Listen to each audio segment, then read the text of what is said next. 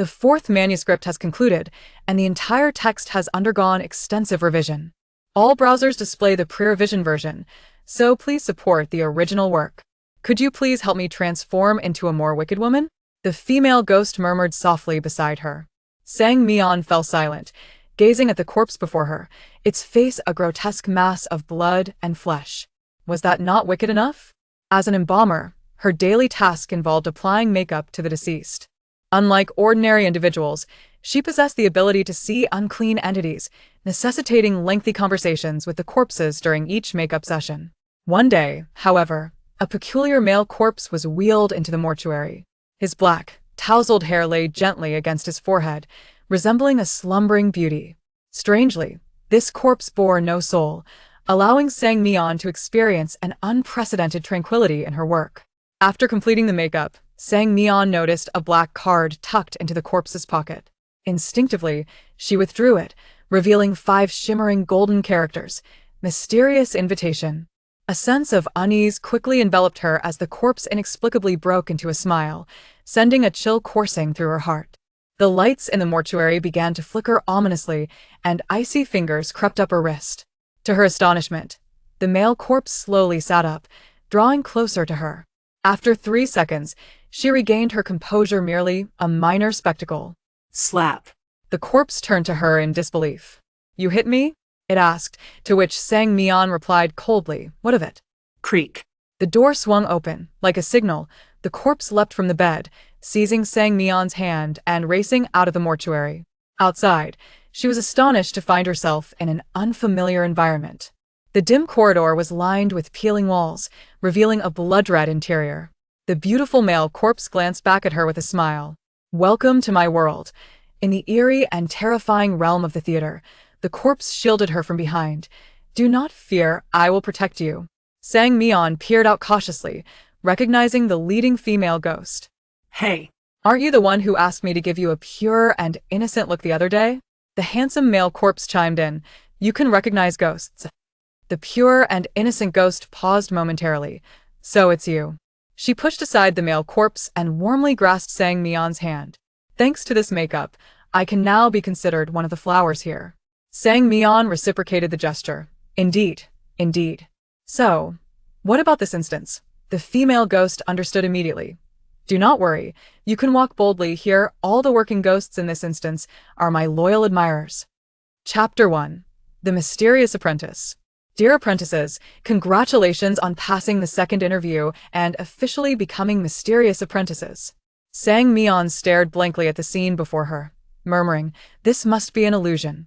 Just a moment ago, she had exited her studio, stepping into the eerie corridors of the mortuary. Now, she found herself in a bustling hall, and if her eyes did not deceive her, a massive poster hung on the stage at the front, emblazoned with 4 characters.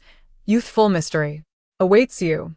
Turning around, she noticed the door to the studio had vanished, replaced by a woman with long black hair cascading to her waist. If only her hair did not obscure her face, she might have been considered beautiful. A shiver ran down Sang Mian's spine. This was too bizarre. No ordinary person behaved like this. "Miss Sadako, you have failed the second interview. Please leave immediately." A man in a black uniform, pale-faced, approached the woman and sternly warned her, "If you do not leave now and disrupt the order, I will call security." The woman, known as Sadako, lifted her head to look at the man. Sang Mian doubted whether she could truly see him. "I possess other talents to showcase. Please grant me another chance," Sadako pleaded. "Miss Sadako, do not make this difficult for me. If it were security, I would not be so polite." Sadako's eerie laughter filled the air as her hair began to grow, creeping towards the man's feet. She lunged forward, gripping his neck, screaming, "Why won't you give me a chance? Don't you know how much I want to participate in the audition?" Despite being choked, the man remained unfazed. "Security! Security!" Instantly, several security personnel rushed to the scene, swiftly dragging Sadako backward. Her long hair snapped, and a heart-wrenching scream echoed through the space as a mysterious red liquid stained the ground, seemingly oozing from her severed hair. The security guards dragged Sadako away as if she were a lifeless body. "What are you staring at? Don't think that just because you look good, you have a chance to debut. Instead of watching the spectacle, focus on how to train next." The man in the black uniform scolded Sang Mian before pushing his way into the crowd. An hour prior, a corpse had been wheeled into the mortuary for her to restore its visage. The deceased was male, possessing a strikingly handsome face with clean, sharp features and a prominent nose, lending him an air of ruggedness. Having worked as an embalmer for quite some time, she had to admit that this corpse was quite exceptional in every regard. However, one thing was decidedly off: the male corpse had no soul. Do not ask her how she knew. The unfortunate reality was that she possessed an eye for the supernatural. How peculiar! She did not dwell on it too much. It was, after all, preferable to have no annoying ghosts chatting beside her. Clap! Suddenly, a faint sound echoed in the silent mortuary as something fell to the ground, a sound so minor that it was disproportionately loud in such an environment. She turned towards the source of the noise, but unfortunately, she could not locate the object. How utterly bizarre, she muttered. While she had failed to find the source of the noise, her attention was drawn to something in the male corpse's pocket: a black card, glimmering with golden light. How did I miss this earlier? Sang Mian mused as she pulled out the card. Mysterious invitation.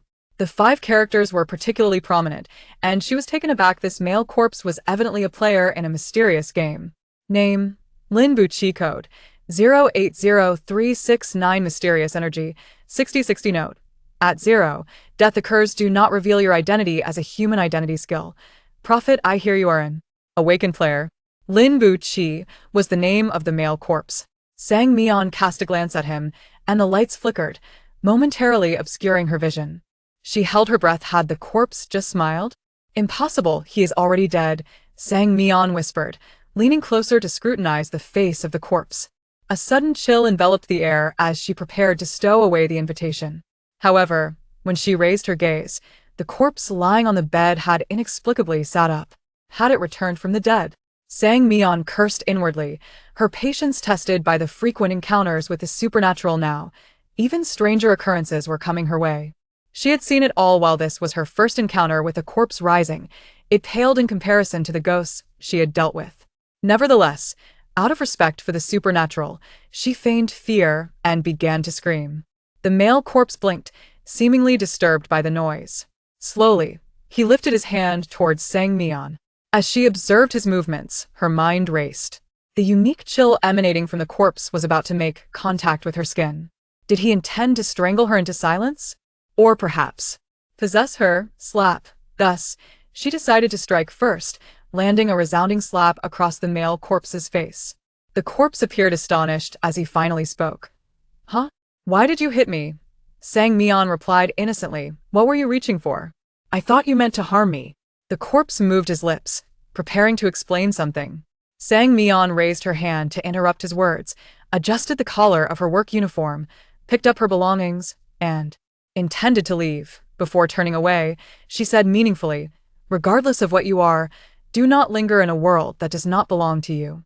The rejection response is humanity's safeguard against itself. The deceased are permitted to remain in the human realm for only 7 days, during which they are absolutely forbidden from harming the living. This is also the reason why she has been able to see the unclean since childhood, and yet still survive to this day. The lights flickered and ultimately failed with a final snap. In the mortuary, the only source of illumination was the faint glow from the fluorescent device affixed to the wall-in installation by Sang Mian herself, in anticipation of such circumstances, yet the current situation seemed more troublesome than she had anticipated. I'm leaving now. Sang Mian pressed her lips together, not particularly fond of this dark environment. Oh, and do refrain from wandering about. Abandoning corpses in the human world is a most reprehensible act. The male corpse opened his mouth as if to speak, but Sang Mian interrupted him again. And do not make any noise. The night watchman is rather timid. Having given her instructions, a knocking sound echoed from outside the door. Knock, knock, knock, knock. The sound seemed to come from nowhere. Sang Mian even doubted her hearing, wondering if it might be a colleague. She groped her way through the darkness to open the door. Before she reached the entrance, the door creaked open slightly. Zzz. The sound was several times louder and more piercing than the knocking. Something was amiss. Sang Mian froze, unable to recall whether she had locked the door. If not, her colleague could simply enter. If it was locked, then her colleague would be unable to open it. But crucially, her professional ethics would not allow her to forget such a detail. Was this yet another supernatural event? Had she inadvertently stumbled into the lair of the supernatural? In the next moment, the male corpse suddenly leapt from the bed, pulling her as he pushed open the door to the mortuary. As if guiding her, a flash of red light enveloped her, and she found herself transported here, while the male corpse had vanished. Eerie game successfully activated. Congratulations, player. You have successfully logged into the Eerie game. Name: Sang Mian. Codename: 080369. Eerie energy: 6060 note. 0 means death. Please do not reveal your human identity. Identity skill: Prophet. I hear you are an open-eyed player. The name on the back of the card changed from Lin Butchie to Sang Mian. Wait a moment. This formula feels eerily familiar, and the previous values remain unchanged. The invitation merely replaced Lin Butchie's name with hers. Sang Mian pondered, a smile suddenly gracing her lips. This was becoming increasingly interesting. She adored playing games with her ghostly friends. Eerie energy value is being recalculated. Identity skill is being recalculated. The panel emitted a series of beeping notifications. Upon opening it, Sang Mian found the Eerie energy value and identity card had morphed into a mass of garbled text. What on earth was this? Due to detecting the player as a novice, the Eerie energy value has been reduced to novice status 1010, identity skill cancelled. Sang Mian. The difference brought by the identity skill vanished in an instant, and her expression darkened. She silently protested to the system. Why should the inheritance I earned through my own merit be revoked? This is outright robbery. I protest. I demand to file a complaint. The panel seemed to realize its actions were rather unjust, and the values transformed back into garbled text. Indeed, her values were inherited, unlike other newcomers. Resetting them seemed inappropriate. After considerable contemplation, the panel decided to offer some compensation. Eerie energy value readjusted to 2020. Congratulations, player. You have reached the necromancer level. Following the panel's notification, Sang Mian discovered that the invitation had inexplicably transformed into a black mobile phone. Interdimensional contact tool, a special gift from the Eerie game. The novice instance, Eerie Idol Trainee, has officially loaded. Player Sang Mian has successfully passed the preliminary selection and entered training. This is a girl group audition with a total of 100 trainees, from which only 10 debut positions are available. The player's false identity is that of a peculiar necromancer, while the true identity is human. Please conceal your human identity. Main quest: successfully conceal human identity and debut. Quest reward: 100 million ghost coins, 2 points of Eerie energy. Quest failure: death. The interdimensional realm is the destination for souls after departing from the mortal world. Sang Mian had heard of it from a ghost before. Intrigued, she gazed at the phone. Did this mean she could establish contact with the supernatural? The game description frequently emphasized the importance of concealing one's human identity. Thus, her current appearance was deemed eerie. She had finally entered the Eerie game, albeit through a rather peculiar process. Why aren't you in line? Just as Sang Mian was about to unlock her phone, a female ghost in a short skirt appeared beside her, seemingly out of nowhere. I'm talking to you. Have the starving ghosts eaten your ears? The short-skirted ghost wore a strikingly red identification badge, depicting a woman with short hair, her complexion unnaturally pale, with sunken cheeks and dark circles around her eyes. Beneath the photo read Trainee Number 98. The moment the ghost arrived, the panel indicated her level as a necromancer with an Eerie energy value of 13 points, a faint aura of black mist swirling around her. In fact, not only Trainee Number 98, but a majority of the Eerie beings present exuded that same dark energy. Trainee Number 98 stared sinisterly at Sang Mian's plump cheeks. She had heard that many humans had entered this batch of trainees. This woman had caught her eye for quite some time. Her skin was smooth and supple, devoid of any stitches, likely confirming her humanity. Timid humans would surely dissipate their Eerie energy when frightened, revealing their true selves, making for a delightful feast. Her hungry gaze fell upon Sang Mian. Did this ghostly lady not realize her own appearance? The face likely hadn't undergone any post-mortem restoration, as the skin was sagging and the thick makeup could not conceal the signs of decay. TSK, the standards for ghostly trainees are indeed low. There are too many ghosts I can't squeeze in. Sang Mian feigned exasperation, her youthful face radiating vitality. Seeing Sang Mian's lack of reaction, Trainee No. 98 let out a chilling laugh, revealing her white teeth amidst decayed tissue. She tore a piece of scalp from her own head and began combing it slowly, convinced that such a spectacle would elicit a reaction from Sang Mian. After all, what human had ever witnessed such a scene? Surely it would frighten them to death on the spot. Indeed, a normal human would be startled. But who was Sang Mian? As a mortician, she had encountered countless corpses. She recalled a particular case where a body had been struck by a truck, the skull shattered and wrapped in cloth. She had pieced it together like a jigsaw puzzle, the ghost of the deceased standing beside her, covered in blood far more terrifying than trainee no. 98 before her, trainee number 98. Huh? This doesn't seem right. Why aren't you reacting? Sang Mian offered a gentle smile. What reaction? Would you like me to hold your hair for you? Sang Tan was undoubtedly doomed. As a professional dog trainer, her daily task was to train dogs, transforming even the most disobedient pups into affectionate companions within a week under her guidance. With this skill, Sang Tan swiftly earned the title of master dog trainer in her field. On an utterly unexpected day, she was bitten by a dog, leaving her in shock, bewilderment, and a sense of injustice as she found herself selected for an infinite game. Congratulations, player! You have successfully logged into the Eerie game, matching player skills. Detected player only knows how to train dogs. The system has matched you with a skill, dog training. Training dogs is her forte. Song Tan takes great pride in this skill.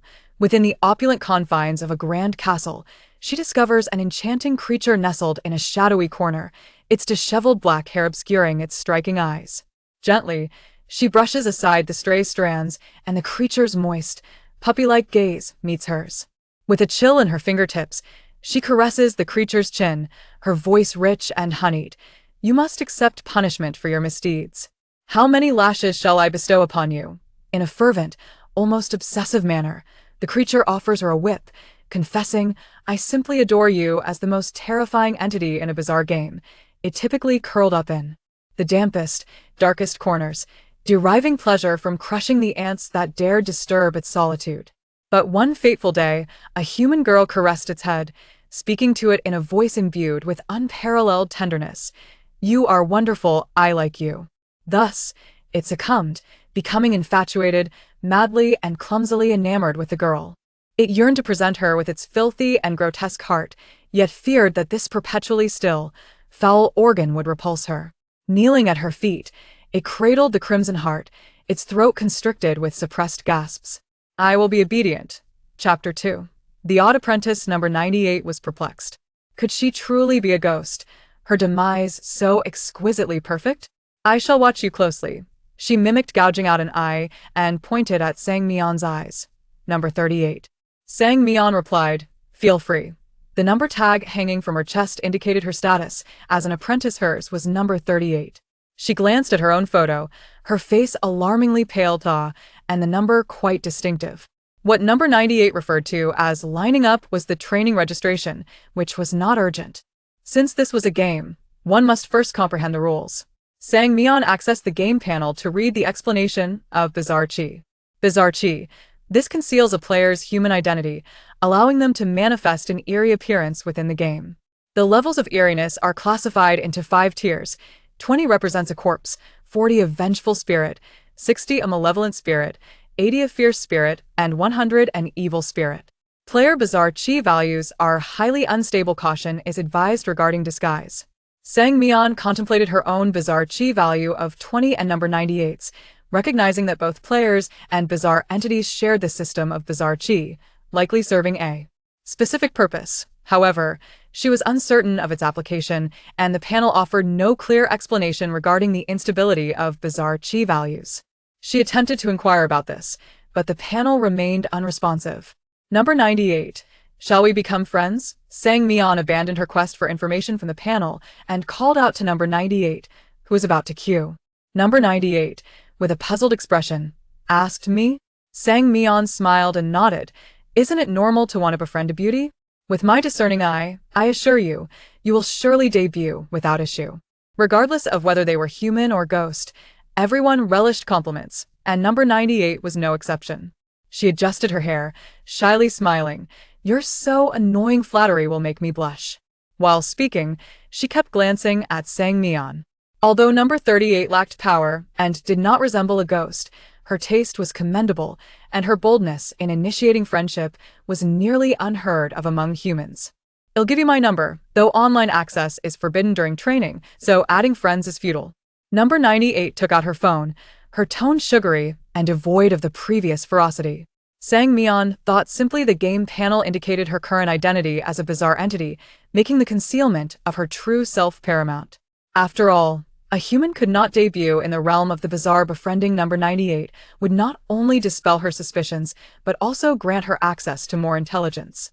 Number 98, irritated, stamped her foot and exclaimed, "It's all those humans who infiltrated otherwise. The training registration wouldn't take so long." Mian concurred. Verification of identity is essential. Number 98 continued, "Only humans waste time, those like us sail through the approval process." The implication was clear. There were techniques known only to spirits during the verification process. Mian steadied herself, directly questioning number 98 would undoubtedly raise suspicions. Suddenly, the crowd grew restless, and excitement flickered in number 98's eyes as the nearby spirits jostled forward. "A human has been discovered. Quick, let's go see if we're late, we might miss out."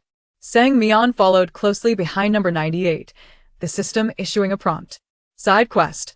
Identify the human companion. Current progress. 129 side quest reward. 10 million ghost coins failure penalty. Deduct 1 point of bizarre chi 3 incorrect. Attempts result in quest failure and bizarre chi reset. The side quest was triggered simultaneously, and the progress bar indicated that one had been identified. Given the circumstances, the number 1 referred to the individual recently verified. After much effort, they reached the front, where only a pool of blood remained on the ground. A female staff member, adorned with an identification badge, elegantly interjected with a handkerchief, making the recent events all too apparent. Number 98 lamented, "We've arrived too late, I knew we wouldn't have a share." "Attention! All apprentices, please maintain order," the female staff member in a white uniform sternly warned. "Queue properly one at a time, or I shall summon security." The male staff member beside her sneered, "As long as you're unregistered, your apprenticeship can be revoked at any time." "I trust you don't wish for that." Mian recognized him as the one who had initially warned her. Clearly, the male staff member had noticed her presence, their gazes locking. His brow furrowed. Wasn't that the little ghost who had been eavesdropping? No, it was uncertain whether she was human or ghost. If she were human, she would surely be delectable, with smooth, elastic skin and striking features, her hair appearing quite nourishing. As this thought crossed his mind, he scrutinized Mian from head to toe, his tongue licking around his mouth. The recently discovered human had only provided him with a single hand. His appetite had been whetted, but left unfulfilled. Mian was acutely aware of his peculiar gaze, but her attention was drawn to another figure, a girl in a white short skirt, her legs exposed, visibly trembling. In the instance of the copy, only humans could experience fear.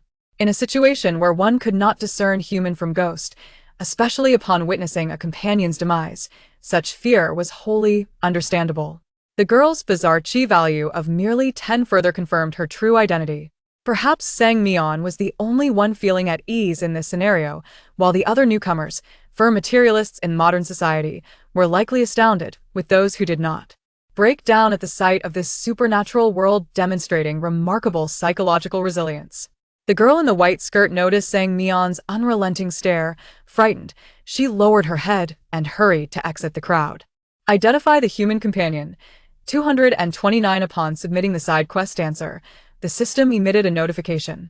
"You come forward for registration." The staff member's bony finger pointed at Mian. At this moment, Mian was still engrossed in the side quest to find companions, realizing that all humans bore a bizarre chi value of 10. Based on this clue, she identified 4 nearby humans, entirely oblivious to the fact that the staff member was referring to her. Number 38. "Have you been devoured by a starving ghost?" The staff member barked with a stern expression. Here, no trainee dared to disregard his words, as their selection depended solely on their performance. Upon hearing her number, Mian innocently replied, "Oh, you were calling me? Please announce the number sooner next time. With so many ghosts around, who could tell who you were referring to?" It must be said that the vocabulary of these bizarre beings was rather limited. They couldn't even find alternative words for insults. Her casual remarks only served to further infuriate the staff member. What was even more outrageous was that he found her statement somewhat valid indeed. With so many ghosts present, calling out numbers would facilitate management. He impatiently inquired, "Do you have a company?" Sang Mian replied, "No." The male staff member, Zong Chung, and the female staff member, Jiang Cece, exchanged hushed whispers for a couple of minutes before Jiang Cece cleared her throat and asked, "What year were you born?" "What a pity," Number 73 sighed. Number 69 paused for a moment. There's nothing to lament, her misfortune is her own. There are only 10 debut positions available, while there are 30 players, and with so many ghosts competing for the debut spots, having one less competitor increases our chances of survival. The two players had evidently forged an alliance and were about to leave the review hall. Sang Mian narrowed her eyes to her knowledge. The realm of the uncanny had no concept of birth. This notion belonged solely to the human world. A new ghost arriving in the realm signified a fresh start and event referred to as rebirth by the bizarre beings, which coincided with their arrival in this realm. Feigning distraction, she cast a glance at number 98, her gaze wavering. Number 98 felt a pang of anxiety at her demeanor. Could it be that she was indeed human, and he had misjudged her? Jiang Cece noticed her unease and smirked. It seemed she was indeed human, and thus another opportunity for indulgence had arisen. Zong Cheng's hand, resembling a desiccated twig, slammed onto the table. "What's this? You don't even know your own birthday?" He sneered. "Excellent, we've caught another human."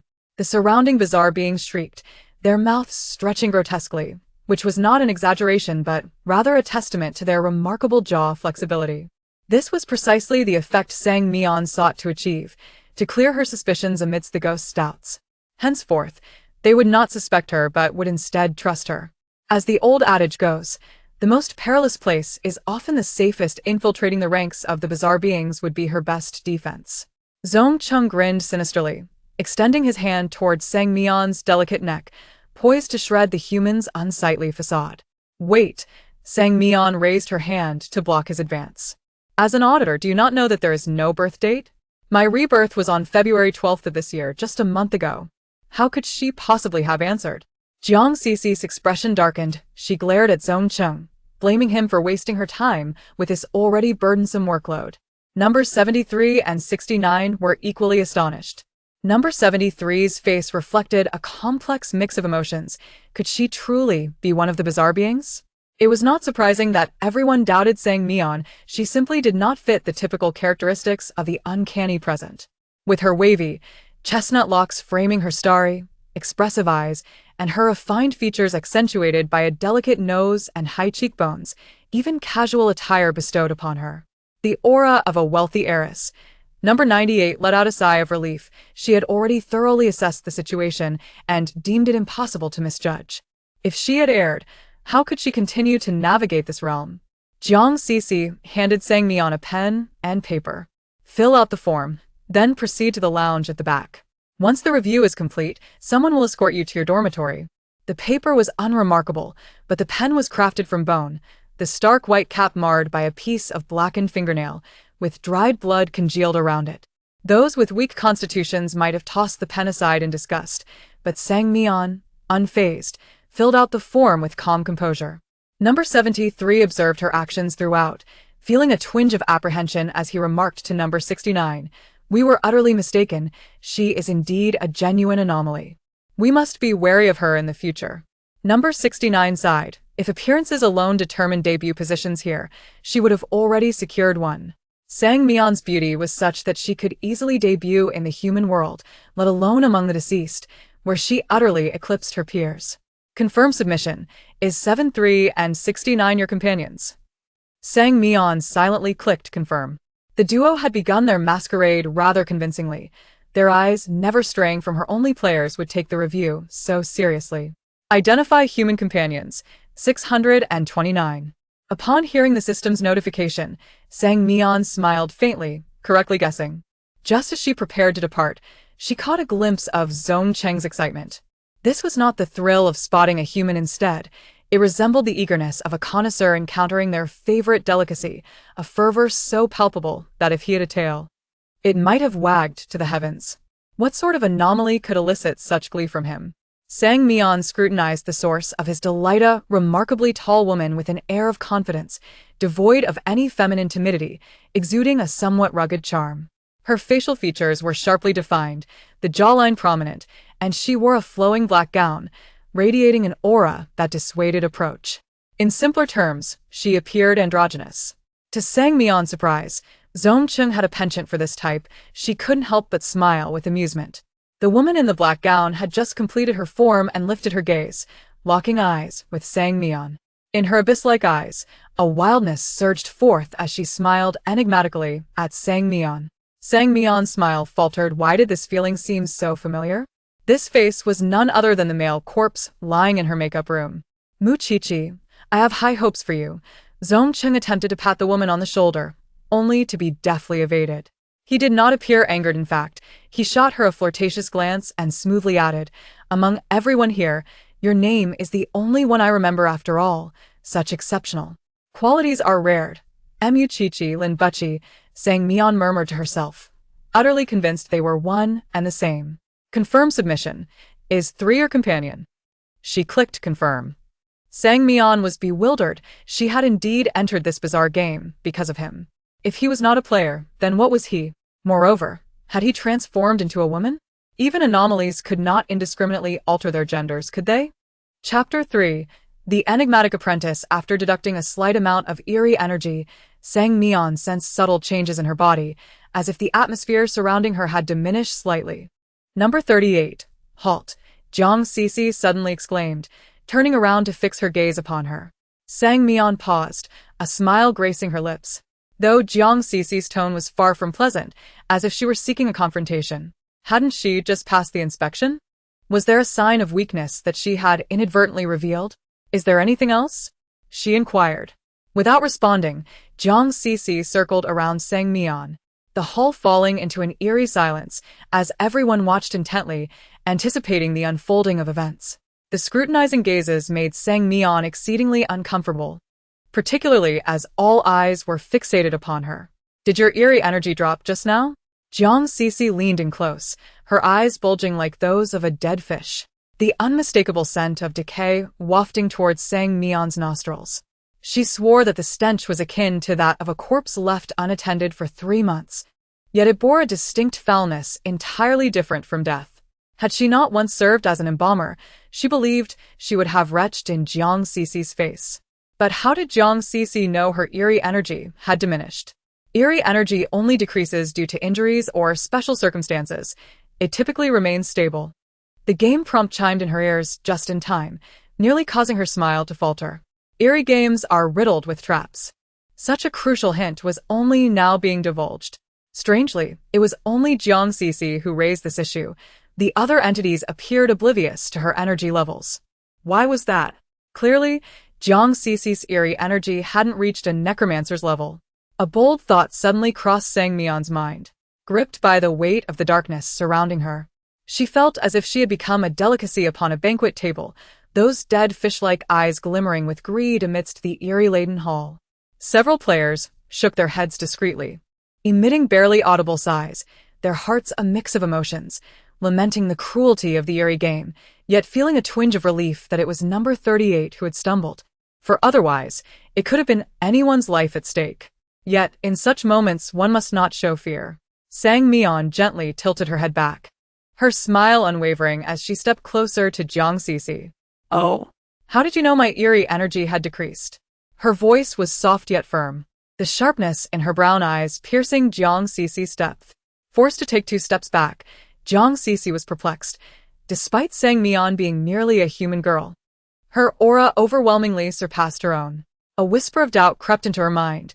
Could she be an emissary from a powerful figure? Noticing Jiang Sisi's reaction, Sang Mian breathed a sigh of relief. All this bravado was merely a fade. The other players were unable to mimic her confidence because they had never encountered the eerie, succumbing to their own fears, while she had seen much more. Moreover, Jiang Sisi, a specter with only 17 points of eerie energy, should not be able to perceive others' energy levels, yet she was aware of Sang Mian's decline. This suggested that she possessed something unspeakable. "Who are you?" Jiang Sisi's words dripped with apprehension. Sang Mian's smile broadened. Who I am is of little consequence. What matters is what you possess. Jiang Sisi scoffed. You have no right to pry into my personal matters. Next to them, Zhong Cheng's jaw dropped, astonished at the unfolding drama. What on earth was number 38? To be so audacious before Jiang Sisi. Jiang Sisi bit her lip, contemplating her next move. Truthfully, she felt uncertain, having been informed before the game commenced that no eerie energy detectors were allowed. Her greed had clouded her judgment. Just then, Zhong Qing interjected, Jiang Sisi. You don't really have any contraband on you, do you? Jiang Sisi shot him a furious glare. What nonsense are you spouting? What contraband could I possibly have? Are you out of your mind to question me? Zhong Qing retorted, You're being utterly unreasonable, Jiang Sisi. It's no big deal if you didn't bring it. Why such a reaction? It's as if you're hiding something. Jiang Sisi stomped her foot, directing her ire towards Sang Mian. Since things had escalated this far, number 38 had to be removed from the audition site. Number 38. Your documentation has not passed review. You may leave. Jiang Sisi brandished the papers in her hand, her tone vicious. Zhong Qing paused, bewildered. Jiang Sisi, have you lost your mind? Her documentation is perfectly fine. Shut up, Jiang Sisi shouted. Sang Mian was taken aback, realizing she might have stirred up a hornet's nest. Jiang Sisi bellowed, Security. Security. Hurry and remove number 38. Within the audition review, she held absolute authority. Even if number 38 had backing, it would be embarrassing, and if she were human and failed the review, her identity would be exposed, a double-edged sword. Two security personnel clad in black uniforms swiftly arrived on the scene. Sang Mian barely had time to formulate a plan before she found herself hoisted by two eerie beings. Wait, this isn't right.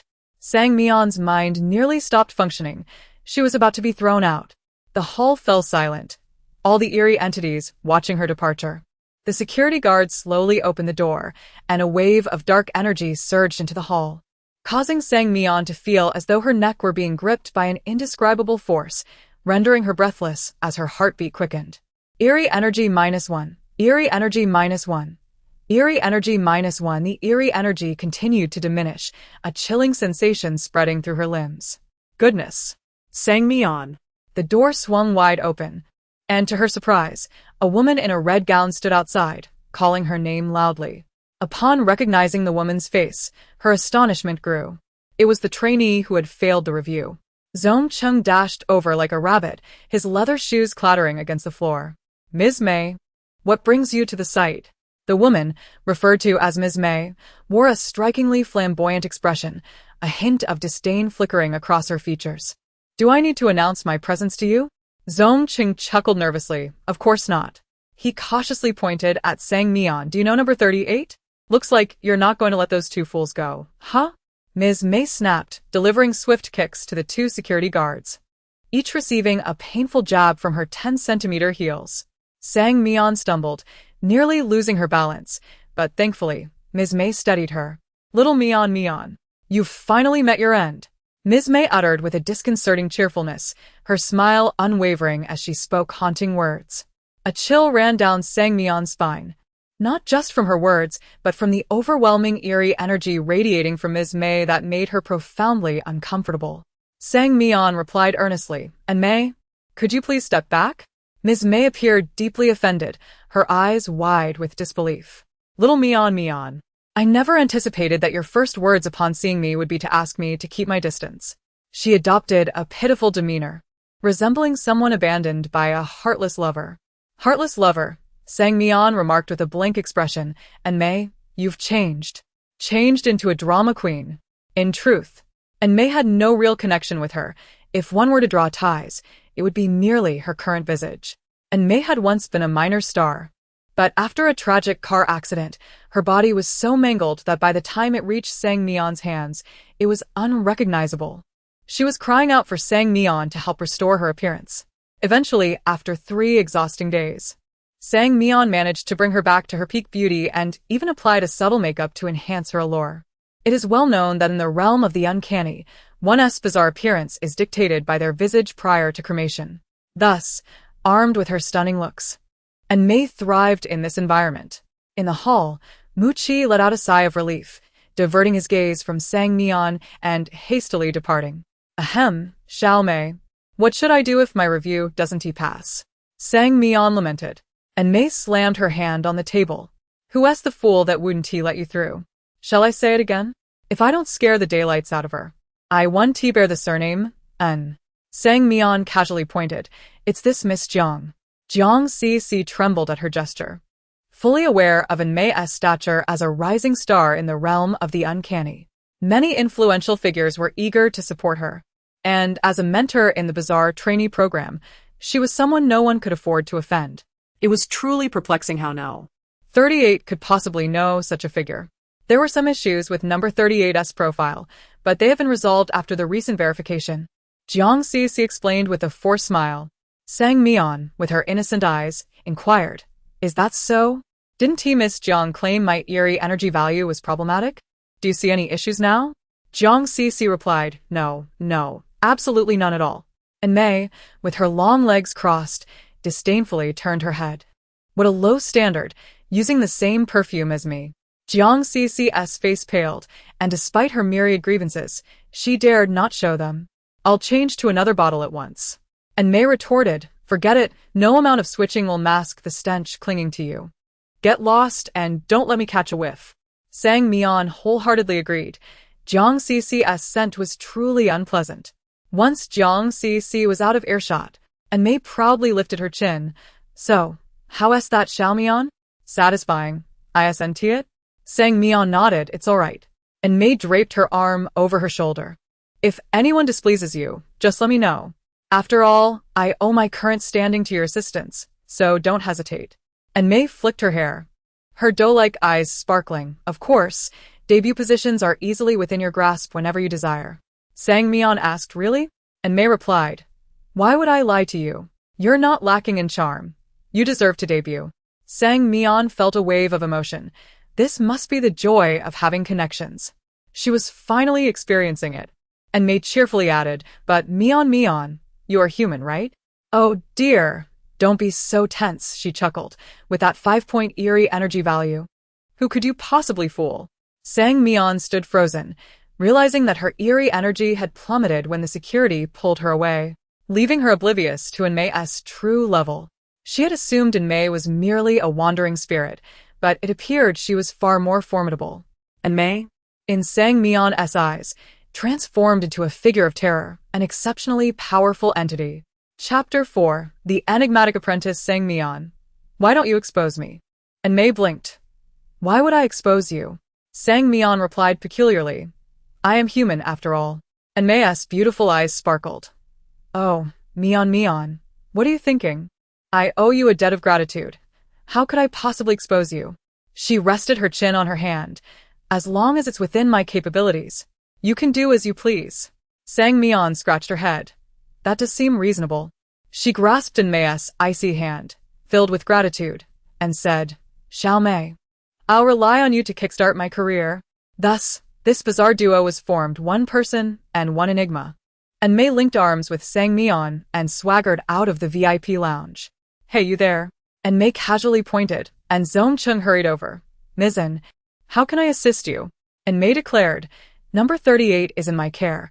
I'll deliver it to the set when filming begins. Zong Chung responded eagerly. Absolutely. You can trust us to handle the rest. Observing Zong Chung's obsequious demeanor, Sang Mian suddenly felt as though she were being pampered, or perhaps like a woman in the entertainment industry subjected to the whims of a powerful figure. It felt a bit strange. However, before leaving, there was one more thing to do. Sang Mian beamed brightly and waved at the review platform. Miss Jiang. Sang Mian. It's nothing, I just find it hard to part with you. When did their relationship become so amicable? Although Jiang Cc was reluctant, she had to comply. It's fine. We'll meet again tomorrow. I'll treat you to dinner then. Sang Mian feigned delight. Really? That's wonderful. She took Jiang Cc's hand. I thought you didn't like me. I must have been mistaken. Jiang Cc managed a forced smile. How could that be? Just as she attempted to withdraw her hand, she realized that Sang Mian, who appeared delicate, unexpectedly had quite a grip, and she couldn't pull away. Sang Mian turned to Mei. Can I have a private word with Sister Jiang? And Mei shrugged. Of course. Once Mei had walked away, Jiang Sisi finally freed her hand. What do you want to say? Sang Mian spoke meaningfully. What would happen if I reported you for using prohibited items? Jiang Sisi froze momentarily, but quickly regained her composure, frowning. Number 38. Please refrain from making baseless accusations. That is slander. Sang Mian, is it slander? You know better than anyone else. You've seen the relationship between Ms. N and me. Do you think she would help me report you? The smile on Jiang Sisi's face faltered. Number 38. I warn you not to push your luck. Do you think I'm unaware of your identity as a human player? It seemed she no longer wished to engage in a civil conversation. Sang Mian adjusted her long brown curls, her gaze darkening. But Ms. N wouldn't be interested in humans, nor could she be. The implication was a blatant threat. After all, and Mei would protect her, but Jiang Sisi lacked such powerful backing. Jiang Sisi, clever and cunning, quickly grasped the underlying meaning of Sang Mian's words. You're threatening me? I dare you. Sang Mian turned to leave. Jiang Sisi bit her lip, glaring at Sang Mian's retreating figure. For the first time in her years of being enigmatic, she was threatened by a rookie player, and the worst part was that she felt utterly powerless. After all, the other party had such formidable support. Wait. A smirk crept onto Sang Mian's lips. Had she taken the bait? Sister Jiang, do you have more to say? Jiang Sisi ground her teeth. What exactly do you want? Sang Mian candidly stated her condition. Hand over the prohibited items. Jiang Sisi retorted. Impossible. Sang Mian countered. Then there's nothing to discuss. Jiang Sisi softened her tone. I can offer you ghost coins. Sang Mian perked up. Ghost coins? How many can you give? Jiang Sisi gestured 3 with her fingers. Sang Mian lost interest. 3 billion wasn't too much, likely worth even less than the prohibited items she possessed. It seems Sister Jiang's sincerity is lacking. Jiang Sisi spoke softly. 30 billion. Sang Mian was stunned. Not 3 billion, but 30 billion. To put it in perspective, the reward for this game was only 1 billion. Feigning difficulty, she fell silent for a minute. Jiang Sisi swallowed hard, hoping that number 38 wouldn't get greedy. Those 30 billion ghost coins represented half her life's work. Alright, I can agree. Jiang Sisi sighed in relief. You truly are understanding. Sang Mian. But regarding your prohibited items, Jiang Sisi's heart raced. Sang Mian patted her shoulder. I still need to borrow them. The ghost energy detector had been of little use to her, but ever since her ghost energy value had dropped to 5, she could no longer see others' ghost energy values. Therefore, obtaining Jiang Sisi's prohibited items was essential. Jiang Sisi asked anxiously, Are you really just borrowing them? Sang Mian earnestly explained. I'm not one to deceive. I promise. Once I agree to something, I will follow through. First, you give me the 30 billion ghost coins, and then hand over the prohibited items, ensuring your safety. Jiang Sisi was puzzled. But once I give you the items, how does that ensure my safety? Sang Mian replied. Think about it, if you carry prohibited items, the review team will find out immediately, but if they're with me, doesn't that guarantee your safety? It sounded reasonable, and Jiang Sisi, still in a daze, reluctantly produced the ghost energy detector and even kindly explained how to use it. Sang Mian had mastered the art of persuasion over many years in the mortuary. Her words held a certain credibility. And Mei, have you two finished your chat? Sang Mian, reveling in her advantage, replied, Yes. Sister Jiang just couldn't bear to part with me, so we chatted a bit longer. And Mei rolled her eyes and turned to leave. Then you can play with her. Don't come looking for me. Wait, darling. You are my only one. Sang Mian immediately broke character, wailing as she followed in Mei. The ghost energy detector was merely a small earring, affixed to the ear bone using a special method, appearing as an exquisite ornament to others. She glanced at Mei, whose ghost energy value was at 29, the highest she had encountered today. Upon exiting the review hall and entering the elevator, Sang Mian asked, Xiao Mei, where are we headed? And Mei lifted her chin. Of course, I'm arranging your accommodations. You've come all this way. Do you expect to stay with those trainees? She confidently told Sang Mian. What caliber are they to share the same room as us? And Mei led her out of the building, turning towards an even taller structure nearby. She retrieved a black card from her bag and handed it to the front desk. A suite, you know the quality I desire. The receptionist operated the computer for 2 minutes before handing the room card back to May. Mian, your room is ready, 3211 on the 32nd floor. She then flashed a standardized smile. You still have 53. 2 billion ghost coins remaining on your card. Sang Mian questioned her own ears. How much? Over 500 billion ghost coins? And May tucked the card away, observing Sang Mian's astonished expression with a mischievous grin. Haha. This card is merely my savings card at their hotel. My financial resources far exceed this amount. Sankt Mian suppressed her anxious. Clutching the room card May had given her, feeling increasingly as though she were being pampered. Perhaps being pampered wasn't so bad after all. Stop. How could she entertain such thoughts? She was determined to strive and succeed. She gently touched her left eye and let out a soft sigh. The floor-to-ceiling windows of the suite offered a view of the bustling street outside, adorned with flickering neon lights. Sang Mian stood on the 32nd floor, gazing out at the peculiar world, completely oblivious to the scenes that the human players in the neighboring building were confronting. Numbers 69 and 73 were ushered into a 4-person room, sharing the space with an unidentified trainee. An additional bed remained vacant, and adhering to a cautious demeanor. The two refrained from engaging in conversation with this individual. Number 69 possessed an exceedingly ordinary appearance, with shoulder-length hair and round, almond-shaped eyes that exuded an aura of harmlessness. However, her greatest asset was her prudence. Number 73, with her hair styled in a bun, had sharp, upturned eyes and a prominent nose that made her appear astute. Yet, she was timid and relied on 69's guidance for everything. The 4-person room felt cramped and oppressive, and 73 soon found it difficult to breathe. Climbing onto her bed in preparation for sleep, she noticed that her upper bunkmate, a stranger, was quiet and preferred to stare at the wall alone.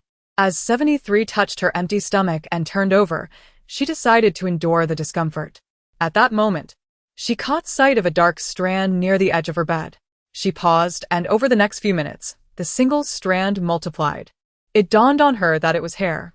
As the strands accumulated, a sense of dread washed over her, rendering her immobile. She thought perhaps it belonged to the girl above, whose sleeping posture was askew, causing her hair to fall. Yet, 73 recalled that the girl's hair was not this long, unable to cascade down to her line of sight. With this realization, a shiver coursed through her body, and a chill enveloped her. Slowly, she turned her eyes upward. In an instant, her breath caught in her throat. She beheld a pair of crimson eyes glaring at her from the darkness of the night. The girl in the upper bunk had somehow suspended her head over the edge, watching her as she slept. Panicked, 73 covered her mouth to stifle any sound, then tightly shut her eyes and buried her face in the blankets. In the realm of the eternal void, devoid of sunlight, Sang Mian sat by the floor-to-ceiling window, savoring her breakfast. The server had laden the table, and Sang Mian sampled each dish, concluding her meal with a glass of milk. Within her mobile application, there existed a pre-installed program, its icon depicting a deep blue sea, named Otherworld. Upon entering the software, it automatically registered her, leaving only the task of selecting a username. Sang Mian attempted to type a whimsical phrase, "Naive CEO defrauds me of 3 million," and clicked confirm.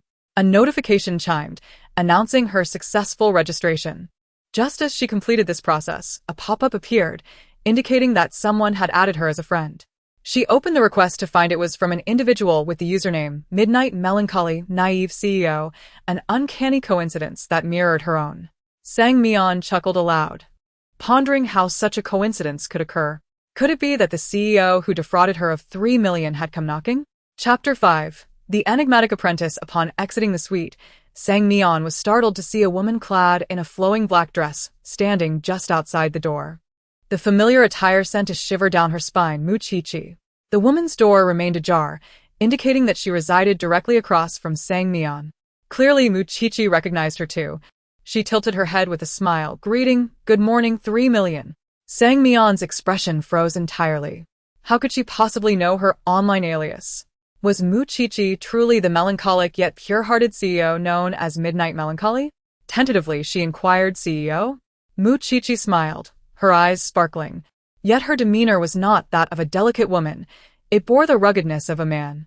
The black dress accentuated an androgynous allure, and she asked, "Pray tell, who owes you 3 million to warrant such a name?" A cool, rich male voice emerged from the woman, catching Sang Mian off guard despite her earlier mental preparations. The corpse from the morgue had come to life. Sang Mian instinctively adopted a defensive posture, exclaiming, "Might I inquire as to your identity?" The male corpse, having secured the door, retorted playfully, "Not a demon, but rather the pure-hearted CEO who owes you 3 million. Sang Mian, this joke is rather stale, isn't it? The male corpse replied, "Are you not curious about this place?" Sang Mian quickly countered, "Not in the least." After enduring a prolonged social death, the male corpse finally spoke again. "I initially believed you merely possessed boldness. It seems I was mistaken." Sang Mian asked, "And why is that?" The corpse responded, "You exhibit no fear of the game." Sang Mian pondered for a moment before replying, "Mr. Corpse, you may be misinterpreting me. I am just an ordinary girl. How could I not be afraid?" The male corpse gazed silently at the girl before him, who spoke with such bravado, and after a moment, he conceded his belief. Sang Mian smiled gently. "If there is nothing else, I shall take my leave." In truth, he was correct. Sang Mian had no desire to depart from the Eerie game. On her way, she opened the panel displaying her coins, revealing a staggering balance of 3 billion. She then accessed the side quest. Side quest: identify human players, current progress.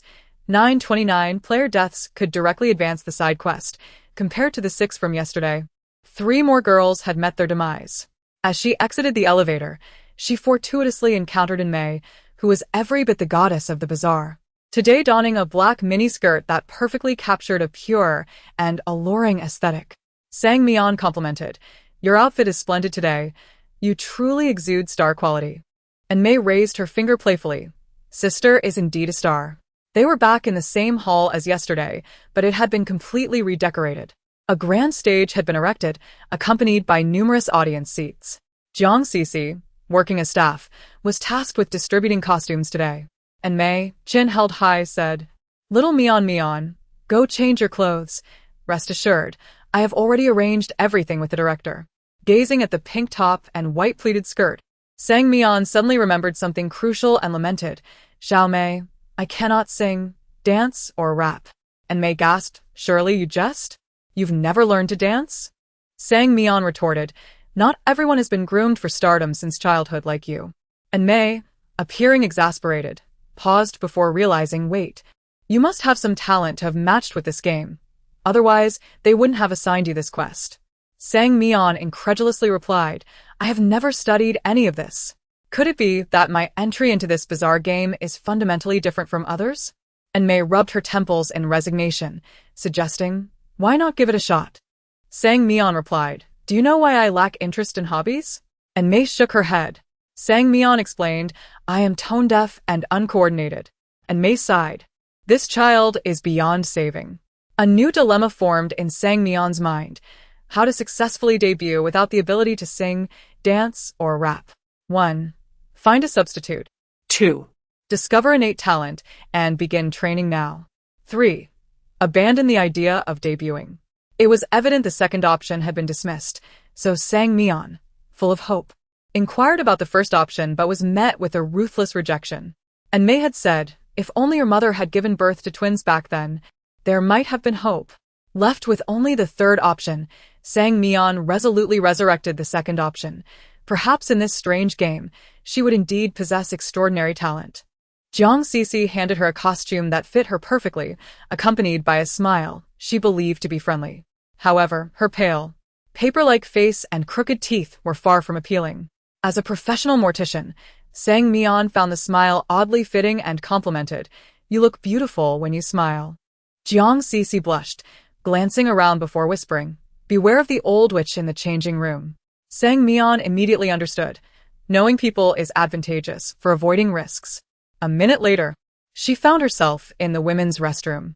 Since the changing room posed dangers, she decided to switch venues.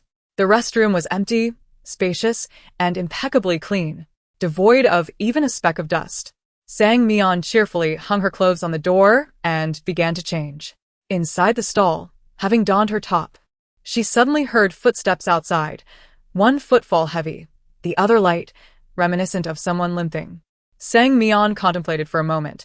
This individual was definitely not a trainee, as the selection process was rigorous, and a cripple would never infiltrate. She lowered her voice, diminishing her presence. The stall door rattled twice before the footsteps gradually faded. Sang Mian exhaled in relief. With only a fear level of 5, her confidence wavered, for encountering a formidable character would undoubtedly reveal her humanity. Abruptly, she felt a chill on her cheek as a drop of water brushed against her face and fell to the ground. Startled, she instinctively wiped away the lingering moisture. The icy, slippery sensation alerted her to something amiss, and a metallic scent suddenly filled the restroom. Under the yellow light, she spotted a small pool of bright red liquid on the floor. Without needing to inspect further, she knew what it was. Blood. All of this was May's fault. She had completely forgotten that she was in a perilous game, one where a single misstep could lead to her demise. Sang Mian glanced at the blood dripping from the ceiling. It appeared normal, devoid of any trace, as if the blood had materialized from thin air. "Dear Lord, protect me," she murmured. No sooner had she uttered the plea than someone began knocking on the door. Sang Mian was entirely certain that the earlier eerie presence had not departed, instead orchestrating a series of actions to intimidate her. Knock, knock, knock. Knock, knock, knock. The knocking intensified abruptly. The eerie presence outside abandoned all pretense, its heavy breathing accompanied by a woman's sinister laughter. "Open the door, quickly. Let me see who's inside. Whoever opens the door is a fool." Sang Mian glared at the door that held the key to her life and death, contemplating the absurdity of opening it and thus courting death. Surely, there could not be anyone foolish enough to comply. "Open the door. You wouldn't want a miserable end, would you?" The limping woman, perceiving no response to her relentless knocking, paused momentarily. "Could it be that you've been frightened into silence?" Unbeknownst to her, Sang Mian was seated casually on the toilet lid, legs crossed, chin resting on one hand as she calculated the time. The woman outside had been shouting for nearly 20 minutes without breaching the door, and Sang Mian contemplated awarding her the most polite award.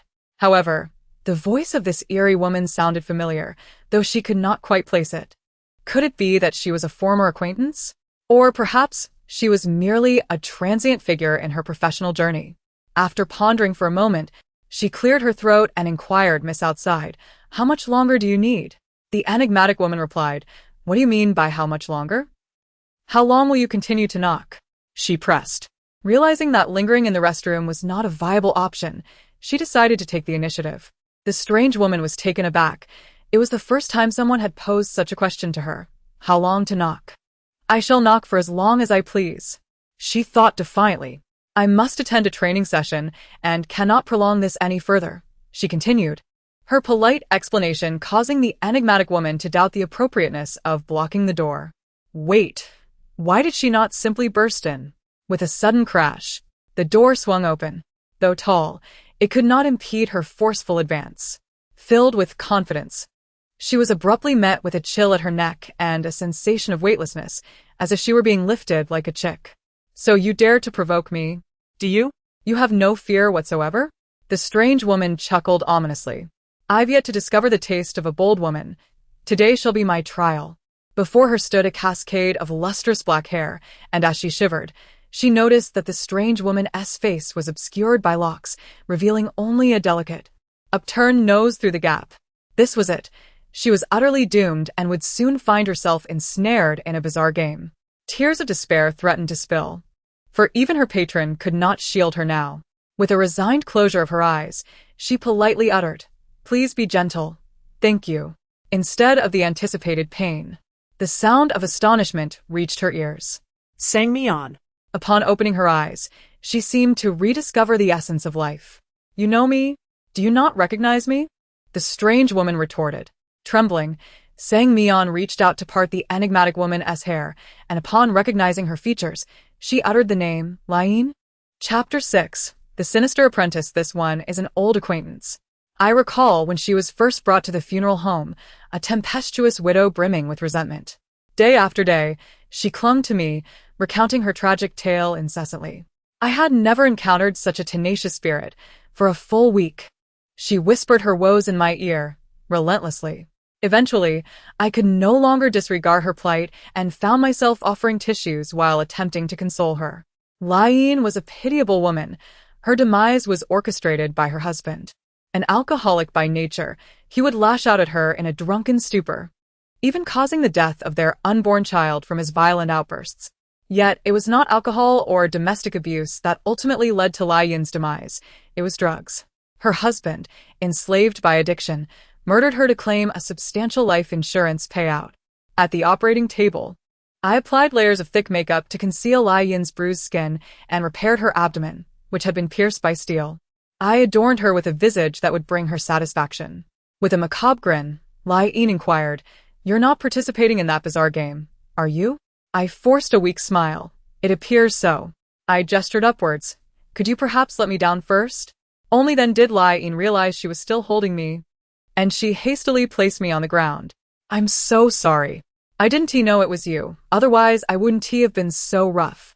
She resumed her lamentations. "If it weren't for that despicable man abandoning me, I wouldn't have ended up in this predicament, reduced to being a janitor. Woe is me." I furrowed my brow. "What happened? Who abandoned you?" Tears streamed down Mian's face as she replied, "Only you are willing to listen to me." Xiao Mian. I sighed. "If you don't speak, I shall take my leave." With a woeful expression, she confessed it was the CEO of Xingho Entertainment. Through her vivid recounting, I understood that the powerful owner of Xingho wielded his influence within the company, surrounding himself with a harem of mistresses. Mian was merely the latest in a long line of discarded lovers. I remarked, "Is this how you all play these days?" She wiped her tears. "He holds the most power in the company. Who would dare defy him? Unless one seeks to court death." She continued, "Even his legitimate wife cannot stand up to him. What can I do?" Words of comfort eluded me. I never imagined I would encounter someone so tragically afflicted, who, in life, suffered at the hands of a man and, in death, continued to be tormented by one, unable to retaliate. As the training time approached, I promised to return to see her. After some time had passed, I hastily changed into a dress and bid farewell to Mian. She clutched the hem of my skirt, unwilling to let go. "You must remember to visit me." I assured her I will. 80-odd apprentices were divided into 10 teams, and my group consisted of 8 individuals, one of whom was a familiar face, player 73. Amidst the dancers' graceful movements, I felt isolated from the world. While others twirled effortlessly, I struggled with basic choreography. After half an hour of hesitation, the dance instructor finally spoke up. "Number 38, come here." I slowly approached, only to be pulled aside by the dance instructor, who pleaded, "Please convey to Miss and that I am utterly at a loss with your dancing." I blinked in disbelief. "But teacher, if you don't teach me, how will I debut?" The instructor, wringing his hands nervously, confessed, "You simply lack the aptitude for dance.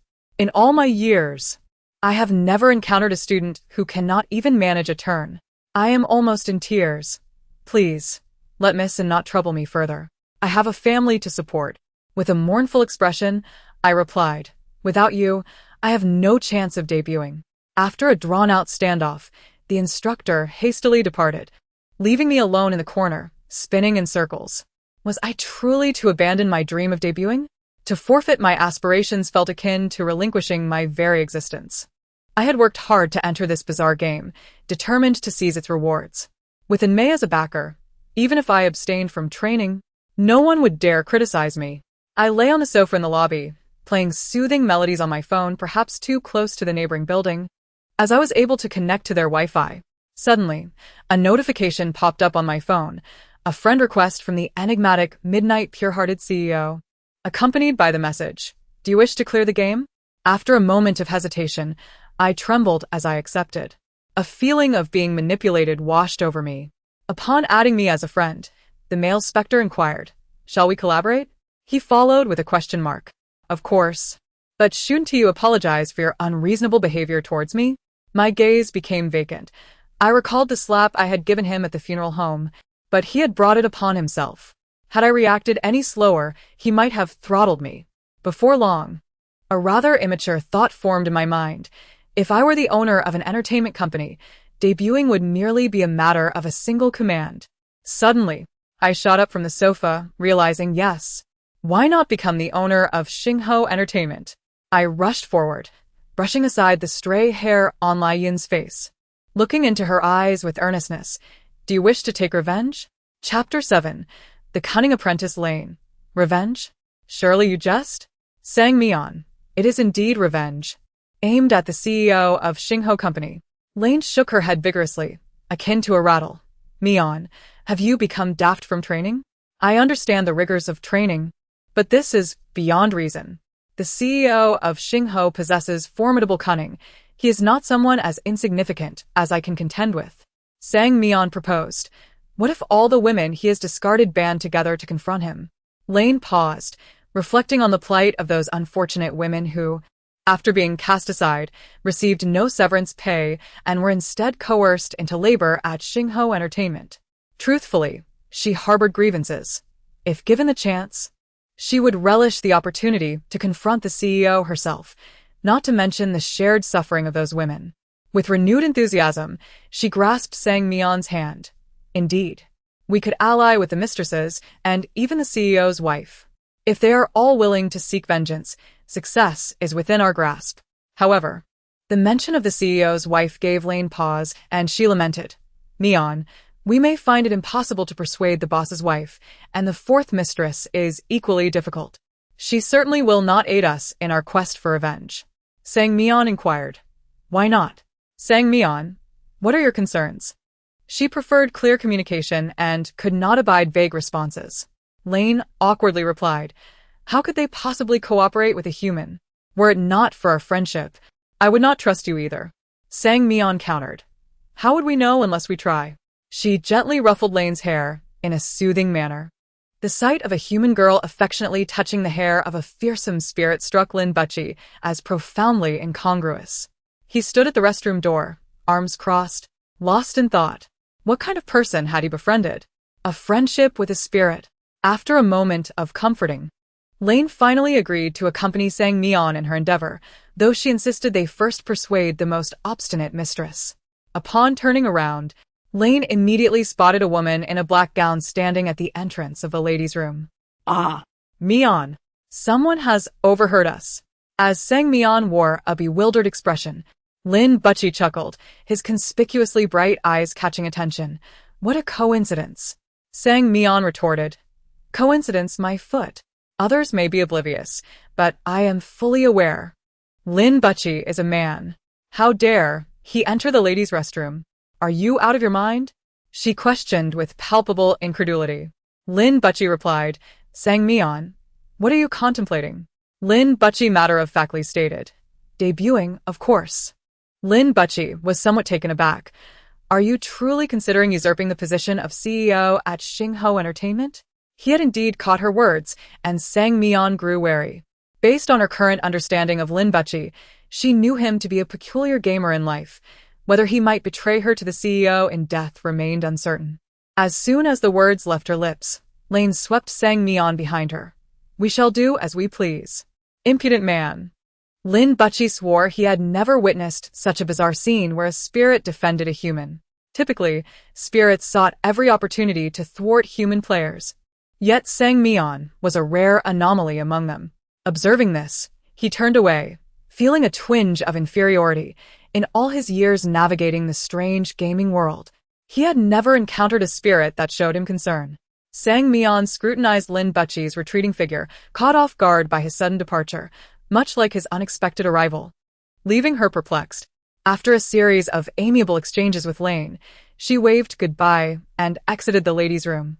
Learning from her that the mistress currently served as the dormitory supervisor for the trainees, her daily task being to check the rooms. To communicate with the mistress, Sang Mian would need to move into the dormitory, which meant relinquishing the luxurious suite arranged by May. The thought of parting with the comfortable bed and the gourmet food delivered to her door was too painful to contemplate, so she quickly dismissed the notion. Her relationship with May had rendered her an exception among the trainees, as no one dared to trouble her. Soon, she found Jiang Sisi, who was enjoying a delightful afternoon nap. Suddenly, a weight on her shoulder jolted her awake, and she found herself staring into Sang Mian's enlarged face. goodness. What brings you to me? Sang Mian gently held her shoulder, smiling. It has been a while. I missed you. She frowned slightly. You seem rather reluctant to see me? Jiang Cece silently grumbled, wishing to avoid her. After all, who didn't he know that room 38 was favored by Mei? Everyone steered clear of her to avoid incurring her wrath. Though she thought this, she dared not show it, quickly sitting up and smiling. How could that be? Am I that kind of person? Sang Mian replied. Indeed. The air thickened for 3 seconds, and a smile froze on Jiang Cece's face. Was she really that blunt? Sang Mian chuckled. Just a joke. No need to be tense. I merely wanted to ask if there are any vacancies in the dormitory. Jiang Cece breathed a sigh of relief, thinking, goodness, you almost gave me a heart attack. I thought another incident was brewing. As for the dormitory, I'm not in charge of that. Observing Sang Mian's expression shift from sunny to stormy, she quickly added, but since you've asked, I'll certainly inquire for you. Sang Mian expressed her gratitude. That would be wonderful, Sister Cece. Please reserve a spot for me. I shall move in tonight. Seeing Sang Mian's sincere expression, Jiang Cece was astonished by her ability to switch moods so swiftly. With such talent, she could have pursued a career as an actress. However, she cautiously inquired, what prompts this sudden move to the dormitory? Is it possible that Mian has come to her senses and decided to expel you? Jiang Cece pondered, her gaze towards Sang Mian growing suspicious. Sang Mian noticed Jiang Cece's peculiar demeanor and replied, that is something you need not concern yourself with. Sister Cece. Sang Mian. The sharpness of her voice was unmistakable. Moments later, the door to the staff lounge was kicked open with a loud thud. You're not in training and are loitering here. And Mei glared down at the pair in the lounge. Sang Mian feigned innocence. Little Mei, allow me to explain. I can clarify everything. Goodness, I'm already being exploited as it is. They want to even let me enjoy a proper nap. Even in death. I must endure this indignity. I have no place to cry. It's all that room 38's fault for stirring up trouble. This sentiment she only dared to voice internally, wiping away non-existent tears as she glanced at the trainees, deciding it was better to let the humans feast. And Mei, exasperated, pulled out a chair and sat down. Speak. Why aren't you in training? Sang Mian felt wronged in an instant. I simply cannot grasp the material. She propped her chin up, looking pitifully at Mei. Talent is not something one can force, and after much contemplation this morning, I have conceived a new idea. And Mei continued her tirade. So you plan to abandon your studies? Chatting with Jiang Cece will somehow lead to a debut? You'd be better off spending this time learning more. Sang Mian blinked and softly stated, I aspire to become the CEO of Xingho Entertainment. Very well, you go ahead. And Mei hesitated. What? The CEO of Xingho Entertainment? Have you lost your mind? Do you have any idea how formidable the CEO of Xingho Entertainment is? In disbelief, she reached out to touch Sang Mian's forehead. You don't have a fever, so why are you speaking nonsense? Sang Mian pulled away from Mei's hand. Deep in thought.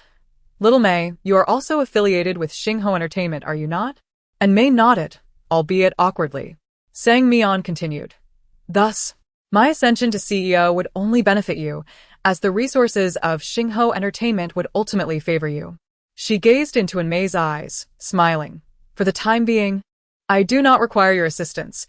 It would suffice for you to remain cautious. You have truly lost your mind. And Mei gazed at the solemn face Sang Mian and sighed.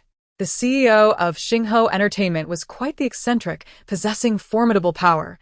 Even I dared not meet his gaze directly, let alone consider replacing him, especially as a newcomer. After talking for a while, Sang Mian showed no reaction, appearing resolute. She murmured, if you want to do it, then do it. I have long found him displeasing. Sang Mian grasped Mei's hand. I knew you were the best, Xiao Mei. And Mei retorted with disdain. Don't wrinkle my clothes. Sang Mian rubbed against her even more. During the training camp, meals consisted primarily of salads. Sang Mian stared at the green mass before her, lost in thought, a sentiment shared by the other trainees. She absent-mindedly picked a leaf of lettuce and chewed it like wax. Fortunately, she had indulged in a lavish breakfast, or she would surely have withered away after 3 such meals. This bizarre game was all too real, and one's physique could not be neglected. The square iron table was filled with people. A girl across coughed nervously, her eyes darting towards Sang Mian. When Sang Mian looked up, she recognized player 73 from her training group. As their eyes met, player 73 jumped to her feet, stammering, "I've had enough to eat." Sang Mian observed her overflowing bowl of vegetables, realizing the girl had barely taken a bite. Was she already assimilating into the role of a trainee? In player 73's eyes, Sang Mian appeared as a formidable entity with a powerful backing, her gaze seemingly poised to devour her alive. The food was suddenly unappetizing. After all, starving was preferable to being dismembered. Player 73 exchanged a knowing glance with player 69, and the two discreetly exited the cafeteria. Player 69 frowned. What's wrong? Unsatisfied with dinner? In this bizarre game, being full is already a blessing. Don't be picky. No, it's not that.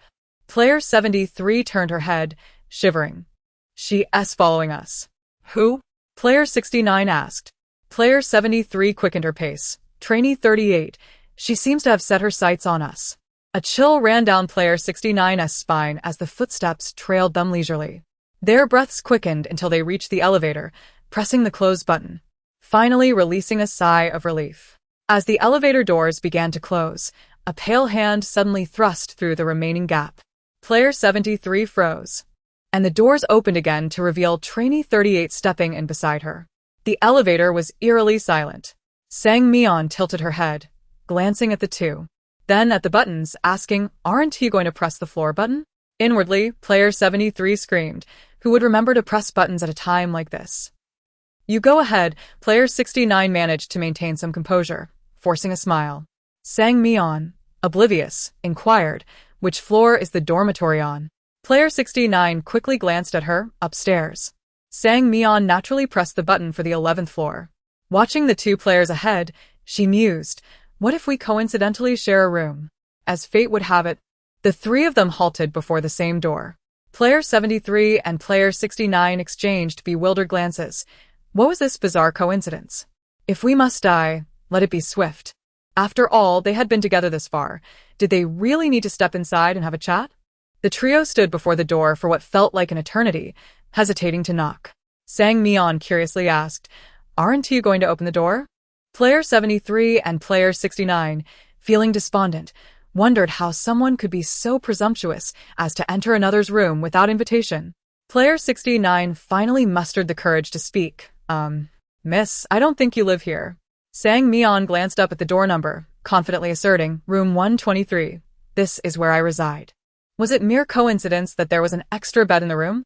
The tidy room was infused with a damp scent, furnished with wooden bunk beds and neatly arranged white linens, the thick white curtains giving it an overly pristine feel. Knowing that players 69 and 73 were fellow trainees, she had followed them to familiarize herself with the environment. After all, they had been the fastest to finish their meals. However, something about these two seemed off. Standing side by side in the narrow hallway, player 73 was on edge. Fearing death in the training camp was one thing, but dying in the dormitory was another.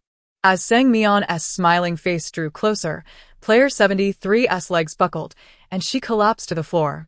"Are you alright? Did you not eat and are experiencing low blood sugar?" Sang Mian quickly helped her up. Don't eat me," player 73 screamed, retreating until her back hit the door. Sang Mian instinctively covered player 73's mouth, not wanting to attract the attention of someone she could not afford to provoke. However, this action was misinterpreted by player 73 as an attempt to silence her. In a panic, player 73 struggled harder, while player 69 was frustrated, glaring at the door that was now effectively blocked by player 73. "Can you please stop screaming?" Sang Mian gestured to player 69, "Come help me hold her down." Player 69, in disbelief, found herself aiding a supposed threat against her own companion. Eventually, player 73 ceased her struggle. Fear mixed with anger in her eyes as she glared at player 69, questioning how she had ended up in this predicament. Suddenly, Sang Mian realized they had mistaken her for an adversary. Didn't they see she was also a trainee? She had followed them without aggression, maintaining a cordial demeanor throughout. She had assumed they had recognized her. Otherwise, why would they have opened the door for her? Feigning a haughty demeanor, she declared, "Finally caught a human." Player 69. "We can feast tonight." Player 69's trembling hands relaxed, She had no desire to partake in human flesh. Sister, I won't compete with you. Sang Mian teased. Oh. So you too are human? Sweat beads trickled down player 69's back. She believed that, even in death, she could not commit such an atrocity. Sang Mian observed the unfolding drama, stifling a laugh. Player 73 opened her eyes from her near-death experience, seeing player 38 laughing uproariously. What's so funny? Player 69 suddenly realized, you're human. Sang Mian released her grip on player 73's arm. Otherwise, if I were a monster, would you still be sitting here unscathed? After a series of friendly exchanges, players 69 and 73 finally came to terms with this revelation, casting admiring glances at Sang Mian. The new player, a connection to a rising star in the bizarre game, would surely have stories to tell for a lifetime. Are we roommates now? Sang Mian inquired. Player 73 nodded, recalling the severed head that had dangled by her bed the previous night, her heart racing at the memory. So, You mean that the bizarre trainees will test us at night? Player 69 speculated. As per our current understanding, yes. You, being a prominent figure, may be unaware of our plight. Those monsters are intent on terrifying us, and many players with weak mental fortitude have succumbed to fear. This was quite the predicament. Her target was the dormitory supervisor, and if there were monsters in the residence, it would be difficult to act. Just as Sang Mian pondered her next move, the door swung open. The anomaly detector revealed the eerie presence of this peculiar lady at a level of 18, categorized as a wandering spirit, not too high, yet not too low. After much deliberation, Sang Mian finally asked, could you possibly switch to another room? Sang Mian, with a serious demeanor, remarked, you possess an extraordinary beauty. I have a peculiar habit of somnambulism whenever I reside with enchanting women. The enigmatic young lady retorted, what relevance does your sleepwalking have with me? Sang Mian continued primarily, I tend to ascend to the beds of beautiful women for a close embrace, and I fear you may not be accustomed to such behavior. Nevertheless, she resolutely declined, for she had been fixated on the allure of room 73 throughout the night and was unwilling to miss the chance for a sumptuous feast. The author has a message to convey.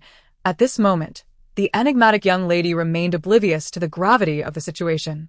Sang Mian exclaimed playfully. With exaggerated gestures, startling the little friend. Chapter 8.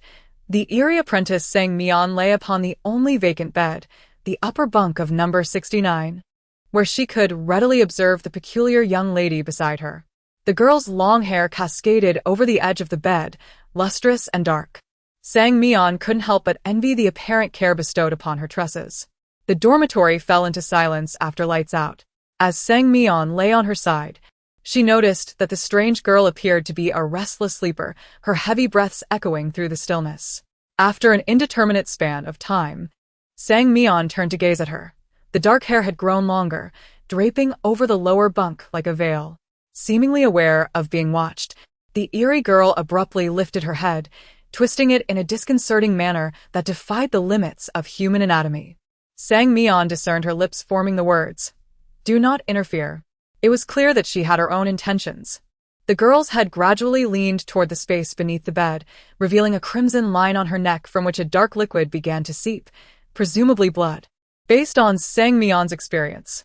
Subsequently, the girl detached her head from her neck, letting it dangle from the edge of the bed by her long hair.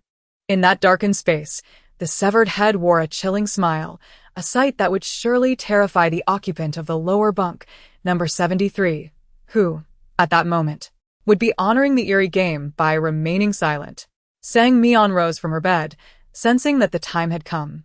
She tossed aside her covers and leapt down, only to spring up once more, swiftly snatching the eerie girl's head from the edge of the bed and cradling it in her arms. The entire sequence unfolded with astonishing rapidity. The girl's head released a pained wail as her hair was tugged. Sang Mian instinctively wrapped the head in the blanket from bed number 69. This was truly impressive. Number 69 was left speechless by the fluidity of Sang Mian's actions. Initially, she had assumed Sang Mian was merely a privileged acquaintance, but she was taken aback by her audacity. Clutching the eerie girl's beautiful head, which continued to emit desperate cries of awe. Ah, ah. The muffling blanket offered some solace. Otherwise, the entire dormitory would have been thrown into chaos. The headless body seemed momentarily paralyzed, but after a few seconds, its limbs unfurled, crawling up the wall like a spider. Number 73, previously frightened by the girl's hair, finally spoke. What is she doing? Sang Mian tilted her head. Perhaps she is searching for something? What is she looking for? Number 73 asked, as all three gazes converged upon Sang Mian and the bundled object in her embrace. A silence enveloped the room. The entity that had haunted them for 2 nights was so easily concealed. This concealment was indeed a testament to the wisdom of the Chinese people. The trio exchanged glances, all while a headless corpse climbed above them. Amidst the eerie girl's wails, Sang Mian inquired about a pressing matter. Is there a dormitory supervisor? Number 69 pondered for a moment, uncertain. If there is, she must be a dangerous individual. After a pause, she added, Why do you ask? Just curious, Sang Mian replied, glancing at the object in her arms. Is it truly safe for her to keep shouting like that? The unspoken thought lingered. Might this attract something unsavory? Clearly, the other two shared this concern. Number 73 seemed to recall something. There was some noise in the corridor last night. How could I not know? Number 69 retorted. With a rueful smile, Number 73 continued. She stared at me all night, so I couldn't sleep at all. By then, you were fast asleep. Please, go on. What did you hear last night? Sang Mian urged. The occupants of the adjacent dormitory awoke early. Even before dawn, she heard the sound of someone getting out of bed, followed shortly by the sound of soft footsteps in the corridor. The steps were light yet distinct, resembling the sound of high heels, followed by the clinking of keys. Number 73 frowned. This aligns with my suspicions. After the sound of keys, the door next door opened. Hush, Number 69 interrupted. Was that the sound of footsteps you heard? Tap, tap, tap. A genuine sound of footsteps echoed outside. Number 73's eyes widened as she nodded. That's it. Then came the sound of keys once more. Is that the key sound you heard last night? Sang Mian asked. Number 73 affirmed. Yes, exactly. What else did you hear? Sang Mian pressed. Cries. And the sound of something shattering, but there were only people in the dormitory, so I suspect it relates to them, Number 73 replied. Number 69 interjected. Did you feel as though something was trying to open the door? Perhaps our dormitory door? Only now do you realize? Sang Mian replied. She remains so calm. Whatever is outside must be perilous. Number 69 exclaimed, leaping forward to brace the door. In this eerie game, the distinction between players and the uncanny was clear. Although Number 38 had quelled the disturbances within their room, they had provoked something far more formidable, for those possessing the dormitory keys were certainly not players. The current scene mirrored Sang Mian's expectations. Resolving the troubles within the dormitory would allow her to maintain focus on her true objective, the dormitory supervisor. Clearing her throat, she sweetly addressed the door. Hello. May I inquire if you are the dormitory supervisor? The sound of the lock ceased abruptly. This approach was effective. Sang Mian pressed on. Tonight, I earnestly invite you to discuss a matter of great significance. If you are willing, might we converse through the door? The foundation of her plan was, of course, ensuring her own safety. Though her request seemed absurd, Sang Mian held on to a glimmer of hope. A second later, the sound of the lock was replaced by a violent pounding on the door. How rude! Sang Mian lamented. Seizing the moment before the door was breached, she quickly exclaimed, It concerns your ex-boyfriend. We must adopt a zero-tolerance stance towards scoundrels, ensuring he faces the consequences he deserves. Thus, I have devised a plan for revenge against him, and I wish to invite you to join. Following her impassioned speech, the banging indeed ceased, only to be followed by a cold scoff from outside. You think you can convince me? The woman's voice was sharp, laced with disdain. I cannot guarantee 100% success for the revenge plan. However, I assure you a 60 to 70% chance of success, Sang Mian countered. A low, mocking laughter seeped through the door, chilling her to the bone. Number 73 shivered. You've never met her, have you? I thought she was another one of your acquaintances. Sang Mian clarified, I am alive, not dead. How could I possibly know everyone? After a brief pause, Number 73 remarked, It's quiet now. Do you think she has left? Following the mocking laughter, silence reigned. Sang Mian pondered, Could my words have prompted her to reconsider? Might she decide to let us be for the night? Based on their previous dialogue, the supervisor did not seem like someone who would depart easily. Sang Mian felt perplexed, while the head in her arms continued to taunt her. He, you failed, didn't you? Serves you right. As if the supervisor would heed you. Prepare for your demise. Without hesitation, Sang Mian slapped the head in her arms, effectively silencing it. One swift motion, and it was quiet again. The dormitory was eerily silent. Number 69 exhaled in relief, casting a contemplative glance at Sang Mian. Is this why you came to stay in the dormitory? Sang Mian, wearing a pained expression, remained silent. She simply could not fathom how events had spiraled into such chaos. Number 69 silently gave a thumbs up to Sang Mian, inwardly cursing, undoubtedly insane. Just as the thought crossed her mind, the door was thrust open with an irresistible force. Number 69 noted the need for discretion in her remarks. Chapter 9. The Eerie apprentice number 69 collapsed to the ground, her eyes drawn to a pair of striking crimson high heels, the saturated red hue almost appearing to bleed. Blindingly vivid. Sang Mian's heart raced as she observed the stunning red skirt paired with long, slender legs. Was the competition for jobs in this realm truly that fierce? Every dormitory supervisor and cleaner was a beauty. In this moment, she could only lament that the CEO of Xingho Entertainment was truly despicable. How could he be unsatisfied with such a girlfriend? As for the revenge plan, the long hair cascaded down the dormitory supervisor's waist, her expression dark and menacing. Her blood-red eyes fixated on Sang Mian. Initially, she noticed the spherical object in Sang Mian's arms. Then her gaze shifted to the wall where an Eerie apprentice hung like a spider. Quite skilled, she murmured, advancing with an unstoppable force towards Sang Mian, swiftly seizing her by the neck and pinning her against the wall. The sharp pain radiated throughout Sang Mian's body, leading her to question whether her bones had been crushed. She felt herself being lifted off the ground, a disorienting buzzing filling her ears. This was the first time Sang Mian experienced a genuine sense of crisis in this bizarre game. The earlier encounters with Mei and the restroom incident with Lane did not evoke such a feeling. The ruthless grip was beginning to deprive her of oxygen, and she sensed that if it continued, her life would truly be extinguished. She struggled to utter the name Lane, uncertain if the dormitory supervisor had heard her, or whether she had even managed to vocalize the name. Sang Mian began to comprehend Lane's insistence on persuading Xiao Si first, for this woman refused to listen. The hand constricting her neck suddenly loosened, and she fell heavily to the cold floor. Do you know Lane? The dormitory supervisor asked coldly. Sang Mian lifted her gaze, realizing that the supervisor was indeed aware of Lane's existence. Lane's name was her trump card against the supervisor. If the supervisor harbored resentment towards the CEO of Xingho Entertainment, she would undoubtedly be privy to his every move, including those of Xiao Wu and Xiao Lu. Using an Eerie energy detector, Sang Mian noted that the dormitory supervisor's Eerie energy level was an unusual 35, a formidable presence within the novice dungeon. No wonder she appeared so powerful upon her entrance. After a moment of recovery, Sang Mian replied, I know her. Weakly, she propped herself up and sat on the bed. It's not her intention. The revenge plan is my own. My greatest flaw is my tendency to the supervisor interrupted. Do you truly believe the Eerie can be easily deceived? This was the first time she had encountered a human capable of lying so convincingly to an Eerie being. Sang Mian quickly added, Of course, I have my own plans. What are they? The supervisor inquired. I wish to harness your strength to usurp the CEO of Xingho Entertainment. The supervisor laughed as if she had heard the most absurd joke. You wish to replace him? Sang Mian blinked innocently.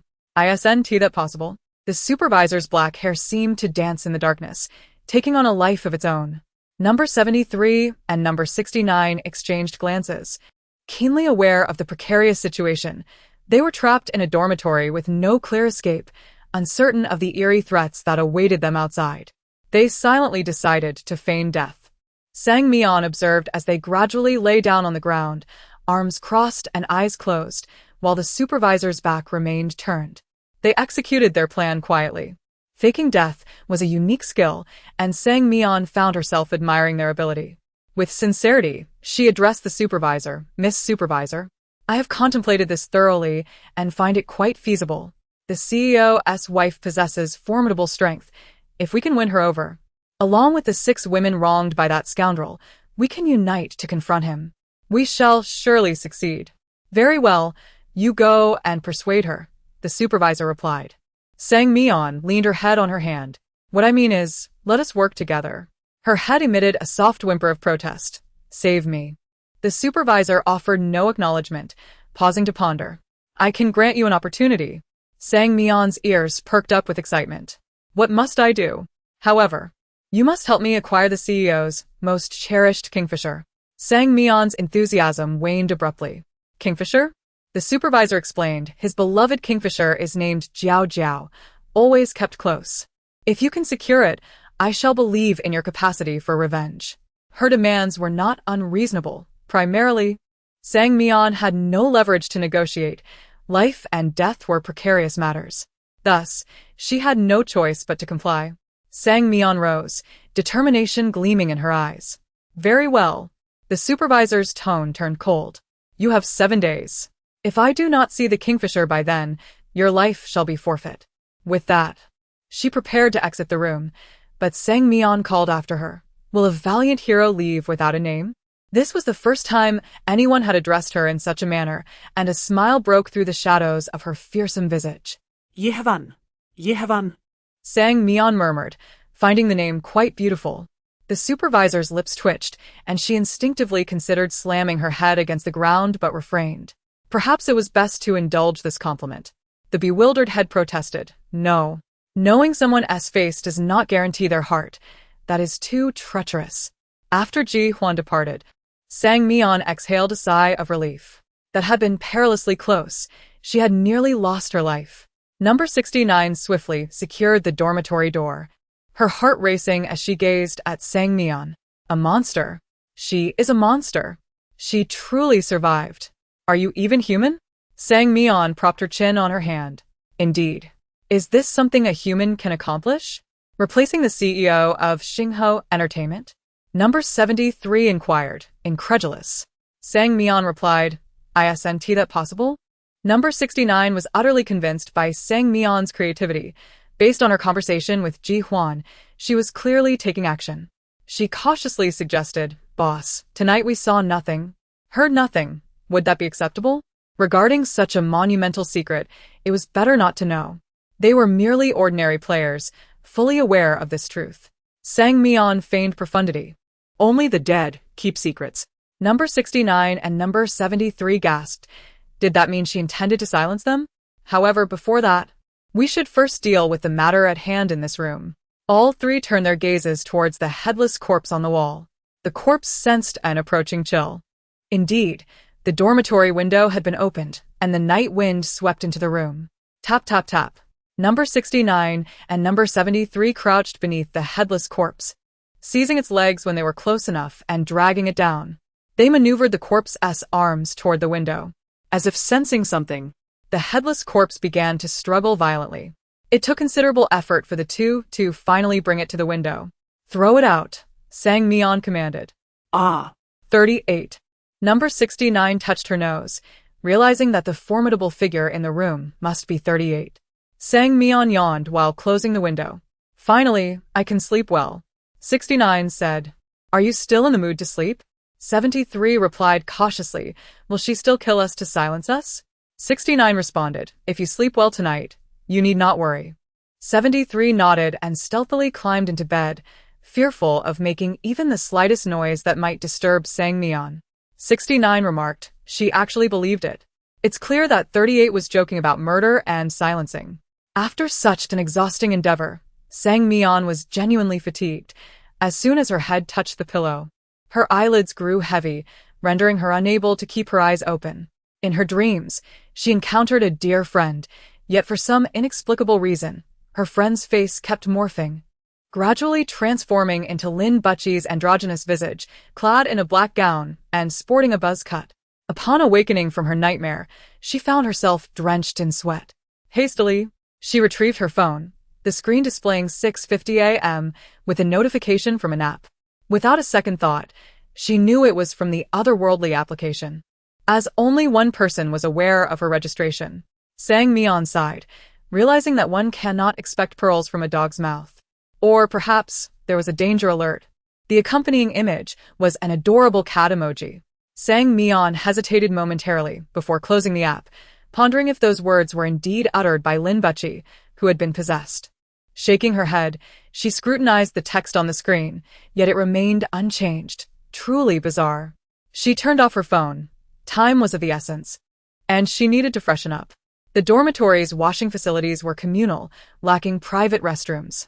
The only thoughtful gesture from Chingue was providing the trainees with individual toiletries.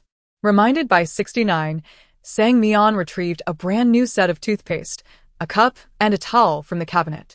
In the brief interval heading to the communal bathroom, 69 pondered, "Do you have confidence for these 7 days?" Sang Mian replied calmly, "To be honest, no." As newcomers to this eerie game, she preferred transparency. With this thought, Sang Mian summoned the game interface. Side quest. Identify human players. Current progress 1229 until this morning. She had not triggered any side quests, yet the progress had advanced, indicating that players were meeting their demise daily. Silently, Sang Mian activated the Eerie energy detector, only to find the bathroom bustling with people. Chapter 10. The Odd Apprentice Soon. She spotted an apprentice with a ghostly energy value of 10. Sang Mian couldn't help but marvel at how this initial setting of 10 points in ghostly energy was indeed an invaluable ally for her to complete side quests. Side quest. Identify human players. Current progress 2929. Rewards being distributed. 10 million ghost coins. Players may check themselves. A series of notifications echoed in her mind. Notice. A player has completed the side quest. The remaining number of survivors is 23. The last notification was a public announcement, indicating that all surviving players would receive it. Sang Mian opened the ghost coin section in her panel, and indeed, there was an additional 10 million. "What are you standing there for?" Player 73, freshly groomed, inquired as he noticed Sang Mian rooted in place. Player 69, standing nearby, whispered in a peculiar tone to Player 73, "Someone has completed the side quest so quickly. I feel like I might know such a formidable player." Player 73 replied, "You mean Player 38? I think it's her too." Player 69 tucked away his toothbrush. "Never mind who it is. At least we know how many survivors there are." One by one, the apprentices made their way to the training hall from yesterday. Sang Mian leisurely followed Player 69, as the upcoming training held no significance for her. What truly mattered was the boss's kingfisher. Although the strange game did not specify a time limit, Ji-Huan had issued her an ultimatum. She had 7 days. Either cooperate or face death. Just as she pondered how to approach the boss's kingfisher, a heavy hand clapped on her shoulder, prompting her to instinctively look up. Clad in a black long dress with profound eyes, it was Lin Butchie. "I thought that was your farewell." Sang Mian blinked, "And we're not that familiar." Lin Butchie, amused by her attempt to distance their relationship, chuckled, "I thought you would be grateful for my assistance in entering this strange game." Sang Mian's thoughts flickered. She maintained her composure. The strange game had indeed been a long-held desire, but it remained her secret. How could Lin Butchie know? "Don't joke. This strange game is no ordinary game. The consequence of failure is death. Why should I express gratitude for bringing me to such a perilous place?" Sang Mian smiled, then walked past Lin Butchie towards the training hall. Fraud. A glimmer flickered in Sang Mian's eyes. Her years as an undertaker had granted her insights into the strange game, the most significant being that it could fulfill players' wishes. It was said that those with fervent desires would be drawn into the game, yet after so long, she had not been pulled in. Was her wish not strong enough? Sang Mian pondered. She longed for a pair of normal eyes. She raised her gaze. Yet the light of her left eye remained dim. Her left eye had been congenitally blind. Her parents had taken her to many hospitals, where doctors had declared everything to be normal, suggesting she should see perfectly well, but she truly saw nothing. When science failed to provide answers, her parents sought out the most renowned master in the city. Sang Mian vividly recalled that evening visit. The master had just burned 3 incense sticks and, after reciting incantations while gently touching her left eye, emitted a plume of black smoke from his fingertips. His eyes widened in horror as he screamed, "Evil spirit!" They were promptly expelled, with the master leaving a chilling proclamation. Sang Mian's eyes were an evil entity, a powerful one that could never be eradicated. This was also the reason she could see the deceased, and those around her would gradually succumb to the evil influence, meeting untimely ends. The master's words terrified her mother, who spent half a month kneeling in prayer at the temple. Young Sang Mian etched the notion of the evil entity into her heart, thus leaving home to live independently when she was able. Lin Butchie smiled with a hint of malice. You may dismiss my words as nonsense. Yet I genuinely worry for your safety. Sang Mian replied, There must be a reason. Lin Butchie said, Regardless, you came here because of me. How could I remain uninvolved? Sang Mian nodded. All right, I will consider it. Consider it? Who would believe a corpse? And May, the mentor for the odd apprentices, was devotedly present early on. And to find her, one merely needed to look towards the most lively corner of the hall. A star of her caliber would inevitably draw a crowd. Sang Mian finally squeezed through the throng, catching sight of May in a light yellow short skirt, savoring her coffee with an air of contentment. A heavy black aura emanated from each person nearby, sending chills down Sang Mian's spine. It seemed that only she could perceive this ominous energy. Suddenly, she recalled Jiang Cici's warning from yesterday to be wary of the old woman in the changing room, as if that scream was somehow connected to her. No one dared approach. The strange faces revealed a glimmer of greed, yet were tinged with fear, as if something within was terrifying them. Soon, a faint metallic scent of blood wafted from the changing room, barely perceptible in the air, detectable only by those with an acute sensitivity to blood, such as the strange entities and Sang Mian herself. A series of creaking sounds followed, reminiscent of a dog gnawing on bones, but unlike the typical bone devoid of flesh. The main melody within the changing room was the tearing of meat. Silence descended upon the training hall, an eerie calm enveloping everyone as they listened intently. Time stretched on, and Sang Mian's legs grew weary, but eventually the gnawing ceased, replaced by heavy footsteps that emerged from the changing room. From the shadows, a gaunt woman with sunken eyes appeared, her gaze devoid of color. Her emaciated figure revealed protruding bones, and her exposed skin resembled withered leaves, dry and coarse. The sole striking contrast was the vivid red blood that dripped from her sharp chin onto her black coat, intensifying her macabre appearance. She licked her parched, crimson lips, scanning the crowd as if surveying the dead, her gaze finally locking onto Sang Mian. For a moment, Sang Mian's expression froze, only to realize her ghostly energy value was a mere 5. Such a low figure was unmistakable as that of a player. The woman remained stationary, then suddenly smiled, her cracked lips stretching painfully as she approached the throng. Mian, this is the coffee I brought for you. A cup of icy coffee was abruptly thrust into her hands, and she found herself pulled into the center of the crowd, dazed. And May's rigid face cracked into a smile. Drink up. Then she whispered, Do not look at her. Sang Mian quickly understood, and nonchalantly asked, Who is she? And May replied, Someone whom no one dares to offend. The interaction between Sang Mian and May caught the attention of the strange woman, and the previously tense atmosphere in the room lightened. Sang Mian exhaled in relief.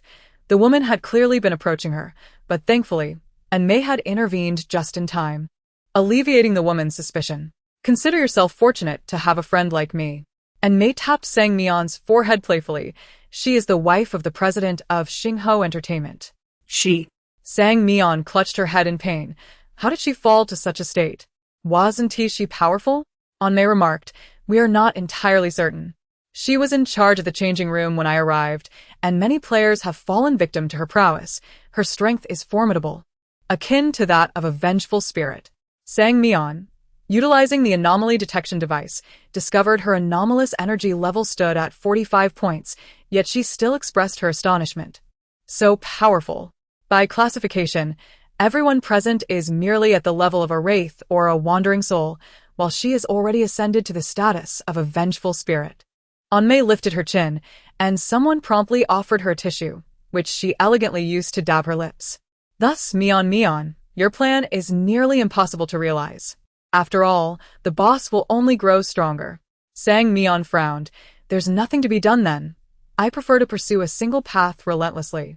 Nevertheless, thank you, Xiao Mei. The sudden confession caused May's cheeks to flush. Although she was accustomed to the admiration of fans, She could not resist the charm of a beautiful girl's sweet smile. Sang Mian took out her phone. By the way, Xiaomei, do you have an account on the alternate platform? Let us add each other as friends for easier communication. An alternate platform? You've registered already? Anmei eagerly grabbed her phone and entered her ID in the friend search bar. Sister S. Beauty, you cannot catch up. Just send me a message if you need anything, Anmei said, shaking her phone as she accepted the friend request. A nearby staff member cautiously interjected, Missin. Using phones is prohibited during training. Oh, is that so? Adding a friend shouldn't be an issue, right? The staff member immediately detected the underlying threat in her tone. I apologize. It was my oversight. Adding friends is absolutely permissible. How wonderful it is to have connections. Even using a phone is allowed. Sang Mian felt a surge of confidence, as if she could stride boldly in this space.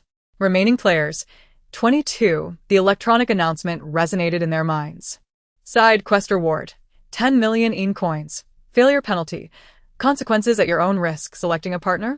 Sang Mian's eyes sparkled. She had been pondering how to approach the boss. And now an opportunity had presented itself. This was indeed a once-in-a-lifetime chance. Chapter 11. The deceptive apprentice and Mei sensed something amiss with Sang Mian and inquired, What are you daydreaming about?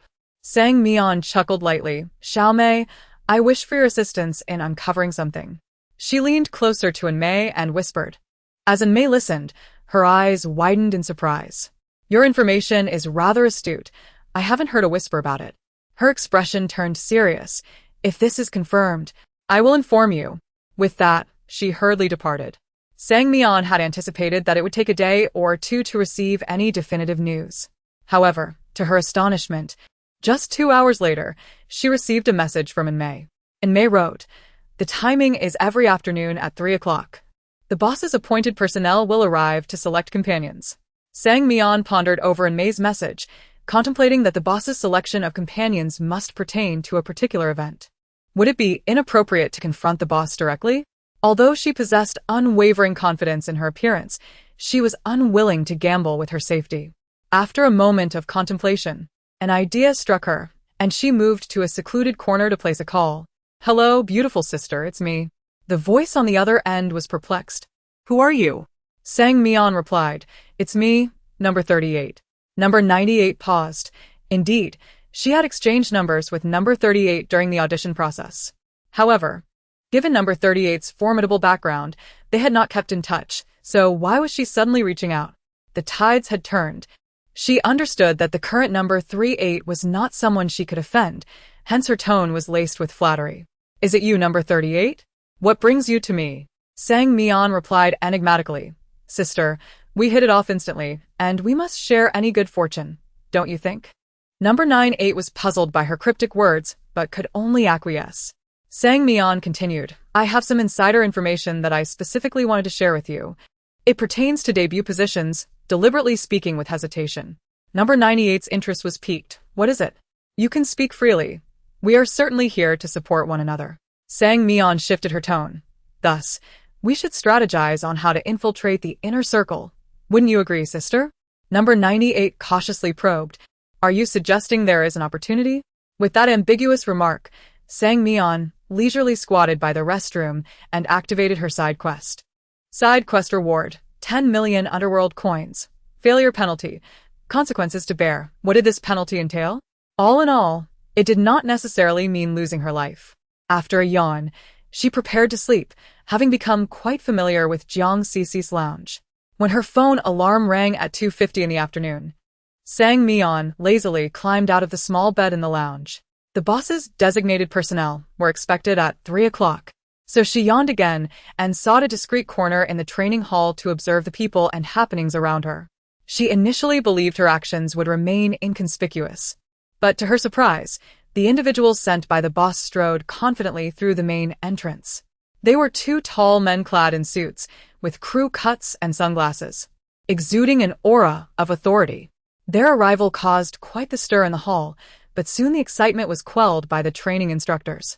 Observing their demeanor, Sang Mian was reminded of scenes from television depicting emperors selecting consorts. The resemblance was striking. The side quest was to avoid being selected. As she prepared to observe from a distance, her phone rang at the most inopportune time. The suited man immediately noticed Sang Mian in the corner, their eyes locking. She sheepishly smiled, awkwardly retrieving her phone to see that it was number 98 calling. Panic surged within her. The suited man cast a puzzled glance her way, and Sang Mian answered the call. "Hello?" Number 98 said earnestly, "I want to seize the opportunity. Can you assist me?" Sang Mian responded with enthusiasm, "Of course. Hurry to the hall. This is a once-in-a-lifetime chance." Number 98, contemplating in the restroom, sensed something was amiss. How could her stance have shifted so drastically? She had been enigmatic in the morning, yet now she was eager to help. Could it be a trap? Regardless, she decided to proceed, convinced that nothing adverse would occur in the hall. The suited man sized up Sang Mian before asking his companion, "What do you think of her?" The companion replied, "She looks decent. The boss should like her." The suited man declared, "Then let's go with number 38. She is indeed fortunate." He raised his hand and pointed slowly towards Sang Mian. Sang Mian immediately shifted aside, but the suited man's brow furrowed as his finger followed her movement. As he observed the darkening expression on his face, she resolved to remain still. When the two men stood before her, Sang Mian flashed a standard sweet smile. Extending her hand to one of them, "What an honor to have you both here personally selecting. It seems I have neglected my duties, as I have already made my choice." The suited man responded, "What is this nonsense?" The other man wondered, when did these individuals become so accommodating? Had someone given them a heads up? With such questions lingering, they fell silent. Sang Mian tilted her head towards the newly arrived number 98. "Come here. I've been waiting for you." The crowd was taken aback, perplexed by the unfolding scenario. How had number 38's connections grown so profound? Seeing that no one else was moving, number 98 became even more convinced of Sang Mian's ability to introduce her to significant figures and hurried over. Sang Mian took her hand and introduced, "This is number 98. She is beautiful, cheerful, and a promising talent. What do you think of her?" The suited man glanced skeptically. "Are you sure? This number 98 seems quite ordinary, nowhere near as striking as number 38. He growled, "Are you joking? Do you know the requirements from above?" Sang Mian's smile remained unwavering. "You don't understand. Sometimes, a different hue is necessary. Focusing solely on one type of flower leads to aesthetic fatigue." Observing number 38's assertiveness, the suited man hesitated. He leaned in and whispered, "Is this the boss's directive?" Sang Mian met his gaze with reassurance. "Rest assured, the boss will be thoroughly pleased." She then coughed twice, as if signaling something. Number 98 promptly produced a thick stack of bills from her pocket and stuffed it into the suited man's coat pocket. "A humble token of respect, a greeting gift for both of you to accept." She stood there, smiling graciously. "That won't do. We cannot accept gifts." The suited man protested verbally, though his hand pushed the money deeper into his pocket, his expression softening. "This young lady possesses commendable attributes. Just look at her image, her height, her vivacity." He nodded approvingly and turned to his companion. "Let us go with her. The boss will certainly be satisfied. What do you think?" The companion had no objections and agreed. Before leaving, he reminded number 98 to wait for him in the elevator that evening. Number 98, having achieved her desired outcome, looked at Sang Mian with immense gratitude. "I don't know how to thank you." Sang Mian replied, "Then give me 1 billion. Number 98's expression faltered. She had not anticipated such a direct request. She did not possess that much at present. Sang Mian feigned concern. "What shall we do? We cannot change our minds at the last minute." Number 98 exclaimed, "No, not now, but I will definitely have it in the future. Just trust me this once." Sang Mian expressed her unwavering trust in her sister, suggesting that discussing monetary matters could jeopardize their relationship, and perhaps they should consider alternative approaches. Number 98, resolute in seizing this rare opportunity, felt compelled to comply with any request, especially given the formidable connections behind number 38. It seemed manageable. Sang Mian chuckled lightly, stating, "All you need to do is share your interactions with the boss." Number 98 inquired, "What do you need that information for?" Suddenly realizing something, she asked, "Are you intending to witness a live broadcast?" Sang Mian retorted, "Do I really appear that depraved?" Number 98 questioned, "Or do you have some peculiar fetish?" Sang Mian, exasperated, replied, Just assume I do. The way number 98 looked at her shifted immediately. She clarified, just to be clear, a live broadcast is out of the question. I do not possess such inclinations. Sang Mian could hardly contain her frustration. She longed to change the subject. Her sole curiosity revolved around whether being favored by the boss posed any danger, yet she was misinterpreted in such a manner. Oh God. Please ensure number 98 keeps her mouth shut. Otherwise, my reputation would be irreparably tarnished. Regrettably, her pleas went unheard, and that very evening, she found herself cornered in the hotel corridor. I've heard you have peculiar inclinations? Interested in learning about the use of ghost money? Lin Butchie proposed. Shall I take you to experience it? Sang Mian's eyes sparkled with intrigue. Though fatigue enveloped her, the emotional exhaustion was far greater. She pondered how she possessed 30 billion ghost coins yet remained uncertain on how to spend them. The prospect ignited her excitement. Can I spend it now? Where do I go?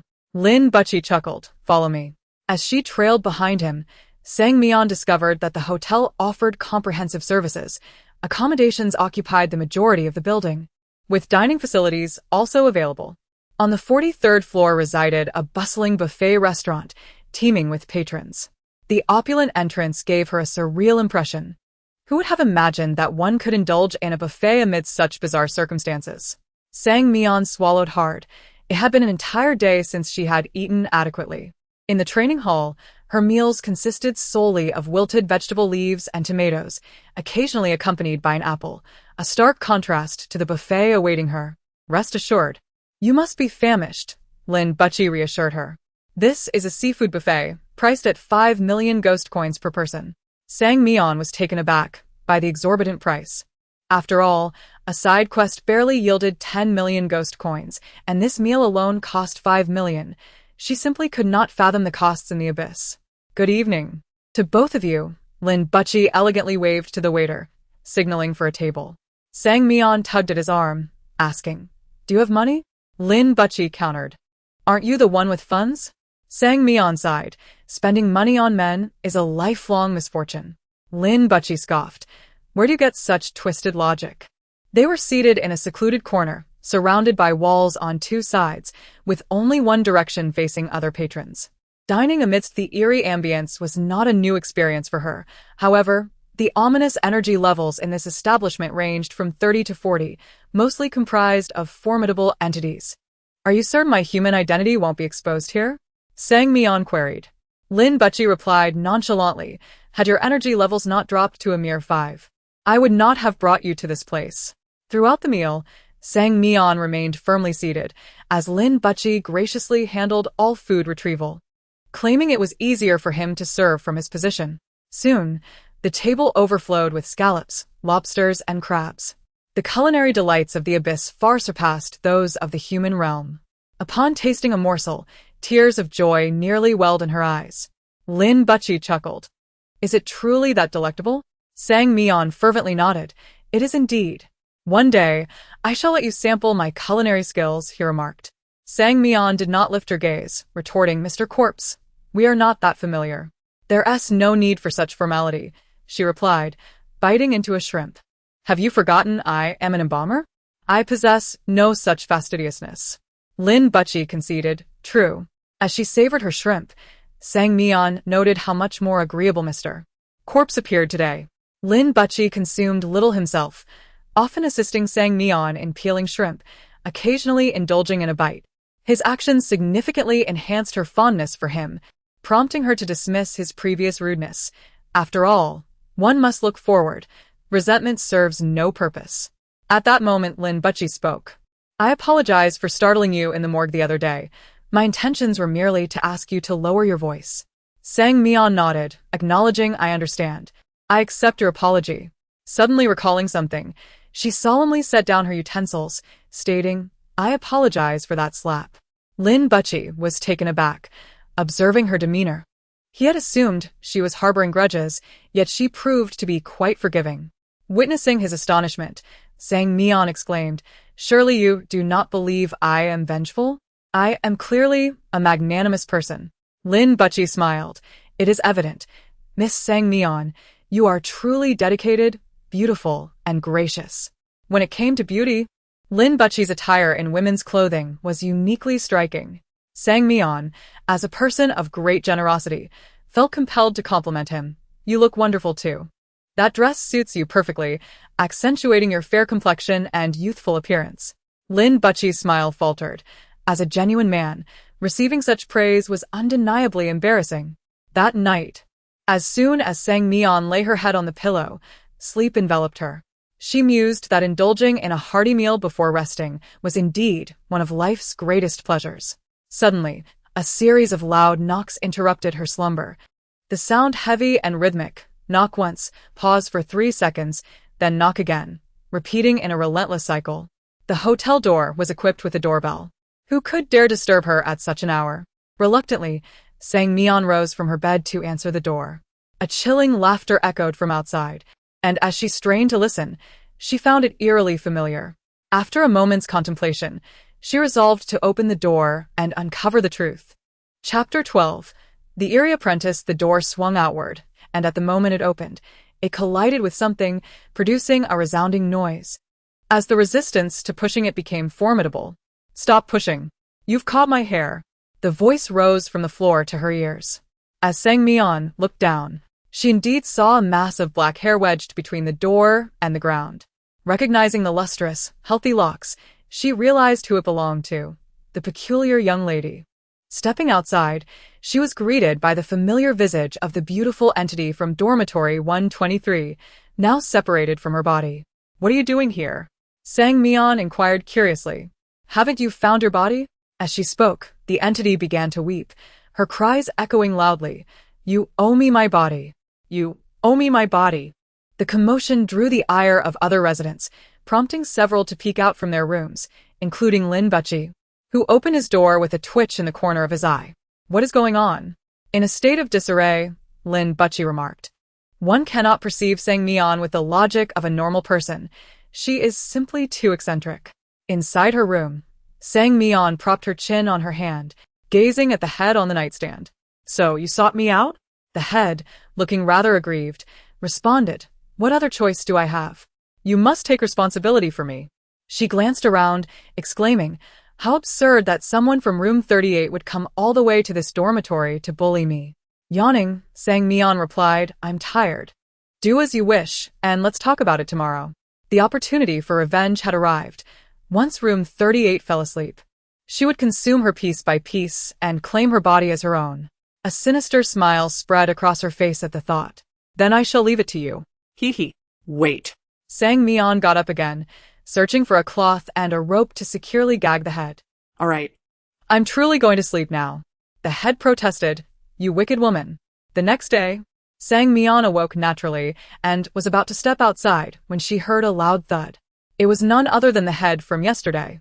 "I almost forgot about you," Sang Mian said sincerely, lifting the head and untying the cloth from its mouth. "Did you sleep well last night?" As soon as the cloth was removed, the head began to wail in pain, seemingly unable to contain its frustration, and attempted to bite Sang Mian's arm. She quickly released her grip, causing the head to fall heavily onto the floor. "I'm so sorry, did that hurt?" She crouched down, feigning concern. "My hand just slipped." The head retorted, "I believe you not. I'm truly sorry about your body, but I can't very well give myself back to you." Honestly, Sang Mian thought she was being exceptionally kind. Not only did she take in the head, but she also offered a sincere apology. The head replied coldly, "I don't care. You must return my body to me." After 3 minutes of contemplation, a bold idea surged within Sang Mian. Perhaps she could indeed help the head acquire a new body. Thus, she set off with her heavy bag in tow. Upon reaching the lobby, Lin Butchi approached Sang Mian with a peculiar expression. "Are you alright from last night?" "I'm perfectly fine," Sang Mian replied, her spirits high. She excitedly waved to room 98, "Over here." Room 98 approached, beaming with joy, strutting like a victorious rooster. "What do you have in your hand?"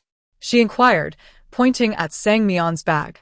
"Nothing much, just some interesting items," Sang Mian smiled. "How was last night?" Room 98 appeared bashful. "You're so annoying. Why do you ask that right away?" "But the boss was quite nice to me last night. He took care of me the entire time." "Oh? "Where did you go to have fun?" Sang Mian asked. Room 98 glanced at Lin Bucci. There are other people here. Only after they had distanced themselves did Room 98 coyly reveal. Nothing happened last night. We just played at Xingho KTV all night. He said he didn't want to rush things, and wanted to cultivate our feelings more. Xingho KTV? Sang Mian questioned, intrigued. Was it just the two of you? Of course not. There were also members of the Xingho Entertainment Management team. She counted on her fingers. There were about a few important figures. Feigning indifference, Sang Mian asked, was Jiao Jiao there too? You mean that parrot? Of course, it was. Room 98 giggled, covering her mouth. It's the boss's darling. It even gets a song dedicated to it when we sing. Sang Mian felt a mix of emotions. The wealthy truly lived differently. When she became rich, she too would want to raise a dog to sing karaoke. Hey. Aren't you all supposed to be training instead of chatting? A male entity approached them menacingly, wielding a whip. As he drew closer and recognized Sang Mian and Room 98, he immediately concealed the whip behind him. Who didn't he know that Room 38 had the most powerful connections among the trainees, and Room 98 was soaring alongside her? Sang Mian knows. Well aware of her elevated status. After hearing Room 98's account, she was convinced that being chosen by the boss wouldn't lead to life-threatening risks. Any danger would merely stem from being discovered as a human and subsequently devoured. The leisurely morning passed swiftly, and by 3 p.m, the two suited men from yesterday returned. Upon seeing Sang Mian, they approached her, the three of them displaying camaraderie as they slung arms over each other's shoulders. Room 38, you have quite the eye, Suit Man 1 remarked, patting her shoulder. The boss seems to be quite fond of you. Do you have any recommendations today? Sang Mian flashed a broad smile, revealing her pearly whites. What do you think of me? Suit Man 1 laughed. You? Haha, don't joke around. Our boss prefers someone like Room 98. You can forget it. He soon noticed the bag in Sang Mian's hand and inquired, what are you carrying? Sang Mian replied with reluctance, what is wrong with her? Is she lacking in any way? This is just something I need soon. It's quite interesting. Suit Man 1 brushed it off, saying, you're more suited to being a bro. The boss prefers the flashy types. Besides, where would you find something like this without you? He made a gesture, as if counting money. Suit Man 2's eyes widened in shock, his astonishment evident even behind his sunglasses. You did that on purpose. Sang Mian shrugged, candidly admitting, yes, I did it intentionally. Suddenly, a hand tightened around her neck. Suit Man 2's expression was grim. Do you think it would be quicker for me to strangle you or for this video to reach the boss? Rather than feeling fear, Sang Mian's smile only grew wider as she lowered her voice. Do you know, Missin? The moment I die, the boss will receive the video immediately. In the midst of a crowded space, everyone stood frozen. Wasn't he Room 38 supposed to have powerful backing? How could she turn on them so swiftly? This was faster than flipping a page. Suit Man 2, gnashing his teeth in frustration, gradually loosened his grip around Sang Mian's neck. To his surprise, after so many years of working under the boss, he found himself outmaneuvered by a young girl of ghostly caliber. What do you want? Suit Man 2's face darkened. Yet he was at a loss for how to proceed. Sang Mian declared, today's selection is me. Chapter 13. The deceptive trainee. A notification echoed in Sang Mian's mind, causing her to furrow her brow. What could this irresistible force be, if not the CEO of Xingho Entertainment? Surely, playing the role of a trainee should suffice. The second man in a suit maintained a stoic expression, responding, as you wish. He turned to the first man in a suit and added, there's another for you to select. Sang Mian inquired, another one? The first man replied in a low tone, our boss intends for one to be added each day. Soon, the individual numbered 73 was introduced beside her. With a face that resembled a grimace more than a smile, 73 forced out a pained expression, saying, what a coincidence. Sang Mian replied, indeed, quite a coincidence. Later that evening, the two stood side by side before the elevator, and 73 lamented, we are surely doomed now. Sang Mian rubbed her temples, puzzled by such a statement. They had merely been selected. Their identities as humans had not been revealed. Caution was all that was needed. 73 tugged at Sang Mian's sleeve, exclaiming, I never anticipated that I would meet my end alongside you. I thought I would perish with number 69 instead. Poor her, she will have to fend for herself now. Sang Mian stared at the elevator panel. Recalling the instructions from the man in the suit, they were to wait at the elevator after today's training session for someone to retrieve them. After nearly an hour of waiting, the numbers finally began to descend. The dimly lit floor was illuminated only by a single flickering light, which added to the eerie atmosphere, exacerbated by 73's sobbing. "Stop crying. They're coming," Sang Mian urged, reminding 73 that the punishment did not necessarily mean death. There was no need for despair. Wiping her tears, 73 asked, "Is that true?" Sang Mian honestly replied, "It's just my guess." Instantly, 73 felt even more inclined to cry. Nevertheless, she managed to compose herself, hiding her tears until the last second before the elevator doors opened, applying a vibrant lipstick, declaring that one must die beautifully, even in death. As the doors creaked open, a dense, dark aura rushed out from the gap, causing Sang Mian's heart to race violently, a sense of profound unease washing over her. Side mission initiated. Successfully reached the 23rd floor of Xingho KTV. Side rewards: 30 million ghost coins. Failure penalty: death. An electronic voice resonated in her mind, and without hesitation, Sang Mian grasped 73's hand, sprinting backward. She had a foreboding sense that whatever awaited them in the elevator posed a significant threat to their lives. Confused, 73 exclaimed, "What is happening with the side mission? Why are we running?" The dark aura spread throughout the hall, and as the elevator doors fully opened, the flickering lights erupted into a blinding darkness. 73 screamed in terror, her instincts telling her that something was terribly wrong. "Weren't we supposed to go to Xingho KTV? Are we really going to die here?" Before the figure in the elevator emerged, Sang Mian pulled her behind a large vase tucked in the corner, grateful that their slender frames allowed them to use it as cover. Sang Mian calculated that it was only a matter of time before the intruder found them. The main objective remained the side mission. They needed to reach the 23rd floor, and the elevator was out of the question. Fortunately, the stairwell was not far. If they ran, they could reach the entrance in a minute. Cautiously, she peeked out, wanting to see who was approaching. The moment her eyes met a horrifying visage, her stomach dropped.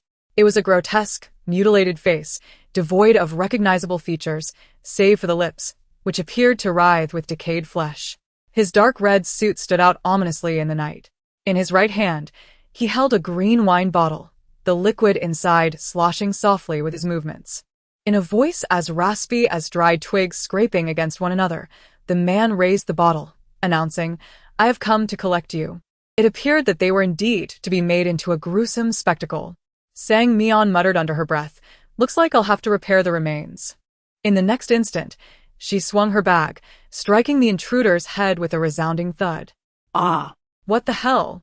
The voices of all three present were alarmingly discordant.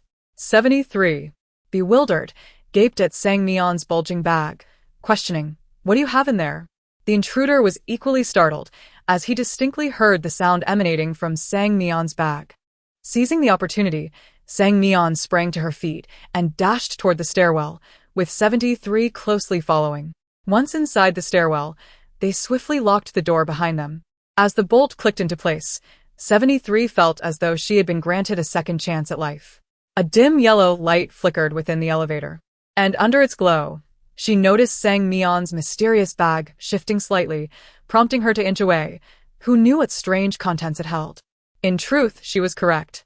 The bag emitted another sound, number 38. Was that intentional? "Are you trying to smash my head too? I curse you to an untimely demise." This voice was oddly familiar, as if she had heard it before. 73 narrowed her eyes at the bag, recalling, "Isn't that the voice of my roommate? The one who was killed by number 38? Sang Mian ominously warned the bag, "Speak again, and I shall indeed smash you." The bag's occupant immediately fell silent. 73 trembled, whispering, "You're truly terrifying, carrying around a head all day." Outside, the sound of a bottle smashing was distinctly audible. The man seemed furious, rapidly approaching the door and beginning to pound on it. The heavy iron door shuddered under the force, and Sang Mian frowned, realizing that such a powerful assault could not hold for long. At this moment, the only option was to run. They had to reach the 23rd floor of Xingho KTV before the door was breached. Without a second thought, They dashed up the stairs like frenzied rabbits, losing track of which floor they were on. Minutes later, they heard the door at the stairwell crash open. By now, they had reached the 20th floor. But climbing stairs was incredibly taxing. Their pace slowed considerably, and 73 peered through a gap in the stairs, her face paling in horror. He*s running so fast. He*s only 2 floors away. Sang Mian swallowed hard and continued upwards. Suddenly, a bottle shattered at her feet, shards scattering across the steps, glinting green under the light, reflecting a dark figure behind her. Sang Mian realized the man was closing in, and a rush of panic surged within her. Just then, a faint scent of smoke reached her nostrils. She looked up to find 2 men in suits leaning against the wall, smoking. The 2 suit-clad brothers. Simultaneously, 73 let out a pained scream as she turned to see one of the men gripping her hair. In a swift movement, Sang Mian hurled her bag at the man, striking him squarely on the head. "Number 38, damn you," the voice from the bag shouted. The man staggered backward, losing his balance and tumbling down several steps. The commotion drew the attention of the suit-clad brothers, who paused in surprise upon seeing Sang Mian. What are you doing here?" The astonishment was evident in the first man's voice. Sang Mian raised an eyebrow at his incredulity and retorted, "Where else would I be?" Suit man, no. Shouldn't you be dead? So it was like this. The 2 brothers had prepared a trap for her, merely waiting for her demise in the elevator. At that moment, the man sprawled on the ground, akin to a stubborn piece of toffee, rose again, and lunged towards Sang Mian. "If I die, you can await your exposure for bribery." Sang Mian shot a fierce glare at the 2 brothers, declaring, "None of us shall escape unscathed." Suit man number 1, displeased, retorted, "Why must you be so unreasonable?" Just as the man was about to reach Sang Mian, suit man number 2 intervened, grasping the man by the neck and effortlessly snapping it. Sang Mian heard the sickening crack of bone. The man collapsed to the ground. Suit man number 2, with evident annoyance, remarked, "Miss 38, are you satisfied now?" Sang Mian turned her head away. "I would be far more satisfied had tonight's unforeseen events not transpired." Suit man number 2 inhaled deeply, wishing fervently to strangle the wicked Miss 38. Composing himself, he said coolly, "The boss is waiting for you in the private room. Please hurry along. Regardless, dead is dead. Let his corpse continue to shine." From the stairs came the sound of a bag protesting, "Ah, I will kill you. 38. If you have the ability, let me out." Her mind, having endured such prolonged torment, was in disarray. Her once flowing hair resembled a tangled haystack, and her expression of resentment suggested she could devour Sang Mian alive. Sang Mian offered a friendly smile. "I have found you a suitable body." The fierce gaze instantly softened, replaced with a fawning demeanor. "You are truly the kindest woman I have ever encountered, my dear lady." Sang Mian turned her head. The sight of the broken man's body reflected in her gaze. The head, forcing a smile, asked, "Did you mistake my gender? You meant to find me 73, right?" "Indeed," Sang Mian replied. "I believe this man's body is quite fitting for you. His head is nearly detached." The head protested, "Open your eyes and see clearly." "I am a woman," Sang Mian inquired. "Is there any part of your body that can prove that?" The head conceded, "There truly isn't." Just as she was preparing to accept this body, Sang Mian interjected, "I suddenly remembered, what if you seek revenge on me after acquiring the body?" The head quickly assured her, "I would never. I would be grateful beyond measure." Sang Mian queried, "Do you find such empty promises credible?" Well, in truth, she did not believe it herself. The head became utterly infuriated. "What do you want from me?" Sang Mian sighed. "I genuinely wish to grant you your desires.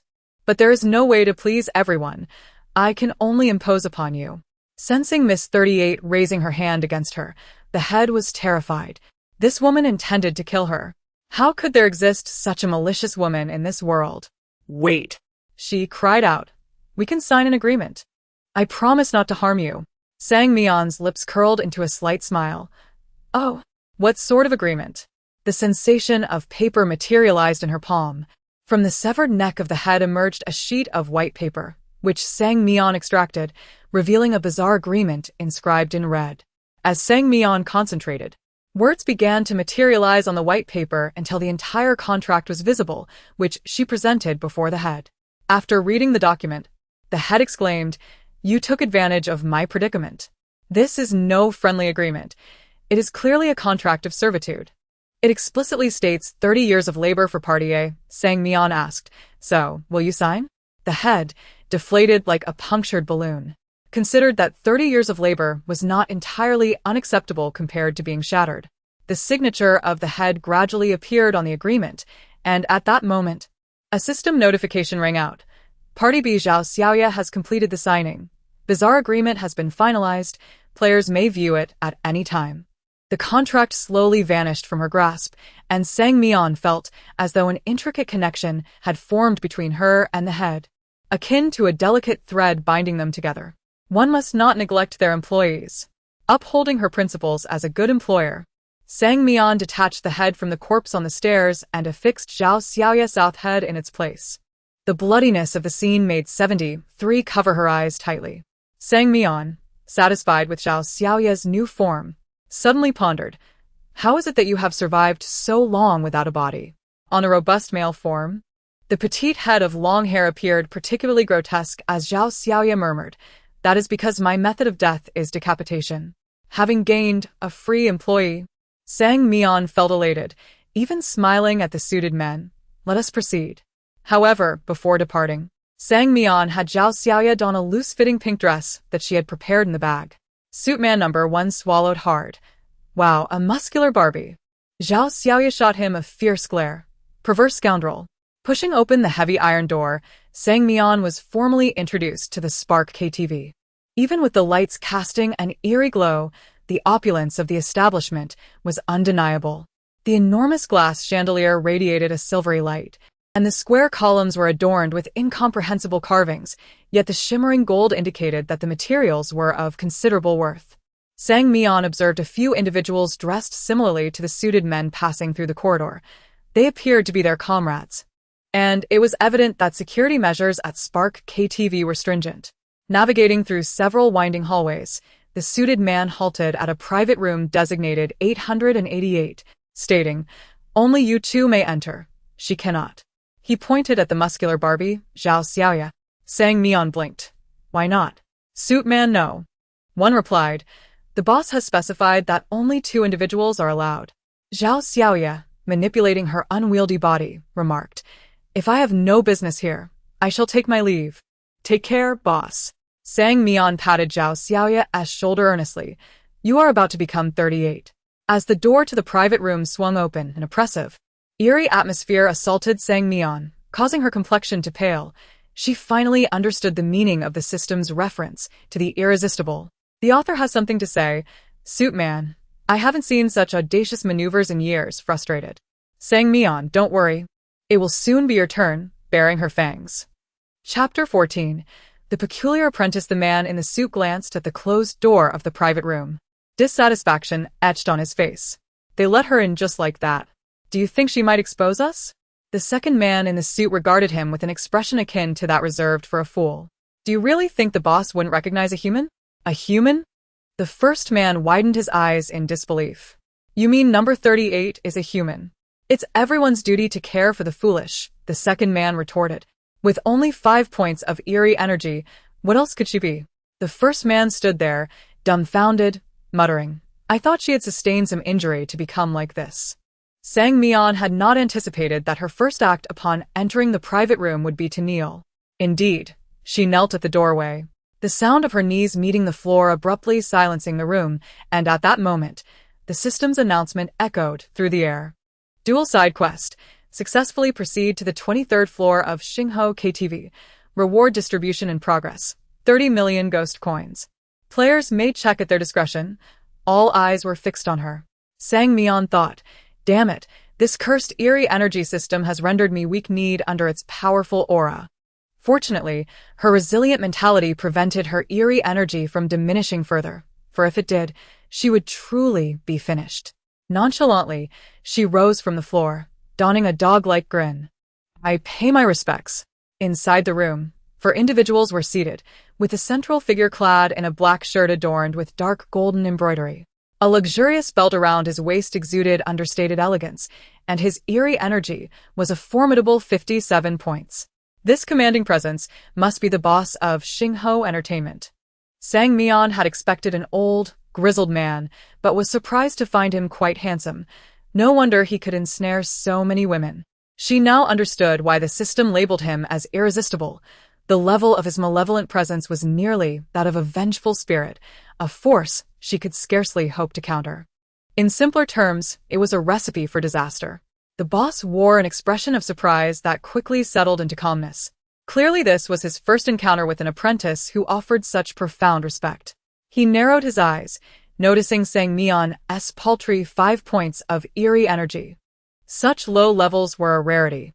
As he swirled the glass in his hand, leaning against the platinum leather sofa, he took a sip and spoke softly.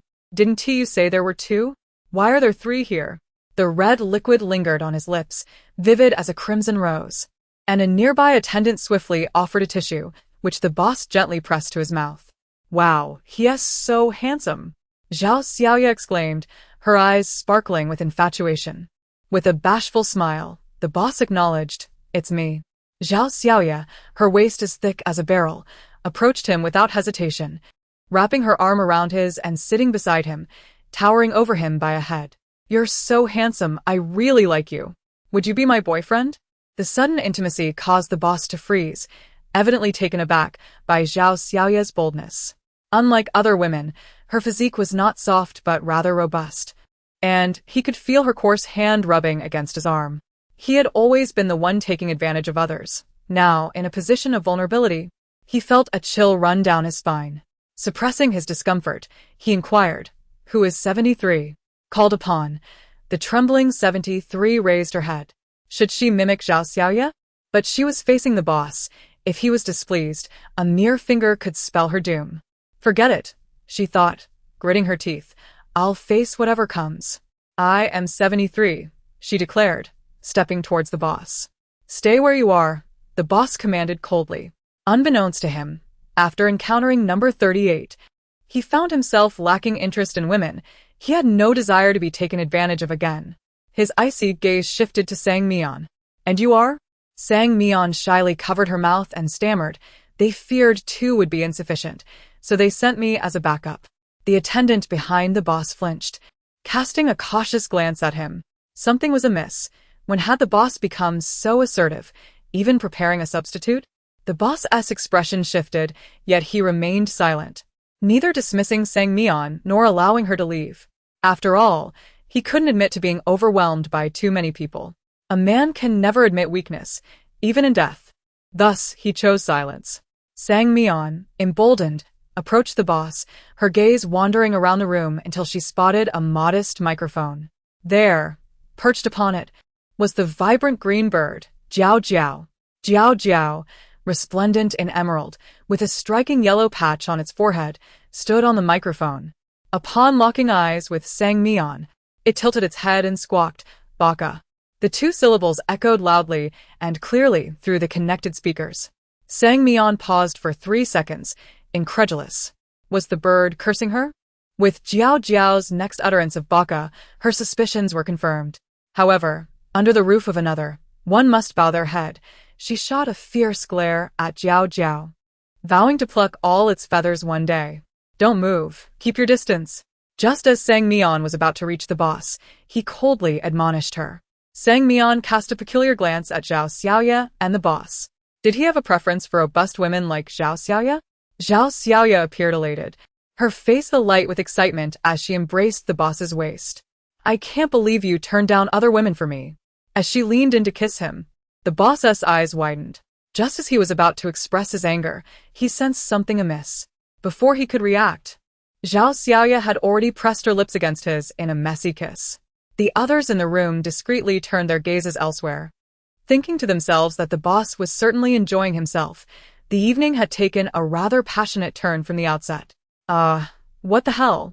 Number 38 is actually a man, and he has other intentions towards him. A sense of violation surged through the boss, and in a fit of anger, he kicked the entranced Zhao Xiaoya away, his brow furrowed as if encased in eternal frost.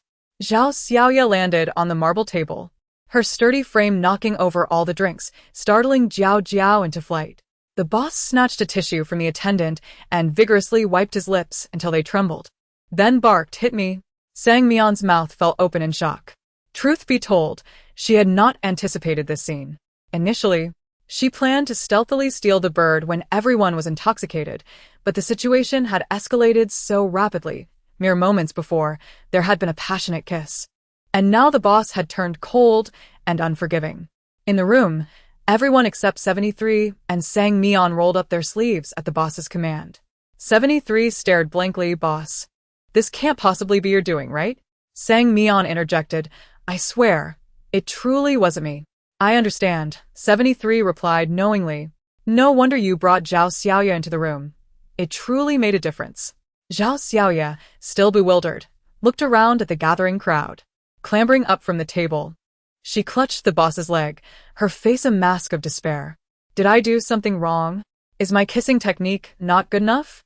The boss tilted his head back, closing his eyes, fiercely repressing his inner turmoil before lifting his foot once more to deliver another kick. "Scoundrel!" Zhao Xiaoya exclaimed. The boss roared. "Are you not going to move?" A piercing scream erupted from the crowd as Zhao Xiaoya cried out in despair. Unbeknownst to anyone, Sang Mian stealthily seized the baga bird from midair, swiftly covering its beak before stashing it in her pocket. "Jiao Jiao! What the hell? Why is it suddenly my turn?" Just as the boss was venting his frustrations and preparing to unbutton his shirt for ease of movement, a sudden chill swept through the room. The door to the private room had been opened at some point, and he cast a shadowy glance around, realizing that no. 73 and the substitute were nowhere to be found. His pupils constricted. Something was amiss. Jiao Jiao was also missing. At this moment, Sang Mian swaggered into the elevator, confidently clutching the baga bird. Number 73, with a hint of concern, remarked, "Are we really just going to leave like this? Do you think the boss will come after us?" Sang Mian pressed the button for her dormitory floor, dismissing the notion with a retort against bad omens. As the elevator descended slowly, number 73's anxiety began to dissipate. Upon finally reaching the 11th floor, she felt an exhilarating sense of rebirth. Bah, bah. Sang Mian brandished the baga bird menacingly, threatening, "Do you believe I could pluck every single feather from your body?" Jiao Jiao, accustomed to being adored, was not intimidated by Sang Mian, a mere sprite with a paltry 5 points of mischief. Puffing out her chest defiantly, she declared, "You dare pluck a single feather? My father would have your skin for that." The comical squawking of the kingfisher echoed absurdly in the night. With a wicked grin, Sang Mian reveled in her audacity, for there was little she feared. As the baga bird squawked in distress, its once glorious tuft of golden feathers was ruthlessly torn away. The proud yellow plume, a symbol of its vanity, was brutally stripped from it. Jiao Jiao, overcome with humiliation, buried her face in her wings and wept bitterly. Number 73, unable to bear the sight, questioned, "Is it really right to treat such a fragile creature this way?" Sang Mian replied coldly, "You'll understand when its father comes to skin you alive." Sensing something was amiss, Sang Mian noted the baga bird's cries were alarmingly loud. Why had the dorm supervisor, Ji Huan, yet to appear? Previously, at the dormitory, Ji Huan had arrived promptly at the first sound of Zhao Xiaoya's distress. Covering the baga bird's beak, she hastened forward, only to find that the narrow dormitory corridor was not ahead. She recalled a large potted plant near the entrance, but upon reaching out, her fingers met only the cold wall. "What's wrong?" Number 73 inquired. Sang Mian whispered, "Nothing. It seems we may have taken a wrong floor." "Impossible. I saw you press the button for the 11th floor with my own eyes." Yet, the elevator was not necessarily a sanctuary in this strange game, apart from the players. Everything else was eerie, lacking genuine safety.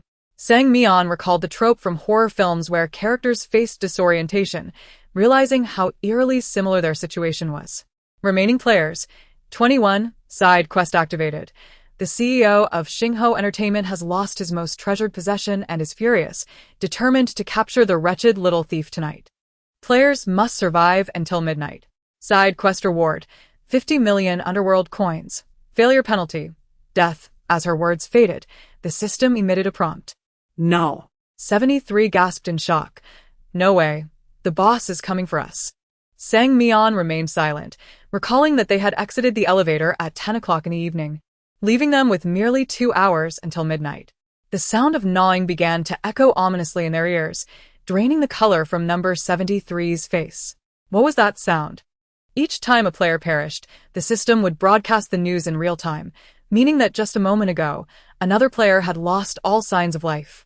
The familiar sound of gnawing suddenly reminded Sang Mian of the frail woman in the black coat, the elderly lady mentioned by Jiang Sisi, the wife of the CEO of Xingho Entertainment. She glanced at the baga bird in her hand. It was indeed an exquisite item to persuade the lady to join their revenge scheme. Chapter 15. The Uncanny Apprentice with Unwavering Righteousness. Sang Mian ventured toward the source of the sound. Confused, number 73 grasped her sleeve, although she did not comprehend the leader's intentions. The thought of remaining alone in that place terrified her. Where are we going? She timidly inquired. What about the side mission? Will the boss truly come looking for us? To find someone, Sang Mian replied. If he wishes to catch us, he must first locate our whereabouts. The unsettling sound of flesh being consumed echoed incessantly in their ears, leaving number 73 on the verge of tears. Was it truly about finding someone? Why did she feel a sense of foreboding? As Sang Mian continued, a sense of familiarity enveloped her. Despite the absence of light, the faint glow from the night passage illuminated her path, and she recognized the floor they were on. This was the 10th floor of the training facility. Following the sounds, she pushed open a door, recalling that it led to the changing room. Where are we? Number 73 trembled, sensing the gnawing noises growing louder. Sang Mian remained silent, her gaze falling upon a dark figure sprawled on the ground, its form rising and falling ominously, the stench of blood wafting from that very spot. She whispered to number 73, "Let go of me for now." No. Number 73 replied, her voice resolute. Sang Mian glanced at the location of the shadow, uncertain whether they would frighten the lady, but her concerns were unfounded as the shadow vanished within seconds. She surveyed the area, finding no trace of the dark figure. It seemed to have evaporated, as if it had never existed. Yet, the pungent scent of blood lingered, a haunting reminder that the previous encounter was no mere illusion. Summoning her courage, Sang Mian moved toward where the shadow had been. On the ground, she discovered half of a human body, mangled and bloodied, with the head being the only relatively intact part. The girl's visage was familiar. She was the one in white whom Sang Mian had seen on the first day. Number 73 gasped, covering her mouth, her desire to scream barely restrained. "Let us leave," she urged timidly. Sang Mian saw no objection. The scene indicated the lady's temperament was likely irritable. She pondered whether they would discuss plans for revenge against the scoundrel. Just then, a chill swept over her from behind, causing Sang Mian to shudder. She turned her head slightly, and the putrid odor invaded her nostrils. In that instant, she beheld skin as wrinkled as dried leaves and eyes void of life. Ah! Number 73 screamed, releasing Sang Mian's hand and bolting toward the exit with the speed of a rabbit. Stunned, Sang Mian watched her flee, incredulous that she would abandon her so easily. A frigid breath brushed against her neck, causing her to shiver. She forced an awkward smile. "Good evening." The lady curled her cracked lips into a sinister grin.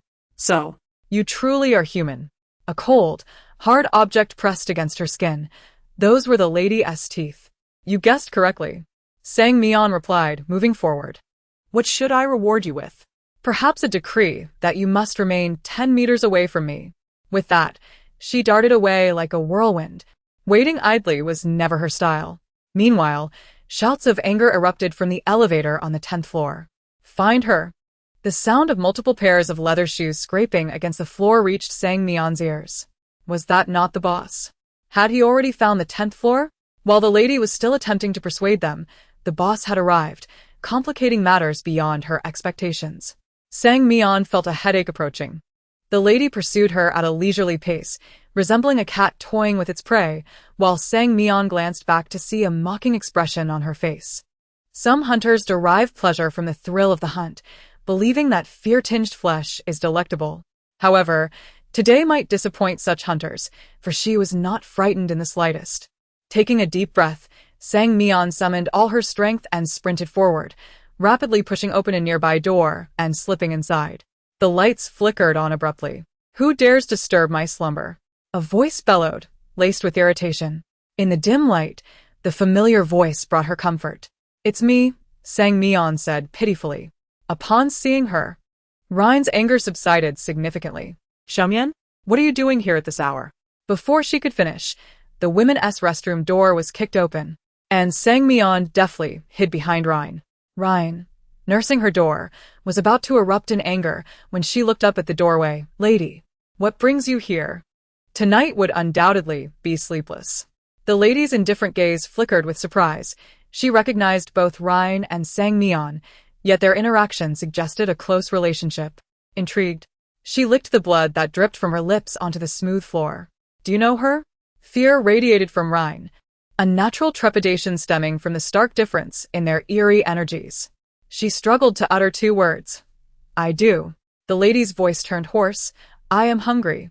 It was evident that she meant for Ryan to surrender Sang Mian. Lowering her head, Ryan took 2 steps back, shielding Sang Mian completely. Without hesitation, she chose Sang Mian. Even a ghost could have friends, and she was genuinely grateful to Sang Mian. Had it not been for her restoration of Ryan's battered form, she would forever bear an ugly visage in this strange world. Fascinating, the lady smirked, her foot moving with unimaginable speed as she seized Ryan by the hair. "Wait." Sang Mian, sensing the danger, peered from behind Ryan. "My flesh is hardly appetizing. How about a trade?"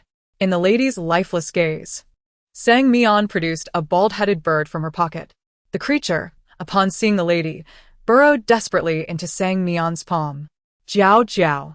The lady released her grip on Ryan as a flicker of emotion crossed her otherwise indifferent face. "How did it end up in your possession?" Sang Mian chuckled. "Oh, that was easy. Want to know how I managed it?" To her surprise, the lady nodded. Sang Mian pulled Ryan back a step. The lady's overwhelming presence created an oppressive atmosphere when too close. "This all begins with the revenge plan against Ji Huan and her ex-boyfriend." Sang Mian recounted the entire tale swiftly, emphasizing the revenge scheme against the ex-boyfriend. "Lady, would you like to join our plan to retaliate against the scoundrel?" Sang Mian confidently sought to recruit the lady, believing that any girl wronged by the boss would harbor deep-seated resentment. After hearing the entire story, the lady returned to her calm demeanor, her tone indifferent. "What does it have to do with me?"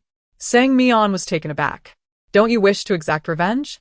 You truly believe success is attainable?" The lady scoffed. "How naive. Who can contend with an entity bordering on malevolent?" Sang Mian full herbrau. "But we are many." At that moment, the lady's desire to kill Sang Mian dissipated. She loathed the boss, having endured confinement in the changing room for years. Though she had contemplated revenge, the boss was simply too formidable. Moreover, due to his wariness of her, she was trapped on the 10th floor, unable to take a single step beyond it. Conversely, the boss would never tread upon the 10th floor, truly embodying the phrase, never to meet again in life or death. As for the multitude, without her, even if all those harmed by the CEO were to gather, they could not inflict a single scratch upon him. "If he were to stand before me, I might reconsider." The lady licked the bloodstains from her fingers, uttering ominously. Sang Mian tilted her head, her gaze traversing past the lady to what lay behind her. It appeared that beneath the veneer of her indifference, the lady's heart remained tender, as she promptly acquiesced. With a look of deep emotion, she exclaimed, "That is truly wonderful." The lady, perplexed, mused to herself that this human might have lost their wits. Chapter 16. The Deceptive Apprentice. A sudden gust of ominous wind surged towards her, prompting her to instinctively evade to the side, whereupon an arm adorned with a green diamond watch came into view. The lethal strike and the familiar aura of malice were unmistakable. Had she hesitated for even half a second, she would now be sprawled on the ground. The lady, her face darkened with fury, prepared to retaliate, eager to discover which reckless individual dared to ambush her. In that fleeting moment, she beheld a face she had not seen in decades, one she loathed to her very core. Remarkably unchanged over the years, the boss did not even spare her a glance. His gaze fixated on Sang Mian and the delicate figure she held. Enraged, she lunged at the boss, aiming a ferocious bite at his neck. Unyielding, he retaliated with a swift kick to her abdomen, sending her sprawling 3 meters away. Before he could react, she charged at him once more. Lane watched in astonishment as the couple clashed. Xiao Mian, do you possess some special ability? Is it true that speaking of the devil summons him? The two adversaries were locked in a fierce struggle, and as it appeared the lady was about to falter. Sang Mian hastily entrusted the stuffed bird in her grasp to Lane, instructing her gravely to deliver it to Ji Huan on the 10th floor without delay. The stuffed bird, muffled in fear, wept silently, recognizing too many familiar faces today, terrified that she might end up as mere soup. Furthermore, if possible, Sang Mian requested that all the women harmed by the boss be brought along. After imparting her instructions, the two slipped away from Lane's restroom unnoticed.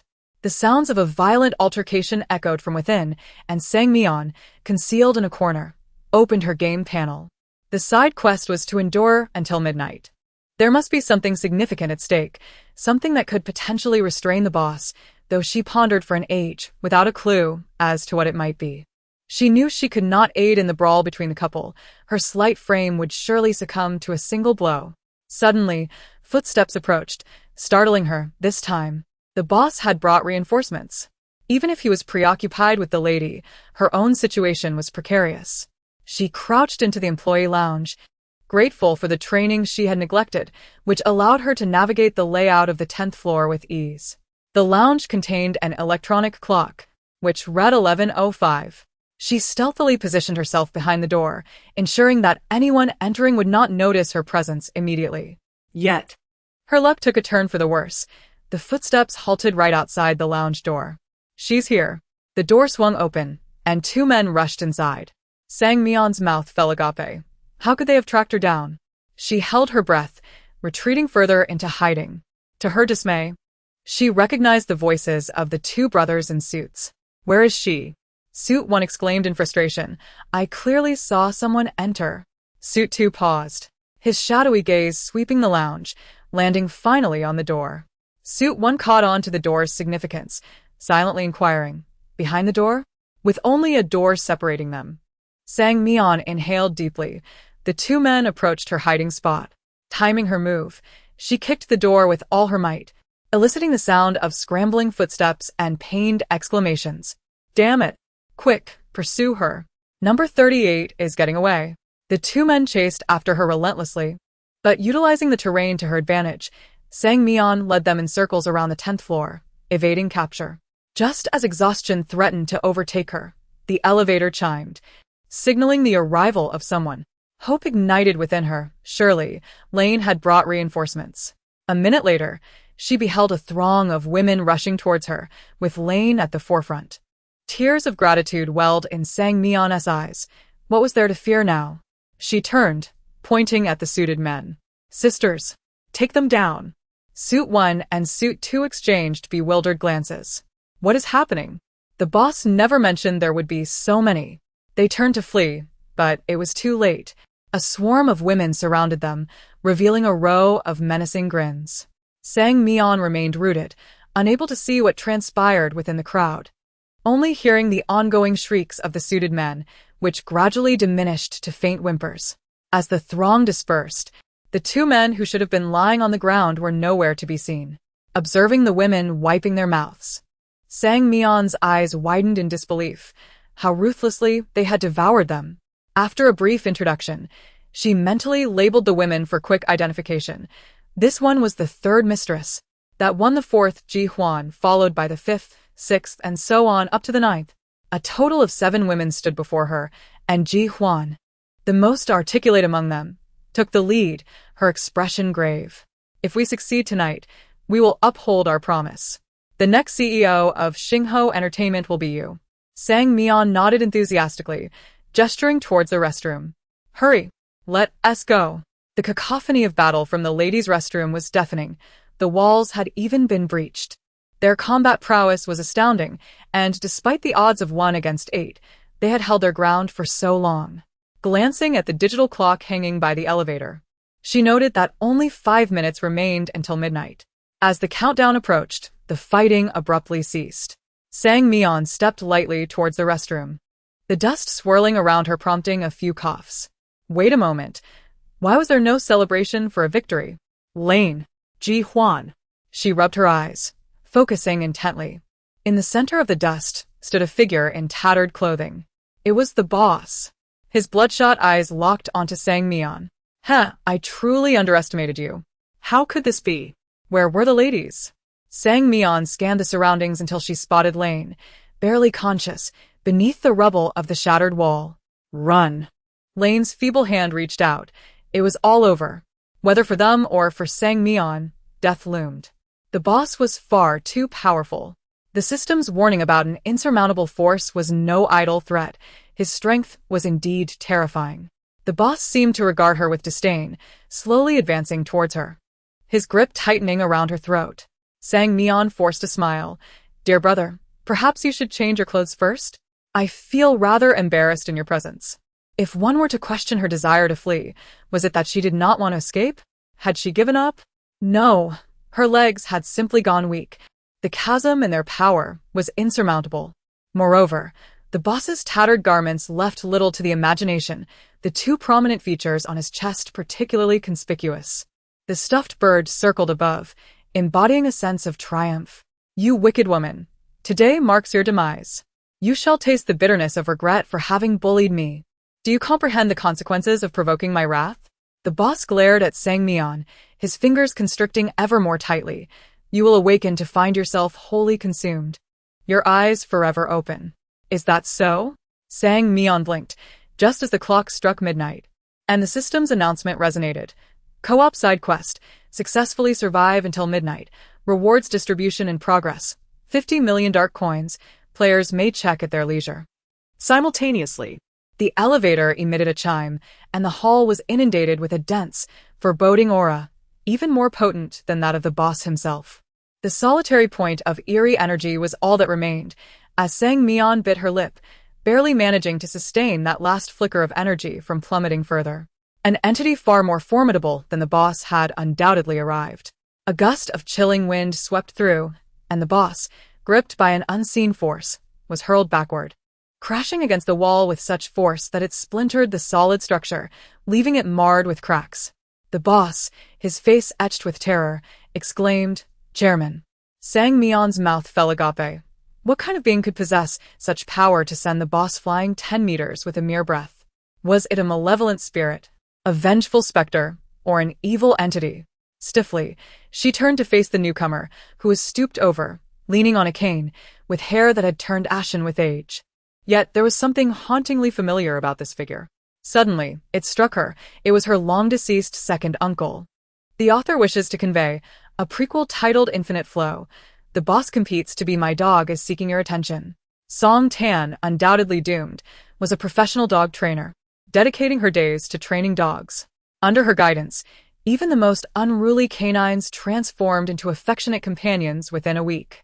With this remarkable talent, she swiftly ascended to the title of dog training master in her field. However, even the most skilled trainer can face a moment of downfall. One fateful day, without warning, she was bitten by a dog, and amidst her shock, astonishment, and lingering resentment, she unwittingly became a participant in an infinite game. Congratulations, player. You have successfully logged into the Eerie game, and your skills are being matched. Detection indicates the player is proficient only in dog training. Thus, the system will assign the skill of dog training. Dog training, indeed, was her forte. Song Tan was quite pleased with this skill. Within a magnificent castle, she stumbled upon a creature lurking in a dark corner. The monster was strikingly beautiful, its disheveled black hair obscuring its captivating eyes. Gently, she brushed aside the stray locks, revealing its glistening, puppy-like gaze that met hers. With her cool fingers caressing the creature's chin, she spoke in a sweet, syrupy tone. If you misbehave, you must face punishment. How many lashes should I impose? The creature, with an almost obsessive gaze, presented her with a whip, murmuring, I simply adore you. As the most terrifying entity within the game, it typically coiled itself in the dampest, darkest corners, deriving pleasure from crushing those who dared to disturb its solitude. Until one day, a human girl caressed its head, speaking to it in an incredibly gentle tone. You are wonderful, I like you. In that moment, it succumbed to an overwhelming infatuation, madly and clumsily falling in love with the girl. It yearned to offer her its filthy and grotesque heart, yet feared the repulsion that such a bloodied organ might evoke in her. Cradling its crimson heart, it knelt at her feet, its throat constricted with suppressed breaths. I will be good. Chapter 17. The deceptive apprentice, the elder, seemed to have forgotten the past, furiously leaning on his cane as he directed his ire towards the CEO. You wasteful fool! How dare you tarnish my company at this hour? Look at the damage you've inflicted on these walls. What? Now that you're the CEO, you no longer care about money? His anger flared. Entrusting the company to you was a grave mistake. You've racked up a mountain of debt and sullied our name.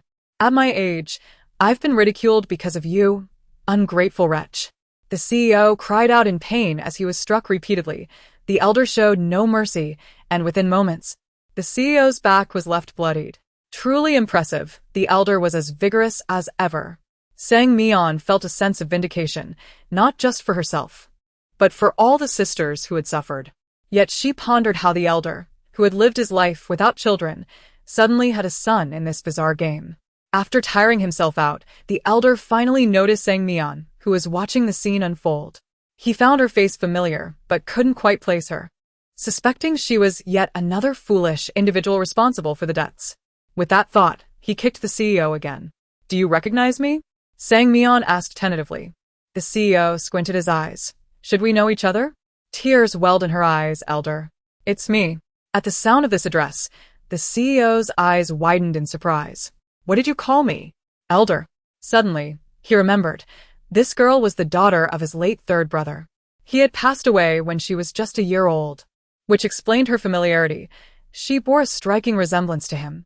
Seeing her reduced to such a low state, the CEO's heart ached. Come here, Xiao Mian. Let me have a look at you. You've grown so much. Meanwhile, the CEO lay on the ground, dumbfounded by the scene unfolding. A usually stern man, now affectionately stroking a human's hair? Not just him, but also the injured mistresses, little 3, little 4, little 5, were all witnessing this shocking tableau. Lying on the ground, muttered. Please hit me. Am I dreaming? Ji Huan crawled over from the rubble, unceremoniously slapping her. Are we already dead? Lying grimaced in pain. No way. We were already dead. Do we have to die again? The CEO, struggling to stand, called out, Father, she is human. Just as he finished, the elder struck him again.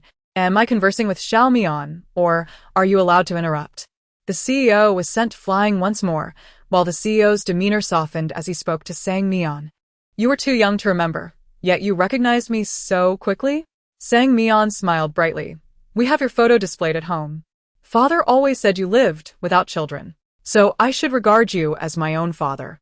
The elder spoke cautiously, not wanting to frighten her. How thoughtful of you. That scoundrel must have wronged you. Do tell me, and I shall ensure you receive justice. With the conversation taking this turn, Sang Mian seized the opportunity to shed a few tears. Please, don't blame this brother. He must have misunderstood something. Her portrayal of a wrong victim was compelling enough to evoke another frown from the CEO. He approached the CEO, his expression colder than ever. The CEO trembled in fear. Father, please let me explain. It wasn't like that. The CEO sighed deeply. I can no longer keep you. The elder froze, his face drained of color. He had never anticipated that such a lowly human could hold a connection to him. He had worked hard to curry favor with the elder, and now it all seemed poised to vanish.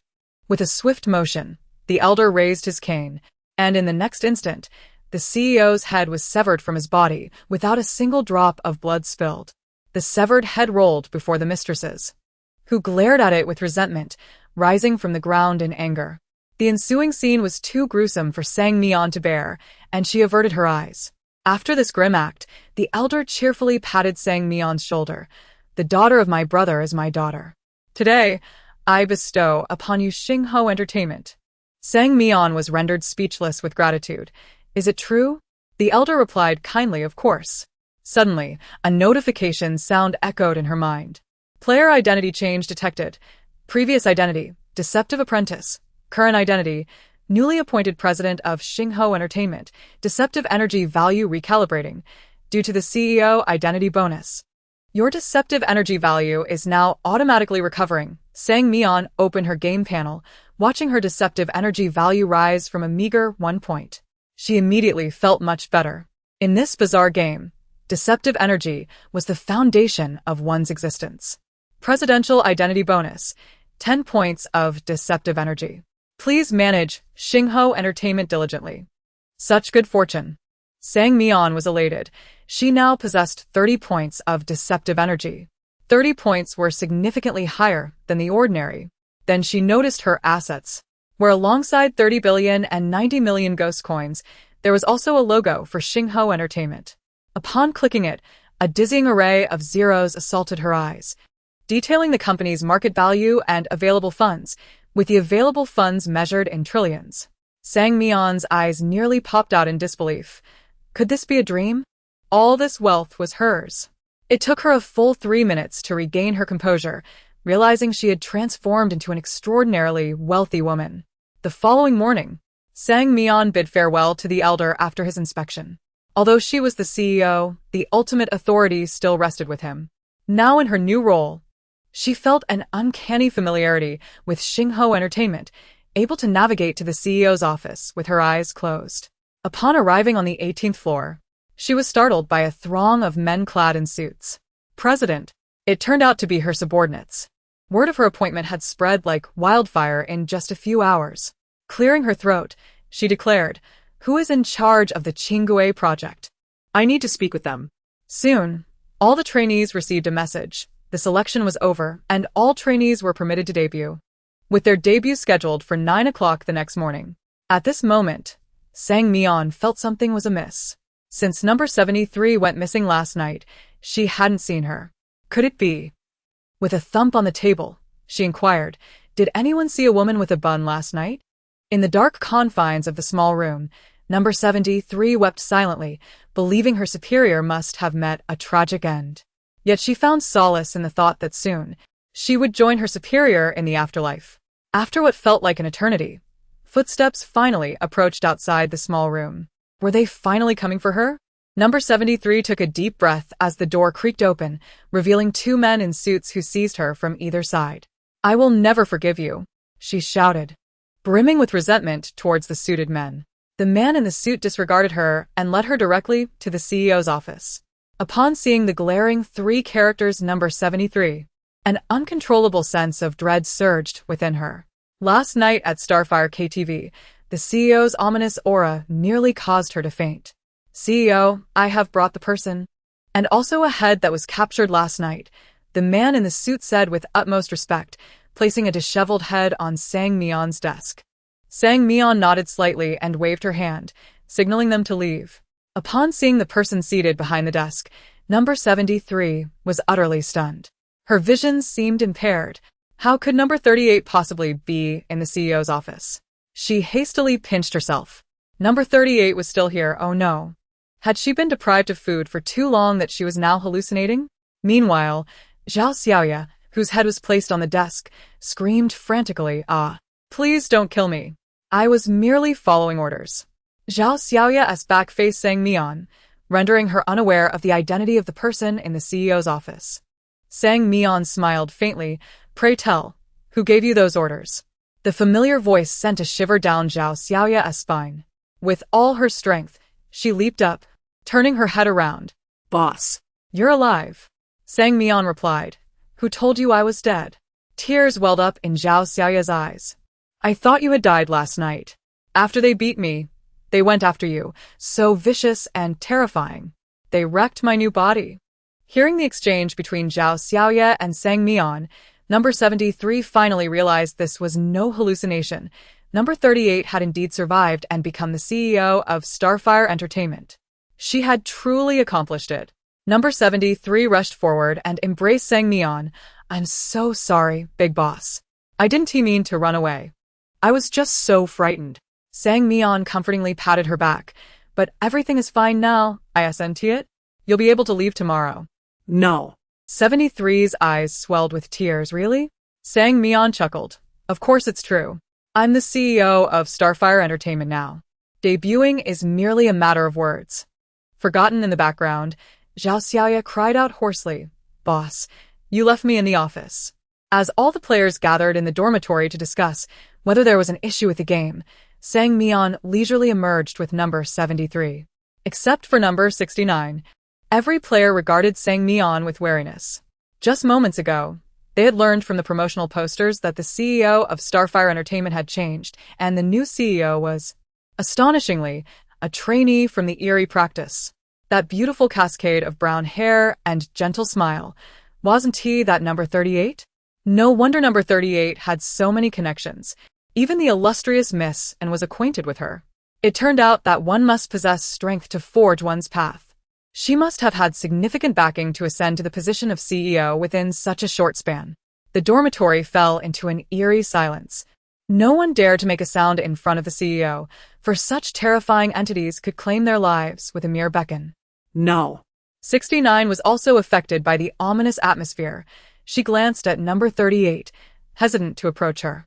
Was such a formidable individual truly a player? It was no. 73 who broke the stalemate. What are you all standing there for? Shouldn't you thank the big boss for guiding us through the game? Upon hearing this, the others felt as if they were in a dream.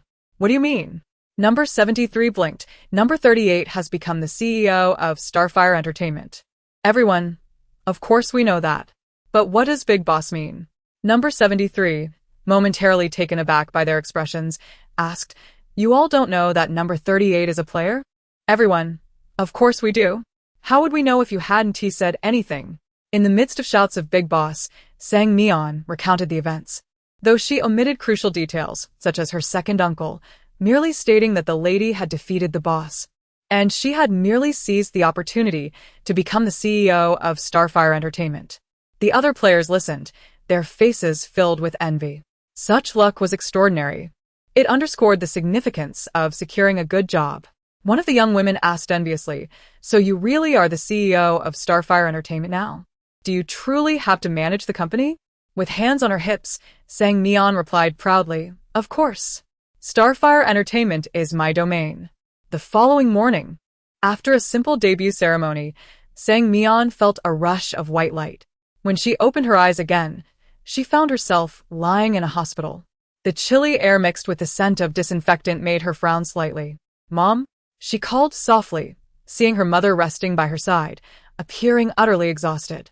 Mian turned to glance at the clock hanging on the wall. It was already noon. She had spent 5 days in the Eerie game. Had 5 days passed in the real world as well? Yet why did she feel no hunger? Quietly, she unplugged the foredrip. Turning her head, she noticed a black card on the table beside her bed. She recognized it as the Eerie invitation. Name, Mian, code 080369 Eerie Energy, 3030, note. 0 means death. Do not let your human identity be discovered. Identity skills, none. Her name was embossed in golden letters, and there was nothing else. Everything she had experienced felt like a dream.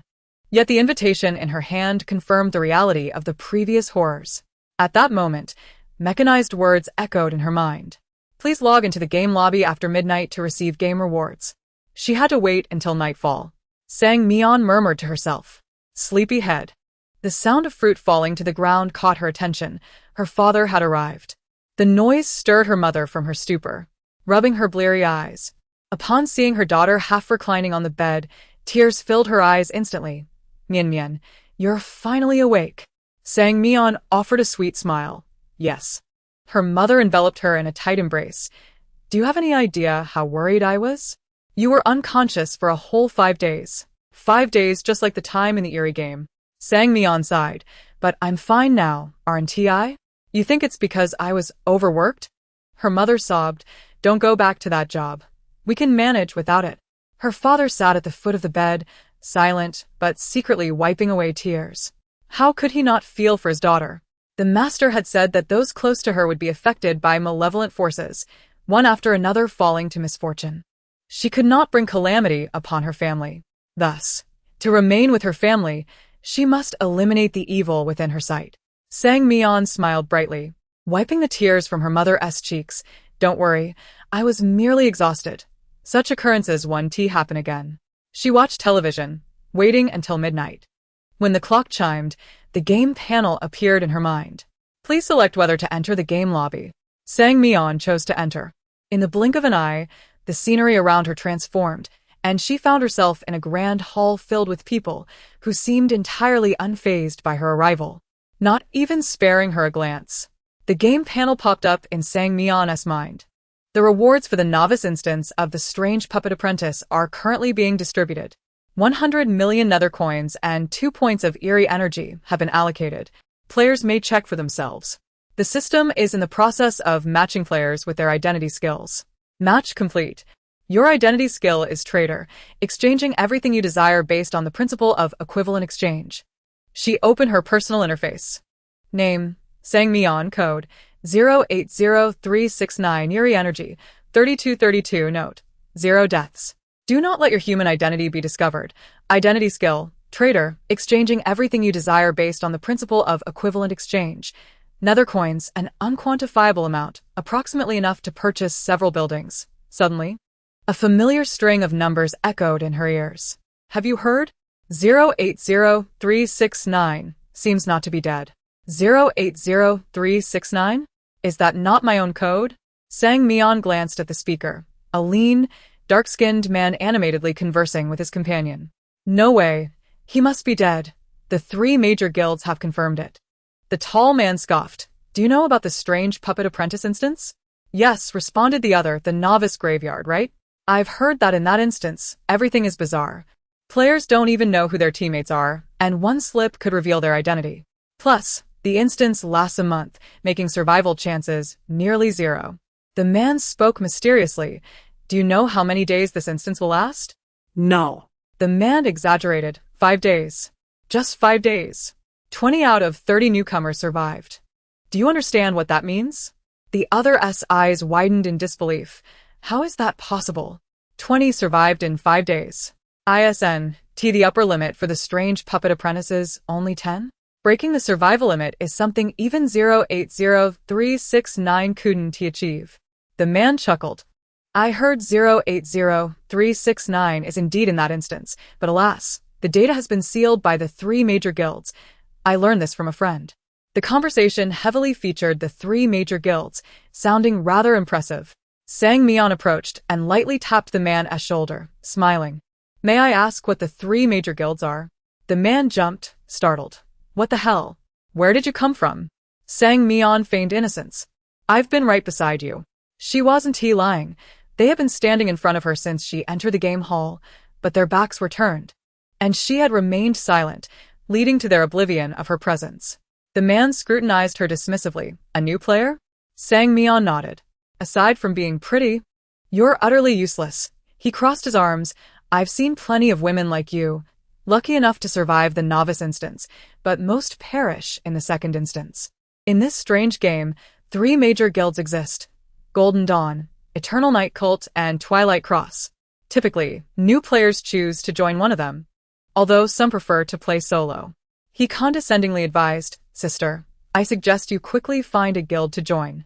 If luck is on your side, and you cling to a powerful figure, you might survive a few more instances. Sang Mian smiled knowingly. Which guild do you belong to? Senior? The man's pride was palpable. Eternal Night Cult. Newcomers aspiring to join our guild must possess extraordinary talent. Someone like you is better off trying your luck with the Radiant Cult or Twilight Cross, as their requirements are far less stringent. Sang Mian inquired shyly. What constitutes a talented new player? He raised his chin. Just ask around in the game hall. Sang Mian glanced up. In the center of the hall was a massive LED screen displaying scrolling red numbers. Surrounding it were smaller screens showing not only red numbers, but also gray ones. These represented the player rankings based on Eerie energy, listing only the top 100 players. The man pointed at the screen with pride. The first place belongs to our Eternal Night Cult's leader. Sang Mian stole a glance. The Eerie energy value was 72, indeed quite high. The other screens showcased the instances open today, indicating the number of players in each coded instance, with gray numbers representing the deceased.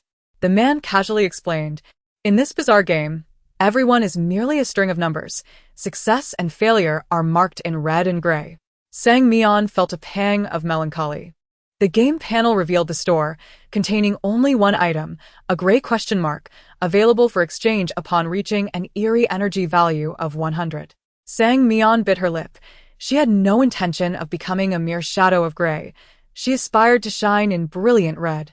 To claim game rewards to rid herself of the malevolent entity in her left eye. She yearned to become a truly normal person. It was then that the dark-skinned man recalled to inquire, "From which instance did you emerge, newcomer?" "I recall only 3 novice instances were opened a few days ago." Sang Mian replied languidly, "Strange puppet apprentice." The man was taken aback, and even his companion was left speechless. You are actually a newcomer from the strange puppet apprentice." Realizing something, he excitedly exclaimed, "Would you be interested in joining our guild? Ours is the most prestigious among the 3 major guilds. Once you are in, you'll have a safety guarantee for future instances." Sang Mian's beautiful face lit up with a smile. "Really?" Sang Mian asked, "What are the fees?" 50% of the mainline rewards from each instance, and newcomers only need to pay 50 million nether coins. Sang Mian's evaluation was that it was akin to extortion, so she replied that she would consider it. The man, noticing her indifference, felt an inexplicable surge of anger. "What? Do you look down on our guild?" Sang Mian merely shot him a glance, remaining silent. Sang Mian found it rather amusing. She understood that the 080369 he referred to as not herself, but the previous owner of that code, Lin Bucci. Fool. Having already gleaned all the necessary information, she saw no need to indulge him further. "What did you just say? Are you tired of living?" The man threatened, raising his hand to strike. As his palm approached her face, Sang Mian swiftly grasped his wrist and twisted it forcefully. The man cried out in pain. The system had just informed her that the game hall was part of the bizarre world, and the only measure of strength was Eerie energy. Thus, she felt no fear of his aggression, for her Eerie energy was vastly superior to his. Meanwhile, the recruitment department of the Eternal Night cult was holding a meeting. At the conference table, a man with frameless glasses handed a tablet to the man seated at the head of the table. "Leader, here are the profiles of all players in the Strange Puppet Apprentice. We anticipate new players will log into the game hall tonight." The man at the head, dressed in a black shirt, bore a sly smile as he glanced at the tablet. 080369 is still alive. Is that a worm? Perhaps the code has been reused. The man with frameless glasses smiled gently. We witnessed him die in the instance. The doctor, ever the optimist, was subjected to the mocking tone of the man in the main seat, who interlaced his fingers beneath his chin. So, "Can this optimistic doctor help me eliminate 080369 once more?" The president jested, his tone laced with sarcasm. "You know that killing is forbidden in the game hall." The doctor's expression remained unchanged. He had grown accustomed to the president's sharp tongue, a well-known fact that no one could escape its venom. "Then you should hurry and find someone."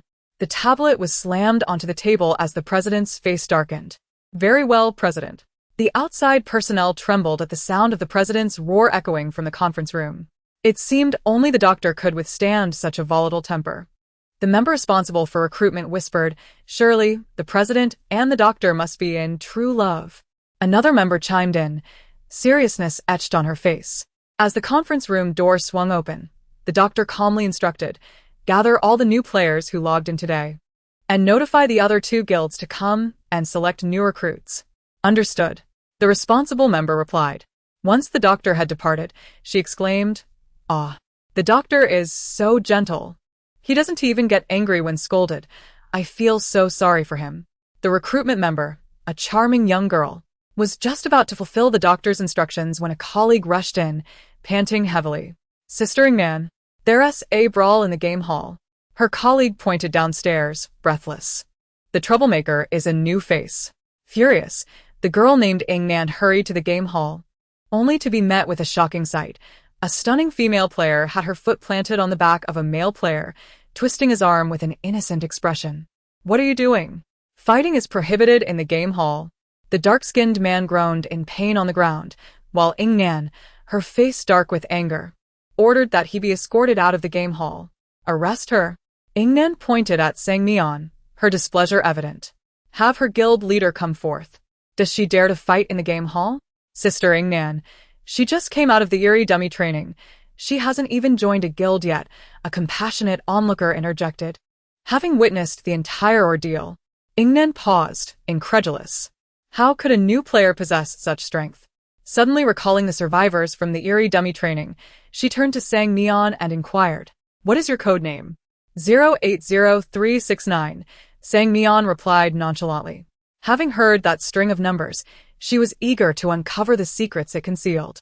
The moment the words left her lips, she sensed a shift in the expressions of those surrounding her. Some were surprised, while Ingnan's countenance morphed from disbelief to a menacing glare, as though she had uttered something blasphemous. Sang Mian managed an awkward smile, instinctively taking 2 steps back. "Is there a problem?" No one responded to her. Suddenly, several burly men lunged at her. Reacting swiftly, she dodged their attack. Bewildered, she thought, weren't these people players? Why resort to violence? When the men charged at her once more, she resolved to flee. There was no way she would remain a passive target. Sang Mian was no fool. Just then, the previously silent panel emitted a voice. "Player 080369, greetings. As the president of Starfire Entertainment, you must assume your responsibilities, or the system will forcibly transition you to the next dungeon. Please proceed to Starfire Entertainment within 1 hour. Countdown begins. 59 minutes 59 seconds. 59 minutes 58 seconds. As she dashed about, she spotted the exit of the hall on the first floor and bolted towards it without a second thought. Is she out of her mind? It's dangerous outside. You can't leave the game hall. Players gasped in disbelief. That player is courting death. Ingnan halted her pursuit. Stop chasing her. The game hall is still within the territory of the Endless Realm. It merely provides a building for player interaction. Beyond the game hall lies a domain that is absolutely forbidden to tread, even for the president. Countless horrors await to devour players in an instant. Only death can assure the president's peace of mind regarding 080369. If she runs out and meets her end at the hands of the horrors, they won't have to lift a finger. Pushing open the revolving door, Sang Mian was met with a wave of chilling malevolence, so dense it made her shudder. A multitude of crimson eyes turned to her, and she gasped in horror. They were all horrors, their malevolence exceeding the level of death spirits, with most being vengeful spirits. No wonder the other players had refrained from pursuing her. To them, her actions were tantamount to seeking her own demise. Chapter 18. The game hall. Before she could make a move, the strange figure emitted a sound. Wait a moment, are you the newly appointed president of Spark Entertainment? Could it be that you're a familiar spirit? As Sang Mian looked down, she realized she was unfamiliar with his face. Do you know me? The eerie figure slowly rose from the ground and chuckled. Such a significant matter has made the evening headlines. Everyone knows you are the youngest entrepreneur in the abyss. It was then that Sang Mian noticed the friendly smiles adorning the faces of all the surrounding figures, each addressing her with the utmost respect as president. Indeed, she held a position of status amongst the Eerie, and who would dare to treat her otherwise? She smiled slightly. Could I trouble you with something? The players in the hall were utterly bewildered, peering through a glass door. Why weren't they consuming her? Che Ingnan was equally puzzled. This shouldn't be the case. They were even engaging in conversation. The Eerie figures showed no intention of harming her, and within moments, she observed a vehicle arriving to pick up 080369. Che Ingnan exclaimed. Has she lost her mind? The Eerie figures are driving away with the player, and respectfully at that. A player remarked seriously, I think my eyes are malfunctioning. But I should be fine, as I clearly know this is all an illusion. After a prolonged silence, Che Ingnan finally accepted the absurdity of the situation and instructed her colleague, go inform the doctor. The vehicle came to a halt at Spark Entertainment, and Sang Mian was greeted once more by the familiar Spark Entertainment building. Thank you all, do come by my company for tea someday. She waved at the Eerie woman in the car. The woman, taken aback, responded, it is my honor. Congratulations, player, for successfully arriving at Spark Entertainment on time.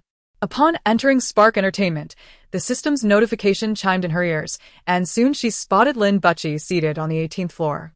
Sang Mian could not muster any warmth towards the former owner of 080369, for it was he who had instigated her perilous chase. Lin Butchie seemed to anticipate her demeanor, offering a gentle smile. Have you been to the game hall? Everything is all right, I hope? Did they do anything to you? Sang Mian replied curtly, and Lin Butchie followed her into the president's exclusive office. I apologize for not clarifying certain matters with you beforehand, Lin Butchie said sincerely. However, there is a reason for it all. You must truly experience it to understand the dangers that lie within. Sang Mian felt her lips twitch. A 50% cut was indeed quite perilous. Her entry into the Eerie game was unique, as she had successfully inherited Lin Butchie's code name and 10 points of Eerie energy. The benefits were evident, yet the drawbacks began to emerge from the player guild. Lin Butchie closed the door to the president's office and solemnly introduced her to the player guild. There has long been a rumor concerning an evil god in the Eerie game. This god has been slumbering within the abyss, and to awaken him, one must return his powers. The very name evil god evoked sinister connotations, and Sang Mian instinctively touched her left eye. Is someone attempting to resurrect the evil god? Desire always breeds darkness, Lin Butchie continued helplessly. Everyone knows that reaching 100 points of Eerie energy allows one to exchange for a wish, yet this is exceedingly difficult. Thus, rumors have spread that whoever awakens the evil god may possess an unlimited wish quota. Sang Mian scoffed. Just rumors. Surely no one believes that? Lin Butchie inquired. What do you think? Sang Mian fell silent, realizing that some would indeed risk everything for such an unrealistic wish. Lin Butchie explained. The three major guilds are divided into three factions. The Eternal Night Church, which seeks to awaken the evil god, is the faction currently posing a threat to you. The Twilight Cross opposes the resurrection, while the Golden Dawn remains neutral, refraining from involvement. Sang Mian questioned. So, what is your relation to this? Why do they seem to go mad at the mere mention of your code name? I belong to the Twilight Cross, Lin Butchie paused. Moreover, I have discovered the artifact rumored to awaken the evil god. Sang Mian's eyes widened in disbelief. So the rumor is true? Perhaps, Lin Butchie said, stretching his neck, his Adam's apple subtly moving. Sang Mian shot him a disdainful glance. Pervert, Lin Butchie replied. Sang Mian continued, do you have a cross-dressing fetish? Lin Butchie glanced at his black dress, a blush creeping onto his sharply defined face. He abruptly changed the subject. You are currently using my code name, which means the Eternal Night Church believes that artifact is in your possession and will not let you go easily. Sang Mian, finding the blushing corpse oddly endearing, rested her chin on her hand and quipped, thanks to you, I can no longer even enter the game hall. Lin Butchie chuckled. We are like two grasshoppers bound together. Perhaps we should discuss cooperation? Sang Mian immediately became wary. You go first, I'll assess. Lin Butchie proposed, help me preserve my body and refrain from incinerating it, and I will do my utmost to assist you in navigating the dungeon. Sang Mian eyed him skeptically. With your mere 10 points of Eerie energy? A knock interrupted their conversation. Sang Mian, seated in the president's chair, called out, come in. As the door opened, she saw a pair of black-clad legs. It was a suited man, carrying a stack of papers that obscured his upper body, leaving only his legs visible. Sang Mian cleared her throat twice. Is there something you need? Suddenly, the suited man deposited a mountain of paperwork onto her desk. Bowing his head respectfully, he said, these are the pending business matters and company accounts for your review, President. As the president of Spark Entertainment, it is imperative for the player to fulfill presidential duties. Please endeavor to execute your responsibilities. Overwhelmed by the sheer volume of work before her, Sang Mian felt a wave of despair wash over her. It seemed she had transformed from a mere human into a beast of burden in this realm. Amidst the thick stack of paperwork, she spotted a pink envelope. Upon opening it, she discovered a love letter. Dear esteemed President of Spark Entertainment, the moment I laid eyes upon you, I was irretrievably captivated. We are undoubtedly a match made in heaven. If possible, would you consider marrying me? I shall arrive by your side at 4 o'clock in the morning 3 days hence. Eagerly awaiting your answer. The letter was signed by the president of the Red Moon Hotel. Sang Mian recalled the hotel vividly, having stayed there within May, where the room rates were exorbitantly high, akin to robbery. Yet she had never encountered the president of the Red Moon Hotel. How could he have fallen in love with her? Noticing Sang Mian's furrowed brow, Lin Butchie leaned in. The Red Moon Hotel, he remarked, his expression complex. Sang Mian inquired, is there a problem? Regardless, I won't be here in 3 days. Lin Butchie pointed to the date. Have you looked closely? Sang Mian followed his finger. and shock registered on her face. What the hell? This love letter was delivered 3 days ago. She was unsure how time was calculated in the abyss. After a brief pause, she asked Lin Butchie, "What time is it now?" Lin Butchie smiled. "In 10 minutes. It will be 4 o'clock in the morning." Sang Mian sprang to her feet. "I need to hurry." Based on the previous president's eerie energy, the president of the Red Moon Hotel would undoubtedly be a formidable character, and she did not wish to risk her virtue in the abyss. Lin Butchie jested, "Your charm is quite substantial. Even the president next door has fallen for you." Sang Mian replied, "Shut up." She had no desire to be the object of such peculiar affection. Nearby, a suited employee shouted in despair as he watched Sang Mian leave. "President, you haven't addressed the company matters. The company has been in utter disarray during your absence." Sang Mian, while running, called back, "Leave it to Zhao Xiaoya. After all, she has obligated to work for me for free for 30 years. Handling work shouldn't be too much to ask, considering I can't possibly be at Xingho Entertainment every day." Lin Butchie, both amused and exasperated, hurried after Sang Mian. Just as they were about to exit the Xingho Entertainment building, a black business car happened to be parked downstairs. Sang Mian waved at the vehicle and flashed a broad smile, revealing her 8 prominent teeth. "Driver, could you give me a ride? I'm the president of Xingho Entertainment. Your fare is guaranteed." The tinted window of the black vehicle slowly descended, revealing a man who peered at her before responding in a deep voice, "Get in." Oh. The driver was quite handsome. Sang Mian happily climbed into the car, realizing the perks of being a president made hitching a ride so convenient. As soon as the door closed, the man started the engine. It seemed the driver hadn't heard her as he accelerated rapidly. "Stop. Please stop." "Didn't you hear me?"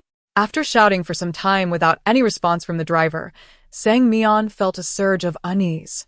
She noticed the tissue box in the car, pure white and reflecting a blood-red moon, growing increasingly familiar. Sang Mian's face turned pale. She recalled that the same type of tissue box had been in her room at the Red Moon Hotel. Could it be that this driver was the president of the Red Moon Hotel? She discreetly assessed the driver's Eerie aura, which registered at 53 points. While the former president had been at 57 points, there shouldn't be much difference. Perhaps jumping out of the car might allow her to escape a potential disaster. However, glancing at the speeding scenery outside, she realized the car was moving too fast. Jumping out would most certainly lead to her untimely demise on the street. Thus, she quickly abandoned that thought, reasoning that if she was to meet her end, it should be in a manner befitting her dignity. With a resigned attitude, she inquired, "You didn't invite me for a meeting, just a race, did you?" Only then did the driver respond, "You finally recognized me?" His tone tinged with a hint of grievance. Sang Mian was taken aback. "Wait. Do we know each other?" The driver finally ceased his reckless speed, pulling over to the side of the road, and then began to remove his clothing. Sang Mian quickly covered her eyes, exclaiming, "No. Men and women should keep their distance. What are you doing? Are you trying to seduce me?" The author wishes you a good night, with a kiss. Chapter 19, The Third Eerie Hospital 1, Revised. Ultimately unable to resist her curiosity, she peered through the gap between her fingers. The young driver's back bore a faint scar that meandered from his neck down to his coccyx. This familiar stitching technique sparked a recollection. "Lao Tsanyue?" The driver, suppressing his excitement, replied with feigned calmness, "It's me." Lao Tsanyue was the first corpse she had handled as an embalmer. It was said he had been brutally murdered on the spot, leaving behind that horrific scar, with exposed flesh revealing stark, white bones. Sang Mian remembered Lao Tsanyue was taciturn, often silently observing her as she tended to his body. Occasionally uttering, "Aren't you afraid?" Sang Mian dismissed him. What was the point of fear, if she had chosen this profession? However, this young man had an unusual mindset, believing that her suturing of his wounds signified love, insisting they should die together. Thankfully, the deceased could only linger in the mortal realm for 7 days. Otherwise, she feared he might truly take her away. A shiver ran down Sang Mian's spine as she reflected on how the once obsessive youth had now become the proprietor of the Red Moon Hotel. His future was indeed bright. Yet, he seemed quite taken with her, alleviating any fears for her safety. With a face full of anticipation, Lao Tsanyue proclaimed, "Previously, we were separated by realms. But now you are the president of Xingho Entertainment, and I am the owner of the Red Moon Hotel. We are indeed a match made in heaven. Will you marry me? Sang Mian scrunched her little face in awkwardness. You are aware of my second uncle status. His standards for my boyfriend are quite high. She paused, looking at Lao Tsanyue. He despises men who only speak without taking action. Feeling anxious, Lao Tsanyue realized he had offered nothing to Sang Mian. However, she was the first woman willing to touch his body, unperturbed by his filthy, decayed form, and had lovingly stitched him together. Yet, he had contributed nothing in return. Awkwardly, he stammered, I possess nothing but money. I can give you all my wealth and the entirety of the Red Moon Hotel. Whatever you desire, it is yours. Seeing the adoration in Lao Tsanyue's eyes, Sang Mian bashfully lowered her head. Really? Anything? Suddenly, a brilliant idea struck her, though she was uncertain of its feasibility. If the player guild had shown her no mercy, she could not be blamed for her actions. Of course, Lao Tsanyue's icy demeanor softened into a tender smile, a stark contrast to his imposing presence, which felt somewhat eerie. My second uncle said that a girl must be independent, so I cannot merely accept from you. With fervor, Lao Tsanyue declared, How could I take from you? My love for you is incomparable to any material possession. Sang Mian, overwhelmed with emotion, replied, That is wonderful. I never expected you to be so generous. Then, may I have your eerie energy value? Sang Mian attempted to access her identity skills in the panel, and to her astonishment, she succeeded. It appeared her identity skills could indeed be applied in the realm of the abyss. With heartfelt sincerity, she asked Lao Tsanyue, Could I exchange your love for 50 points of eerie energy? Lao Tsanyue paused, initially taken aback. The proposition seemed reasonable, yet something felt amiss. Observing his expression, Sang Mian felt disheartened. It seems your love for me is merely superficial. You do not truly love me. Open the door. I wish to exit the vehicle. In alarm, Lao Tsanyue could no longer maintain his indifferent facade. What was merely 50 points of eerie energy? True love required the sacrifice of everything. Thus, he proclaimed, I am willing. Lao Tsanyue's sincere love equates to 50 points of eerie energy. The transaction is complete. Goodness. They say love is priceless. Yet someone has calculated its value. 50 points of temporary eerie energy have been credited. Your current eerie energy is 82 points, valid for 3 hours. As the system issued a notification, Sang Mian excitedly opened her game panel. Name, Sang Mian, code, 080369 eerie energy. 8282 note. 0 means death. Please do not reveal your human identity. Identity skill. Trader. Exchange everything you desire based on the principle of equivalent exchange. The eerie energy value in her personal panel had indeed changed. At that moment, Lao Tsanyue also felt a shift within his body, staring at Sang Mian in astonishment. After years in the abyss, he had never witnessed such a bizarre occurrence. She had truly taken his eerie energy. Sang Mian felt the transformation within her, an overwhelming strength coursing through her entire being. She was amazed. The eerie energy could indeed be exchanged. While it was only for 3 hours, it was sufficient. With a mischievous grin, she thought, why fear the Eternal Night Guild when she could establish her own guild? Meanwhile, Che Ingnan stared at the LED screen in disbelief. 080369's eerie energy had skyrocketed to first place, surpassing their guild leader by a whole 10 points. Yet 080369 was still a newcomer. Having barely made it onto the leaderboard initially, how could she possibly leap to the top? The gaming hall erupted in chaos as all players turned to the large screen. It's 080369. He died. Impossible. The 3 major guilds have all acknowledged his death. How could this be real? How ignorant. I told you 080369 must still be alive. You wouldn't believe me, but now look who has been proven wrong.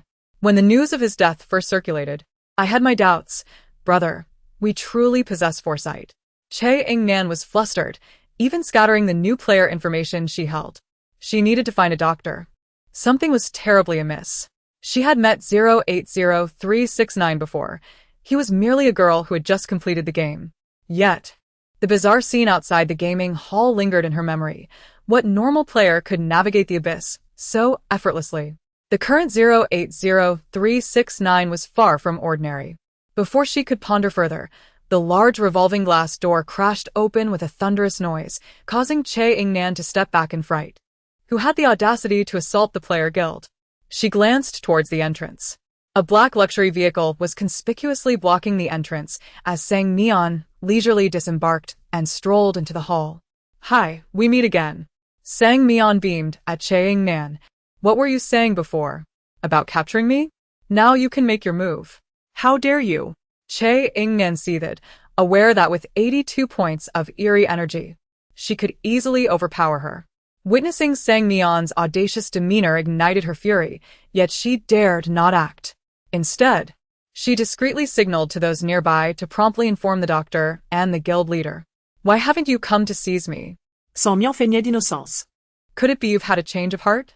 Che Ingnan's face darkened, resembling the bottom of a pot. That is splendid. There must have been a misunderstanding. Sang Mian, as if entering her own home, boldly pulled out a chair and sat down, thoughtfully providing a reason. Honestly, I believe 3 guilds are too few. So, I plan to create a new guild, though I am unsure of the process. Just you? Che Ingnan could not help but retort. Sang Mian cleared her throat, and an aura of dense eerie energy enveloped her, causing all players in the hall to gasp in astonishment. With such formidable power, it was not impossible for her to turn the player hall upside down. Sister Ingnan, you should really enlighten her. Someone whispered, unable to contain themselves. Che Ingnan shot a fierce glare at the speaker, wondering if silence would lead to her demise. Just as the situation reached a stalemate, a man dressed in a white shirt and rimless glasses emerged from the crowded hall. Upon seeing him, Che Ingnan finally exhaled in relief. Her voice tinged with grievance as she said, Doctor, you have finally arrived.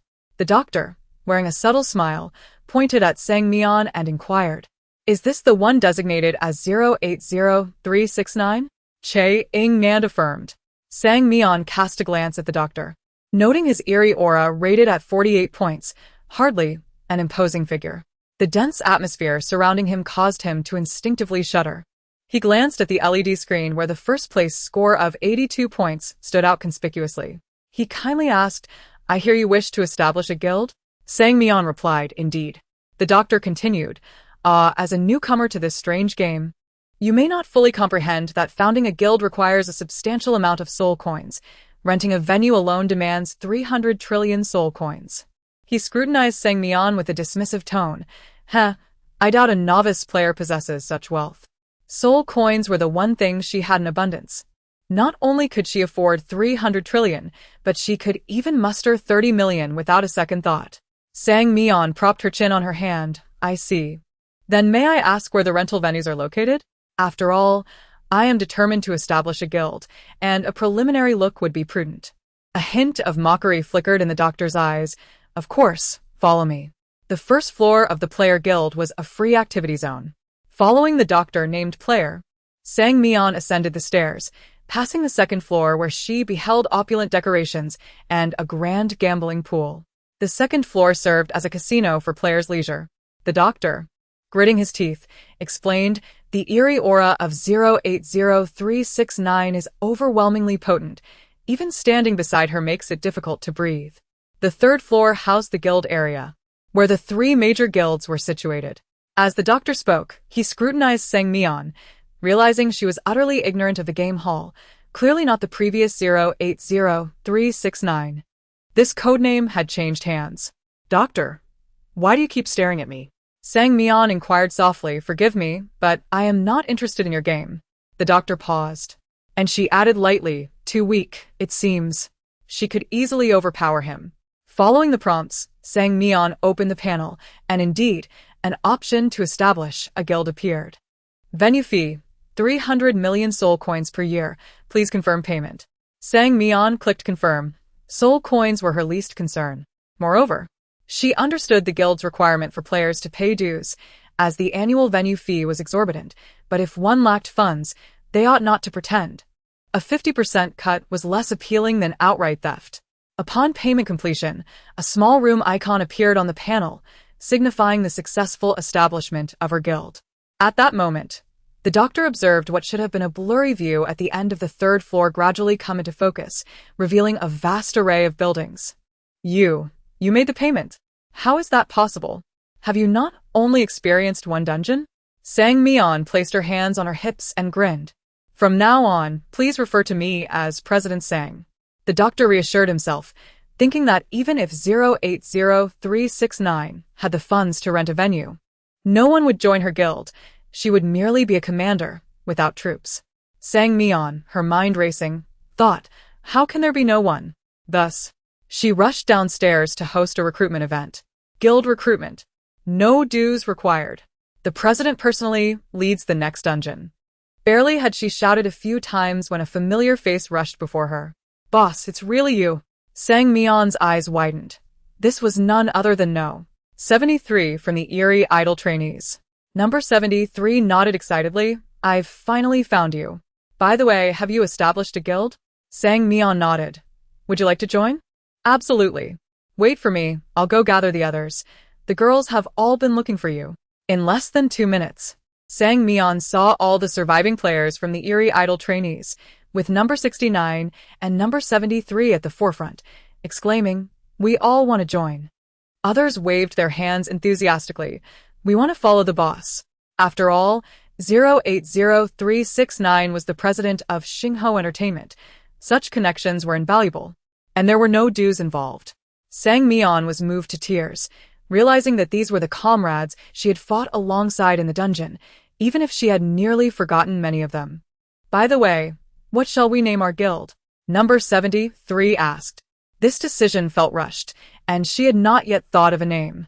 Standing in place, Sang Mian pondered for a moment before earnestly declaring, let us call it the No Cilantro Guild. Number 73 responded, Boss, should we consider this more carefully? Look at how sophisticated other guild names are. Sang Mian waved her hand dismissively. Let us go with this.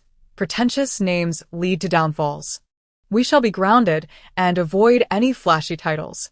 The system's mechanical voice abruptly resonated in Sang Mian's mind. The eerie aura within her body was gradually dissipating.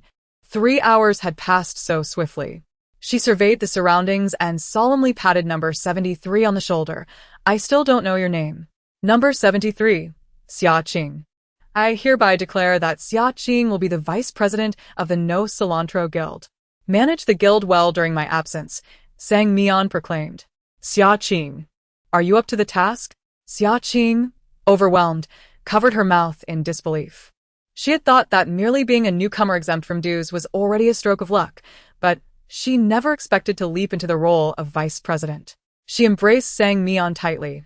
I will manage the guild diligently. President, you can rest assured. With a fleeting thought, she noticed 2 buttons appearing on her panel. The third Eerie Hospital dungeon is now open. Please select whether to enter. Additionally, her desire to reach 100 points of Eerie aura to exchange for a wish weighed heavily on her mind. After careful consideration, Sang Mian chose to enter the third Eerie Hospital. As she pressed the button, darkness enveloped her, and when she opened her eyes again, she found herself in a chaotic environment. The moment she arrived, an eerie chill enveloped her, reminiscent of the game hall outside. This place was undoubtedly rife with strangeness. All the players in the hall, initially astonished by the sudden emergence of a new guild, soon watched in disbelief as the new guild president vanished before their eyes. Spectators began to question with incredulity, what novel maneuver is she attempting? You cannot fathom the thoughts of a boss.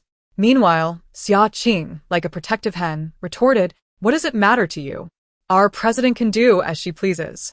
Everyone turned to the LED screen, where 080369's eerie aura was rapidly declining, soon vanishing from the player rankings.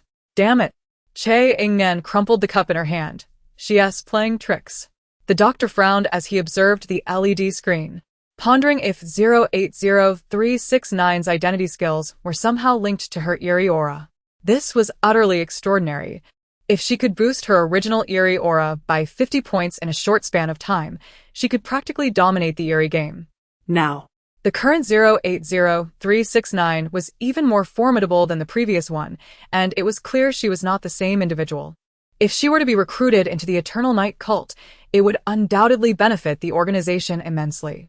He instructed calmly. Ingnan, the player density is too high. Maintain order in the game hall.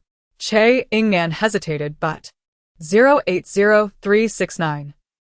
The doctor interjected, this matter does not concern you. Unbeknownst to anyone, a small LED in the corner illuminated, revealing the insignia of the 3rd Eerie Hospital, with the crimson digits prominently featuring 080369. The 3rd Eerie Hospital has officially been entered. Player 080369 has successfully commenced their internship at the 3rd Eerie Hospital, a profoundly valuable experience. Players are urged to cherish this opportunity.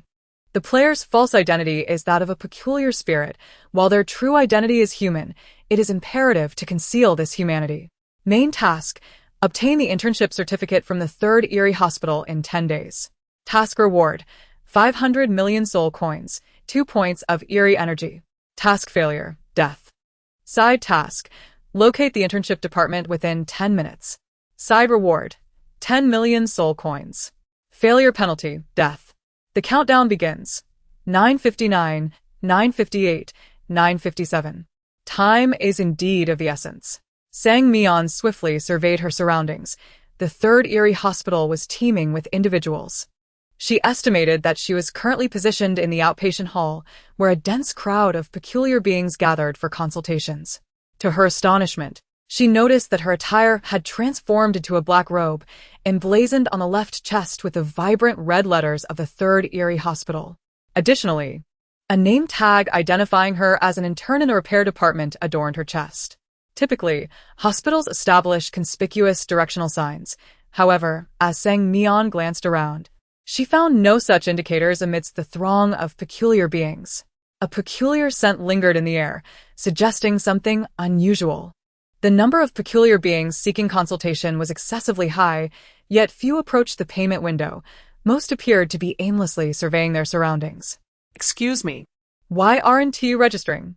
Sang Mian inquired, detaining a plump peculiar being beside her. The rotund figure smirked lewdly, replying, I've heard that many humans have come among the interns. Everyone seems eager for their share. With that, he scrutinized Sang Mian with his fleshy face. Oh, intern, you wouldn't happen to be human, would you? Sang Mian straightened her back, retorting, if you don't recognize me, it seems you're not fit to linger here. The hefty being cast her a glance, failing to discern anything remarkable about her, and scoffed, Who are you? Clearing her throat, Sang Mian coughed twice and revealed a flawless smile, the new president of Xingho Entertainment. Chapter 20. The 2nd Eerie Hospital. This statement attracted the attention of others, and all eyes fell upon Sang Mian. Soon, a voice emerged from the crowd, expressing skepticism. No way. Her Eerie energy level isn't high at all. However, this intern doctor appeared strikingly familiar. Yes, she does seem oddly recognizable, as if I've seen her somewhere before. Wasn't she on the evening headlines? Just a few days ago, it was indeed her. Are you all out of your minds? She is the new CEO of Xingho Entertainment. This has been all the buzz recently. Oh my gosh, it's actually her. The gossip reached the ears of a hefty individual who shook his large head in disbelief. How could that be? The CEO of Xingho Entertainment has such a high Eerie energy level. How could she be replaced by a weakling? You all must be out of your minds. This girl looks just like a delicate human. His incredulity was evident. Time was slipping away, and Sang Mian declared, I believe you all know who I am. Today, everyone who supports me will receive a coupon for the buffet at Hongyue Hotel, as I am quite good friends with the owner. Hongyue Hotel has always been regarded as the highest-end establishment in the realm of the uncanny.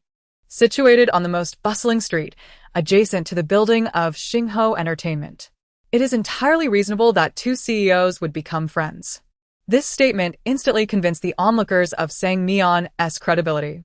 Although they had not seen the evening headlines and were unsure of the truth, the reputation of Hongyue Hotel was impeccable, with each successive owner being quite formidable. Since this intern doctor knew the owner, she must indeed be the CEO of Xingho Entertainment. Sang Mian took out her phone, opened the otherworldly app, and dialed Lu Sanyue, putting it on speaker. Hello? Lu Sanyue's deep, husky voice resonated from the phone. Sang Mian said, I have a friend who wishes to dine at Hongyue Hotel. Could you extend a favor? Sure, Just have them mention your name, Lu Songyue replied, his tone tinged with disappointment. Is that the only reason you called me? Sang Mian chuckled. I'm quite busy at the moment. I'll reach out next time. She promptly hung up. One of the skeptics among the Eerie beings decided to call the reservation line of Hongyue Hotel. After a brief exchange, he excitedly announced to the crowd, it's true. The identity of this intern from Xingho Entertainment is indisputable. She must have come to claim her share upon hearing that the third Eerie hospital would receive humans. Her connections are so robust that she arranged for herself to be an intern. The Eerie beings analyzed the situation with fervor, marveling at how young the CEO of Xingho Entertainment was yet possessed of such cunning. Her future prospects seemed limitless. Unbeknownst to Sang Mian, they had attributed such labels to her. All she knew was that a significant portion of her task time had elapsed, and she was still entangled with this group of Eerie beings. I must act swiftly. Sang Mian pointed at the astonished, hefty man. My identity has been confirmed. What about you? I suspect you are a human. The hefty man was flabbergasted. How could I possibly be human? I'm neither an intern nor wearing a uniform. Once the uniform is off, we are all the same. Who can prove it? Sang Mian retorted. Unless you tear off your arms for us to see. Her words garnered unanimous agreement from the Eerie beings, all eyes fixed on the hefty man. Feeling unjustly accused, the hefty man grew frantic. I am not human. Truly, I am not. Why don't you believe me? Seeing the indifference of the crowd, he gritted his teeth. Damn it. You think you can bully me? I'll fight you. He lunged towards Sang Mian. Desperate times call for desperate measures. Sang Mian stepped back and shouted to the crowd. Whoever removes his arms can dine for free at Hongyue Hotel's buffet. The crowd, initially poised to remain passive, immediately surged toward the hefty man upon hearing the promise. Within moments, he was surrounded. With a resounding rip and the sound of bones fracturing, the hefty man let out a blood-curdling scream as his two bloody arms were discarded. As the crowd dispersed, Sang Mian observed his Eerie energy level plummet from 27 points down to 22. It turned out that even the Eerie beings could be injured. The hefty man had brought this upon himself. Seeing the hefty man struggling on the ground, Sang Mian feigned compassion and instructed someone to take him to the restoration department. Time was of the essence, and she swiftly followed the crowd forward, finally reaching the staircase that led to the second floor after navigating a convoluted corridor. The side quest was quite treacherous, filled with Eerie beings and concealed staircases, which could easily claim numerous players in one fell swoop. The restoration department doctor glanced at the clock on the wall, counting down the time, and shook his head. Here we go again. Not even there yet. And already someone's dead on the way. It's been ages since I've had a good meal. Suddenly, the door to the examination room was forcefully thrust open, and a throng of Eerie beings poured in, unceremoniously dropping the hefty man on the floor and leaving behind a curt command, reattach his arms. The Eerie beings shook their heads, all claiming ignorance, and then departed. The bloody arms were left on the table, and the restoration department doctor picked them up, examining them for a moment before muttering to himself, the bones are broken. Fixing this will require some time. Do you need assistance? Asked an unexpected feminine voice, causing the restoration department doctor to frown. No, thank you. I prefer not to be disturbed while performing surgery. A small head peeked through the door. All right then. I'll just do my own thing. Upon seeing her attire, the restoration department doctor inquired, Are you an intern doctor? Sang Mian nodded. Indeed. Before the restoration department doctor could respond, another individual rushed through the door, propelled by sheer momentum and headed straight for Sang Mian. Quick as a flash, she managed to grab hold of the person. The girl, with doe-like eyes brimming with panic, pushed past Sang Mian, scanning the surroundings warily. Is this the restoration department? Noticing the girl clad in a black robe and her frantic demeanor, Sang Mian surmised that she too was a player. Players are allies, and perhaps she could even recruit her into her guild. She offered a warm smile and enthusiastically pointed at the restoration department doctor, saying, Yes, that's him. Isn't he quite handsome? Side quest. Please locate the intern department within 10 minutes. Rewards being distributed. 10 million in coins. Players may check at their convenience. The girl exhaled a sigh of relief. The side quest was finally completed. She glanced at the doctor seated in a chair and the hefty man sprawled on the floor, struggling to comprehend the eerie being's uniformly pallid faces, which evoked a sense of foreboding, as if something dreadful were about to occur. The only tolerable sight was the intern doctor, whose delicate features, though pale, were not ghastly. However, whether she was a player remained an enigma. The eerie game was notoriously cunning. Who could say how many eerie beings were disguised among the interns? Adhering to the principle of not offending any eerie beings, the girl offered a faint smile. Yes, quite handsome. Having received numerous compliments, the restoration department doctor, with an impassive expression, dragged the hefty man onto the surgical table behind the examination room, pondering whether these two intern doctors were indeed human. If they were, that would be splendid. He felt as though he were on the verge of starvation. Mian briefly introduced herself to the girl. The girl remained timid. My name is LV Tian. I am also a new intern doctor. Mian displayed an expression of understanding. One must attain the necromancer level to perceive another's eerie energy value, a threshold of sorts, as the initial eerie energy value is a mere 10 points. Each dungeon grants only 2 points as a reward, yet the necromancer level requires 20 points, leaving many players unable to endure more than 5 dungeons. With Lu Tian possessing only 18 points, it is highly probable she remains unaware of her status as a player. Mian approached Lu Tian from behind, placing a hand on her shoulder, and he distinctly felt her body shudder. Lu Tian's pupils constricted. The inability to see Mian's eerie energy value indicated that he was at least an experienced player, with a value exceeding 20 points. A tearing sound emanated from the operating room behind them, and after a moment's pause, she exclaimed, "Really?" Mian replied earnestly, "Do I not appear to be so?" Lu Tian retorted, "You absolutely do not. What kind of player dares to compliment a bizarre doctor in a perilous game?" Nevertheless, the two reached a consensus to collaborate for their internship certification. While waiting, they surveyed the examination room, where a self-introduction of the repair department's doctor was displayed on the table. Lu Tian read aloud, Dr. Wen Bei, age 63. Dr. Wen is already 63 this year. Mian remarked, shaking his head. He certainly appears youthful. It seems he met his demise rather early. Dr. Wen possessed striking features, with a gentle demeanor that could easily earn him a role as the protagonist in an idol drama, were it not for his unnaturally pale face. His eerie energy value was also notably high, at 40 points. Mian suddenly recalled Zhao Xiaoya. This doctor was more handsome than the CEO, and she would undoubtedly be enamored, but alas, she was occupied with her own work and could not visit the hospital. What a pity. Dr. Wen, who had overheard Mian's remarks from the operating table, felt a tremor run through his hand, holding the suturing needle. It was the first time someone had dared to call him old. This was clearly a mark of strength. After the surgery, Dr. Wen removed his gloves and exited, followed closely by a hefty assistant wrapped in white bandages, who trembled at the sight of Mian and swiftly fled the department. Welcome to the repair department internship. I hope we can coexist peacefully over the next 10 days. Dr. Wen smiled insincerely, glancing at their name tags. Xiao Lu. May I call you that? Lu Tian shrugged in agreement. Dr. Wen then turned his gaze to Mian, seemingly awaiting her response. I find that somewhat inappropriate, Mian said with a slight smile. Dr. Wen, do you often watch the evening headlines? The unexpected question left Dr. Wen bewildered, yet he replied gently, the repair department has been quite busy this past month, leaving me little time for that. Mian's expression suggested that this was indeed the case. That explains it, Dr. Wen. I also hold the title of the new president of Xingho Entertainment. Referring to me as Xiao Sang might affect my reputation. The new president of Xingho Entertainment? Dr. Wen's expression stiffened. How could the president of Xingho Entertainment be here? Is there a misunderstanding? Please hold on. I need to make a call.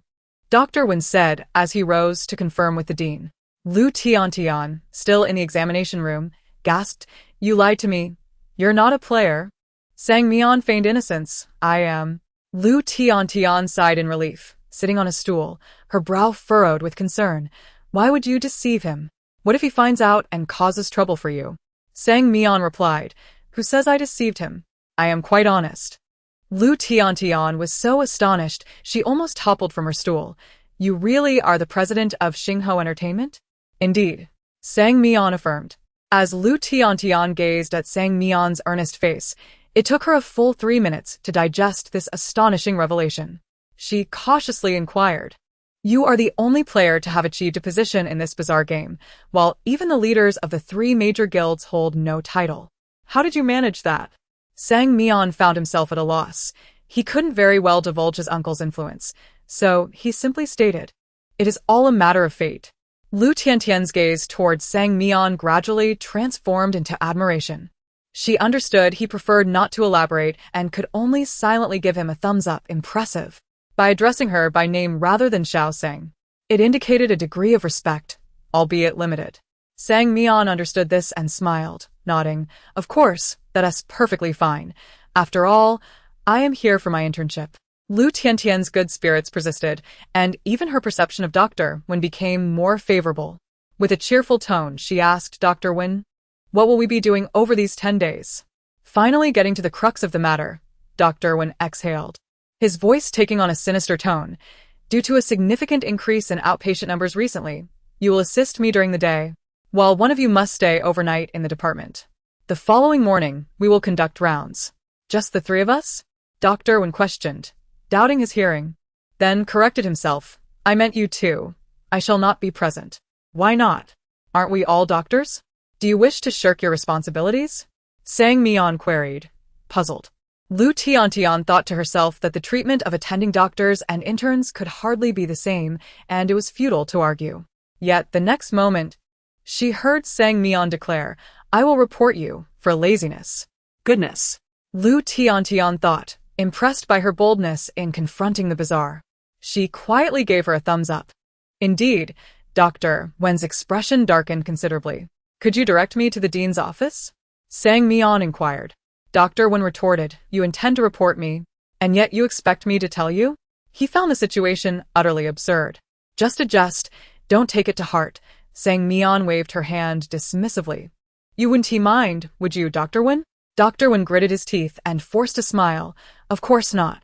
He glanced at the clock on the wall, the time nearing 9 o'clock, and seemed to recall something as he opened his notebook. Upon seeing the notes, his mood improved significantly. The troublesome patient he had been dreading was coming in for follow-up, and he decided to let the interns handle it. Chapter 21. The third Eerie Hospital 3 Wenbei, brimming with joy, hummed a cheerful tune. Regardless of her status as the president of Xingho Entertainment, as long as she didn't perish at his hands, the hospital would remain untroubled. Additionally, it afforded him the opportunity to ascertain whether the 2 interns were indeed human, a dual advantage. Sang Mian was perplexed by Dr. Wen's sudden exuberance and inquired curiously, "Is it time to clock out?" The mischievous grin on Dr. Wen's handsome face appeared somewhat ludicrous. The clinic operated without a lunch break, commencing at 7 in the morning and concluding at 10 at night. Such grueling hours were utterly inhumane. With genuine concern for her employees, Sang Mian remarked, "Dr. Wen, with your charm, have you ever considered switching careers to become an intern? Xingho Entertainment offers a 9-to-5 schedule, weekends off, and generous annual bonuses. We would welcome you with open arms." Such enticing benefits. Wenbei blurted out, but he quickly realized the absurdity of his words. How could he be swayed by such trivial gains? As a person of high standing, he ought to remain steadfast in his principles, dedicated to serving the Eerie. No. "I truly enjoy my current position." After regaining his composure, Wenbei shifted the topic. "I've heard that a human has infiltrated this batch of intern doctors. Are you aware of this?" "Of course," Sang Mian waved her hand dismissively. "There are just a few interns. They will undoubtedly reveal their true nature soon enough." Wenbei removed his black coat and hung it in the small wardrobe within the consultation room. "It seems our department is free of such anomalies. I will check other departments. You too. Please be attentive to the patient arriving at 1 o'clock this afternoon." He smiled slightly. "Rest assured. That guest has a minor ailment. I trust you can handle it." "All right, you can count on us," Sang Mian affirmed. However, Lu Tiantian sensed something amiss. Was Dr. Wen truly comfortable with the interns attending to patients on their own? They were still unfamiliar with the examination procedures. Once Dr. Wen departed, Lu Tiantian asked curiously, "Can you treat patients?" Sang Mian pondered for a moment. "In the human realm, I worked as an embalmer. It shouldn't be vastly different from the field of restoration. Both involve repairs of a sort. Lu Tiantian responded, "Why do I suddenly find that quite reasonable?" In the peculiar consultation room, Sang Mian picked up a conspicuous notebook from the table, its reddish-brown texture remarkably soft. "What a beautiful notebook," Lu Tiantian remarked as she took it from Sang Mian. "The leather is quite exquisite. The items in this eerie game are truly delicate." Sang Mian replied nonchalantly. Human skin typically possesses such qualities, smooth and elastic. With my years of experience as an embalmer, I can confirm it is indeed human skin. She pointed to the pens in the pen holder. "Look, those pens are crafted from human bones. It's quite evident." Lu Tiantian felt a chill run down her spine. "All right, I really don't want to know anymore. Please refrain from explaining anything related to human body parts in the future." Sang Mian scratched her head, finding it perfectly normal, yet Lu Tiantian seemed utterly unable to accept it. She opened the beautiful notebook, revealing the first page scrawled with the words "Patient Appointment Registration." It turned out to be a ledger. The faint metallic scent of blood wafted from the pages, and her curiosity led her to flip to today's date. The page was densely filled with names. She distinctly remembered Doctor when saying there was only one patient. Her thoughts froze for a moment. Then clarity struck. When Bei had done this intentionally. Lu Tiantian, observing Sang Mian's expression, leaned in curiously to glimpse the notebook. Upon seeing the numerous appointments, her mind shattered. There are so many people. Sang Mian glanced at the time, her expression grave. Indeed, there are this many. Lu Tiantian grimaced. What are we going to do? If we inadvertently expose ourselves, the consequences could be dire. Sang Mian closed the notebook. There is only one solution. What is it? Lu Tiantian inquired. We should flee while there's still time. But won't that affect our internship certificates? Who cares about the internship certificates when our lives are at stake? Sang Mian's words left Lu Tiantian speechless. It was true. Survival took precedence over any certificate. Don't be so glum. Sang Mian patted her head. Do you think it's reasonable for Dr. Wen to leave us to handle so many patients? Unreasonable. Completely unreasonable. But what can we do when he has such a powerful entity and we are merely weak human players? Lu Tiantian lamented. Even if it's unreasonable, we're left with no alternatives. Sang Mian regarded her oddly. Didn't I mention before? We should report him.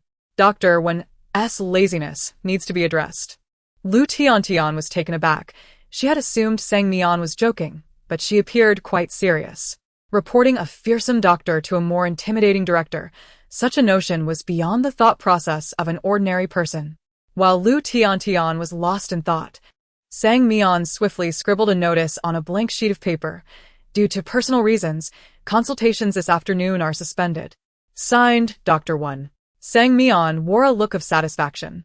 This is excellent, don't you think? Seizing the opportunity before 1 o'clock arrived, Sang Mian and Lu Tiantian quietly slipped out of the restoration department. The hospital corridor was eerily empty, and guided by memory, Sang Mian navigated through various departments, including dermatology, internal medicine, ophthalmology, dentistry, and even psychological counseling.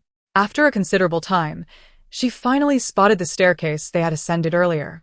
Just as she contemplated whether to ascend or descend, a cacophony of footsteps and boisterous chatter echoed from below. Her countenance paled, and she anxiously turned to Lu Tiantian. What time is it now?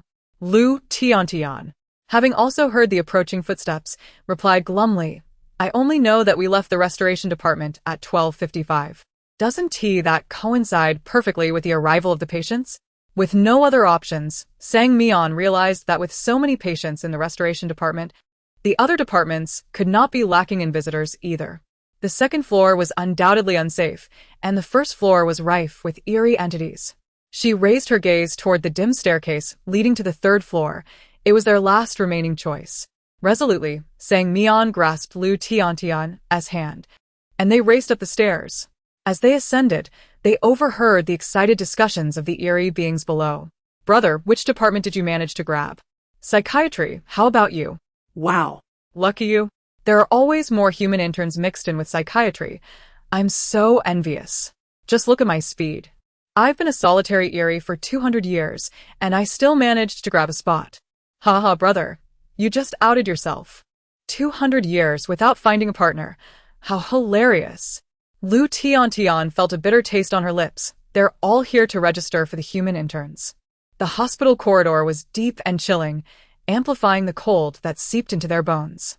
It was no wonder that the influx of patients this afternoon was so significant, nor why Dr. Wen had abandoned them. This was the reason, Lu Tiantian murmured to herself.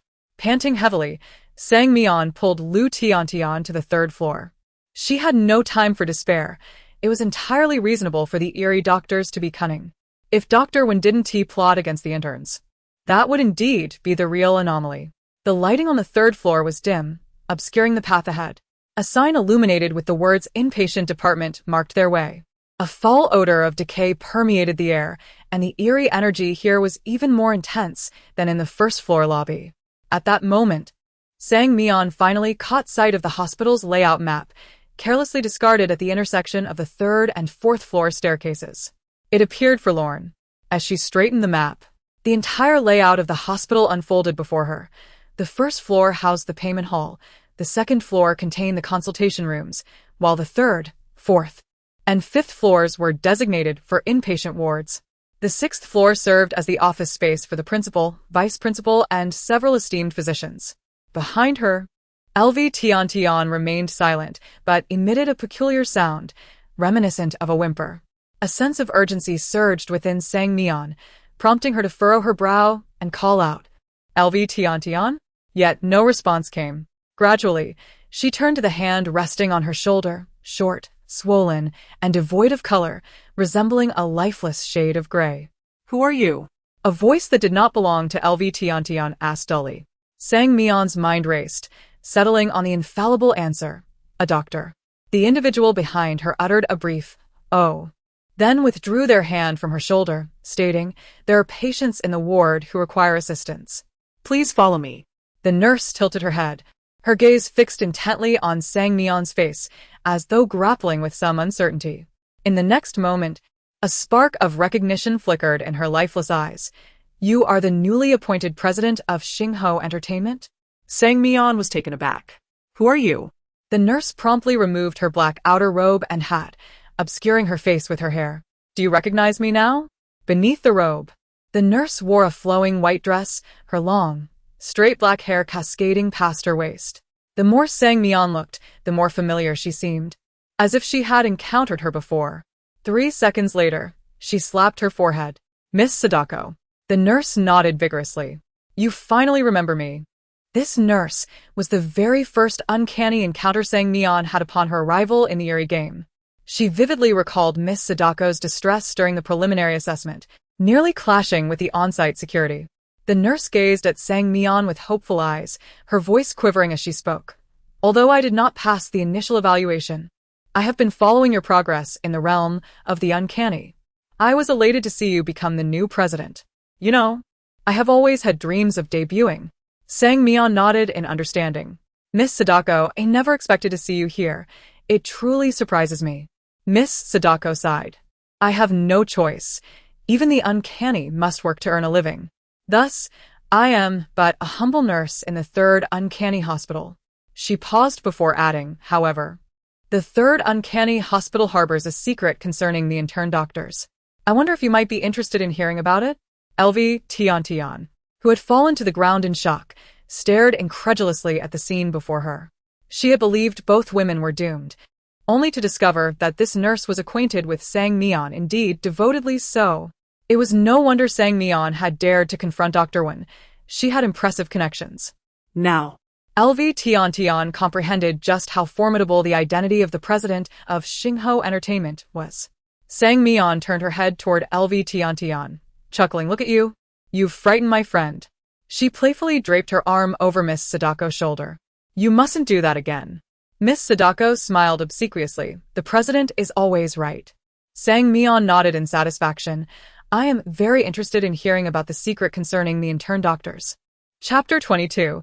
The third Eerie hospital. The dimly lit and foreboding corridor of the inpatient department was not a place for conversation. Sang Mian and Lu Tiantian trailed behind Miss Sadako, who had concealed her long hair beneath a nurse's cap, donning a black nurse's uniform that appeared particularly eerie in the damp gloom.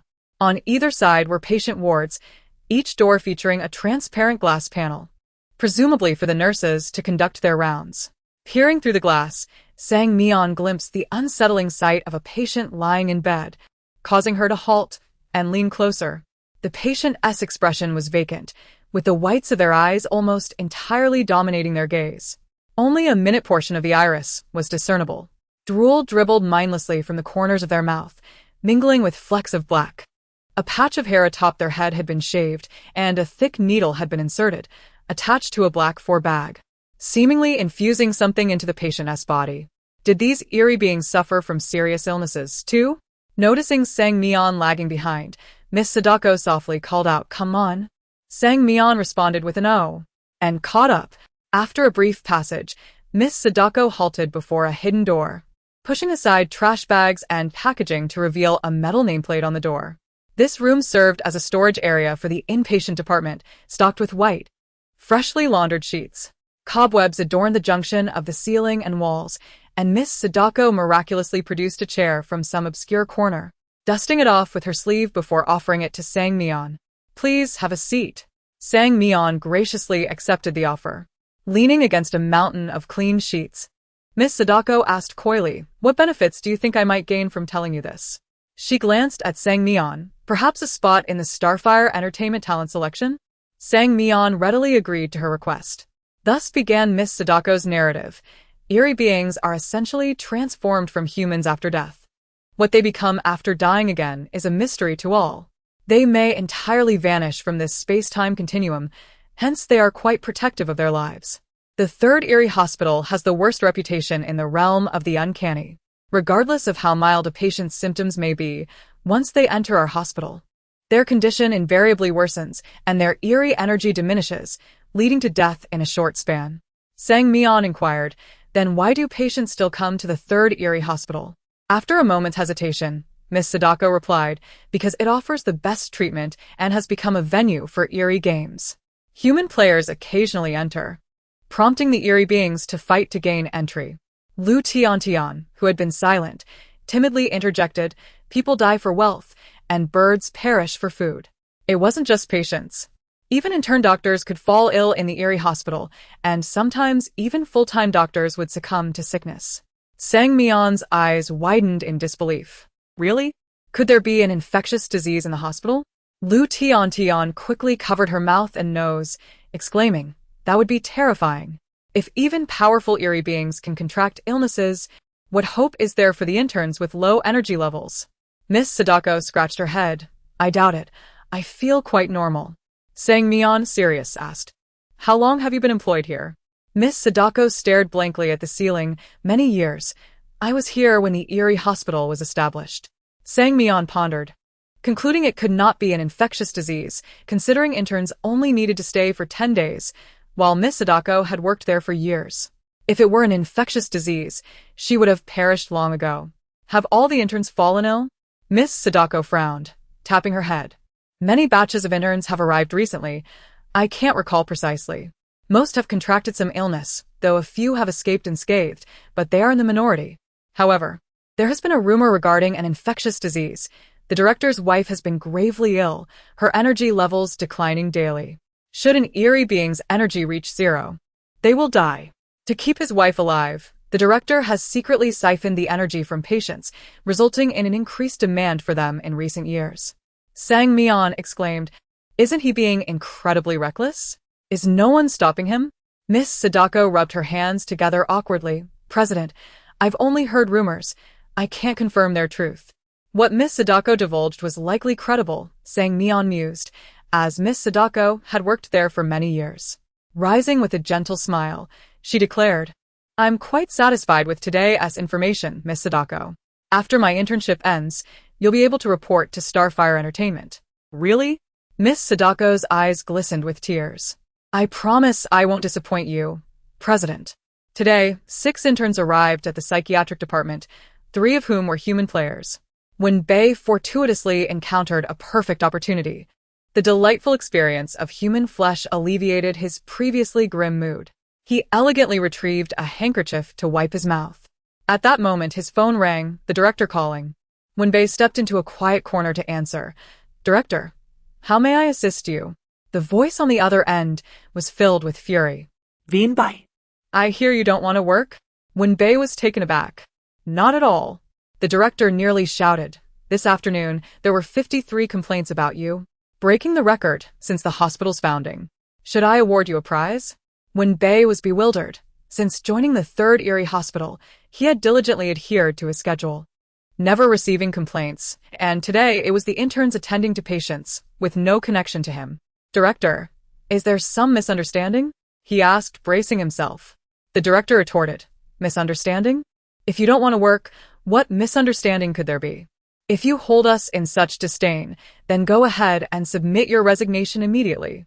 The call ended abruptly, leaving Wenbei in disarray. Had he truly been dismissed after departing for less than 3 hours? Something felt amiss.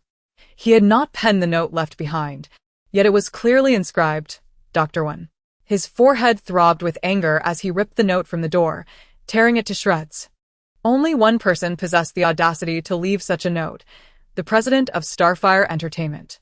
Using his status to bully others in the hospital was intolerable. Very well.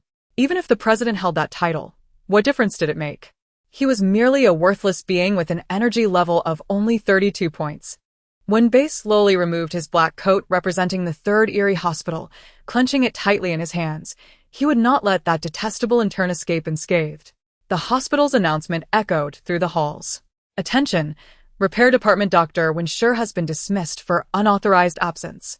The position of Repair Department Doctor is now vacant. All interns are invited to apply in the director's office on the 6th floor. The announcement repeated 3 times, leaving the 2 individuals and 1 Eerie in the storage room bewildered. Lu Tiantian stared incredulously at Sang Mian. No way. You really reported Dr. Wen? She gasped. Do you even know the director? Sang Mian shrugged. Not me. Have you forgotten what we did this afternoon? Lu Tiantian recalled the note they had left behind, her brow furrowing. Could it have been reported by the patient? Sang Mian replied, that seems likely. The brief interlude concerning Dr. Wenbei soon faded, and Sang Mian pondered for a moment. There are 2 types of interns. One is a human player and the other is genuinely bizarre. Regardless of which, one cannot ascertain their security. Relying on a slender thread of hope is unequivocally not in her character. A bold notion gradually emerged in her mind. To become the director. To become the director. To become the director. She quickly shook her head in an attempt to dispel this thought. Yet her mind felt as though 2 tiny figures were engaged in a tussle. One figure was the rational type, asserting, how can you aspire to be the director when you're unaware of the hospital circumstances? Do you possess some incriminating evidence against the current director? Even if you did, you'd likely succumb to a severe illness before achieving that position. The other figure was the reckless type, exclaiming, what are you afraid of? You've already secured Xinhui Entertainment. What's a mere third bizarre hospital? If you lack evidence, go find some. As the saying goes, where there's a will, there's a way. To hell with it. This thought continued to swirl in her mind even as she exited the storeroom, and she remained in a daze even when parting ways with Miss Sadako. Tian looked at her with concern, hesitant to say much more. Could it be that Sang Mian was overwhelmed by guilt, feeling remorseful towards Dr. Wen? It was hard to tell. This player not only possessed formidable strength, but also a soft heart. The more Tian contemplated, the more she perceived Sang Mian as a good person, maintaining such a strong sense of conscience in a bizarre game devoid of laws. Even she, with her cautious nature, was moved. You need not feel guilty. It was Dr. Wen who wronged you first. His current predicament is merely a consequence of his own actions. Tian comforted, gently patting Sang Mian's back. It's all right. At worst, you can help him find a job later. Startled by this touch, Sang Mian looked at Tian with a strange expression. What are you talking about? How has Dr. Wen wronged me? Don't spread baseless rumors. My relationship with Dr. Wen is entirely innocent. Upon uttering this, she suddenly realized, oh no. What shall we do about our internship certificates now that Dr. Wen has been dismissed? Tian replied, have you only just realized? But it's fine. The hospital will hire someone new. Still, I must become the director. This way, I can rightfully sign my own internship certificate. Sang Mian felt a surge of clarity wash over her. Being an intern held no future. Every worker should strive for advancement. She took out her phone and opened the app, contemplating whether to contact Lin Buchi or Lu Songyue. Either choice seemed equally unconventional, so she opted to call in May. After pressing the call button, the phone rang urgently before being answered. Mian. You finally remembered me. The voice on the other end was animated and effusive. Even though you've become CEO and directed all of Xinhua's entertainment resources towards me without regard for my well-being, leaving me to toil away for the sake of Xinhua Entertainment, I truly thank you and your ancestors for 8 generations. Now, Please give me your address so I can come visit and catch up. Chapter 23. The third Eerie hospital. Sang Mian fell silent for 3 seconds. Xiao Mei, allow me to explain. And Mei, I want to listen. I refuse to listen. Sang Mian, all right, I am currently at the third Eerie hospital. Please come find me. Okay. I shall come immediately. Wait, what did you say? The third Eerie hospital? How did you end up in that cursed place? And Mei's tone grew significantly more serious. That is a sinister establishment. I refuse to go there. Sang Mian, if you all believe this hospital is so malevolent, why has no one reported it? The line fell silent for 30 seconds, as if she were pondering something. It's not that no one has reported it, it's that there is no evidence. In the boundary of no return, everything hinges on proof. Sang Mian, what if I were to obtain evidence and report it? And Mei, you may call the Bureau of Eerie Affairs to report it. Sang Mian, Xiao Mei, I adore you. Could you possibly provide me with the Bureau's contact number? And Mei's tone turned grave. I strongly advise against any reckless actions. This is not the case of Xinhua Entertainment. The CEO of Xinhua made too many enemies, which led to his downfall, while the director of the third Eerie hospital is entirely different and possesses far greater power. Sang Mian succinctly replied, Xiao Mei, you know me well. And Mei fell silent, pondering. Sometimes I truly doubt if you have come to benefit the boundary of no return. You seek vengeance on the despicable CEO of Xinhua Entertainment and aim to uncover the malignant elements within the hospital. Sang Mian shrugged. What can I say? I was born to serve the people. Or rather, the Eerie. Beside them, LV Tian silently scoffed. She's talking nonsense. She merely desires an internship certificate and turned away a wave of patients this afternoon. How is that noble in her eyes? As expected, Sang Mian's admirable character evoked and Mei's admiration, and Mei found herself unable to calm down on the other end of the line. It turned out that Mian possessed such a grand vision, compared to her, and Mei had merely accomplished a bit more work. What did that amount to? She should be supporting Mian. And Mei wiped away her touched tears. I will send you the Bureau's number shortly. Mian, please ensure your safety at the hospital. Losing you would mean losing substantial wealth for the boundary of no return. Only you embody such selflessness for the Eerie. Sang Mian nodded earnestly. Rest assured, I shall protect myself. By the way, you must not neglect your own work. LV Tian felt an urge to throw her phone. Were these two performing a duet? The inpatient ward was steeped in a heavy silence, with the occasional sound of patients' labored breaths echoing through the rooms. Sang Mian's phone ringing stood out in such an environment. Suddenly, LV Tian felt an unsettling chill. The temperature seemed to have dropped significantly. Was it due to the night? She glanced around, finding only patient rooms lining the corridor, devoid of windows, rendering the ward as stifling as a coffin. She timidly tugged at Sang Mian's sleeve. Do you feel something is amiss? Should we leave this place? Sang Mian ended the call. Something was indeed off. She instinctively tightened her black cloak, sensing a faint eerie aura permeating the air. Determining that uncovering the infectious disease at the third Eerie hospital would not be an overnight endeavor, she decided to prioritize their safety first. Holding LV Tiantian's hand, she steered them back to their original path, as the rehabilitation department was now the safest place since Dr. Wen had been dismissed. Dual side quest, Dr. Wen is furious after losing his beloved job and is determined to catch the intern responsible for his dismissal to teach her a lesson. Naturally, he will not spare her accomplices either. Players must evade Dr. Wen's pursuit within the next 30 minutes. Side quest reward, 30 million yen coins. Failure penalty, death. As they reached the stairwell, the prompt for the side quest echoed in their minds, causing LV Tiantian's face to drain of color. What is happening? She thought, feeling a tumult of fear. 2 side quests in a single day. Each side quest was akin to running on the edge of a blade. One misstep could lead to utter annihilation. Mian halted immediately.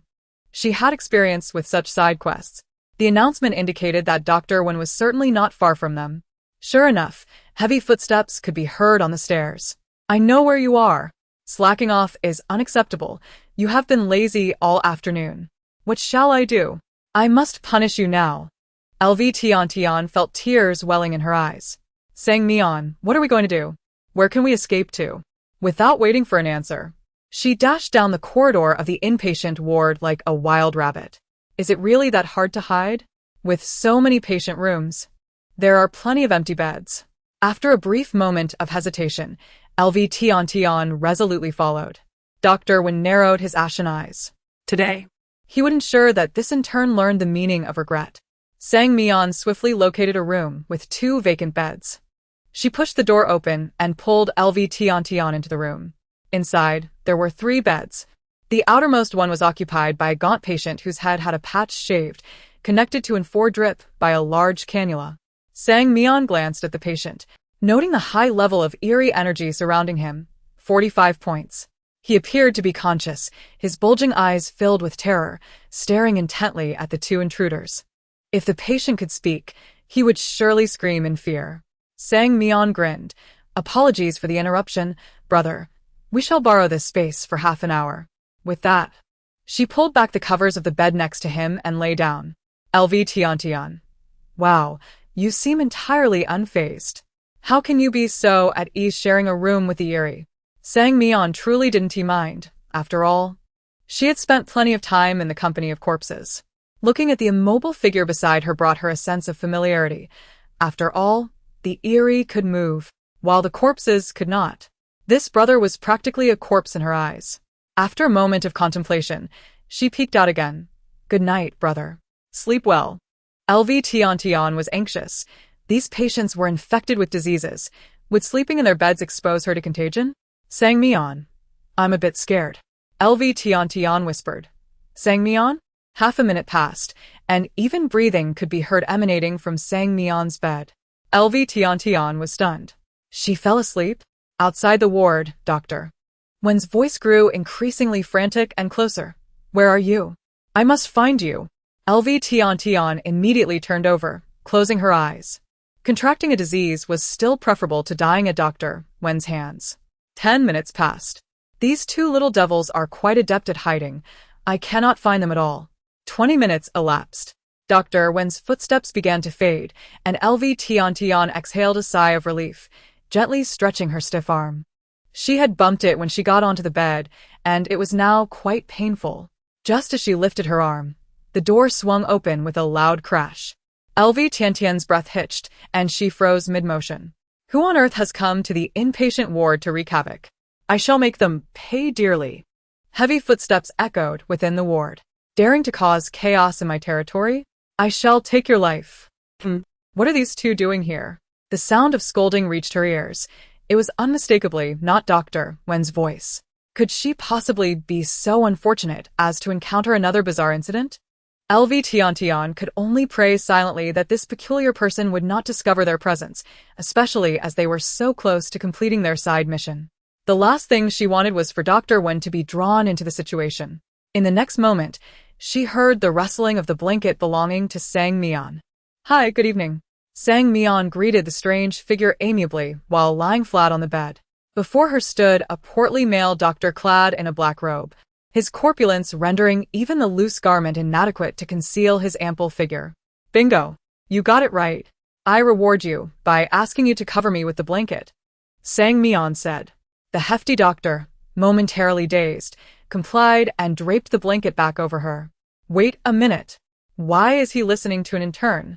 He was about to erupt in anger when Mian, rising from the hospital bed, interjected, I've heard that working in the inpatient department is exceedingly arduous. I am here to assist you, esteemed doctor. Mian cast a furtive glance at the door, her expression one of feigned distress, before continuing. Our department's doctor was dismissed for skipping work, yet he has unjustly placed all the blame on me, a mere intern. You see? I just joined today and lack the capability to handle patients alone. What would happen if we tarnished the hospital's reputation? LV Tian lay beneath the blanket, her expression devoid of emotion. She had grown accustomed to this. Her sister's talent for weaving tall tales with her eyes wide open was nothing short of masterful, executed without a hint of preparation. Mian's heartfelt plea struck a chord with the overweight doctor, prompting him to glance towards the door. Is it that person outside? He inquired. Mian, wiping non-existent tears, nodded. Since you're here to assist in the inpatient department, then do so earnestly. What sort of demeanor is this? Filled with fear and trepidation? The stout doctor declared, as he began to escort a patient from the adjacent bed out the door. Follow me. Let's see what that doctor dares to do to you. As they stepped outside, they encountered Dr. Wen. Mian fully grasped the meaning of love at first sight as she stood there with Dr. Wen, the scene eerily reminiscent of their current predicament. Doctor. Wen glared at her and the inpatient doctor with a fury that suggested she had committed some grave offense against him. Ahem, this is indeed Dr. Wen. Mian whispered cautiously in the ear of the portly doctor. Chapter 24. The Third Eerie Hospital 6. Dr. Wen, with a crazed expression and his mouth agape, tilted his head towards the corpulent doctor behind him and exclaimed, So, you are here. With that, he lunged at Mian. She deftly sidestepped, leaving Dr. Wen to miss his target and instead bite down on the shoulder of a patient. The patient let out a feeble wail, his weakened body barely able to produce sound. As if on the brink of death. Dr. Wen, even if you are dissatisfied with the hospital's decisions, you cannot vent your frustrations on the patient. Mian choked out, pointing at the nearly lifeless individual. As white-clad angels, we must care for our patients. How could you do this? The corpulent doctor, enraged by her words, retaliated fiercely. You dare to come here and disturb us, and now you think you can bully a patient? He hurled the injured patient to the ground and cracked his knuckles. So, it's you, is it? I swear I will end you today. He charged forward, gripping Dr. Wen's arm and twisting it forcefully. A sickening crack echoed through the air as Dr. Wen's arm fell limply by his side. Stunned, he clutched his injured limb, unable to comprehend that the attending physician was aiding the intern in punishing him. Hadn't Mian just arrived? How could she possibly know the attending doctor? Meanwhile, the unfortunate patient lay on the ground, his pupils dilated, foam escaping from his lips, a desolate aura emanating from his frail form. As the corpulent doctor prepared to strike again, Dr. Wen, not one to be outdone, swiftly aimed for the doctor's throat, seizing it with both hands. The rolls of fat around the doctor's neck piled into his grip. How unbelievably obese, he thought, realizing he couldn't even feel the bone beneath. The corpulent doctor was undeterred, countering with a punch to Dr. Wen's abdomen. Dr. Wen's complexion paled, his face taking on an even more ghastly hue. Mian, watching the spectacle with glee, occasionally cheered for the corpulent doctor. She soon noticed that both Dr. Wen and the corpulent doctor had an eerie energy level of 40, indicating they were evenly matched. After a moment's contemplation, Mian realized that neither combatant's victory would benefit her. Should the corpulent doctor win, she would be forced to remain under his tutelage. If Dr. Wen prevailed, her demise was all but guaranteed. Hence, her best course of action was to flee. Pressing herself against the wall, she stifled any sound and opened her task panel. Only 3 minutes remained until the side quest concluded. Given the nature of the side quest, something far more dreadful was likely to occur after 3 minutes, making her escape the wisest choice. Soon, she vanished around the corner, leaving behind the anguished shouts of Dr. Wen and the corpulent doctor echoing through the hospital corridors. Dual side quest. Dr. Wen, enraged after losing his beloved position, has decided to capture the intern responsible for his dismissal and teach him a lesson. Of course, he will not spare the intern's accomplice. Players must evade Dr. Wen's pursuit for the next 30 minutes. Rewards are being distributed. 30 million shadow coins. Players may check their accounts. Tian lay in her hospital room like a corpse, the notification of the side quest's completion ringing in her mind. Yet she dared not move, for the commotion outside had not ceased. In fact, a third voice joined the fray. She covered her mouth in despair. Could it be that Sang Mian has sacrificed herself to protect me? Before she could mourn, the sounds of a fierce battle erupted outside. The corpulent doctor and doctor. When we're locked in a brutal struggle when suddenly a powerful wave of eerie energy knocked them both to the ground. They looked up in terror at the newcomer. Weisstein, what brings you here? The corpulent doctor stammered, his body trembling in fear. The Weisstein, his polished shoes gleaming, with meticulously combed hair styled into a slick back, exuded an aura of authority that commanded respect. He approached and kicked the corpulent doctor sharply. How dare you engage in a brawl in the hospital? The Weisstein's presence seemed a source of dread for the corpulent doctor. Clutching his abdomen, he pointed a trembling finger at Dr. Wen. It was him. He started it. He was dismissed and still dared to cause trouble in our hospital. I was merely upholding the peace. The Weisstein's gaze shifted to Dr. Wen. Leaning down, he coldly remarked, "Oh, Dr. Wen, weren't you supposed to be dismissed?" The oppressive aura of the Weisstein sent shivers down Dr. Wen's spine. Weisstein, please let me explain. It's not as you think. After a flurry of frantic justifications, the Weisstein stroked his chin. That in turn seems rather intriguing. Just then, Sang Mian encountered a group of doctors on the second floor. It was mealtime, and everyone was heading to the cafeteria, so she followed behind them. After a quick count, she realized that the third Eerie hospital had 7 departments accepting interns. The psychiatry department boasted 3, dentistry 4, psychological counseling 4, internal medicine 2, ophthalmology 1, and dermatology 3, totaling 17 interns, including herself and El Tian, that made 19. Of course, she had no knowledge of the interns who had perished before dinner. Nor could she ascertain how many among the 19 were players or Eerie entities. Are there interns in the restoration department? Soon, whispers began circulating among the group about Sang Mian, the new intern. Wasn't the restoration department left without staff due to absences? Indeed. But if there are interns in the restoration department, why was there no one present this afternoon? Could it be that doctor? Wen took the interns with him during his absence? A doctor from the psychiatry department chimed in. I vividly recall that Dr. Wen visited our department this afternoon, and he did not bring any interns. The onlookers regarded Sang Mian with increasing suspicion. Could she have just arrived that evening? One of the interns from the psychological counseling department approached her, licking his dry lips, and extended his hand. Hello, colleague. If he were human, he might have hesitated. A moment's doubt could have marked this intern as a prime suspect. The sinister smile that curled on his lips suggested otherwise. He seemed far too pristine to be anything but human, a tempting morsel indeed.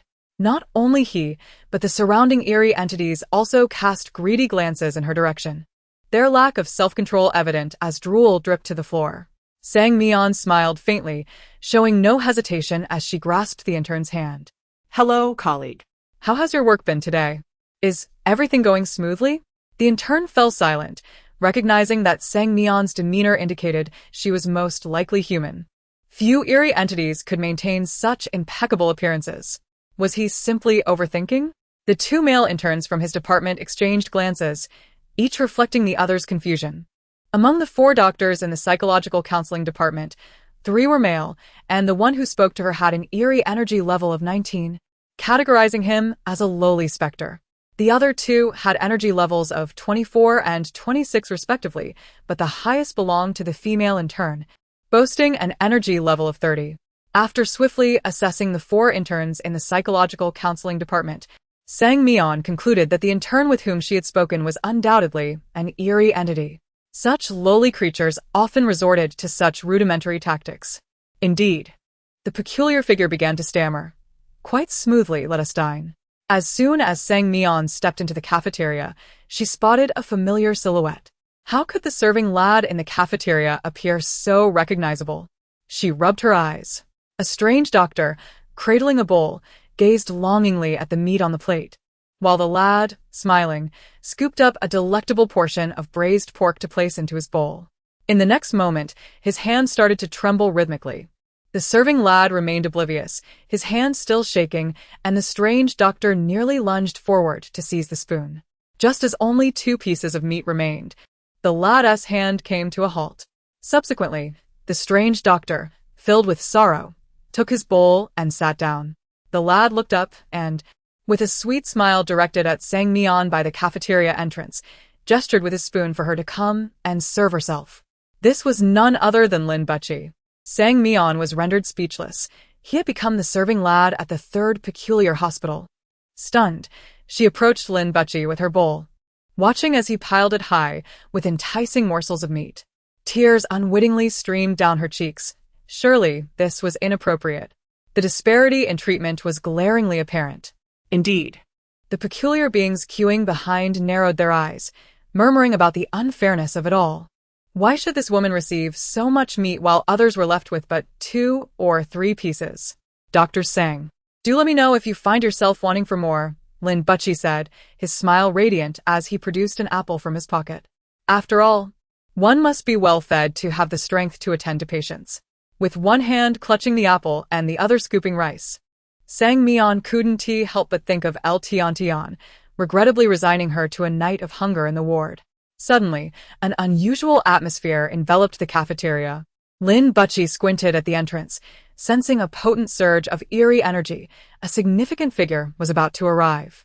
Simultaneously, Sang Mian sensed the disquiet as she turned her gaze toward the ominous aura, a figure enveloped in darkness entering the cafeteria.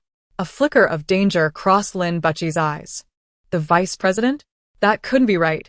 How could the vice president deign to visit such a place? His esteemed status rendered such a venue beneath him. The vice president, with an eerie energy level of 75 points, was formidable even among malevolent entities. All doctors lowered their heads in reverence. The vice president surveyed the cafeteria before stating directly, "Which one of you is the new Dr. Sang?" Upon hearing her name, Sang Mian looked up, her apple falling with a thud onto the table.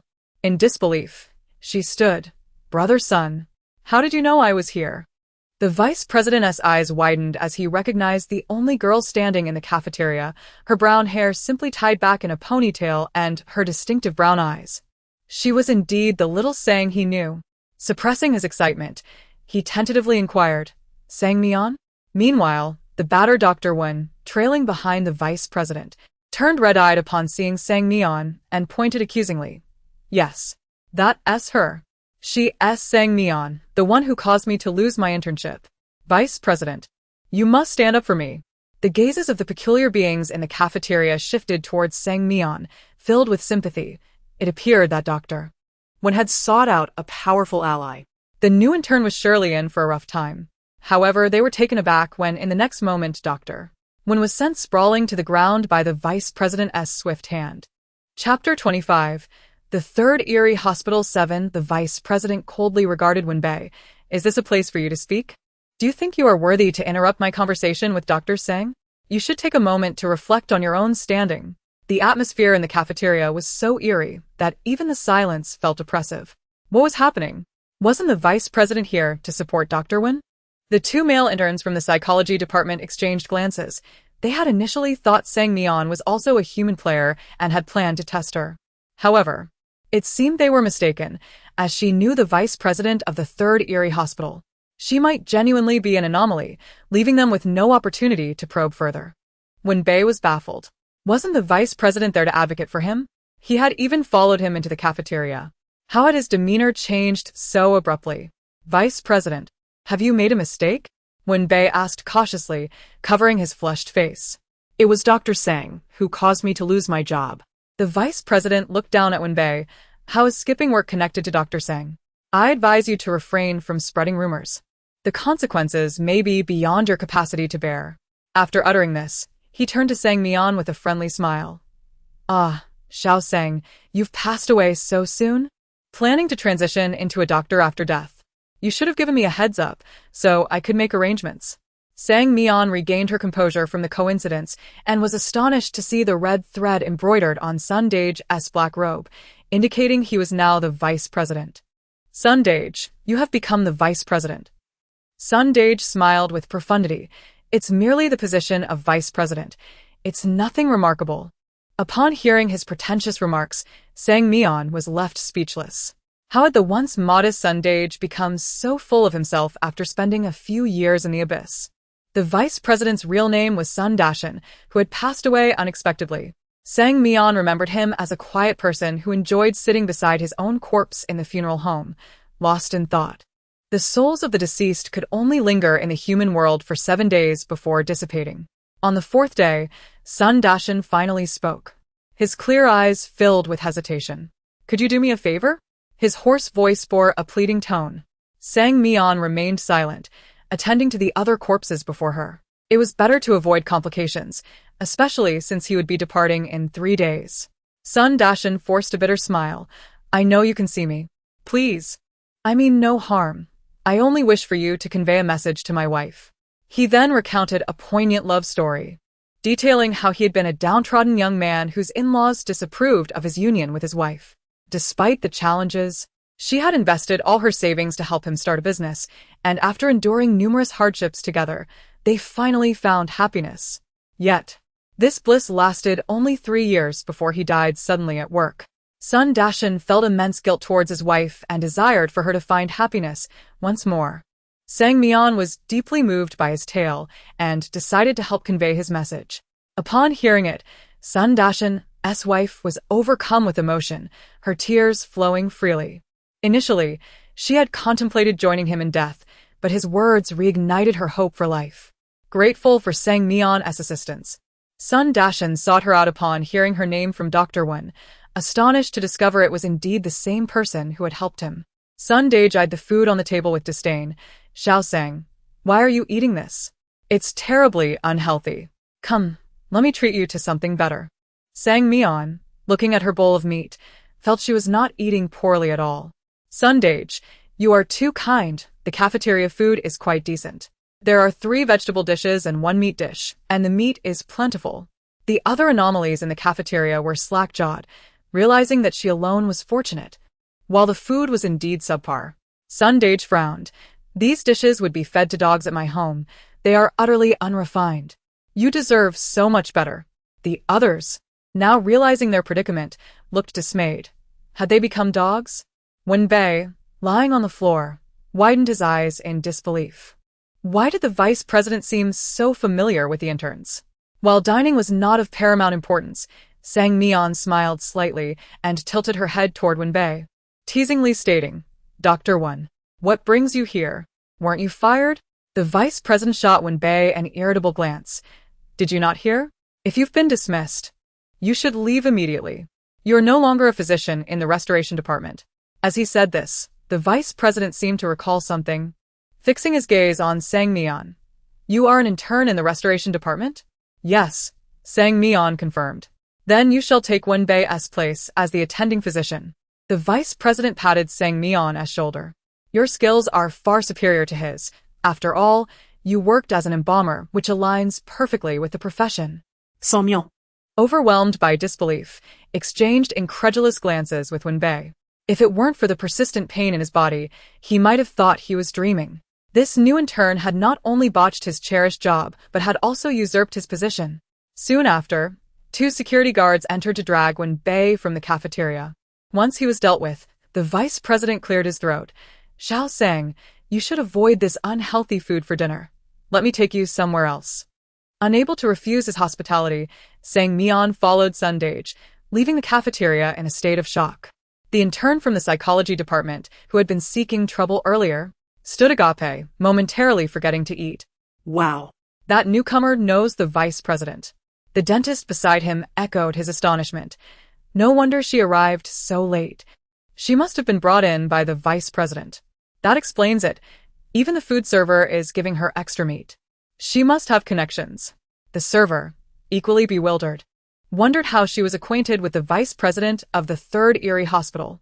Lin Butchie, with a complex expression, removed his apron, pondering how Sang Mian had become the attending physician on her very first day.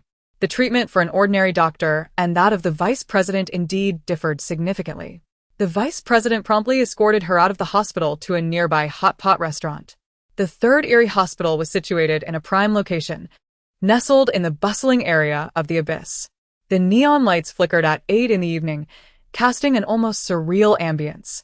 Soon, a steaming hot pot was served, and the vice president opened a bottle of Eerie brand beer for himself, inviting, "Xiao Sang, don't be shy. Eat." I frequent this hot pot place. It's quite good. As they dined, an unspoken tension lingered between them.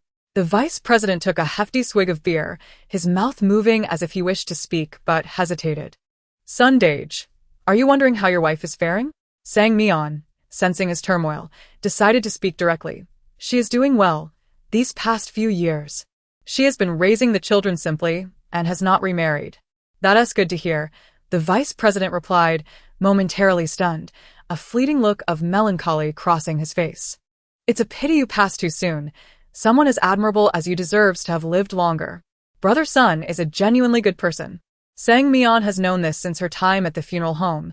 He has never threatened her to assist him, nor has he interrupted her work. This is precisely why she chose to help him. However, it is quite perplexing that someone with such a high level of cunning has failed to recognize that she is a human player. Every life must eventually come to an end, either as heavy as Mount Tai, or as light as a feather. Sang Mian picked up a piece of tripe, lamenting that she had not accomplished anything grand before her demise, yet she aspired to contribute to the realm of the uncanny in the afterlife. Regarding the infectious disease at the third anomalous hospital, Brother Sun must know something, but having become the deputy director, whether he is involved remains uncertain. The deputy director raised his head. Contribute? Is treating patients not a contribution? Sang Mian waved her hand dismissively. That is trivial. I am speaking of significant contributions.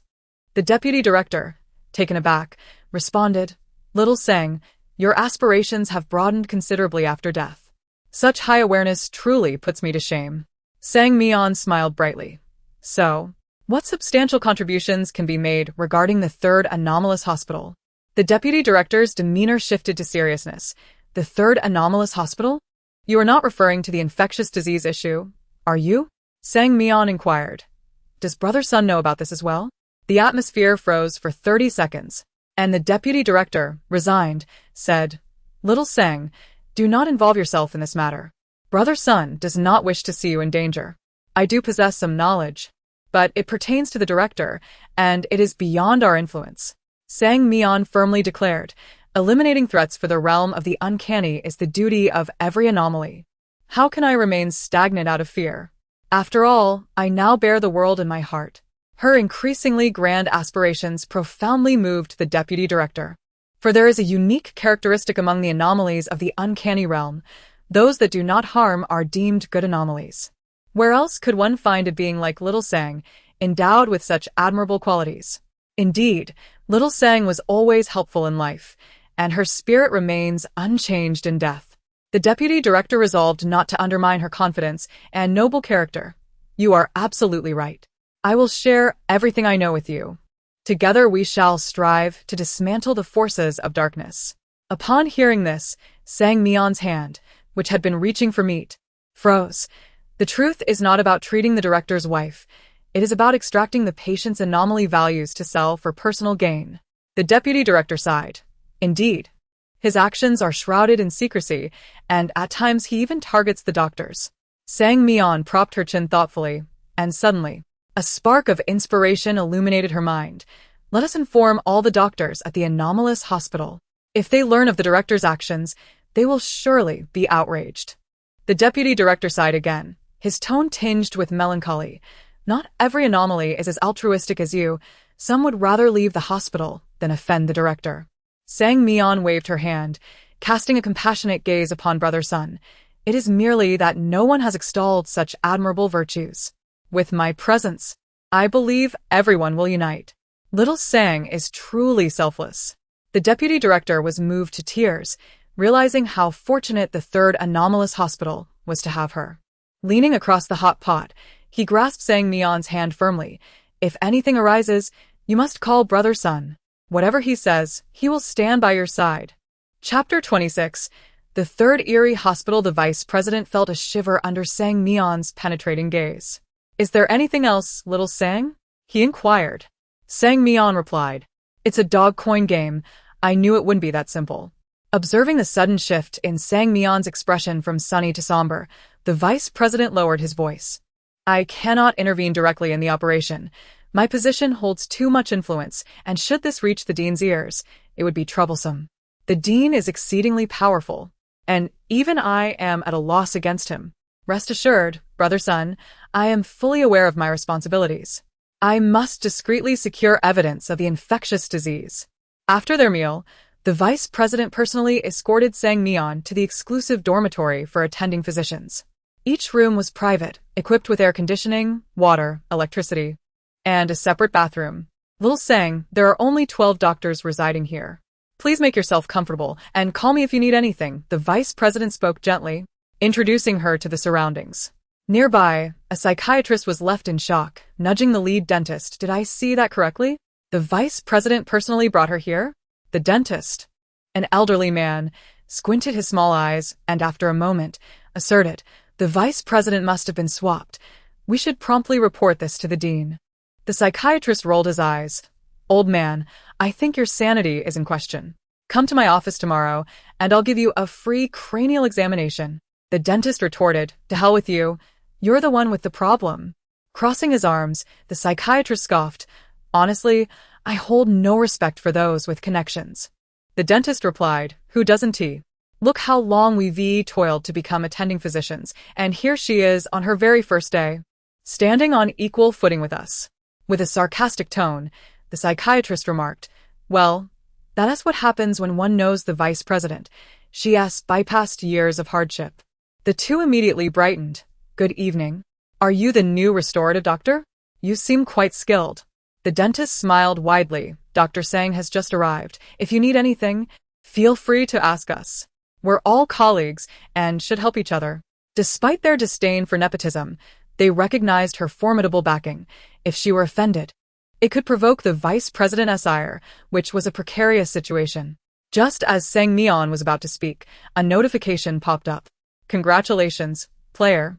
You have survived for 1 day. Remaining players, 9, dentistry. Qiao Yuxiang, GMO, psychiatry. Zhou Jia Zhou Jian restoration. Sang Mian, Lu Tian, internal medicine. Pei Lo, ophthalmology. Song Hai, dermatology. Chu Xiaowan. Side quest. Protect your eerie energy tonight. Side reward. 40 million ghost coins. Failure penalty. Consequences are yours to bear. The inexplicable side quest made Sang Mian pause. Protect her eerie energy? Was the dean planning to extract the energy of the interns for sale tonight? Excitement flickered in her eyes.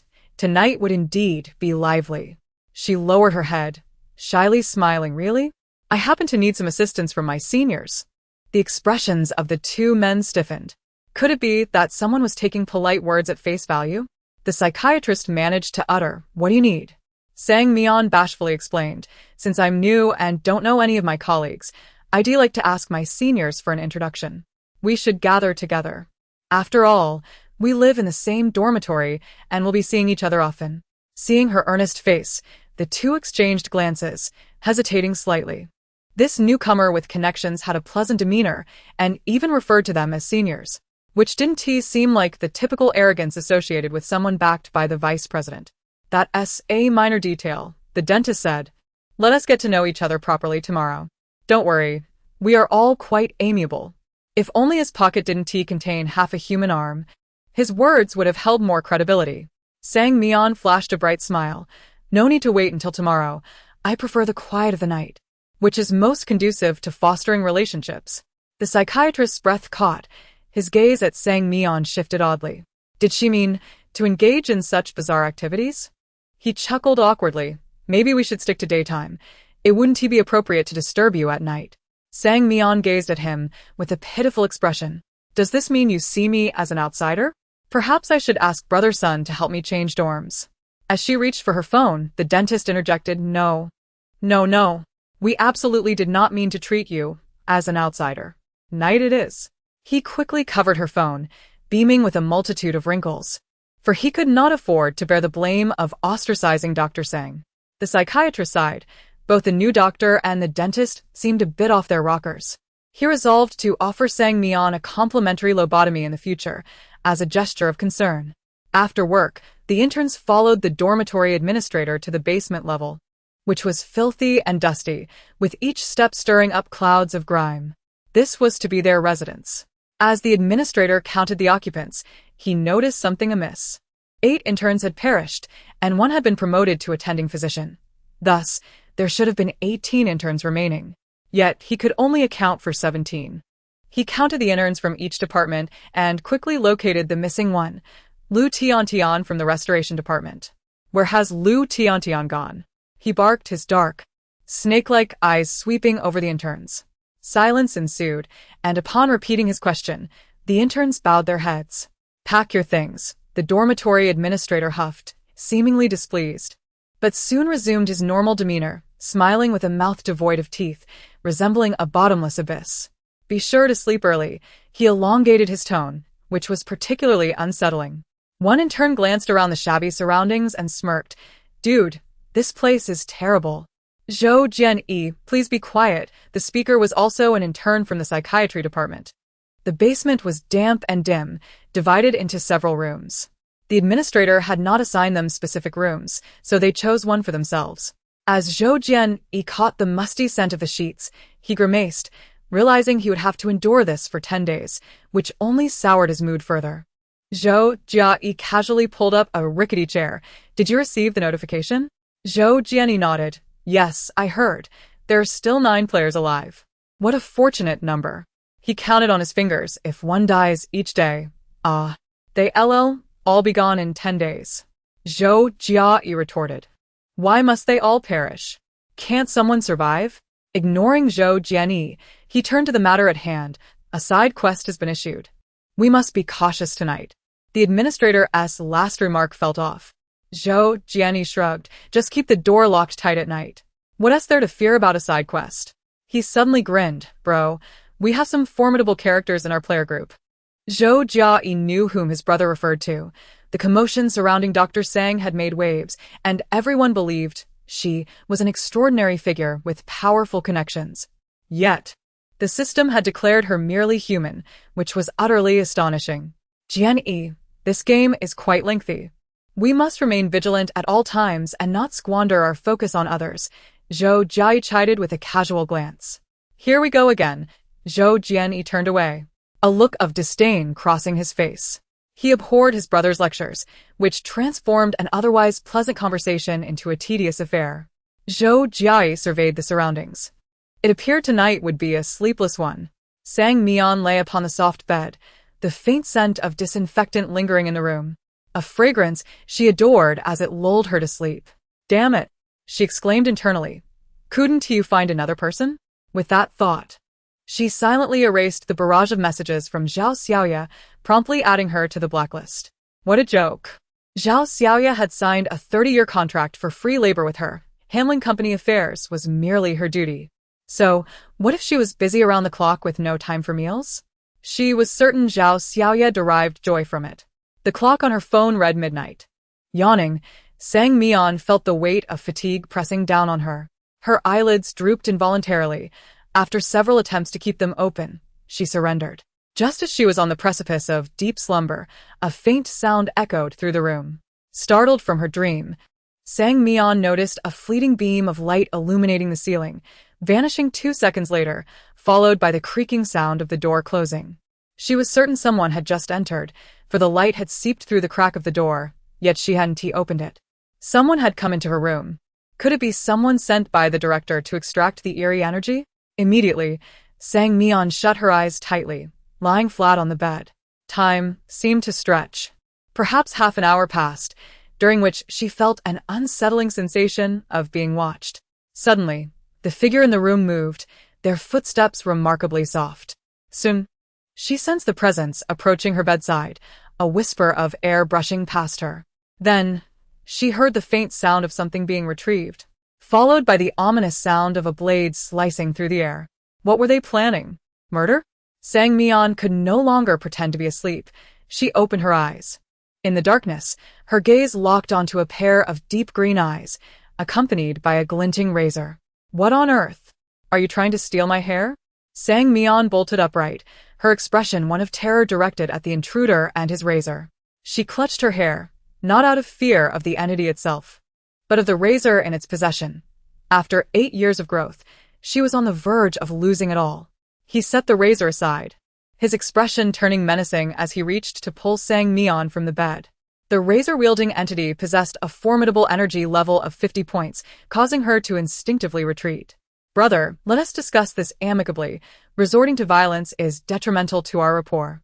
Since we're both guests here, why not join me for the upcoming pajama party as a gesture of goodwill? The razor entity remained expressionless, unable to comprehend the woman's incessant chatter. Grabbing the bedsheet, he yanked both her and the blanket down, intent on silencing her completely. Fear and terror were the emotions that thrilled him, making him tremble with excitement at the mere thought. Squatting down, the razor entity slowly leaned closer to Sang Mian, his rough hand gripping her calf and pulling her backward. At the moment of contact, she felt the chilling energy emanating from him, a potent aura laden with malice. Despite having only 50 points, it was far more intimidating than the presence of the CEO of Xingho Entertainment.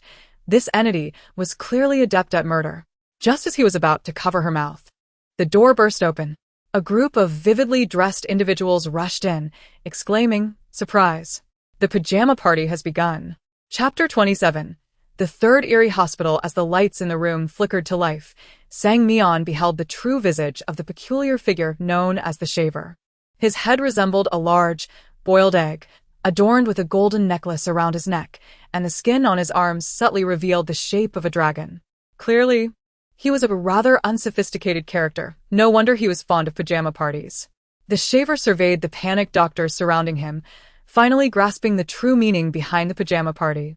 This was a trap set explicitly for him. Is this gentleman also a friend of Dr. Sang's? Inquired the gastroenterologist, scratching his head in curiosity. Why, isn't he in pajamas? Sang Mian rubbed her aching calves, exasperated.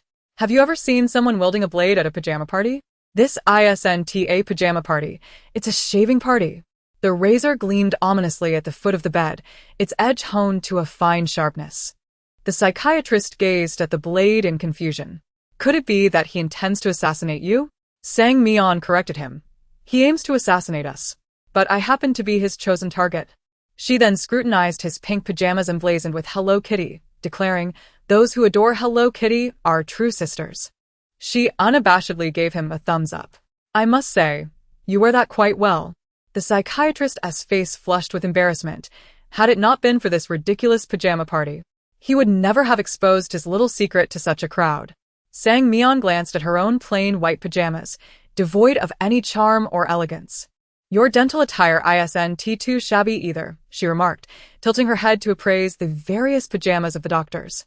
"And you must be the ophthalmologist. Your dress is quite ethereal, and the dermatologist is indeed handsome."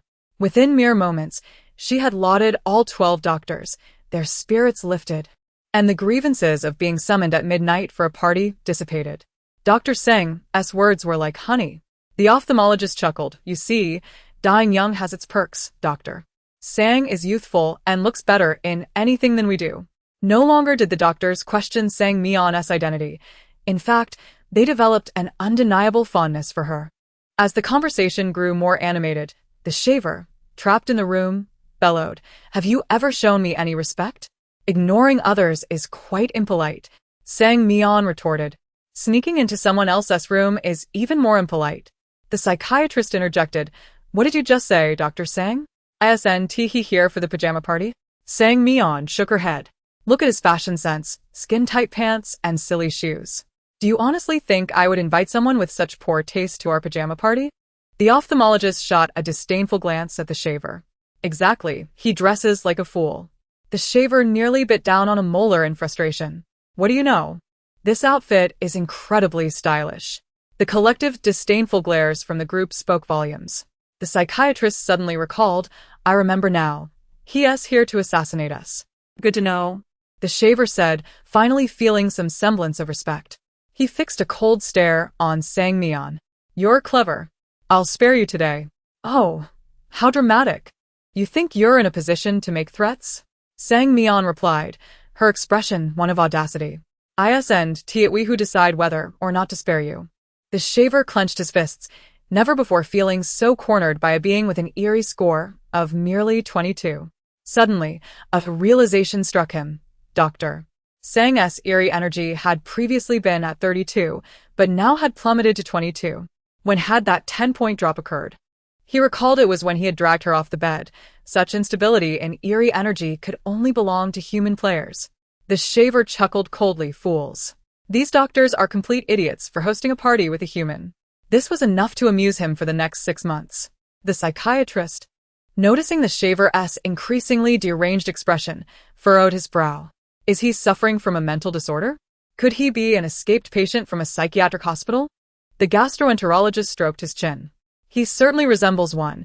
It aligns perfectly with your specialty. Should we take him in for treatment? The psychiatrist nodded seriously. I happen to have several surgeries lacking test subjects, and he appears to be in good health. Then I'd like to borrow him for my internal organ repair trials.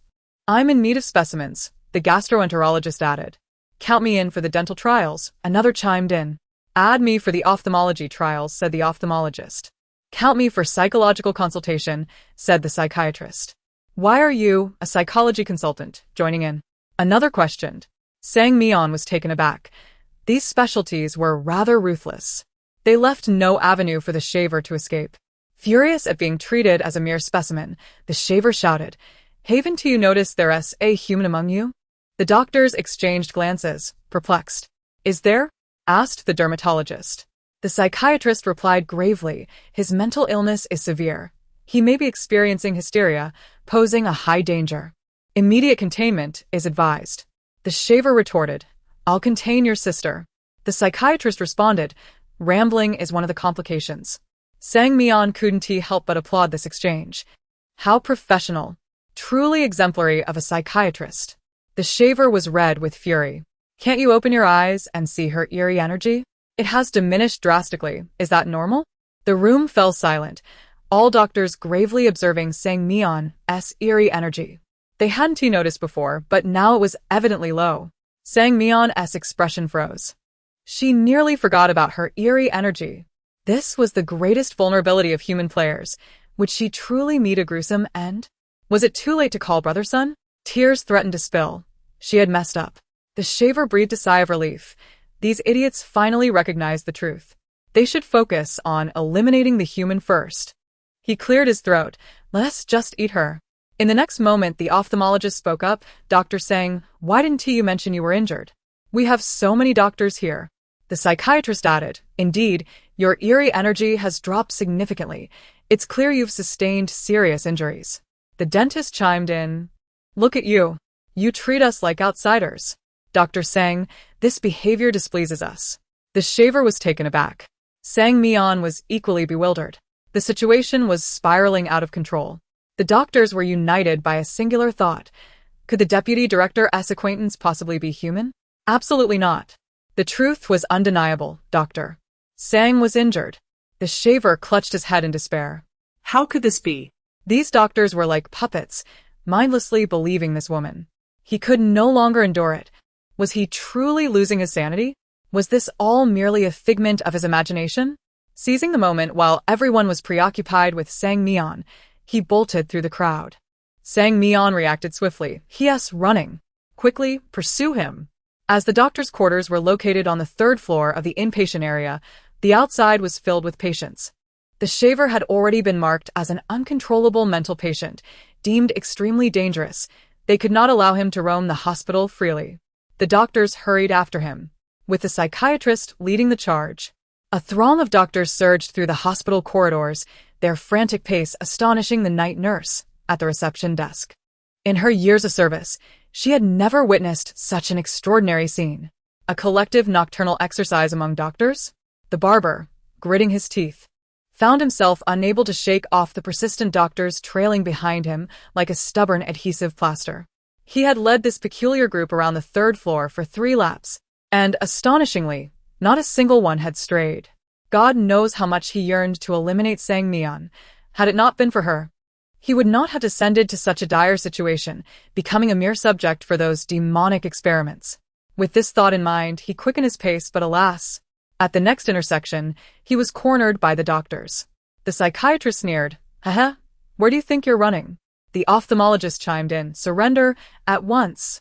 The doctors surged forward, and the barber found himself bound hand and foot, his mouth gagged with a rag. Wailing, he struggled while casting a glare at Sang Mian, his eyes brimming with resentment. From his gaze, Sang Mian understood his unspoken message. I want to kill you. The psychiatrist remarked, Dr. Sang, leave the rest to us. His condition is too severe and requires immediate treatment. Observing his eager expression, Sang Mian felt a profound skepticism, convinced they were merely using the barber as a guinea pig. Soon, he was thrust into the operating room. The echoes of his anguished cries reverberated throughout the hospital, causing the nurses at the reception desk to cover their ears in fright. At that moment, only Sang Mian remained in the corridor on the third floor. In the disheveled room, the razor left behind gleamed ominously, reminding Sang Mian of the unconscious patients whose hair had been shaved in patches. Was there a connection between hair shaving and the extraction of malevolent energy? She took a photograph of the little object alongside the razor and sent it to her brother's son, whose online alias was reminiscing the flowing years. During lunch, he had inquired about the depth of this username, to which Sang Mian's lips twitched slightly. It was indeed profound, so much so that she was left speechless. Within 2 minutes, a message from Sun arrived. Where did you get this? He sent an astonished emoji. Don't use it recklessly. This is called a malevolent energy extractor, specially developed by the director to siphon off malevolent energy. You simply need to insert the black needle into the scalp to extract it silently. However, you must shave the hair clean beforehand. Otherwise, it will contaminate the extractor and render it inoperative. Sang Mian stared at the lengthy message on her phone. Marveling at her brother's thoughtfulness, he provided such detailed instructions, as if fearing she might not know how to use it. Since this device was now in her possession, and she was well aware of its specific application, how could she not exploit its potential? That would be nothing short of wasteful. Stepping out of her dormitory, she approached the reception desk, where the on-duty nurse immediately plastered on a disingenuous smile, her bright red lips resembling those of a child-eater in the night. Dr. Sang, how may I assist you? It was no secret that Dr. Sang was a favored associate of the vice president. Such status warranted careful treatment, especially considering the barber's fate still lingered vividly in her mind. Noticing the nurse's obsequious demeanor, Sang Mian lowered her voice conspiratorially. Miss Nurse, I have a matter I wish to inquire about. Please, Dr. Sang, go ahead, the nurse responded eagerly. I wish to know where that portly doctor in the inpatient department resides, and I would like to borrow some sedatives for sleep. You mean Dr. Wang? I know where his dormitory is, the nurse replied, hesitating as she fiddled with her hands. But the medication the hospital has strict regulations. Sang Mian raised 3 fingers in the air and said languidly, 30 million in coins. The nurse's demeanor transformed instantly, her face lighting up with glee. How many do you wish for? 1, 2, or 10? Observing the rapid change in the nurse's expression, Sang Mian couldn't help but reflect on the adage, money indeed could make the devil dance. Chapter 28. The third Eerie Hospital 10. The sedatives were contained in transparent glass vials. Sang Mian took 2 bottles to ensure she had enough. The attending nurse was perplexed. She had yet to mention the location of Dr. Wang's dormitory.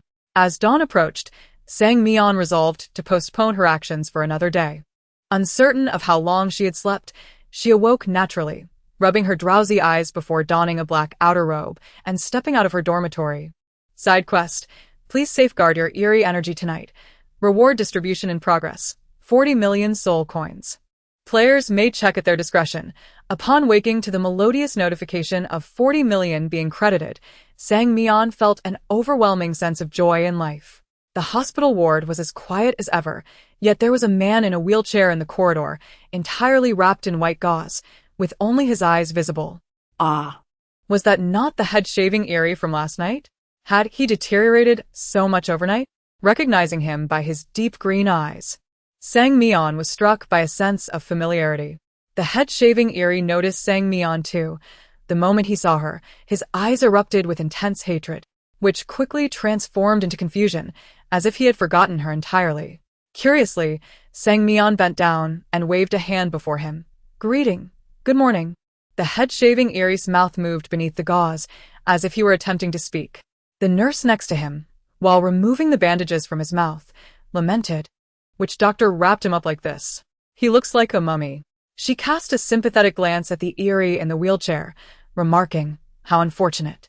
One can only imagine the severity of his illness, having undergone surgery all night and being cut open all over. Sang Mian couldn't help but marvel at the head-shaving Eerie's robust constitution. Surviving a night as a lab rat without succumbing was impressive. She resolved to seek a partner with a similarly strong physique in the future, though, of course, he must first be a human. Once the gauze was removed, the first words from the head-shaving Eerie were, "Abba. Abba, Abba." Observing his dazed expression and the glistening drool at the corner of his mouth, Sang Mian realized he had lost his mind. Tentatively, she inquired, "Do you remember me?" The head-shaving Eerie stared blankly for a long time, as if contemplating the significance of her words. He scrutinized Sang Mian, finding her face eerily familiar, as if etched deeply into his memory. Yet he could not recall their connection. What bond could render her so unforgettable? The head-shaving Eerie struggled to remember. His mind felt like a muddled mess, painful and dizzying, leaving him blank. Yet, whoever had made such an impression on him must hold great importance. He tilted his naive head and moved his lips, resolutely uttering 2 words, "Mama." The nurse fell silent. Sang Mian also fell into silence. The corridor was enveloped in an eerie stillness, with the nurse's bewildered gaze flitting between the two. Could they truly be mother and son? They bore no resemblance whatsoever. The son looked like a fierce gang leader, while the mother resembled an innocent university student. Was there a mutation in the son's genes? After a considerable pause, Sang Mian processed this unexpected addition of a rather large son. In disbelief, she questioned, "What did you call me?" The head-shaving Eerie repeated, "Mama." This was truly absurd. Sang Mian face-bombed in exasperation. The nurse chuckled awkwardly. "I never imagined you, Dr. Sang, would be so young and already have a child." Sang Mian replied with a blank expression, "Do you think I planned for this?" The nurse shot her a quirky glance, wheeling the Eerie closer to Sang Mian and earnestly advising, "Don't shun your son for his looks. He is the result of your 10 months of hardship. Even if he has a mental illness, he cannot be abandoned. We women must take responsibility. And I believe you can raise him well even without a man by your side."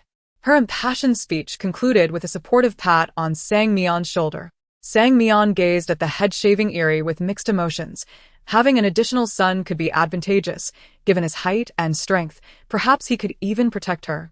With this thought, Sang Mian smiled gently, asking, "Son, how does your body feel? Does it still hurt?"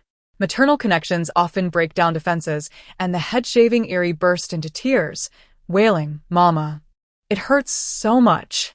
They bully me. Wah, my head hurts." Sang Mian tenderly caressed his bandaged head, saying, "Son, as a man, you must be strong. This little injury is nothing." Despite his pain, the head-shaving Eerie, being a good boy, decided to obey his mother. Trembling, he rose from the wheelchair, tears glistening in his eyes, declaring, "Mama, I won't sit in the wheelchair anymore. I want to follow you." "Do I look strong?" Sang Mian responded, "Very strong. Mama is proud of you." The Eerie's physique was remarkably sturdy. Aside from his mental state, he showed no signs of distress even after undergoing surgery. Sang Mian strolled leisurely with her big son toward the repair department. To her surprise, patients were already waiting for her in the department. He pushed Sang Mian behind him, glaring menacingly at the head-shaving Eerie. The Eerie's fierce appearance was intimidating, suggesting he was there to cause trouble. Sang Mian, bewildered, asked, "What are you doing?" Lin Butchie whispered, "Don't worry, I will protect you." At that moment, the head-shaving Eerie became enraged, pointing at Lin Butchie and shouting, "Let go of my mom." He charged toward Lin Butchie. "Your mom?" Lin Butchie halted, cautiously scanning the area, wondering if there was a 4th person present. Just as he was puzzled, Sang Mian called from behind, "Son, I'm fine. Don't worry." The fearsome Eerie paused, though his gaze remained fixed on Lin Butchie. Sang Mian curiously glanced at him. Indeed, Lin Butchie's expression turned horrified as he looked at Sang Mian. "When did you suddenly have a son?" "What do you mean?" Sang Mian shot him a glare. "Is it so strange for me to have a son? Having a child is normal, but having an Eerie son is quite another matter." Sang Mian dismissed Lin Butchie, taking a seat at the head of the table, while her son eagerly rushed to stand beside her. Meanwhile, Lin Butchie was left in utter confusion. It had only been a day since the game started, and now Sang Mian was not only a full-fledged doctor, but had also acquired a son. He felt an urgent need for an explanation. Before he could speak, a knock echoed at the door of the consultation room. Is Dr. Seng in? As the door swung open, 7 intern doctors from different departments entered. Upon stepping into the clinic, they sensed an unusual atmosphere. Noticing the Eerie beside Sang Mian, they collectively gasped, their steps freezing in place. What on earth was happening? Why was there such a powerful Eerie in this player's clinic? Oh, wait, there were 2. In the corner, they spotted another eerily handsome figure. Dr. Seng, if you have matters to attend to, we can return later. Chu Xuanyan stammered. Sang Mian. Observing their name tags, Chu Xuanyan, Zhou Jia Zhou Jianyi, Xiao Yuxiang, recognized them as human players. She smiled faintly. No need to disturb. Everyone please take a seat. Who would dare? Generally, when encountering an Eerie, people would avoid it at all costs. Were they truly willing to risk their lives to share a room? Mom, who are they? The head-shaving Eerie asked, clutching the hem of Sang Mian's garment. Sang Mian, with a stern expression, instructed, children should not inquire into adult matters. From now on, cover your ears.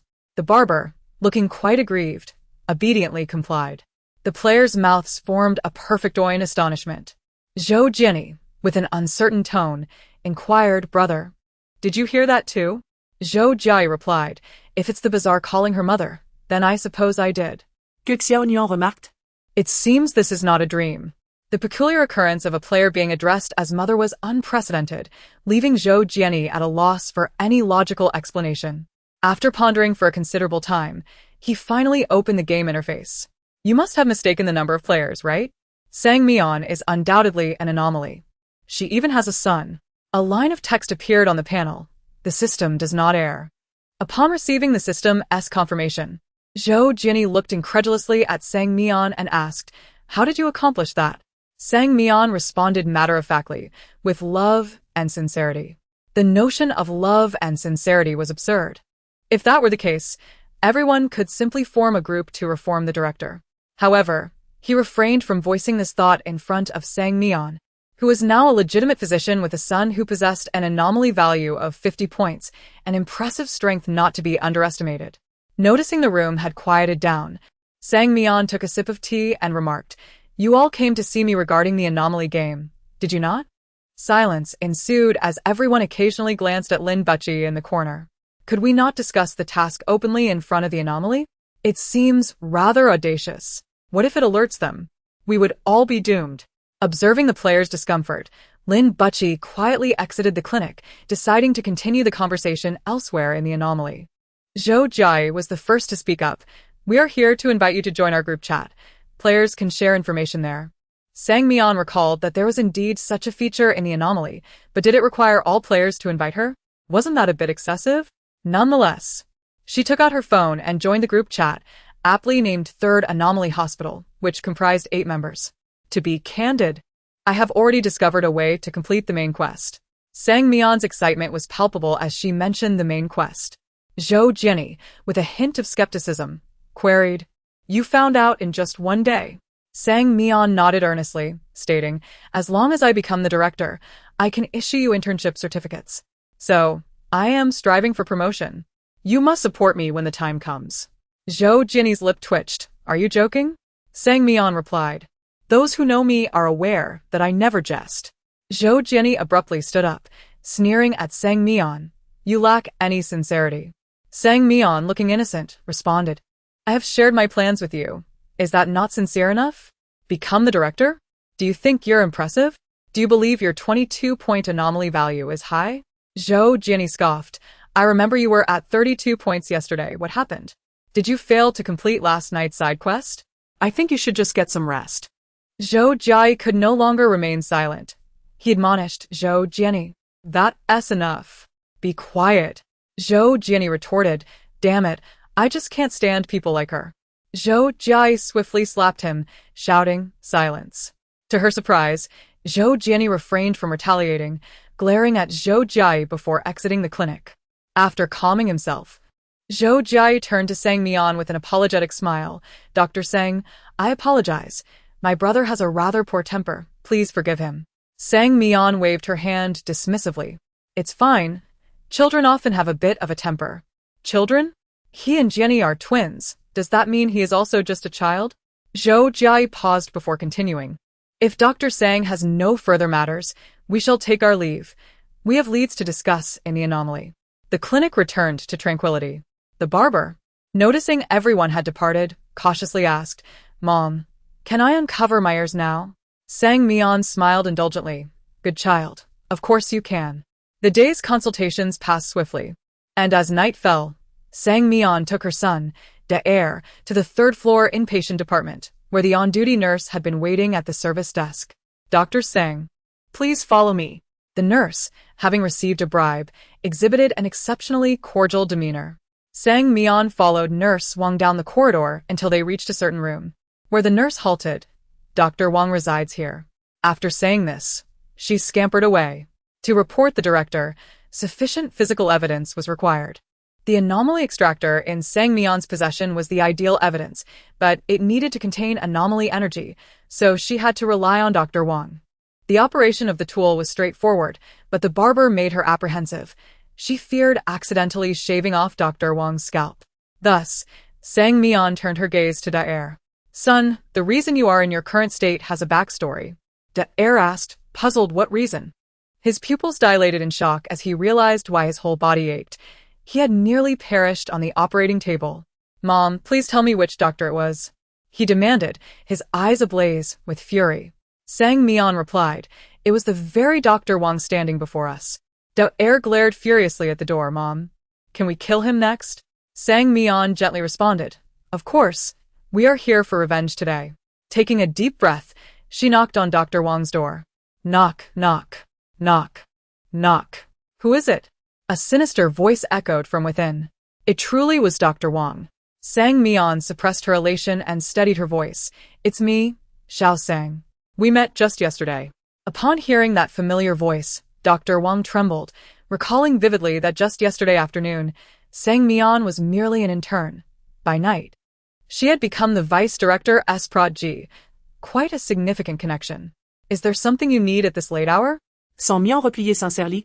I noticed your hair hasn't been tended to in quite some time. To repay you for your life-saving assistance yesterday, I would like to give you a haircut. Dr. Wang responded, let us skip it for tonight. I truly appreciate your kindness, but it's quite late. Sang Mian feigned disappointment. Am I not even able to do this small favor for Dr. Wang? Brother Sun would surely blame me for being ungrateful if he found out. I will call him now and apologize. Just as she finished speaking, the door creaked open a crack. The bruised and battered Dr. Wang poked his head out, exclaiming, Dr. Sang cutting my hair personally is truly a blessing. Chapter 29. The third Eerie hospital. Sang Mian gasped, covering her mouth. Dr. Wang, what happened to your face? Surely you must know, Dr. Wang muttered under his breath, cursing silently. Yet, constrained by the presence of the vice president, he could only offer a forced smile, assuring her it was nothing. At that moment, he noticed the person beside Sang Mian. And who might this be? With a warm smile, Sang Mian replied, of course. It's a barber specially arranged for you, Dr. Wang. How thoughtful, even bringing a professional barber. Dr. Wang was taken aback by Sang Mian's consideration. He ran his fingers through his unkempt hair. Indeed, it was time for a trim. However, he couldn't shake the uneasy feeling about the barber, who appeared rather peculiar and seemed to have a gluttonous gaze fixed upon him. It must be a trick of the mind, he thought, shaking his head to dispel the unsettling notion before inviting the two into his dormitory. Dr. Wang's quarters were impeccably tidy. On the table lay a half-eaten human hand, with 3 fingers licked clean and a small pile of scattered bones beneath the table. Dr. Wang, you certainly have a hearty appetite, Sang Mian remarked. No wonder your hair is so glossy. Just as Dr. Wang was about to respond, Sang Mian pulled out a chair for him to sit. Let's begin the haircut. Don't be nervous. As she spoke, she produced an exceptionally sharp razor from her pocket and handed it to the barber. How Daer regarded the razor in silence for a long moment, an eerie familiarity washing over him. He seized the blade and slowly shaved off a lock of Dr. Wang's hair. As the strands fell, a storm of realization struck him. Oh heavens! He must have been a highly skilled barber prior to his amnesia, for without any guidance, he transformed Dr. Wang's hair into a smooth, bald dome in mere minutes. resembling an egg. Even Sang Mian was astonished by his deft technique. As the cool sensation of the shave enveloped Dr. Wang's scalp, he glanced down at the substantial clump of hair accumulating on the floor, and a dawning comprehension flickered within him. Moments later, a scream akin to that of a slaughtered pig erupted from the dormitory. "Ah, my hair!" His body writhed furiously on the chair, hands grasping wildly behind him. Realizing he had become an egghead, Dr. Wang's eyes blazed with fury as he bellowed, "I will kill you. Hold him down." Sang Mian shouted. Howda Air swiftly placed a hand on Dr. Wang's head, turning to Sang Mian in confusion. Sang Mian quickly inserted a black energy extraction device into Dr. Wang's skull, and a cloud of black smoke began to seep from the puncture, swirling as if it possessed consciousness. Howda Air understood now. This was the missing element. His mother seemed to know his every thought. What love! Sang Mian's eyes widened as she observed the visible decline in Dr. Wang's eerie energy levels. Initially at 40, it swiftly diminished to 30 and continued its descent. Dr. Wang appeared drained of strength, his struggles weakening, his face contorting in agony. The energy continued to drop until it stabilized at 20. By this point, Dr. Wang had exhausted his resistance, slumped weakly in the chair, gasping for breath, his lips trembling. Howda Air expertly extracted the device from his scalp and handed it to Sang Mian. "What have you done to me?" I will report you." Dr. Wang gritted his teeth as he managed to utter these words. Sang Mian feigned innocence. "I merely gave you a haircut. Honestly, being bald isn't so bad. Look how handsome you are now." "Handsome my foot. Why don't you shave your own head then?" Dr. Wang lacked the strength to retaliate any further. All he desired was to inform the dean of Sang Mian's actions. She was nothing short of a demoness. In mere minutes, half of his eerie energy had vanished. Moreover, he had heard the barber, who resembled a nefarious figure, call her mother. This certainly did not resemble a mother-son relationship. It was a deadly duo. With the task complete, Dr. Wang's usefulness had waned. Sang Mian smirked enigmatically at him before turning to Howda Air. "Son, do as you wish now." A chilling tone immediately instilled a sense of dread in Dr. Wang. Was it a robbery of wealth or of virtue? They demanded no money. Could it be a matter of virtue instead? "No, please. Spare me. I promise I won't speak of today's events. I have plenty of money. I'll give it all to you." Dr. Wang quickly capitulated, tears streaming down his face as he clung to Howda Air's leg, pleading, "Whatever you want me to do, I will comply. Please spare me." Before he could finish, the razor glided ominously toward his throat. In the silent corridor of the late night, she stealthily approached the room where El Tian was hiding. With the click of the door lock, El Tian was startled awake, her frail nerves unable to withstand even the slightest disturbance. Would she be discovered?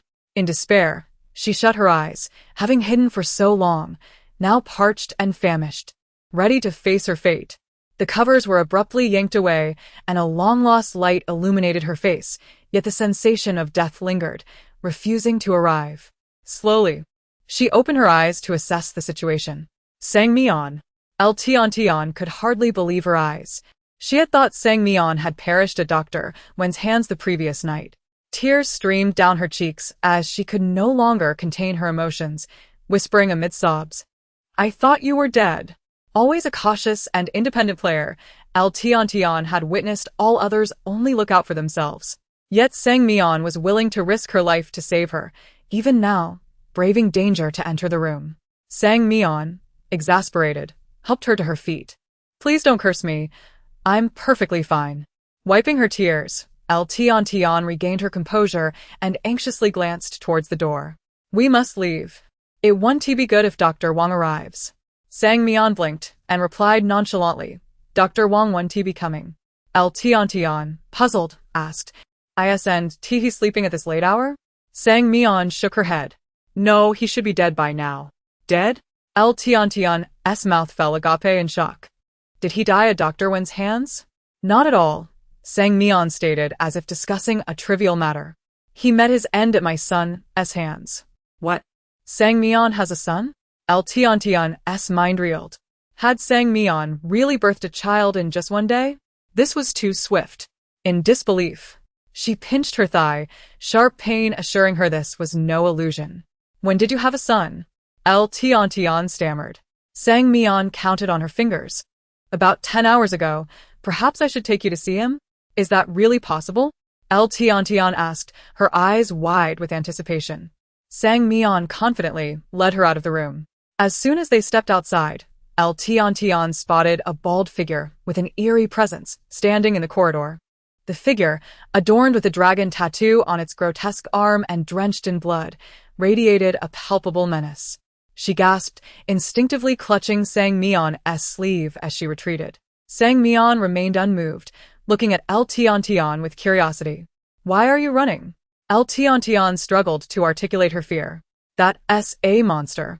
Are you going to just stand there and wait to be devoured?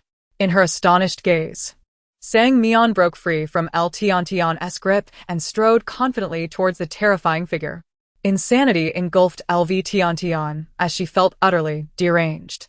Just as she anticipated that Sang Mian would soon meet a gruesome fate, an enigmatic figure unexpectedly wrapped its arms around her, affectionately rubbing against her.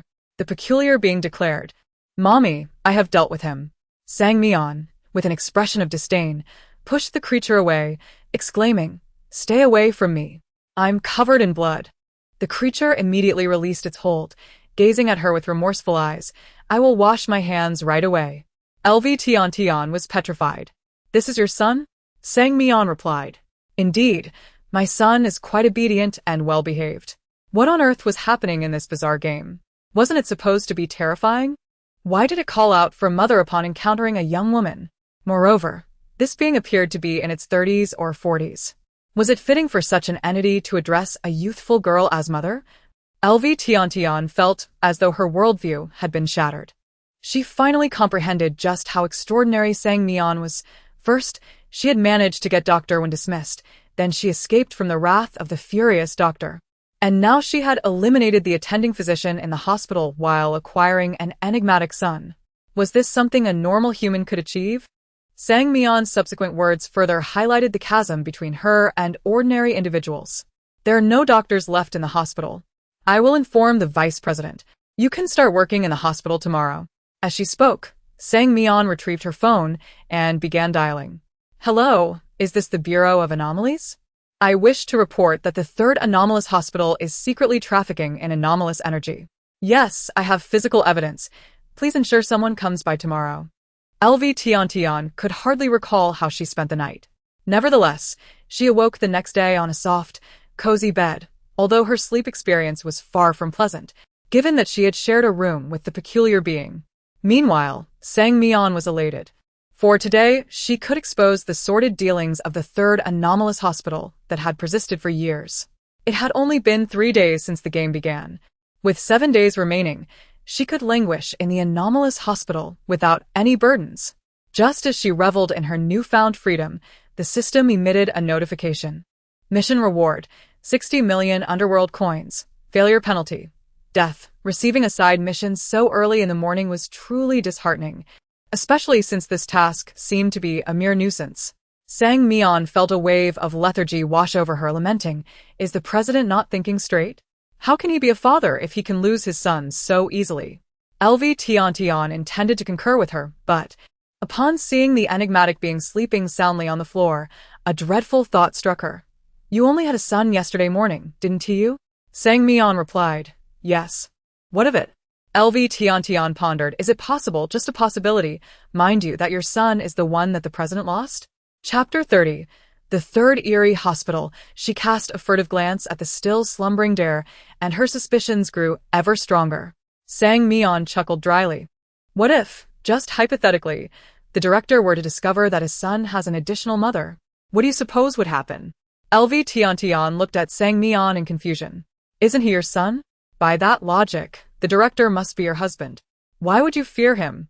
You could simply sit down and discuss custody of your son." "Do you truly believe he is my biological child?" Sang Mian pointed at Dare, and then at herself. "In what way do we resemble each other?" Tian's mind raced. She had sensed something amiss from the outset, but out of respect for their profound mother-son bond, she hesitated to voice her thoughts. "He isn't some sort of trick you played on me, is he?" she asked cautiously. Sang Mian replied, "Do I seem like that kind of person to you?" LV Tian blurted out, absolutely. This was a scenario that seemed implausible for any other player, yet Sang Mian had the audacity to consider it. With a face aglow with a peculiar radiance, she continued, sometimes, the brilliance of maternal love is inescapable. If fate decrees him to be my son, what can I do? I can only bestow upon him my love as a mother. Surely that is not a crime? LV Tian's lips moved. The brilliance of maternal love? Where is the love in this? All I have is a belly full of mischief. So, he is indeed a product of your trickery? Sang Mian shot her a disapproving look. What nonsense! My son is here by his own volition. He merely underwent a surgical procedure that caused him to lose his memory. There were a few minor complications during the operation, but what does that have to do with me? It is solely the allure of my maternal love that drew him to me. Sang Mian repeatedly reassured herself that Daer might not be the director's son. If he were, surely someone in the hospital would recognize him and prevent the doctors from performing surgery on him. Yes, that must be the case. With this thought, she felt a wave of relief wash over her. After all, there was the Bureau of Eerie Management. Once they arrived, the director would no longer be a threat. Putting such thoughts aside, she donned her doctor's coat and made her way out. LV Tian rushed after her. Did you not say you would have me work as an inpatient doctor? Sang Mian waved her phone. I have already spoken with the vice director. You can report directly to the inpatient department. With this identity, the eerie beings will not dare to harm you.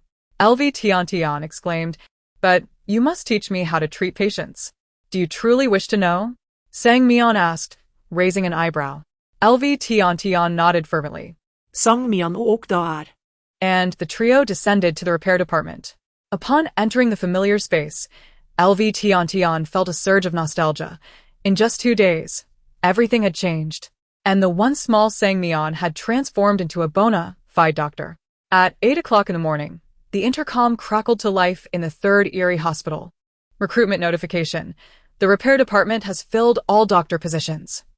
Due to the sudden demise of the inpatient department's doctor last night, intern LV Tian will temporarily act as the substitute.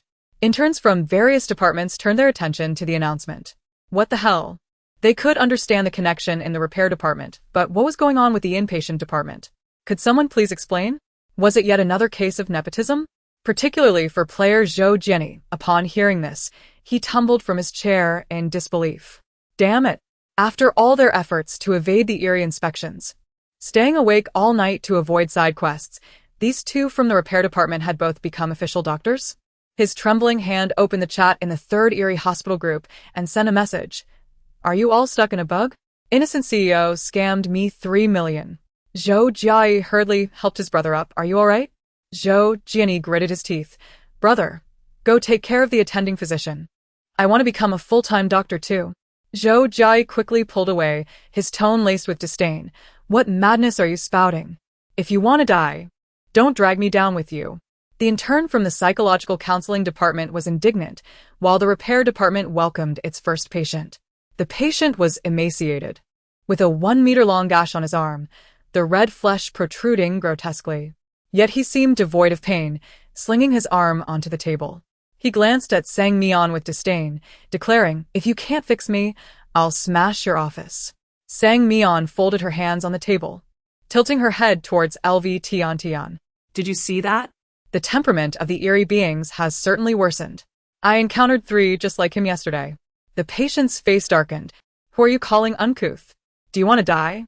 Ignoring him, they continued their conversation as if he were invisible. Sang Mian retrieved a long, thick needle from beneath the table. This is a trivial matter. We need not concern ourselves with him, but the injury requires attention. We'll simply stitch him up. The Eerie beings' bodies are like dolls. Wherever they're torn, we'll mend them. She approached the patient, ready to pierce his arm with the needle. Hey, do you think I'm air? The patient leapt up from his chair, furious at being labeled uncouth. I'll report you. You have no respect for patients. Sang Mian didn't even glance up. Oh, go ahead and make a fuss.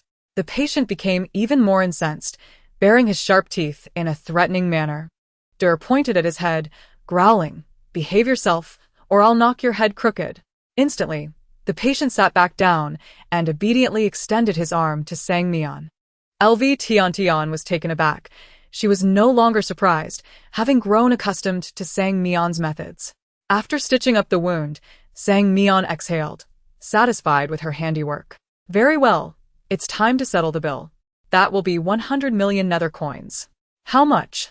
The patient's eyes nearly bulged out of their sockets. Why don't you go rob a bank instead? With a glance from Sang Mian, Der began to roll up his sleeves, eager to assist. LV Tian remarked that she had learned how to treat patients, but where could she find a son like Der? How enviable it would be to have a son of her own, allowing her to navigate the Eerie games with ease. With a sigh, LV Tian lamented how fortunate Sang Mian was. Sang Mian patted her shoulder, speaking earnestly. You are still young. Your time will come. LV Tian was momentarily speechless. Although the words were meant to comfort her, they did not sit well. Who would want an Eerie son in the future, anyway? At that moment, Sang Mian's phone rang. It was Vice Director Sun calling. Little Sang. The director's son is missing, he exclaimed, urgency lacing his voice. Sang Mian replied, I know about this. Haven't they found him yet? If only we had. Sun lamented. I don't know who the devil took his son, but he is rampaging through the hospital, asking everyone if they've seen him. Several doctors have already been injured by him. Sang Mian frowned. It seems his son is very dear to him. Sun continued. He dotes on him like a precious gem. If you happen to see the director's son, please let me know immediately. If he loses control, he could destroy the entire hospital. Hearing the gravity in Sun's tone, Sang Mian couldn't help but inquire, what does the director's son look like? We can help in the search. He's easy to recognize. He is bald and has a dragon tattoo on his left arm. Sang Mian fell silent, glancing at Der's bald head and the tattoo on his arm. Undeterred, she asked, Vice Director's son, are there any other Eerie beings in the hospital who are bald and have tattoos on their left arms? Brother Sun fell silent as well, the heavy sound of his breathing resonating through the phone. After an indeterminate interval, he spoke. Could it be that the director's son has been abducted by you? The last flicker of hope within Sang Mian extinguished. It was neither kidnapping nor trafficking, but rather the present circumstances seemed far graver than either of those scenarios. A sense of impending doom struck her. Brother Sun, hypothetically, if the director's son happens to have another mother, how would that be received? Would the director be accepting? You still dare to have them call you mother? A gasp echoed from the other end. Sang Mian found herself at a loss for words. How could she confess that she had turned the director's son into a mere guinea pig for a night, ultimately causing irreparable harm to his mind? Should the director discover this, her own sanity would surely be in jeopardy. He would undoubtedly seek to rectify the situation for his son. Brother Sun continued. Do you know why the director has remained single all these years? It is precisely because he does not wish to find a stepmother for his son. Sang Mian awkwardly replied. The director truly is a devoted father. Tian, observing the complex emotions flitting across Sang Mian's face, surmised that the conversation pertained to her son. Just then, a cacophony erupted outside the consultation room. Shouts, the sound of objects being smashed, footsteps all merging into a chaotic symphony, accompanied by an overwhelming aura of dread. After hanging up, Sang Mian shivered. Even within the consultation room, the oppressive atmosphere was palpable, a power that could only belong to one individual, the director. The only course of action was to stall, to delay until the personnel from the Anomaly Management Bureau arrived. A sudden flash of inspiration struck Sang Mian. She gently beckoned to her son. Darling, mother needs to discuss something with you. Her son gazed at her with innocent eyes. What is it, mother? Sang Mian sighed, beginning to reveal the truth. In truth, your father is the director of this hospital.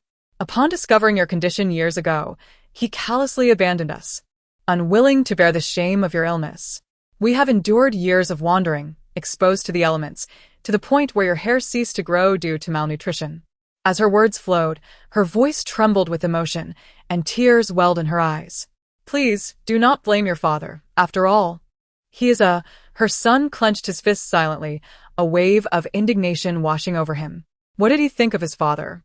Was he akin to a mere pet? To be nurtured when healthy and cast aside when unwell? Mother, I have no father, he asserted resolutely. I only have one mother. How dare he? I would fight to the death to protect you, mother. Sang Mian covered her mouth, touched. What a wonderful son. All these years, I have not raised you in vain. Meanwhile, Tian marveled at Sang Mian's eloquence, reflecting on how she could fabricate such tales without a twinge of conscience. Suddenly, the door to the consultation room was flung open by a gust of ominous energy, and a man, robust as an ox, emerged slowly from the swirling darkness. His aged eyes surveyed the restoration department, finally resting upon her son, his lips quivering uncontrollably. At last, he had found his precious child. Chapter 31. The third Eerie hospital. An overwhelming aura emanated from the elderly man, his Eerie value reaching a formidable 80 points, classified as a malevolent spirit. Sang Mintong felt the blood surge within him, and Lu Tiantian's complexion darkened significantly. With great difficulty, Lu Tiantian managed to utter, "Who is he?" Sans Mian responded. If I am not mistaken, he is the director, the biological father of the esteemed Daer. There was no need for speculation. The director's head resembled a preserved egg. Though he was older, his features were chiseled from the same mold as his son's. Despite the many wrinkles on his face, they could not conceal his robust physique. With an Eerie value of 80 points, he stood as the mightiest being within the third Eerie hospital. It was no wonder the vice-director claimed he could not contend with the director. The gulf between the vengeful spirit and the malevolent spirit, though merely 5 points, was an insurmountable chasm. Upon seeing his son, the director's body relaxed. He opened his arms, tears welling in his eyes. "Son, come to daddy." Daer remained motionless, casting a disdainful glance at the director. The director called out again, "Good boy, daddy is here." Daer retreated to Sang Mintong's side and whispered, "Is this really my father?" Sang Mintong nodded. "Indeed, that is him. Why is he so old and unattractive?" "Mother, how did you ever fall for him?" Daer remarked, his tone laced with contempt. Sang Mintong sighed, looking skyward. "Ah, that is a long story." Meanwhile, the director, standing at the entrance, nearly spat out a mouthful of blood upon hearing his son's remarks. "Good boy, what did you just call her? Why aren't you coming over to daddy?" Daer bared his teeth. "Who are you calling your son? Show some respect, or I swear I will strike you." He had only one mother and no need for a father, not even if the director were to be that man. Sang Mintong expressed her distress. "Darling." It has been so long since we last met. Her expression, filled with sorrow, could easily mislead one into believing there was an extraordinary history between her and the director. Outside the restoration department, a throng of doctors, nurses, interns, and the vice-director had gathered, all drawn to the unfolding drama. Upon their arrival, they were met with explosive revelations. When did the director acquire a wife? One questioned, "Shouldn't we be asking when he had a son?" Another retorted, "You don't understand. The director has always had an illegitimate child. That Dr. Sang is the mother of his son? No wonder she was promoted to full-time after just one day." "Not necessarily. She could be a stepmother. How could someone as beautiful as Dr. Sang possibly be interested in that old man?" Listening to the lively discussions, a psychiatrist pondered, stroking his chin. No wonder the vice-director treated Dr. Sang so favorably. It seemed there was a connection to the director. A young woman in her 20s and a man in his 70s. How fortunate the director must be. Wait, why does the son look so familiar? He mused, glancing at a nearby dentist. The dentist shuddered. "Isn't that the little white mouse from that day?" The doctors exchanged glances, lowering their heads like quails. Sang Mintong gazed affectionately at the director. "We must respect our child's opinion, don't you think? Look how opinionated our son is." The director's face, once filled with excitement, now bore a hint of confusion. When had he acquired a wife? And why did it seem like his son shared a close bond with her? A tense silence enveloped the room for a minute before the director suddenly realized his son had undoubtedly been brainwashed. He pointed an accusatory finger at Sang Mintong, his voice dripping with anger. "What have you done to my son?" Sang Mintong replied innocently, "I have done nothing. I have simply raised him alone with great hardship." The director roared, "You're talking nonsense." With tear-filled eyes, Sang Mintong lamented, "For many years, I, a single woman, have struggled to raise this child.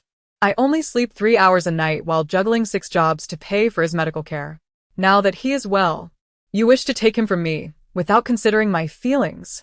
Her impassioned words resonated deeply, and a nearby nurse immediately conjured an image of a single mother's arduous journey to seek medical help, casting a resentful glance at the director. "You scoundrel." The director, infuriated, retorted, "According to your logic, what have I done? Have I not contributed anything to my son?"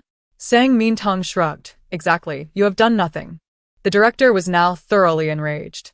He had never encountered such a shameless woman in all his years. He felt compelled to eliminate her for the sake of his dignity. Moreover, he couldn't fathom what enchantment she had cast upon his son, who now refused to acknowledge him as his father. He was determined to remove this woman from the equation. With a darkened expression, the director slowly raised his hand towards Sang Mintong. Just as he was about to strike, he noticed his son resolutely standing in front of her. "Try to lay a finger on my mother." A chill swept through the onlookers. What kind of absurd address was that? Had anyone ever seen a middle-aged, greasy man referred to as good boy? Lu Tiantian's eyelid twitched. How could this even happen?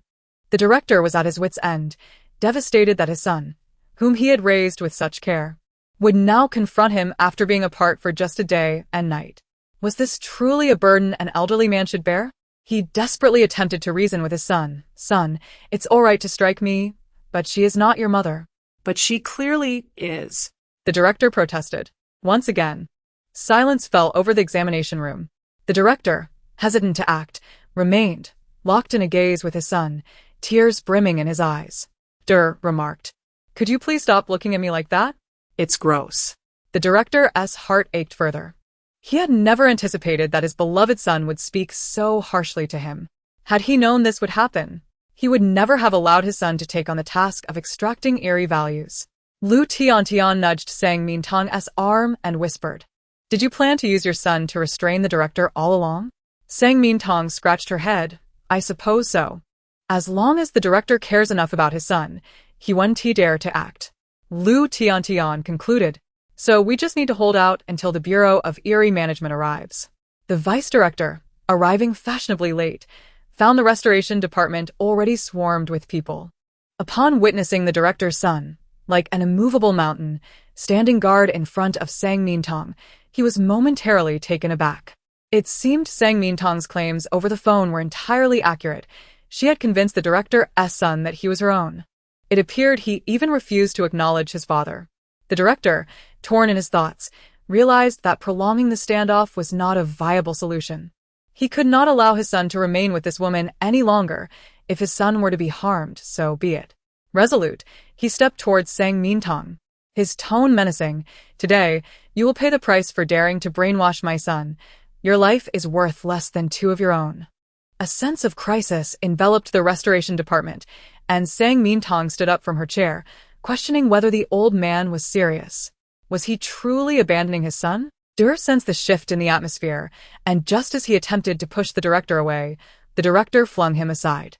Sang Mintong retreated a couple of steps, forcing a laugh. "The child is still young.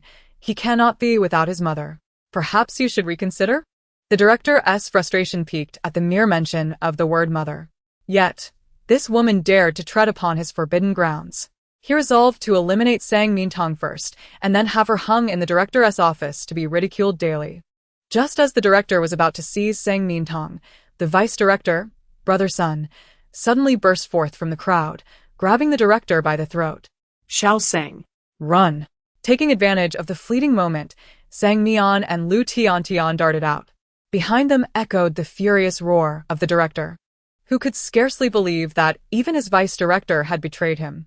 Gauda arose from the ground, having overheard the director's threat to kill his mother.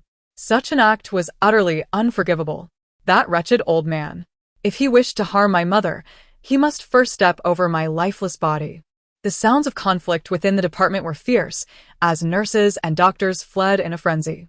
Sang Mian tightened her grip on the Eerie energy extractor, fully aware that the disparity in their Eerie energy levels rendered brother-son incapable of defeating the director. They must endure until the Bureau of Anomalous Management arrived to put an end to this farce. Thus, she needed to seek assistance for Brother Sunday suddenly. Amidst the chaotic crowd, she spotted several familiar figures. With an impassive expression, Sang Mian stated, "You performed the surgery on the director's son." The psychiatrist's face betrayed an unnatural hue. Dr. Sang, we are all in the same boat. Your actions are rather unkind. Sang Mian replied succinctly, go assist the vice director. Or I will expose this matter, and no one shall find peace. The psychiatrist grew anxious. Do you understand their capabilities? If I go, it's akin to walking to my death. Sang Mian retorted, you are not the only one who has operated on his son. Summon the others.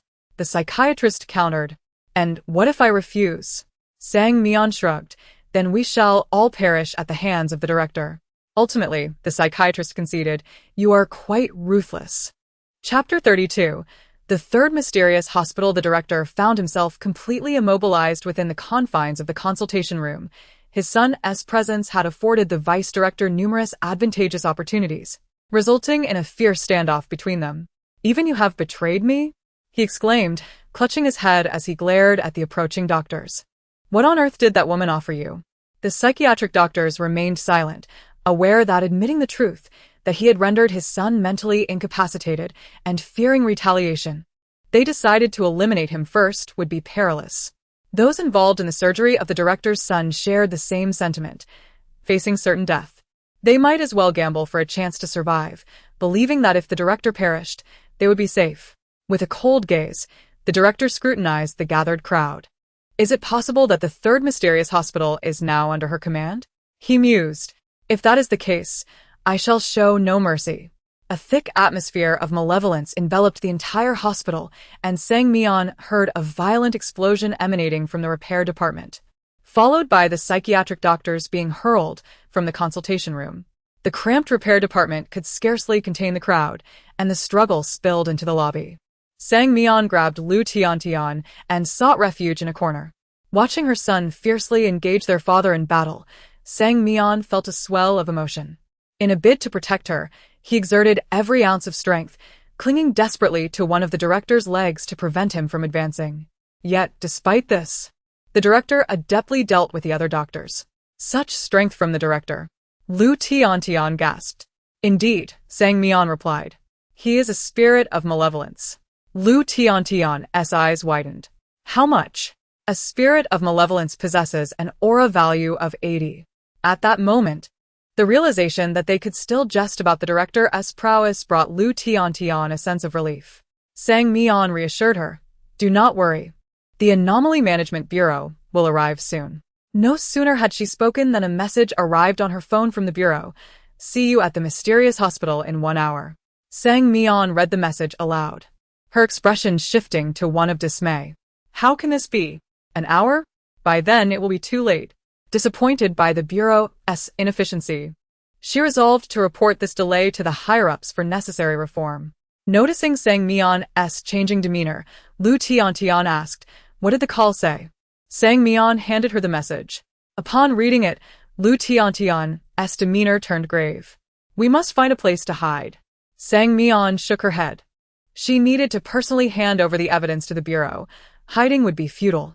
Taking a deep breath, she instructed Tiantian, wait at the hospital entrance and bring the bureau agents to me as soon as you see them. Lu Tiantian expressed concern. And what about you? With a faint smile, Sang Mian reassured her, I can hold on for an hour. She gently patted Lu Tiantian's head. Go now. Sang Mian seemed to possess a certain magnetism. Her words instilled a sense of calm and trust. Lu Tiantian grasped her hand earnestly. Sister Sang, please take care of yourself. After watching Lu Tiantian leave the second floor, Sang Mian dashed out from her hiding place, shouting at the chaotic brawl. Stop. Stop. My son will be killed. The director paused, startled by her cry, and glanced down at his son, whose face was smeared with dust and whose left arm was bloodied and raw from the struggle. You wretched old man. You ignored him when he was ill. Do you now wish to see him dead? Sang Mian shouted, her voice hoarse from desperation. Enraged, the director could no longer concern himself with anyone else. He lunged towards Sang Mian in a frenzy. The vice director, resigned, closed his eyes, foreseeing Sang Mian's grim fate. At the director's speed, no one could save her, and it was certain that she would perish. Just as the director was about to reach her, Sang Mian yelled, I can make him call you father again. The director abruptly halted his advance. The prospect of his son addressing him as father was an overwhelming temptation. Yet he remained wary. Why should I trust you? Sang Mian shrugged. Because he only believes me. The director, fuming, recognized the truth in her words. His son had always trusted her alone. Sang Mian smirked. Let us strike a deal. If you refrain from moving for 1 hour, I will ensure he calls you father once more. The equivalence of restoring his son's call to father for the director's immobility for 1 hour established the transaction. A father's love is boundless. The system wept with emotion. Upon receiving the system's notification of success, Sang Mian knew she had triumphed. Meanwhile, the director sensed something was amiss with his body. He attempted to move his legs, but no matter how he tried, they remained unresponsive. Staring incredulously at Sang Mian, he demanded, What have you done to me? Sang Mian feigned innocence. Didn't you agree not to move for an hour? That was our deal. The director, who had witnessed countless bizarre occurrences throughout his years, found it unfathomable that a being with an aura value of merely 22 could dominate him, a being of 80. Sang Mian gazed at her son with a maternal warmth. Today, our mother-son relationship must come to an end. Her son looked at her, confused. Why? Is it because I failed to protect you? Seeing her son's innocence tugged at Sang Mian's heart. Despite his shortcomings, he was genuinely good-natured. You are not my son. Everything until now has been a ruse. Sang Mian disclosed her true identity and the director's to him, and with each revelation, her son's shock deepened. He shook his head vehemently. I don't believe you. You must be lying. He stared blankly at the director, his lips trembling. Father, why didn't you tell me sooner? The director, poised to explain, began, My dear boy, listen to me, but he could barely finish before his son's fragile psyche shattered once more. And he dashed against the hospital wall. With a resounding crash, he collapsed to the ground. The director was devastated, yet utterly immobilized. He cried out to his son. My dear boy. Sang Mian chuckled softly. This isn't my fault. Your son has remarkably low tolerance. The vice director approached the director, suppressing his pain. You cannot blame anyone but yourself. Your greed and desire led you to siphon the aura from patients, even exploiting the doctors. Your son's fate is a direct consequence of your actions. The director shook his head repeatedly. It's all because of that woman. She is to blame. I must kill her. I will kill her. She has ruined my son. The director had descended into madness, repeating the same phrases over and over.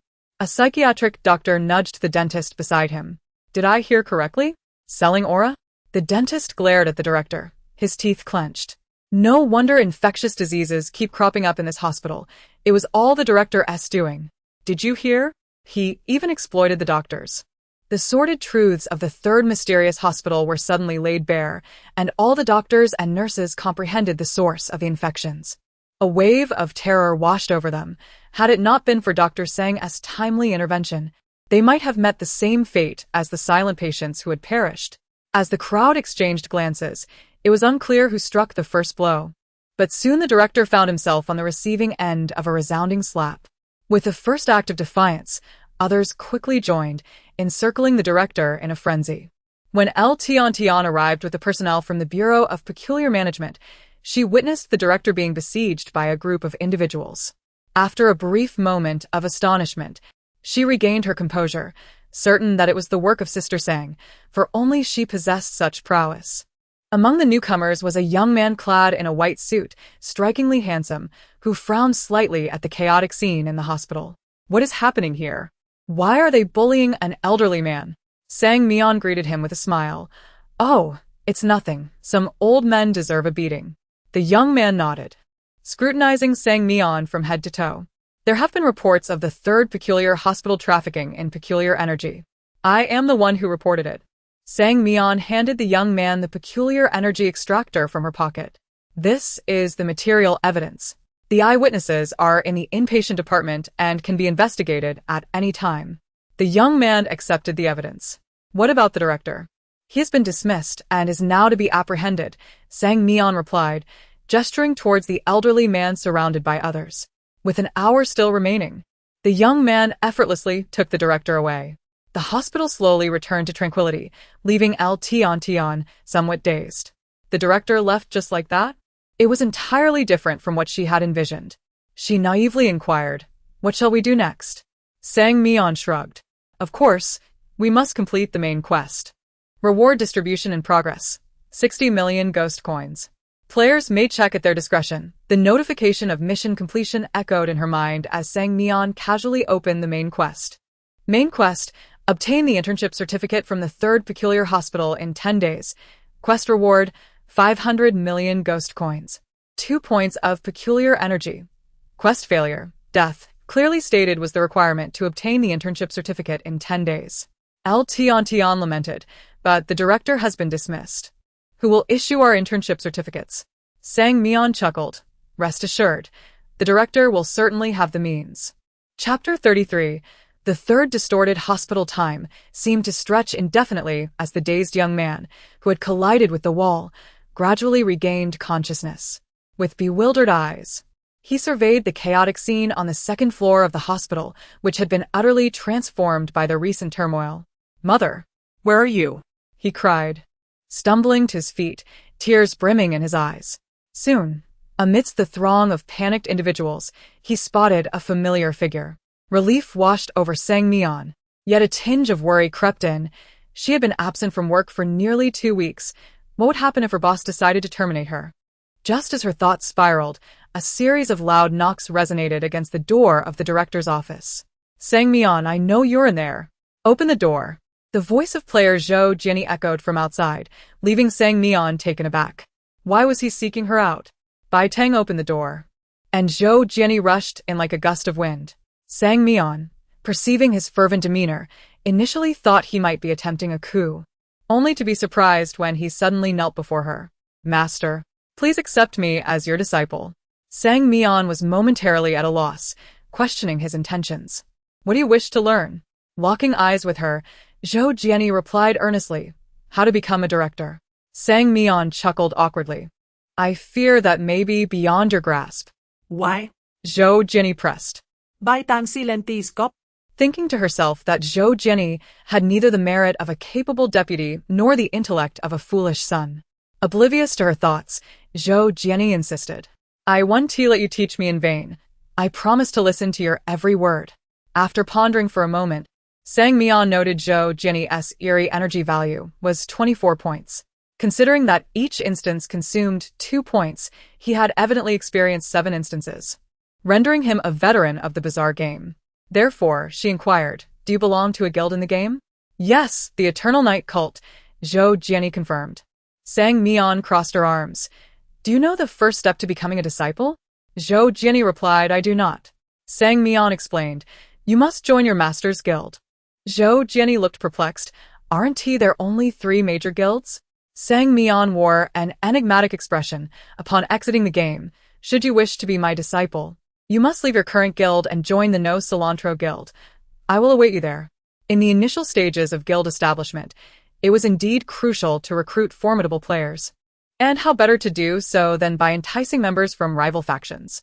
She particularly relished the thought of poaching from the Eternal Night Cult. As Zhou Jianyi departed, Sang Mian added, "Don't forget to bring your brother along." It was advantageous to recruit another member. After all, she had nothing to lose. Once Zhou Jianyi had completely left, Sang Mian noticed another figure lingering at the entrance of the director's office, seemingly waiting for quite some time. "You seem to enjoy eavesdropping," Sang Mian remarked first. Lin Buchi's gaze flickered over Bai Tang, causing her to shudder. Though unaware of his identity, her instincts urged her to leave the area. She adeptly excused herself. "Sister Sang, I must head to the inpatient department to transfer duties." With that, she kindly closed the door behind her. Lin Buchi smiled faintly. "Director Sang, it has been a while." Sang Mian thought to herself that they had only seen each other 2 days prior in the cafeteria. Lin Buchi surveyed the director's office with an air of nostalgia. When he first arrived at the distorted hospital, he had not been afforded such privileges, not even a glimpse of the director. "Our previous discussion regarding the collaboration remains unfinished," he said. Sang Mian shrugged. "I forgot to mention that I established the No Cilantro Guild 3 days ago, so collaboration is no longer necessary." Lin Buchi appeared unfazed. After all, with so many shocking occurrences, the founding of a guild barely registered as remarkable. He shifted the topic. I didn't he fully clarify the rumors about the evil god last time?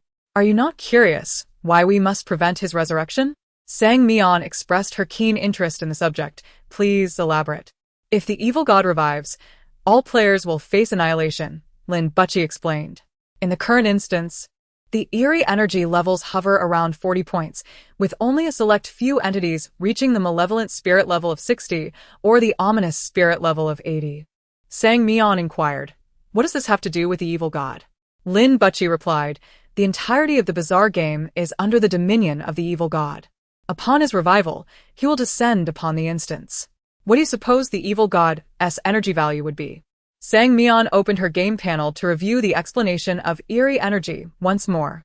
Eerie energy conceals the player's human identity, presenting them with a bizarre appearance in the game. Eerie levels are categorized into 5 tiers, 20 for the undead, 40 for the vengeful spirit, 60 for the malevolent spirit, 80 for the ominous spirit, and 100 for the evil spirit. Players' Eerie energy values are highly unstable. Please take care to disguise accordingly. If it were indeed the evil god, he would undoubtedly be classified as an evil spirit. This was beyond doubt. Furrowing her brow, Sang Mian recalled that he had previously dismissed the resurrection of the evil god as mere rumor. Lin Buchi suddenly cast her a meaningful glance. No one knows the truth. From an uncertain rumor, 2 possibilities emerged. The resurrection of the evil god could grant unlimited wishes, or he would obliterate all players. This division led players into 2 factions, the radical Eternal Night cult and the conservative Twilight Cross, while the Golden Dawn remained in a state of observation. Sang Mian instantly grasped Lin Buchi's implications. As a player in the bizarre game, she too was compelled to make a choice. Given her current rate of accumulating Eerie energy, she fervently hoped for the evil god's non-resurrection. Moreover, even if she set aside all considerations and had to choose, she would never opt for the Eternal Night cult. For reasons unknown, she harbored a profound aversion to the resurrection of the evil god. Lying languidly on the director's genuine leather chair, she sighed, how troublesome. As a mere woman, all I wish is to navigate this instance in peace. Lin Buchi glanced at her official director's attire. Are you certain you intend to navigate this instance in peace? Feigning innocence, Sang Mian replied, Isn't that so? Lin Buchi remained speechless. I wish Director Sang a joyful 7 days of gameplay. The emphasis on the term Director Sang was palpable. Suddenly reminded of Lin Buchi's corpse, Sang Mian exclaimed, oh no.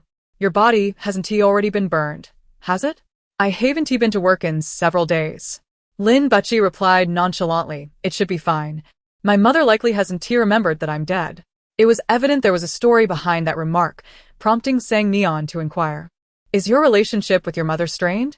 Lin Buchi's gaze flickered momentarily. Indeed. Observing his sorrowful demeanor, Sang Mian reassured him. What's the big deal? If worst comes to worst, I'll help you with the burial. I'll ensure you have 18 beautiful paper maidens as accompanying offerings. And it will be a grand affair. Lin Buchi responded with a blank expression. Thank you, but I would prefer to be resurrected. Sang Mian gasped in astonishment. Resurrected after death? What kind of Eastern sorcery is this? Teach me at once. Lin Buchi arched an eyebrow. Are you planning to die first? Sang Mian felt her enthusiasm wane. Well, perhaps not. With the intention of being helpful, she agreed to preserve Lin Buchi's frozen corpse until his resurrection. The growl of hunger stirred her from her reverie, prompting Sang Mian to rise from the sofa. She glanced at her phone, only to find it had run out of battery. After plugging it in, she retrieved the last piece of bread from the fridge. Food reserves are of utmost importance, she murmured to herself. A black invitation lay quietly on the table, unremarkable in appearance, akin to the small cards distributed on the streets at night. The only distinction being its inky hue. Sang Mian turned over the card. Name, Sang Mian, code 080369, Eerie energy, 4242, note. At 0, death occurs. Please do not let your human identity be discovered. Identity skill, trader, adhering to the principle of equivalent exchange to obtain whatever you desire. Players are advised to log into the game lobby after midnight to claim game rewards. Players may choose to decline. What if I refuse every day?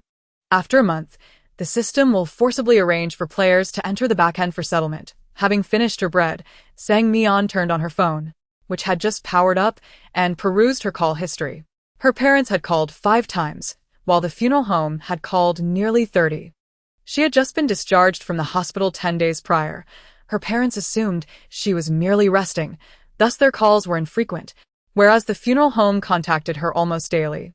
A shiver ran down Sang Mian's spine. They wouldn't be terminating her, would they? Counting the days. It had been half a month since she last went to work. The call was quickly connected. A man's voice resonated. Sang Mian? Supervisor Chiao. I hope I'm not disturbing you at this hour? The voice on the other end sounded odd. No, you all right? Sans Mian replier apologétically. I'm truly sorry, Supervisor Chiao. I didn't intend to be absent. Have I caused a lot of inconvenience?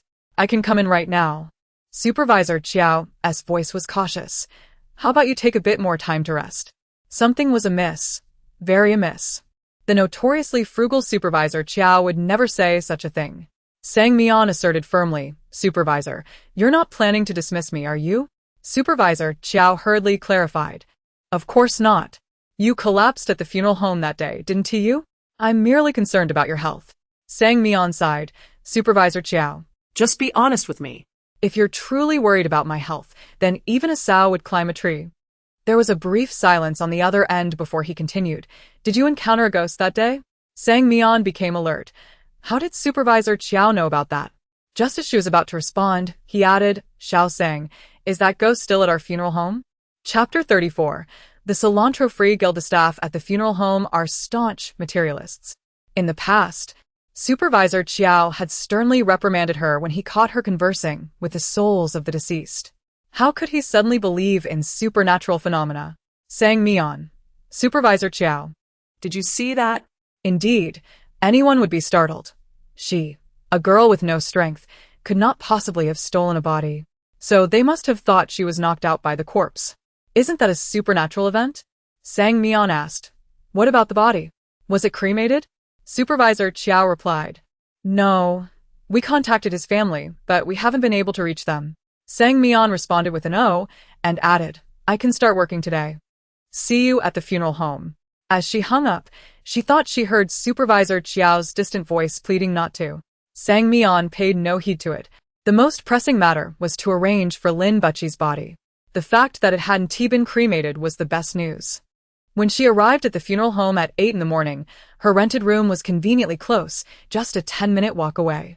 Supervisor Chiao stood at the entrance, looking anxious, and waved as he spotted Sang Mian. Sang Mian took in Supervisor Chiao's appearance.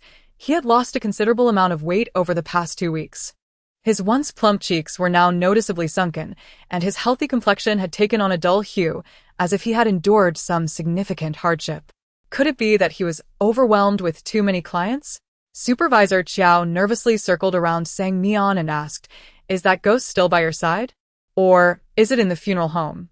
Sang Mian's gaze drifted past him, and she replied earnestly, There is indeed a ghost, right behind you. Supervisor Chiao screamed in fright and dashed into the building. Sang Mian was puzzled. Wasn't it quite normal for there to be ghosts in a funeral home? After all, bodies arrive every day, bringing their souls along with them. The old man with graying hair who had just been behind Supervisor Chiao appeared very friendly. After exchanging morning greetings with the ghost, Sang Mian headed to Supervisor Chiao's office. He still looked utterly terrified. Sang Mian poured him a cup of water and kindly reassured him, Don't be afraid. There are no ghosts here. Holding the warm cup, Supervisor Chiao cautiously surveyed his surroundings. After a while, he finally regained composure and asked, Do you remember the male corpse named Lin Butchie? Sang Mian. I do, and I know him quite well. Supervisor Chiao took a sip of water and said, I used to think you were talking to yourself because you were crazy, but you can see things we can't. Can't you? Sang Mian nodded. It seemed Supervisor Chiao had become more astute. I was right. Supervisor Chiao lowered his voice. Did you encounter a supernatural event that day? Did the male corpse attack you? Such an explanation was impossible. She couldn't possibly reveal the bizarre game, so Sang Mian chose to remain silent. Supervisor Chiao muttered to himself, This cannot happen again. We need to handle that body first, and when his family arrives, we can directly hand them the ashes. Sang Mian objected no. Supervisor Chiao looked at her in confusion. Why? Sang Mian struggled to articulate a reason. How could she say the corpse might resurrect? That would surely terrify Supervisor Chiao. After some contemplation, she decided to feign shyness and said, "Actually, Lin Butchie is my boyfriend." She turned to the empty floor beside her and added, "Oh dear, he knows you don't want to leave me." Supervisor Chiao nearly had a heart attack. "Did you not say there are no ghosts here?" Sang Mian replied earnestly, "You just don't understand. Ghosts can walk through walls." He just arrived. Cowering in his chair, Supervisor Chiao trembled, his unshaven stubble adding to his disheveled appearance. He awkwardly glanced at the empty space beside him. "Why would your boyfriend want to attack you?" "Attack? How could you say that?" Sang Mian corrected him. "He just wants to meet me in dreams." Supervisor Chiao whispered, "Would he pose any danger to our funeral home?" Regardless of whether he would or not, just knowing there was a ghost nearby unsettled him. Sang Mian sighed, resting her chin on her hand. He wouldn't have if he hadn't overheard you planning to cremate him. That made him quite unhappy. Turning to the invisible presence beside her, she said, "Darling, don't be angry. Supervisor Chiao didn't mean it. You shouldn't chat with him tonight." Supervisor Chiao felt as if his back was soaked in sweat. "He is still going to come find me tonight." Sang Mian shrugged. "He said it's very impolite to casually handle someone else's body. So, he intends to speak with you tonight, just like he did with me last time." "Please no." Supervisor Chiao nearly wet his pants. He clasped his hands in a prayer-like gesture, pleading, "I want to cremate him." Xiao sang, "Please tell him not to come find me tonight. My wife and children are home. I simply cannot handle the fright." He then shouted at the empty space beside Sang Mian, "Brother, that last remark was my mistake. Rest assured, I will never touch you without your family's consent." With her objective achieved, Sang Mian smiled with satisfaction. "Given your sincerity," he said, "he want to come find you tonight." Upon hearing this, Supervisor Chiao was overjoyed. He stood up and bowed 3 times towards the air. "Thank you for your kindness. Our funeral home will take great care of your body." Since the incident of the corpse rising, Sang Mian noticed a change in the attitude of everyone at the funeral home towards her. Supervisor Chiao not only overlooked her absence for half a month, but even offered her a subsidy. This stroke of good fortune made Sang Mian elated. After all, one must make a living. Though she was wealthy in the realm of the underworld, in the real world, she was still a worker. She went to see Lin Butchie's body, which Supervisor Chiao had placed in a crystal coffin, preserved beautifully. From afar, it looked as if he were merely sleeping. After finishing her day's work, Sang Mian climbed into bed early. At midnight, the ringing in her mind began. "Please confirm whether to enter the game lobby." She was not disturbed by the ringing but instead entered a peculiar state, as if in a dream, where a game interface floated before her. A virtual, enormous blue frame. Sang Mian tapped the button to enter. The scenery around her transformed instantaneously. She found herself in a modest conference room, devoid of any jarring sense of awakening. Everything felt remarkably natural. Sang Mian thought the Eerie game executed this aspect splendidly, completely alleviating her morning grogginess. Rewards for Chapter 3, Eerie Hospital being dispensed. 500 million nether coins, 2 points of Eerie energy have been issued. Players may check them at their convenience. She opened her personal attributes interface. Name, Sang Mian, code name, 080369, Eerie energy, 4444, note. 0 indicates death. Please do not let your human identity be discovered. Identity skill. Trader.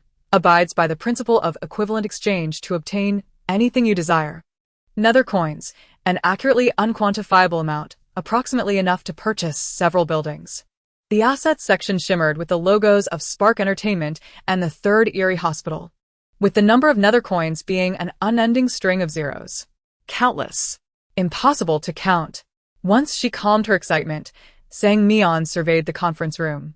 The system had just informed her that this was the guild space she had purchased. How small, she muttered. This tiny place cost me 300 trillion nether coins. ISNT that extortion? Fuming, she was about to argue with the system when the door to the conference room swung open, and upon seeing the figure inside, Xiaqing covered her mouth and screamed, "President!" As Sang Mian glanced around, she recognized the vice president, Xiaqing, who had been appointed by her. Clearly displeased, Sang Mian inquired, "Is this all the territory I have for the 300 trillion I spent on rent?" Xia Qing, pulling her out, replied, "Of course not. Our guild is quite expansive." Upon exiting the conference room, Sang Mian beheld a spacious flat, complete with sofas and coffee tables and even a tea station. In the center of the grand hall stood an enormous crimson round table. She surveyed her surroundings and noticed a large LED screen on the left wall, displaying numbers in bold red font. This screen served as the guild member leaderboard, ranked by Eerie energy levels.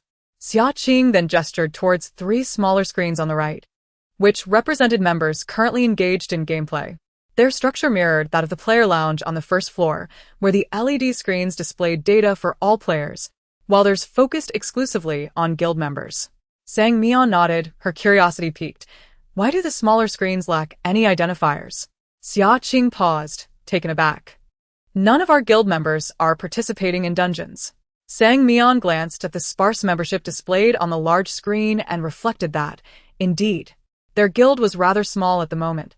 Meanwhile, Xia Qing gazed at Sang Mian with admiration, exclaiming, "President, your Eerie energy level has increased again. It's truly remarkable." As Sang Mian reveled in the sight she had rented, she remained oblivious to the chaos unfolding within other guilds. Look! The dungeon of the Third Eerie Hospital has concluded. A player shouted from the lounge. It was astonishing that so many had survived the Third Eerie Hospital. I heard this one was treacherous. Not only do you have to deal with patients, but the doctors also carry infectious diseases. Surviving with 9 people is no small feat, isn't that 080369? How is she in this dungeon? Someone questioned. Wait, wasn't she just out of the novice dungeon? How did she suddenly end up in the Third Eerie Hospital? Do you think everyone is as lazy as you? She can certainly tackle dungeons. News of the incident rapidly reached the ears of the 3 major guilds. In the conference room of the Eternal Night Cult, Che Ingnan, with a dark expression, handed over the information regarding the Third Eerie Hospital to the man seated before him. The man adjusted his frameless glasses and remarked, "So she ventured into a dungeon. No wonder we haven't seen her these past few days. That's unnecessary. The president has confirmed she is not the original 080369. His fingertips traced the identifier on the document. A newcomer with such strength should be recruited. The Eternal Night Cult has long been in need of formidable blood." Chapter 35. Recruitment of members. He lifted his gaze and squinted slightly. "By the way, how did you fare with the task I assigned you earlier?" Che Ingnan replied, "For the past 10 days, I've been recruiting members for the No Cilantro Guild, and so far, I've successfully brought in 7 players." A flicker of disdain crossed the man's eyes. What a ridiculous name. It's utterly unpleasant. Continue. This guild ought not to exist at all. It would be best if not a single soul remained. Lean back in your chair and prepare. We shall discuss joining the Evernight sect with 080369. Che Ingnan voiced his concern. "Do you think she will agree?" The man smirked derisively. A weak guild like hers cannot be compared to the Evernight sect. If 080369 possesses any intelligence, she will join us for her own survival. The Golden Dawn and Twilight Cross were equally in turmoil. "President, quickly recruit 080369. That little guild of hers won't last much longer." A burly man urged. "Our Golden Dawn has been consistently overshadowed by the Evernight sect and Twilight Cross. We must have strong members to secure our standing." The president of Golden Dawn chuckled while cradling a thermos. "Ah, Da Huang, you remain as emotional as ever." Da Huang slammed his palm on the table, causing it to tremble violently. "President, how many times must I tell you not to call me Da Huang? It sounds like a dog's name." The president feigned innocence. "I meant no offense. You are overthinking it, Da Huang." Da Huang, exasperated, shook his head. "I won't bother with you anymore. I'm heading off to recruit her. And from now on, please refer to me by my full name, Chu Huang." With that, he dashed toward the No Cilantro Guild. To his surprise, he collided with members of the Twilight Cross upon arrival. "Lin Xiao, what are you doing here?" Chu Huang regarded Lin Xiao warily. She was the vice president of the Twilight Cross and typically did not roam about. So her presence at the No Cilantro Guild's entrance was peculiar. Something felt amiss. Was she there to poach players? Lin Xiao smirked, her eyes slightly narrowed. "Oh, ISNT this Da Huang? What brings you here? Chu Huang's veins bulged with irritation. My name is Chu Huang, okay? Lin Xiao raised her hands in mock surrender. All right, Da Huang. Just as Chu Huang was about to lose his temper, he noticed a man in a white shirt approaching from a distance. Goodness. Why is the doctor from the Evernight sect here? Chu Huang muttered instinctively. What is going on today? All three major guilds have shown up. Lin Xiao retorted. Well, who would come if not for something good? It was well known that the doctor of the Evernight sect was merely a title. His identity and skills were rare in the healing domain, leading everyone to habitually refer to him as the doctor. The three exchanged glances, and Lin Xiao was the first to turn her head away. How unfortunate. The doctor chuckled lightly. What a coincidence. Are you all here to poach players? They knocked on the door of the No Cilantro Guild in unison. Receiving them was Xia Qing, who, upon spotting the doctor of the Evernight sect, immediately became furious and attempted to chase him away. Get out. You're not welcome here. Noticing that the guild was already short on members, Mian quickly became aware that something was amiss. She approached the entrance. What is going on? Xia Qing pointed angrily at the doctor. They poached 7 of our members. They're back today with bad intentions. The Evernight sect indeed had a reputation for disregarding personnel matters. Xia Qing had nearly been bullied by them during her first visit to the game hall, and now they were attempting to undermine her guild. Truly outrageous. Mian scrutinized the 3 of them from side to side, sneering. Brought along 2 lackeys? Afraid one of you can't handle it? Chu Huang grew anxious at her words. Who was his lackey? I'm not part of the Evernight sect. Lin Xiao asserted that she was not affiliated with the Evernight sect either. Mian fixed her gaze on the trio. Oh? Then what are you here for? Chu Huang earnestly replied. I'm here to invite you to join the Golden Dawn Guild. Rest assured, we will treat you well. Before he could finish, Lin Xiao covered his mouth with her hand. You should come to our Twilight Cross. Our guild is powerful, and the benefits are excellent. You won't be disappointed. Mian's gaze shifted to the doctor, who shrugged. I'm also here to invite you to join our guild. As you know, no one surpasses the Evernight sect in terms of strength. He paused, wearing a particularly irksome expression. A guild without members will inevitably disband. It's better to dissolve it sooner. Mian remained unfazed, her smile enigmatic. Indeed, it is a guild without members that requires dissolution. Kindly step aside, the 3 of you, and allow us to welcome our new guild member. Among the 4, the doctor recognized 2 familiar faces, disbelief washing over him. Mian. You. The 2 players beside him were indeed members of the Evernight sect, twins with considerable potential, already capable of entering instances on their own. The doctor had not anticipated encountering them here. Upon closer inspection, he found the female player next to the twins strikingly familiar. The vice president? The female player seemed somewhat surprised. The doctor's expression darkened. What are you all doing here? Bai Tang raised an eyebrow, her slender fingers brushing aside Zhou Jiao's arm. Locking eyes with Mian, and she offered a gentle smile. After clearing the first instance, she had been recruited into the Evernight sect as one of the less capable newcomers, and after the guild had guided her through 2 instances, they had essentially forgotten her. This was the reality for most players. The guilds only tightly bound those with strong skills. Thus, after careful consideration, Bai Tang decided to join the guild founded by Mian, not merely seeking a new refuge, but aspiring to become even stronger. Strength hinges upon having good teammates. Moreover, the No Cilantro Guild does not require any membership fees. She had only earned 500 million dark coins from this instance, half of which went to the Evernight sect, a rather painful loss. Mian smiled warmly, gesturing for her to enter. Are you blind? Of course. It's to join the guild. Zhou Jiai found the situation somewhat awkward, as it felt strange to join another guild in front of the former vice president. However, this awkwardness was entirely absent from Zhou Jiani, who completely disregarded the former vice president and strolled leisurely into the No Cilantro Guild. The doctor clenched his fists. You all actually chose to join a guild with so few players? Zhou Jiani frowned. Are you speaking to me? The doctor affirmed with a grunt. Zhou Jiani turned away. Not your business. The doctor tightened his fists, sneering. You 2 brothers are nothing but traitors. Zhou Jiani's tone suddenly darkened as he met the doctor's gaze. Enunciating each word. Say that again. The doctor repeated, traitors. Zhou Jiani suddenly swung his fist. Who do you think you are to speak of my brother? Caught off guard. The doctor was struck on the cheek, blood trickling from the corner of his mouth as he stood momentarily stunned. Chu Huang and Lin Xiao were both astonished. Who dared to strike the vice president of the Evernight sect? Chu Huang was ecstatic, flailing his arms. Wow. Watching him get hit feels so good. What should I do? I want to join in. Lin Xiao shot him a glare. No violence allowed in the game hall. This is a rule established collectively by the 3 major guilds. Anyone who violates it must face punishment. Sang Mian furrowed her brow, recalling that one of the guild's regulations forbade fighting. It was precisely due to her resorting to violence that she became a target for the Eternal Night Church. The consequences of her actions were undoubtedly severe. And given the formidable strength of the church, she could not afford to confront them directly at this time. Once the doctor regained his composure, he coldly remarked, "Do you think ignorance will absolve you? Every player is aware of the prohibition against fighting." Sang Mian widened her eyes in surprise. Is that so? How was I not informed?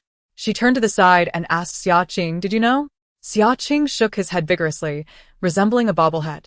I had no idea. I've never heard of it. Sang Mian smiled slightly. Ignorance is no sin.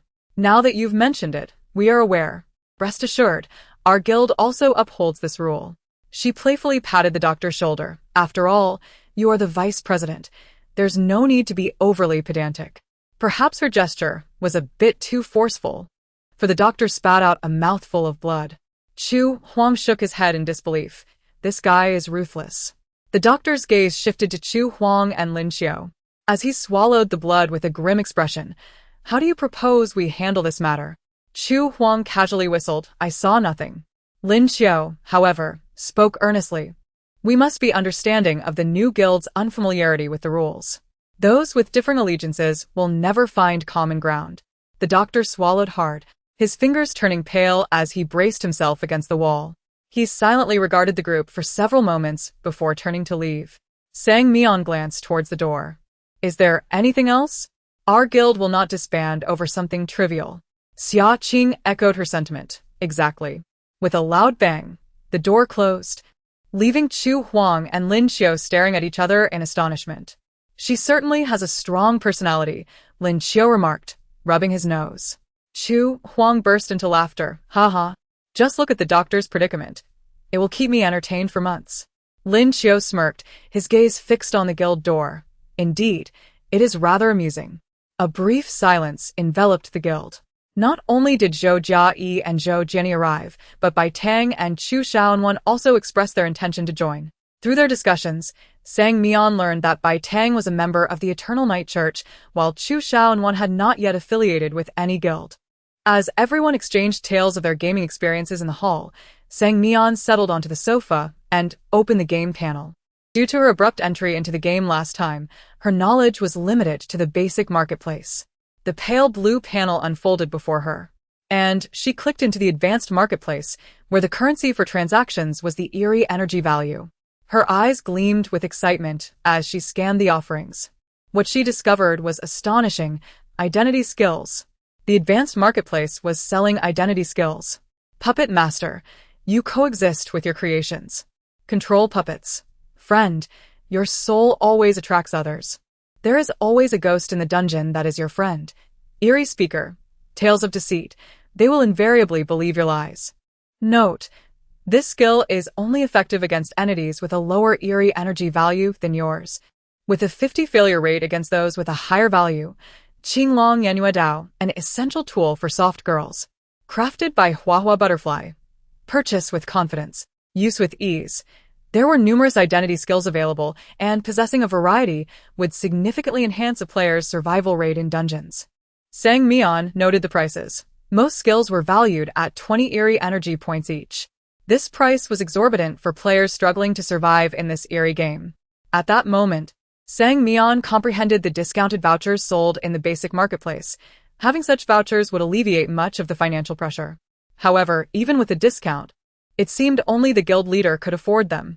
Her gaze lingered on the Qinglong Yanhua Dao, a name that struck a familiar chord within her memory. Where had she encountered it before? Chapter 36. The gift from Jiao Jiao. Suddenly, A spark of inspiration ignited in Sang Mian's mind. She recalled that the Indian miracle oil promoted by Tang was also produced by the brand Hua Hua Dai. It appears that Hua Hua Dai's business ventures are quite extensive. Sister Sang, why are you lost in thought?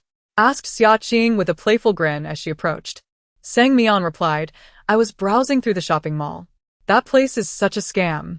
Xia Qing pouted upon hearing the mention of the mall. I spent ages looking last time and couldn't find a single item I could purchase. It's outrageous. Zhou Jianyi chimed in, perhaps it's just that you're broke.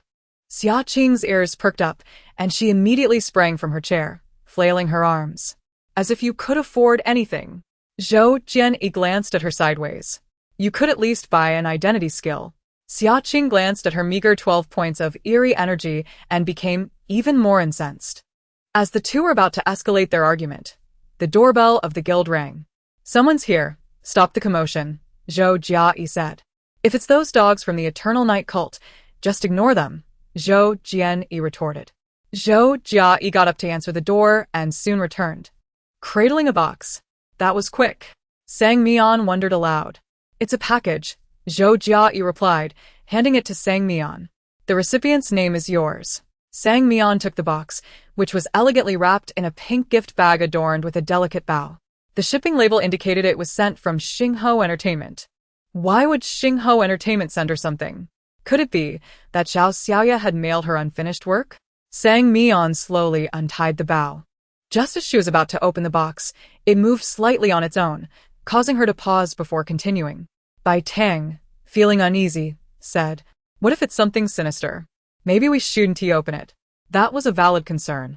After all, she was not only the CEO of Xingho Entertainment, but also the head of the Third Eerie Hospital, making her identity particularly valuable. Thus, Sang Mian tossed the box aside. At that moment, the box emitted a faint voice. Baka. That voice sounded familiar.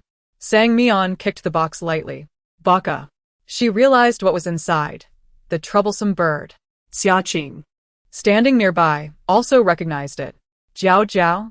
She quickly opened the box and extracted the bird. It was indeed Jiao Jiao.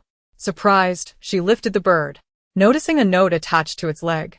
Sang Mian took the note and skimmed its contents. Dear esteemed President, ever since the previous CEO's passing, Jiao Jiao has been left unattended. Remembering the harmonious moments you shared, I decided to send Jiao Jiao to you. The letter was signed by Zhao Xiaoya. Sang Mian glanced at Jiao Jiao, who seemed to be faint from hunger. However, upon seeing Sang Mian, it trembled with fear, its tiny eyes filled with terror. Oh no, not this woman again. Jiao Jiao sensed her fear, and she felt no sympathy for it. After all, during her time at Xingho Entertainment, this bird had delighted in her misfortunes. Sang Mian chuckled wickedly. Looks like your day has come. Jiao Jiao's feathers bristled with dread. It was terrified, thinking that this woman might turn it into bird soup. Sang Mian held the bird aloft and inquired, how much is a bird worth in underworld coins? Are you planning to sell me? Jiao Jiao squawked. Sang Mian raised an eyebrow. Should I continue to feed and house you for free?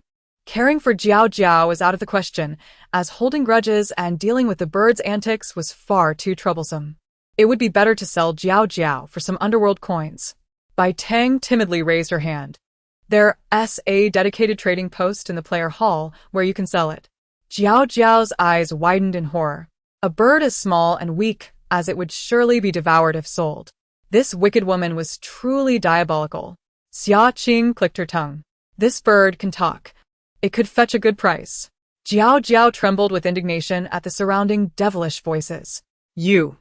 Xia Qing tilted her head, gazing at it. What about us? You are the most beautiful, kind-hearted players I have ever encountered, who care for small animals. Jiao Jiao exclaimed. To express its respect. Jiao Jiao hurriedly retrieved a tightly bound roll of paper from its wing and stuffed it into Sang Mian's hands. Xia Qing rubbed her eyes in disbelief. Was she truly seeing a bird trying to ingratiate itself? Jiao Jiao had mastered the art of social niceties. An upright and ambitious youth would not be swayed by trivial matters. The golden letters on the team card red team card note can only bind 3 players. Sang Mian raised an eyebrow. Jiao Jiao's eyes widened. Was this not sufficient? Mother was right. Humans were indeed greedy. Thus it retrieved another scroll from its wing. This time inscribed with lucky card note. You will be the luckiest player in the game for 24 hours. With tears in its eyes, Jiao Jiao added, There's really nothing else. Xia Qing grinned wickedly. Sister Sang, let me sell it for you. You should rest. She reached for Jiao Jiao in Sang Mian's hands. Wait. Sang Mian's demeanor shifted instantly. Doesn't TR Guild need a talking bird? Let's keep Jiao Jiao as our colleague. Xia Qing exclaimed, but Sister Sang is an upright and ambitious youth.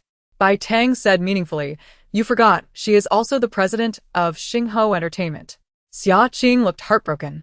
Oh. She has already succumbed to the evils of capitalism. While playful banter ensued, Bai Tang steered the conversation back to business. What do these two cards do? Upon acquiring the team card, its specific functions were displayed on the interface. Team card allows selection of 2 players for binding. Once bound, they can play simultaneously. Sang Mian conveyed the card's functionality. Zhou Jiayi, who had been silent, spoke up. Team cards drop randomly after completing dungeons. They're considered rare items. I heard the leader of the Eternal Night cult once obtained one. Sang Mian glanced at Zhou Jiani, who was fiddling with a black-silver cross on a chain. Do you guys have one? Zhou Jiayi replied, we used a disposable team card, which costs 2 points of Eerie energy in the high-end mall. That greedy mall. Xiaoqing scoffed at the high-end mall. Being poor already, now it was even more unattainable. Sang Mian rubbed the team card in her hands. In this Eerie game, having familiar teammates would undoubtedly enhance survival rates. As the saying goes, demand creates markets. Since the high-end mall sold disposable team cards for 2 Eerie energy points, it indicated a high demand among players. Moreover, forming teams was essential, as evidenced by Zhou Jiayi and his brother. Zhou Jiani smirked, his lips curling upwards. President, what do you think of me and my brother? Xiaoqing clung to Sang Mian's left arm. Sister Sang is mine. You can't make any plans on her. Zhou Jiayi crossed his arms. President, my brother and I have more experience. Consider us first. Bai Tang moved her lips, seemingly wanting to say something but held her tongue. Stop. Sang Mian's head throbbed from the noise, and she made a gesture to halt. I've already decided who I want to team up with. The room fell silent. Xiaoqing choked on her saliva, her heart racing. Sang Mian surveyed the room, quickly selecting her teammates. I choose Xiaoqing and Bai Tang. Bai Tang's pupils momentarily dilated as she looked up at Sang Mian in disbelief, pointing at herself. Me? Sang Mian tilted her head and asked, Are you unwilling? Of course, she was willing. She simply did not expect Sang Mian to choose her, considering they had only just met and were still unfamiliar with one another. After a minute of stunned silence, Bai Tang fixed her gaze on Sang Mian's eyes and resolutely replied, All right. Xiaoqing beamed as she wrapped her arms around Bai Tang's neck, catching Bai Tang off guard and causing her to stumble slightly, a rosy hue blooming on her fair cheeks. From now on, we shall be sisters bound by unbreakable ties. Zhou Jian uttered a brief acknowledgement before gradually disappearing from sight. Still immersed in her joy, Xiaoqing began introducing Bai Tang to their teammates. Sang Mian waved goodbye to Zhou Jia and then opened the game panel, suggesting, We have rested long enough. Shall we 3 enter the game? The 3 little heads huddled together, and Bai Tang solemnly nodded. Yes. I protest. Xiaoqing exclaimed, her expression twisted. Shouldn't we rest a few more days? Is our new teammate not the least bit afraid? Why agree so readily? Am I the only one who feels apprehensive? Sang Mian grinned. 2 votes to 1. Your protest is invalid. Let's proceed into the game. Just before entering, she pondered over the lucky card given to her by Jiao Jiao, almost forgetting it during the selection of teammates. After some thought, she tucked the card into Xiaoqing's pocket. Xiaoqing's eyes widened in surprise. Sister Sang, what did you give me?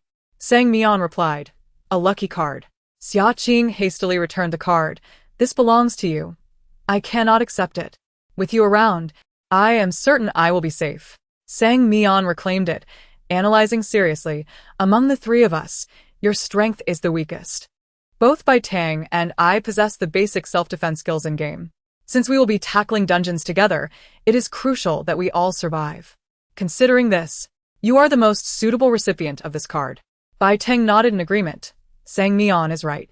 Xia Qing, moved to tears, embraced Sang Mian's arm. Sister Sang, you are too good to me. I promise to repay your kindness by introducing you to all the handsome men I know once we get out. All right. Sang Mian gently pushed Xia Qing away, ready to enter the game. Upon clicking to confirm their entry into the Eerie game, the screen displayed, Dungeon, Haunted Apartment officially loading. Due to the tenant's long-standing rental arrears, we have commissioned professional rent collectors to assist the landlord in collecting dues. Players will assume the false identity of vengeful spirits. While their true identity remains human, please conceal your human identity well. Main quest, assist the landlord in collecting all overdue rent within 7 days. Quest reward, 800 million ghost coins, 2 points of eerie energy. Quest failure, death. The players seemed to be contemplating the task at hand, remaining motionless. Bai Tang raised an eyebrow and whispered her analysis. The main quest does not appear simple. We have no knowledge of their eerie energy levels. What if we demand rent, and the tenants retaliate? Sang Mian pondered. I believe that is not the most pressing concern. What if they genuinely cannot afford to pay? Xia Qing scratched her head. Then let us send them to work at Starfire Entertainment. That way, they will have the money. A brief silence enveloped the trio before Bai Tang suggested, why can't we directly help them pay the rent? Xia Qing clapped her thigh. What a great idea. Bai Tang, you're brilliant. Bai Tang looked at Xia Qing as if she were foolish, gently patting her head. Do you think this bizarre game will allow you to exploit a glitch? What she refrained from saying was that it would be a blessing if they could avoid a fatal mishap. The haunted apartment appeared rather dilapidated, accommodating 18 players within a modest space. Among the grouped players, Xia Qing possessed the lowest eerie energy level at just 12 points, while the others were significantly higher. A tall man introduced himself. Hello everyone, I am Situ Mingliang, a member of the Eternal Night Guild. Among the 18 players, only Situ Mingliang and Sang Mian achieved Vengeful Spirit level eerie energy, with Sang Mian at 44 points and Situ Mingliang slightly higher at 46 points. His gaze fell upon Sang Mian. Everyone, please introduce yourselves. The gender distribution among the players was balanced, and each introduction included their respective guild affiliations. The Eternal Night Guild boasted the most members, with 7 players, 4 men and 3 women. The most notable man was Shun Guang, whose imposing stature suggested he weighed around 180 pounds. The Dawn of Gold Guild had 2 male members, with Zhuang Feng possessing the highest eerie energy at 36 points, appearing tall and slender like a monkey. His guild mate, Yan Xingyu, had an eerie energy of 24 points. The Twilight Cross Guild comprised 2 female members, with Fu Yan holding the highest eerie energy at 30 points, while Qin Feng had 26 points. Additionally, 1 man and 1 woman had not joined any guild and shared a dismal eerie energy of 12 points, like Xia Qing. Sang Mian gestured towards Xia Qing and Bai Tang. This is Xia Qing, and this is Bai Tang. I am Sang Mian. Situ Mingliang astutely observed. You 3 are a team? Sang Mian readily confirmed. Situ Mingliang did not press further, though a hint of surprise flickered in his eyes. Once everyone had introduced themselves, a middle-aged man emerged from an unknown corner, leaning on a cane, his 2 mustaches curling slightly upward. He was not tall, and the shoes beneath his trench coat gleamed brightly. Are you all the rent collectors? He inquired, stroking his mustache while squinting at the group. Situ Mingliang was the first to respond. Indeed. The middle-aged man sighed. I am the landlord of the haunted apartment. My tenants have not paid their rent for a year, and if I do not receive the payment soon, the apartment will close down. I hope you can help me collect the rent expeditiously. Situ Mingliang asked. How many tenants are in arrears? The landlord pondered for 2 minutes. All of them are in arrears. The haunted apartment is an old building, with 8 floors and 6 households on each floor. Sang Mian scrutinized Situ Mingliang, impressed by his quick acquisition of tenant information upon hearing about the rent. He was quite astute. Meanwhile, the players collectively gasped, realizing that if each room was occupied, there could be as many as 48 tenants in arrears, a significant number indeed. Casting a glance at the wall clock, the landlord remarked, It's getting late. You all should rest. I have prepared rooms for you. Chapter 37. The Haunted Apartment. The Haunted Apartment. apart from its spacious lobby on the first floor, consists predominantly of numerous rooms. A group of individuals followed the landlord into the depths of the building. As Sang Mian surveyed the surrounding rooms, she inquired, "There are quite a few rooms here, yet only 48 tenants reside within. Why is that?" The landlord, with a pallid complexion, managed a sorrowful expression.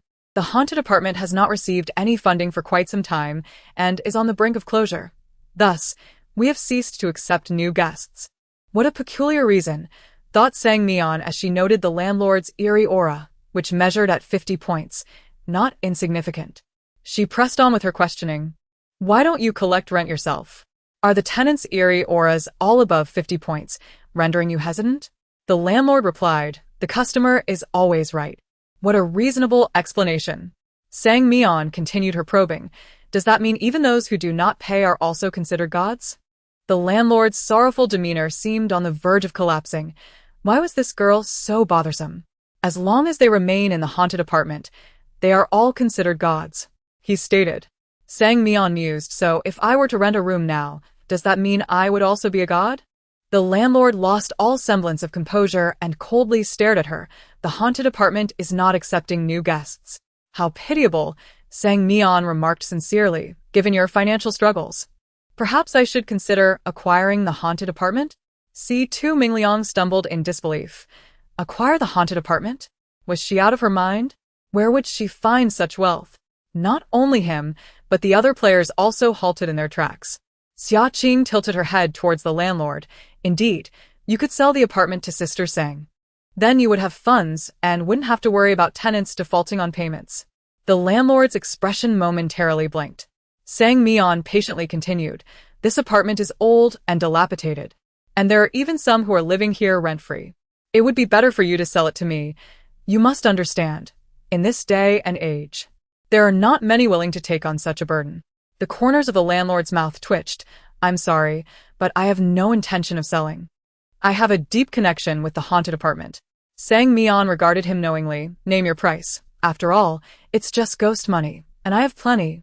The landlord was bewildered. Why was this seemingly affluent individual intent on becoming a landlord? Was she simply seeking trouble? Sang Mian casually patted him on the shoulder. "I understand the sentiment attached to an old house. How does a straight price of 300 billion ghost coins sound?" The landlord, C2 Mingliang. Other players. Was she making a jest?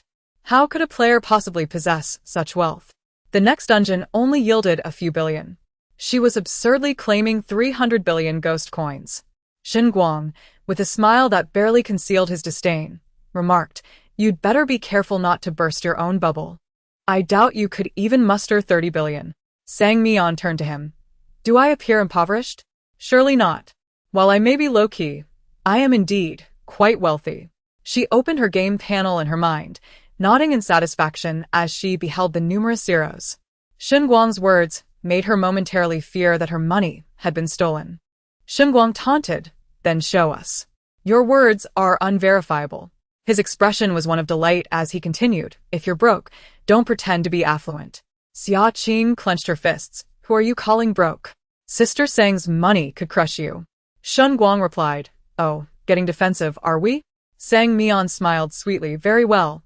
Dear landlord, if you wish to sell within the next 7 days, feel free to seek me out. I am sincerely interested in acquiring it." Becoming a president or dean granted additional eerie aura points. She wondered if being a landlord might offer the same, determined to seize every opportunity to accumulate eerie aura. Shen Guang was left speechless by her ostentatious declarations. The landlord continued his stride. "It's getting late. Everyone should rest. We'll begin collecting rent tomorrow." Though the haunted apartment was shabby, it still boasted an elevator. The antiquated lift, plastered with small advertisements, could only accommodate 14 individuals due to weight restrictions, necessitating 2 trips. He turned and entered the elevator, its yellow lights casting a stark glow against his white cheeks, accentuating his rigid skin. "By the way, some tenants may experience sleepwalking at night, so please be cautious not to be frightened." C2 Mingliang mentally noted the keywords. What does their sleepwalking have to do with us? While it might not be directly related, it was always prudent to be cautious. The landlord smiled cryptically. "Who wishes to board the elevator first?" C2 Mingliang kindly offered, our Eternal Night Society can wait for the next round. You all go ahead. This initiated the formation of small factions, prompting Xia Qing to roll her eyes dramatically. Fine. We'll choose our rooms first. Apart from players from the Eternal Night Society, all other players boarded the elevator with the landlord. The yellowing doors closed slowly, enveloping the cramped space in an eerie silence. As the landlord contemplated how long they might endure under the tenants' whims, Sang Mian unexpectedly spoke up again. Landlord, do you think I lack funds? I assure you, I am quite wealthy. Just name your price. I am willing to accept anything under 800 billion ghost coins. She felt a twinge of pain at the thought, hoping the landlord wouldn't be overly greedy. 800 billion was no trifling sum. The landlord, visibly irritated, shot her a glare. Miss, why are you so fixated on the haunted apartment? That amount could purchase several decent apartments. Because I wish to experience the joy of being a landlord, Sang Mian smiled. Are you interested in a transaction? Though the landlord was utterly disinclined to engage in a deal with her, curiosity got the better of him. What kind of transaction? Sang Mian replied, if I can prove my wealth, will you sell the apartment to me? The landlord, I refuse. Sang Mian persisted, I'll add another 100 billion. I assure you, that's my final offer. Just as she finished speaking, the elevator arrived at their floor. The landlord exited hastily, having reiterated his refusal countless times. How could this girl not understand when to relent? He feared that if the conversation dragged on, he might lose his temper. Seeing Sang Mian's crestfallen expression, Xia Qing consoled her. This place isn't all that great. It's run down. We can always purchase another. Sang Mian replied with a frown. But I genuinely like the haunted apartment. It gives me a sense of home. Players from the Golden Dawn and Twilight Cross Society exchanged complex glances. A sense of home? Please, the residents here are all eerie beings, the kind that devour people. It was a miracle that a normal person wouldn't be terrified. Xia Qing shivered. Really? Sister Sang, I know you're formidable, but this place is quite sinister and unsuitable for habitation. Sang Mian gently patted her head. One must adapt to their environment. Look how cozy it is here. The landlord is so friendly. Perhaps it was the first time someone had praised him for being friendly. The landlord's cane clattered to the ground. Sang Mian kindly picked it up and handed it back to him. You don't appear old. Why are your hands trembling? Do you have Parkinson's? For treatment, please choose the 3rd Eerie Hospital. The unsolicited advertisement caught the landlord off guard. As he accepted the cane, he accidentally fumbled it again. However, this time he bent down to retrieve it himself and, speaking rapidly, said, Thank you for your concern. As a token of appreciation, you may choose your room first. Something felt amiss. After 2 dungeons, Sang Mian had keenly sensed that it couldn't be that simple. She asked, Can we choose any room on the 7th floor? The landlord replied, Of course. Xia Qing beamed. Let us pick the innermost room. The chances of sleepwalking tenants choosing the innermost rooms are exceedingly low. The young lady remarked, Each of you shall have your own room. It would be unjust to confine you all to a single space. The landlord forced a smile. All rooms are available for selection. Xia Qing pouted in frustration. All right then. Let Sister Sang choose first. I'll take the room next to her. After all, I certainly do not wish to part ways with Sister Sang, sticking with her promises a brighter future.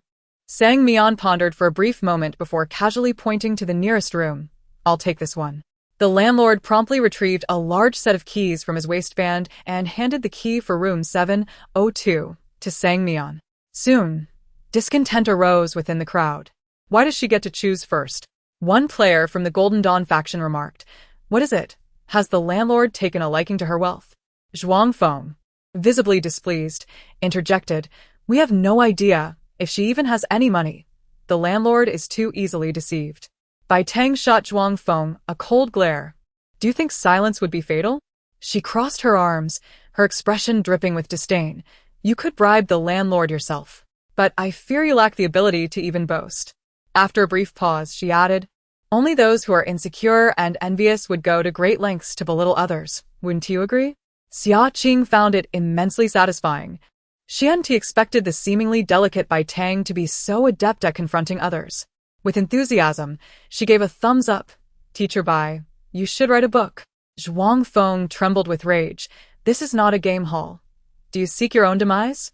In this bizarre game, there were few rules, and players could freely turn against one another. However, most players preferred cooperation to navigate through quests, rarely engaging in disputes, as killing was not a crime here. Sang Mian stood protectively in front of her companions. What? Do you wish to throw a punch? Just as the confrontation was about to escalate, the elevator doors opened, and players from the Eternal Night Guild emerged. Their arrival interrupted the altercation, and Zhuang Feng regained his composure, pointing at Sang Mian and her friends. I'll let you off today, just don't stir trouble in the game. Xia Qing, hands on her hips, retorted, we're the ones letting you off. She added with indignation, you dared to attack someone from my guild in front of me? Sang Mian laughed in annoyance, such a temper is unwise. We should support one another. As she spoke, Sang Mian exerted a slight force on her wrist, having previously purchased strength points from the marketplace. None present could match her physical prowess. What did you say? Sang Mian looked at him, with innocent eyes. With a crack, Zhuang Feng cried out in pain. Before he could react, another crack resounded, and he yelped, retreating while clutching his hand, his eyes wide with shock. You barbarian! Sang Mian tightened her fist and glared at him. Care to repeat that? Her voice was soft, yet the atmosphere thickened with tension. Situ Mingliang attempted to mediate. While we may not fully understand what just transpired, let us refrain from further conflict. Another player from Golden Dawn, Yan Xingyu, tugged at Zhuang Feng's sleeve. Let it go, Zhuang. It's not worth your trouble. Zhuang Feng, still nursing his wounded hand, stormed off in anger. The corridor fell silent once more. The players exchanged subtle glances, each intentionally keeping their distance from Sang Mian and her companions. After all, a player capable of breaking bones with a single hand was undeniably perilous. Chapter 38. The Haunted Apartment. The players of the Eternal Night Guild surveyed the 7th floor. From the corridor, they could see a myriad of rooms, and the carpet beneath their feet was a vivid crimson, resembling a surface stained with red paint. Situ Mingliang inquired amicably, have you all chosen your rooms? Sang Mian waved the key in her hand. Only I have made a selection. The landlord has been exceptionally kind to me. Shen Guang, a member of the Eternal Night Guild, expressed astonishment. Have you bribed the landlord? The landlord, unable to contain his frustration any longer, glared at Sang Mian, as if to say he hardly resembled someone who could be swayed by money. With a shy smile, Sang Mian left them with a thought-provoking silhouette as she headed towards her room. A peculiar smile flickered across the landlord's ambiguous face. It seemed he found the blind box game to be quite entertaining. From the moment the landlord had handed her the key, Sang Mian had contemplated a troubling question. If the landlord had informed them that each floor had tenants, why were they allowed to choose rooms at will? Was there not a risk of encountering someone? The landlord's smile faltered, and he forced a sorrowful expression, reluctantly stating, the haunted apartment hasn't hosted guests in quite some time. I have no idea which room they occupy. Indeed, this eerie game bore ill intentions. The players glared at the landlord with indignation, wishing they could devour him whole. Alas, they were no match for him and could only buzz with inquiries. Do the tenants possess keys to their rooms? The landlord's sorrowful eyes brimmed with a dissonant excitement. A month ago, my spare key went missing. The crowd reacted incredulously. Yes, this highest. This implies the rooms are utterly unsafe. What if the tenants return at night with their keys? They could either frighten us to death or dismember us. It's far too perilous. Situ Mingliang hesitated momentarily before expressing, we understand now. Thank you for the information, Mr. Landlord. The landlord tossed the keys to them, stating, take the set. I shall bring you the tenants' outstanding bills tomorrow morning. With that, he departed, leaving behind a heavy silence. Situ Mingliang pondered aloud, shall we make do in the corridor tonight? It feels safer with so many of us. His suggestion received overwhelming agreement, and the group arranged themselves in a line along the corridor. As they gathered, the oppressive atmosphere seemed to lift somewhat. Xia Qing sighed in relief. Thank goodness for the carpet. Otherwise, we wouldn't survive the night. Bai Tang whispered a prayer that the tenants would not venture out in the dead of night. Sang Mian remained silent. Bai Tang the Mat? It's not unusual for tenants to be behind on rent. They likely can't afford heating either. The temperature dropped significantly, prompting the trio to huddle closer together.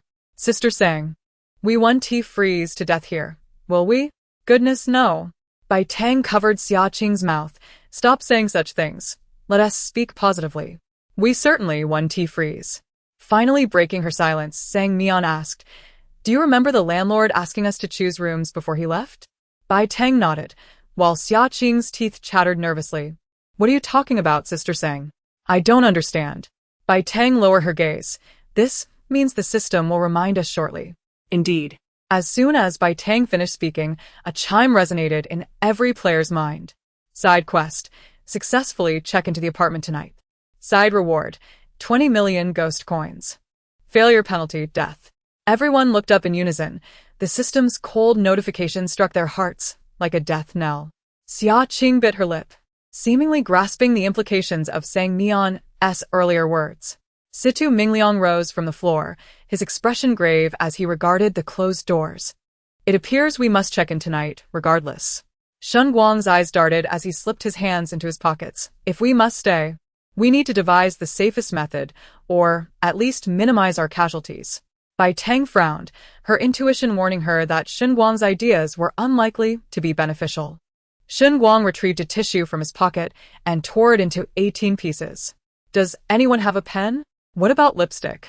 inquired Qin Feng from the Twilight Cross Society. "That will suffice." Shen Guang accepted the lipstick and marked one of the torn pieces with a crimson streak.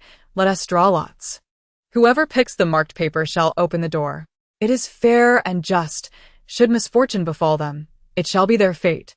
The players exchanged glances, reluctantly consenting to Shen Guang's proposal. Situ Mingliang queried, "Can the three of you handle this?" Sang Mian shrugged. "Of course, I have always had good fortune." Situ Mingliang smiled slightly. "May the goddess of luck be with you today." Xia Qing scoffed.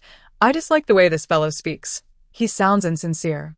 Instead of getting angry, Situ Mingliang beamed at her, revealing a full smile. Xia Qing felt even more uncomfortable, whether by design or coincidence. Shen Guang ensured that Sang Mian and her companions were the last to draw lots. Sang Mian felt a pang of anxiety as she caught a glimpse of Shen Guang's enigmatic grin, inwardly cursing, "This is a trick." In the spotlight, she casually selected a piece, while Xia Qing anxiously held her breath. As Sang Mian slowly unfolded her choice, a red mark came into view. Xia Qing and Bai Tang exclaimed in unison, "What the heck?" Situ Mingliang sighed. "It seems the goddess of luck is on leave today." Sang Mian fixed her gaze on Situ Mingliang, declaring, "No, you are mistaken. The goddess of luck has informed me that today I shall take her place." Situ Mingliang raised an eyebrow. "Oh?" As Sang Mian backed away, she loudly proclaimed, "The goddess of luck fears dogs, and today there are many dogs around. She has chosen not to come." Xia Qing asked, "Where are the dogs?" Bai Tang stifled a laugh. "The dogs are dressed up, looking quite human." The hue of Shen Guang's face darkened, and he opened his mouth, but no words emerged. Xia Qing remained oblivious, muttering to herself. Why does Sister Sang's speech sound like a riddle? Situ Mingliang, maintaining his composure, handed the key to Sang Mian. "Goddess of luck, may every room you open be safe." Sang Mian glanced at the key, but did not take it. Instead, she turned and knocked vigorously on the nearest apartment door. "Is anyone there? Is someone inside?" The players were taken aback. Was Sang Mian courting death? Did she wish to awaken all the tenants? Did she find her own demise insufficiently swift? Why knock instead of using the key? Opening the door could offer a glimmer of hope, while knocking was tantamount to sealing their fate, potentially dragging other players down with her. Fu Yan could not contain herself. "What are you doing?" Sang Mian replied, perplexed. "I'm knocking to see if there are any tenants inside." Bai Tang, although unaware of Sang Mian's reasoning, trusted her. "It's fine. I have skills. Just knock boldly." Sang Mian retorted, "If you're not going to help, at least don't hinder me." Fu Yan questioned, "Are you determined to court danger?" Shen Guang, exasperated, said, "Let her be. She can do as she pleases. We'll just make our escape." Xia Qing made a gesture of encouragement, calling out, "Sister Sang, don't mind them. I believe in you." With the support of her teammates, Sang Mian's confidence surged, and she resumed knocking. "Is anyone there? Is anyone in the room?" Shen Guang scoffed. Soon we shall witness the consequences of courting death. After several knocks without response, Sang Mian opted for the second room. The crowd was baffled. If it was safe, why not open the door? Was she intent on self-destruction? After the second knock, the door creaked open. The players held their breath as they beheld a man clad in a gray bathrobe emerge, or rather, a white one. Though it had become so grimy from neglect that it appeared gray. His hair was unkempt, and blood smeared the corners of his mouth, while yellowish spots speckled his pallid cheeks. The moment he stepped out, a fetid odor of decay wafted through the air. His hollow gaze fixated on Sang Mian, a white worm crawling across his eyeball as he uttered, "You disturbed my slumber, so I shall feast upon you." "Wait a moment," Sang Mian interjected earnestly. "Are you troubled by your inability to pay rent?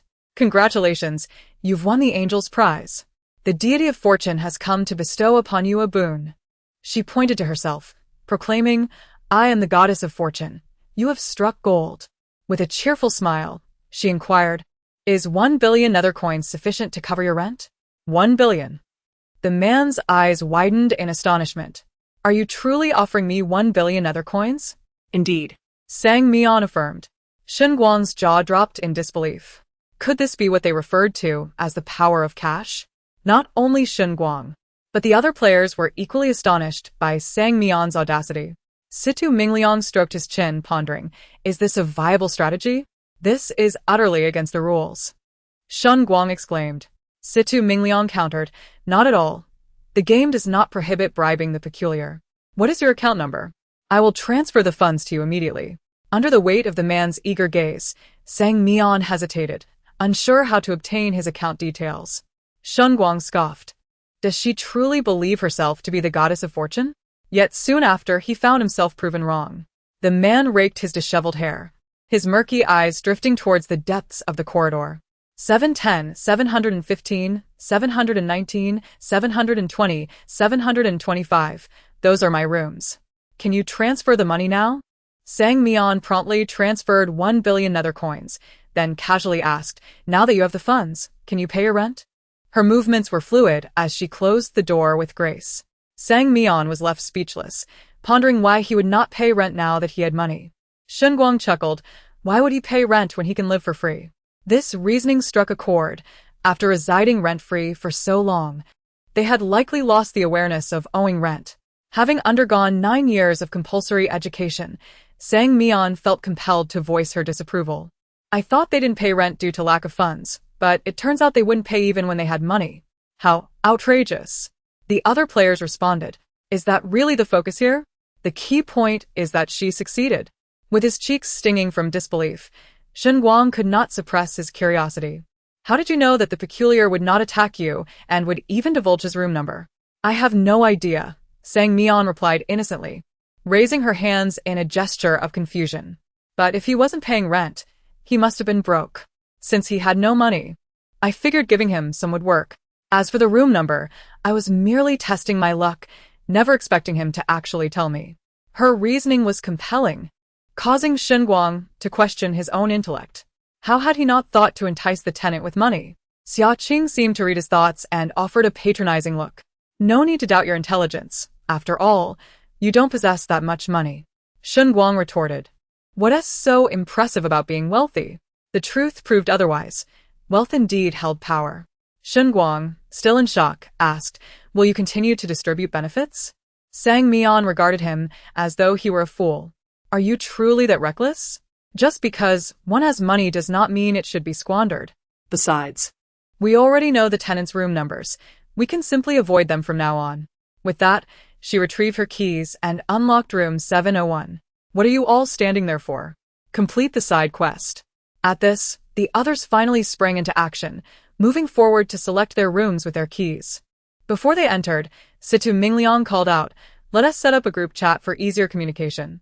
Sang Mian opened the app and created a chat group. Xia Qing lamented. I wish I could stay with Sister Sang, but alas, the landlord forbids it. Bai Tang advised, for safety, it's best to heed the landlord's warnings. The night will pass quickly. Just lock your doors and refrain from opening them unnecessarily. She offered a barrage of instructions, concerned that Xia Qing might not grasp the seriousness of her words. Chapter 39. The haunted apartment 3, sang Mian asserted confidently. Indeed, Tang Tang is correct.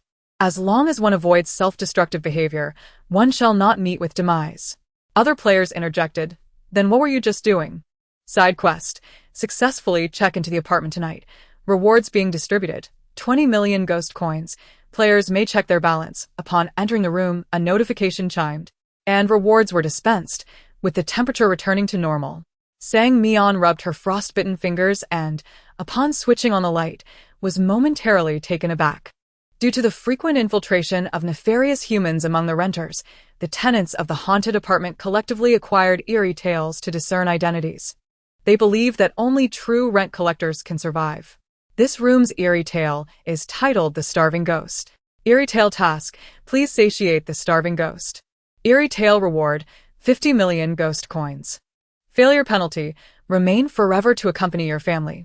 After the system concluded its announcement, Sang Mian let out an exasperated sigh. No money for rent, but money for eerie tales? Are they serious? She felt her frustration surpass that of the ghostly beings. Just when she thought she could finally rest, she was now obliged to contend with an eerie tale. Slowly, she shifted her gaze to the living room. Beneath the warm yellow light, a woman with short, wavy hair and an emaciated frame sat at a wooden table. She was embracing a plump man dressed in a deep blue jacket. Opposite them, a chubby boy was animatedly playing with a Barbie doll, his round figure obscuring his features.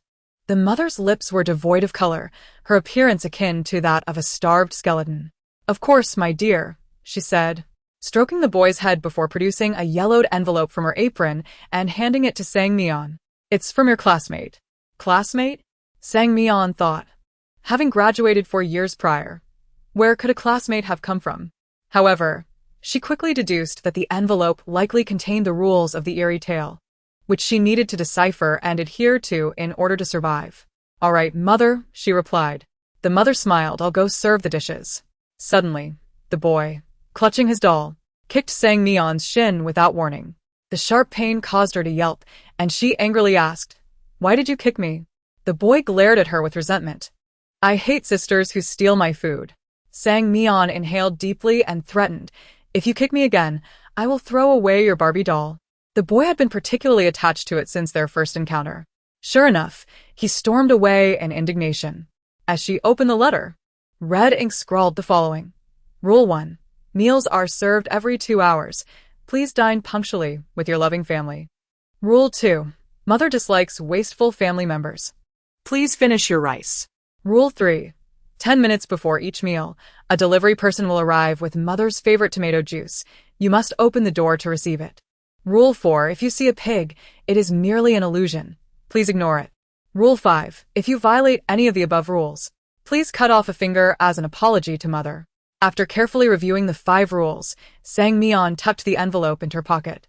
During the eerie tale, one must proceed with utmost caution. There were no acquaintances here. Checking her phone, it read 8:58 a.m. The time within the eerie tale differed from the outside world. As she recalled entering the room at night, Sang Mian initially intended to inquire about Xiaqing and Bai Tang's well-being, but her messages failed to send, indicating that the eerie tale intentionally isolated players.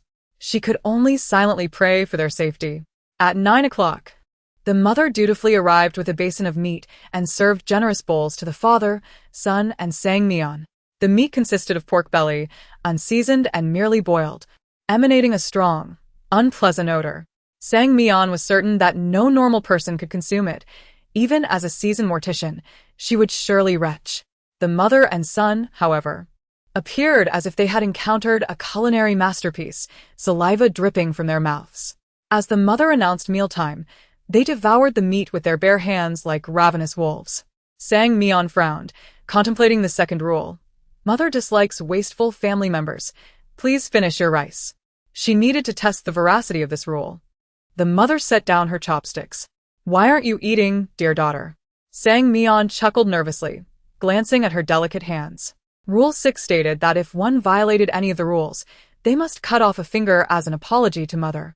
After a brief moment of contemplation, inspiration struck her. She slapped her thigh and cheerfully declared to her mother, I will eat now. With that, Sang Mian hurriedly grabbed a piece of meat and stuffed it into her mouth. The texture was exceedingly tough, and the pungent taste assaulted her senses. It took considerable effort to swallow it. Were the rules indeed accurate? She glanced at the three at the table, realizing the mother had yet to eat, instead glaring at her with displeasure. A shiver ran down Sang Mian's spine as she realized, I'm not the meat. Why are you staring at me? Wait a moment. But isn't she technically meat? Human flesh is still flesh. 2 seconds later, the mother opened her mouth, revealing her teeth, which began to transform within her frail body, sharpening into vicious points. She extended her hand towards Sang Mian. I am so hungry. I want to eat meat. I am so hungry. Good heavens, the rules were wrong. Sang Mian immediately dropped her bowl and chopsticks, for the consequences of violating the rules were evident. The mother would devour her. According to Rule 6, if one violated any of the rules, they must cut off a finger as an apology to mother. At that moment, the father and son slowed their eating, wearing expressions of amusement, while the carving knife on the table gleamed ominously in the light. The brother even thoughtfully pushed the knife closer to Sang Mian. Sang Mian thought, should I thank my brother? Cutting off her finger was out of the question. She would never harm her own body. Sang Mian earnestly addressed her mother. Do you wish to eat a finger? The mother's hand hesitated, uncertain of her daughter's question, yet her overwhelming desire led her to nod. In a raspy voice, she replied, you may eat it too. More than a finger, she desired to consume the living being before her. Sang Mian, satisfied with this answer, beamed with a sweet smile. In the next moment, she turned her gaze toward her plump brother. The rules only stipulated cutting off a finger, not specifying whose finger it must be. Therefore, any finger would suffice. Dear brother, she said with a gentle tone, as my beloved family, shouldn't you assist me in my time of need? The brother, realizing his doll was taken, bared his teeth in anger. Dream on. Return my doll. Sang Mian lightly tugged on the doll's hair, swaying it gently. Dear brother, I currently require a finger. You will lend me one, won't you? The younger brother swiftly tucked his 2 chubby hands into his pockets, regarding his sister with a wary expression, pondering whether she had lost her mind today. How audacious of her to demand his fingers. Unexpectedly refusing her request, their mother drew closer, and in a moment of desperation, Sang Mian pushed her away. Since their mother had not immediately resorted to violence, there was surely a time constraint. The rules would grant her ample opportunity to sever fingers. A wicked smile emerged on Sang Mian's face as she grasped one of the doll's arms, mimicking a tearing motion. If you do not comply, I shall dismantle your doll. The younger brother gasped in horror, casting an anxious glance towards their father, who seemed oblivious to the familial strife. Engrossed in his meal, Sang Mian clicked her tongue, reflecting that the fate of a loving family was rather flimsy. She tugged at the doll's arm. Stop! The younger brother shouted. Sang Mian glanced at the small knife, her intentions clear. After all, the figures from her brother's strange tales were hardly normal, and losing a finger was quite ordinary in such narratives. The brother gritted his teeth, torn by inner turmoil. Without hesitation, Sang Mian yanked a strand of hair from the doll's head. Tears streamed down the brother's face, reluctantly resembling pearls from a broken string. Fine. I'll give it to you, he declared, picking up the small knife. As his tears fell, a tiny pinky finger tumbled onto the table. Sang Mian watched intently as his severed hand remained bloodless, revealing only stark white bone. After handing the pinky to their mother, she savored it with a look of delight. The crunching noise harmonizing with the sounds of their father devouring meat, creating a perfect symphony. Yet, their mother's mouth remained wide open, failing to return to its original state, and even appeared to be distorting further. 2 seconds later, Sang Mian was convinced it was no mere illusion. Her mother's mouth and teeth were indeed undergoing a transformation. She turned to her brother and asked, how wide can her mouth stretch? Initially engulfed in sorrow, he brightened at the question, exclaiming, hee, it can swallow someone as big as you. Sang Mian responded, and then? The brother replied, then she would eat you. Sang Mian scratched her head, realizing that their mother's mouth could now accommodate a football, presenting quite a predicament. Yet, she had already surrendered her finger to their mother, and, according to the rules, she should be safe. Undoubtedly, the rules were flawed. She too had ceased eating, And a sudden thought struck her as she observed their father devouring his food with fervor. Could the parameters of the rules also encompass their father and brother?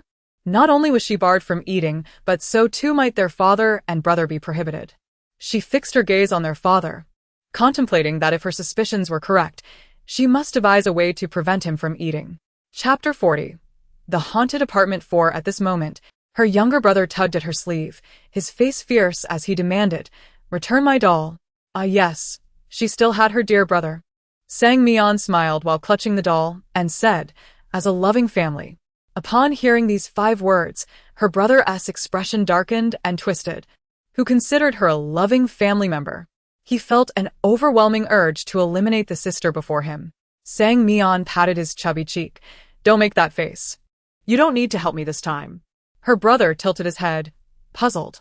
Sang Mian, with a troubled expression, pointed to their mother. "I feel sorry for Mom. She's so thin. All her flesh has been consumed by Dad." Her brother blinked, confusion evident on his face. "So?" Sang Mian gently stroked the doll's head. "You must feel sorry for Mom too, right? After all, we are a loving family." Her brother shook his head wildly. An ominous premonition loomed again. But according to the rules, they were indeed a loving family, so he could only cry out, "I feel so sorry for Mom." Sang Mian, with gentle persuasion, articulated her ultimate goal. "Exactly. So, tell Dad not to eat anymore. He should leave it all for Mom." Her brother's lips were nearly chewed raw. Could this game truly be played in such a manner? He had hosted numerous players, yet no one had ever made such a request before. This was too much. He absolutely refused to yield. Observing her brother's stubborn face, Sang Mian could only helplessly shake the doll. Her brother's face flushed with anger. "You're bullying a child." "I'm not." Sang Mian retorted, defending her stance. "I'm merely trying to make our family better." Their gazes locked. No further words were needed. Finally, her brother, in the face of Sang Mian's shameless reasoning, regained his composure. If he didn't assist her in resolving the second rule today, she would not return the doll to him. "You're tough." He managed to squeeze out through clenched teeth, then swiftly flipped their father's bowl upside down on the table. "All right, you can return the doll to me now." Sang Mian stared at their father, who indeed had stopped eating, though the hatred in his eyes grew more intense. Her brother had learned to be clever, opting for silence instead. Their home was a 3-bedroom apartment, and their mother pointed towards one of the rooms, her lips curling into a slight smile, exposing her sharp teeth. "Sweet daughter, make sure to rest early." Just as the door was closing, a small hand reached in.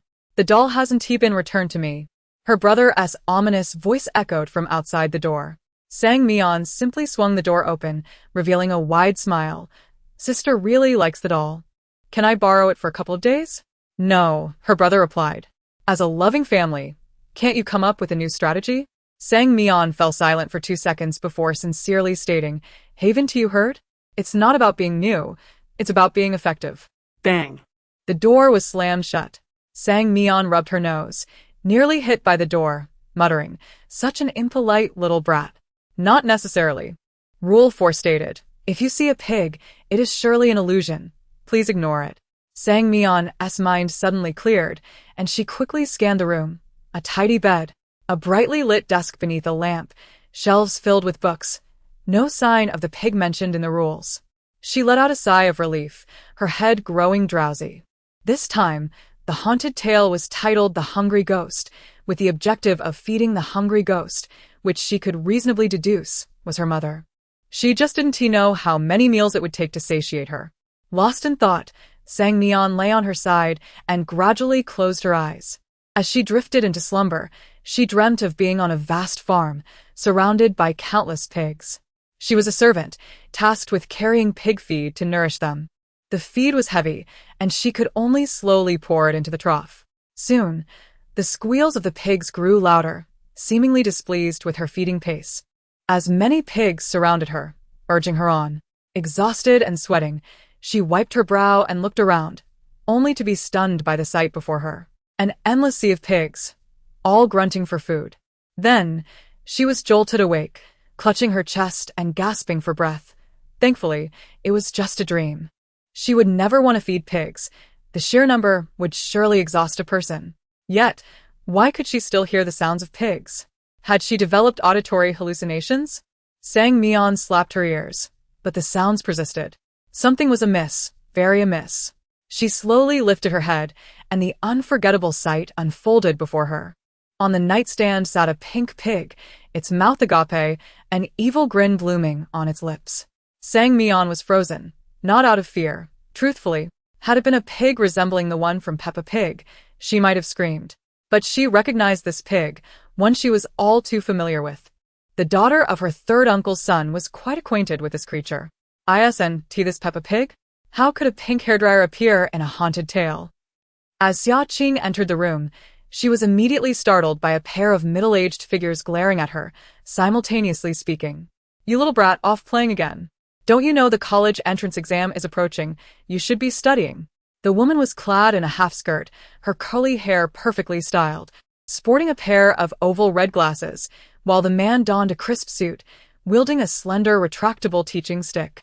Due to the presence of despicable humans among the tenants, to discern identities, the haunted apartment's tenants collectively purchased bizarre haunted tales, believing only the true collectors could survive. This room's haunted tale is the good student tale. Haunted task: pass the examination set by the god of exams. Haunted reward: 50 million ghost coins. Failure punishment: become a good student forever. The system broadcast echoed in her mind 3 times, and Xia Qing stood dazed for a full 3 minutes before digesting the information provided. Without allowing her to react, she was shoved into a dimly lit small room, which contained only a table, beside which were exercise books piled almost to the ceiling. She opened her mouth to say something, but the woman thrust a pen into her hand, while the man opened an exercise book and laid it on the table. "You want to eat until you finish 10 books today." The woman snarled fiercely. Xia Qing felt as if the world was spinning. Although she was a university student in real life, she was already in her 3rd year, having long forgotten the knowledge from high school. And this exercise book was for physics, a subject she loathed. Who hasn't even haunted by the terror of high school exam drills? Oh. Could she please have another chance? She would rather face the corridor than confront the exercise book. Biting the pen, her brow furrowed tightly. She began to reminisce about the times when Sang Jia was around. If she were here, she certainly wouldn't be suffering through homework. A slip of paper was tucked within the exercise book. Rule 1. Please turn off the desk lamp when your parents are not around. Rule 2. If you detest mathematics, immediately switch to a different subject upon seeing a math workbook. Rule 3. Maintain focus while studying. If you sense the presence of anyone other than your parents, disregard it and avoid eye contact with those eyes. Rule 4. Every 3 hours, offer incense to the god of exams and inquire whether you have passed the assessment. Rule 5. Remember, while doing homework, you are absolutely safe. Rule 6. If your handwriting suddenly turns red, promptly discard the workbook into the trash. Rule 7. Besides praying, refrain from leaving your desk. Rule 8. Remember, your parents' favorite food is fingers. They will forgive you for that. The font of these rules was quite chaotic, and after a prolonged scrutiny, Xia Qing finally deciphered their meaning. With her already disordered thoughts, she pondered the task of passing the scrutiny of the god of exams, during which she needed to abide by these rules. However, how could she discern the veracity of these rules? Xia Qing was acutely self-aware, without Sister Sang by her side. She was certain she would guess incorrectly. She glanced again at Rule 8, then at her own fingers. Shivering at the thought, would she lose all her fingers by the end of this bizarre tale? This was indeed terrifying. Suddenly, Xia Qing recalled the lucky card given to her by Sister Sang. Trembling, she retrieved it from her pocket, hoping that the card would ensure her correct guesses and a safe passage through the eerie tale. After clicking use on the interface, the card swiftly vanished from her hand. Xia Qing's mouth fell slightly agape. Why did she feel nothing? Could it have been a counterfeit card? At that moment, her parents were exceedingly displeased with her dazed demeanor, roaring, "Focus on your studies. What are you doing? Don't let me catch you slacking off again." Her father brandished a stick, declaring, "Next time, I won't let you off so easily." With that, they abruptly exited the room, leaving Xia Qing alone in the small study, illuminated only by a solitary lamp. She was bewildered. It was rather sudden for them to leave, wasn't it? Rule 1 stated to turn off the lamp when her parents were not around. Should she turn it off? Xia Qing hesitated, considering the possibility of the rules being wrong. Additionally, she was somewhat afraid of the dark. So, she decisively chose to keep the lamp on. The white light provided her with a sense of security as she tackled several problems, discovering that nothing terrifying occurred, further solidifying her belief that her choice was correct. Unbeknownst to her, a shadow had emerged behind her, though this shadow bore a sorrowful expression. Oddly enough, despite having the ability to devour the girl before him, he felt no appetite whatsoever. Standing behind her chair, he attempted to open his mouth to bite her. But halfway through, he closed it with a disgruntled sigh, for he felt nauseous. He scratched his head, wondering if his anorexia had flared up again. Ever since his depression-induced leap from a height, he hadn't experienced it in quite some time. Today was indeed peculiar. He wrestled with himself for half an hour, during which Xia Qing blissfully continued her practice, perhaps due to the overwhelmingly safe environment, breezing through half of the workbook without effort. Could it be that she was a genius? Xia Qing exclaimed, then smugly mused, I can still remember the knowledge from my senior year. The god of exams must surely pass me without hesitation. With her hands clasped together, she envisioned herself successfully escaping the eerie tale and boasting to Sister Sang. As she daydreamed, she noticed a shadow on her once bright desk. This shadow was undeniably not hers, as her position obstructed such a large swath of light. And the shadow's reach was extensive, as if someone were standing behind her. Could it be her parents from the tale? Xia Qing didn't dwell on it. She turned around only to find not her parents, but a boy she did not recognize. The boy was tall, approximately 6 feet tall, and Xia Qing stared at his face, nearly drooling. She hadn't seen someone so handsome in ages. His deep-set eyes seemed to pierce into her soul. Momentarily, she shook her head, mumbling, what a pity. Those who partake in bizarre games are already dead. When will sweet love come my way? The boy, puzzled, wondered. Isn't she afraid? However, since they had locked eyes, he could now adhere to the rule and strangle her. He extended his hand towards Xia Qing, already imagining her terrified expression as he choked her. Just as his hand was about to touch her, it fell weakly onto her shoulder with a dull thud. Xia Qing blushed, exclaiming, what are you doing? We're from different realms. Let us keep our distance. The boy's pupils dilated. Only he knew that his arm had just snapped. Had the complications from his previous fall resurfaced? What terrible luck this girl had. His teeth ground in frustration, and his expression darkened even further.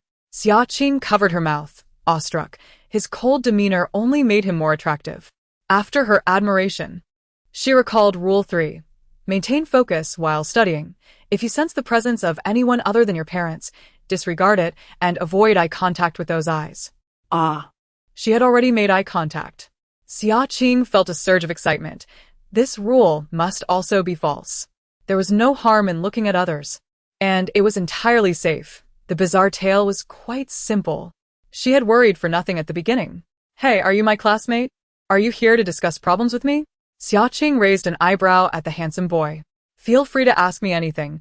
I'm quite the academic whiz. Don't be shy. The boy gazed at her with an indescribable expression. Bored, Xia Qing pulled him into a ceaseless conversation. About an hour passed, and as she spoke until her throat was dry, the boy remained silent. Suddenly, she gasped for breath. Could it be that you're mute? The boy's brow twitched, but he still didn't respond, instead stiffly pointing at Xia Qing's workbook. Although she had been chatting, she hadn't neglected her work. Prompted by the boy's gesture, she noticed that the previously black ink on her workbook had turned red.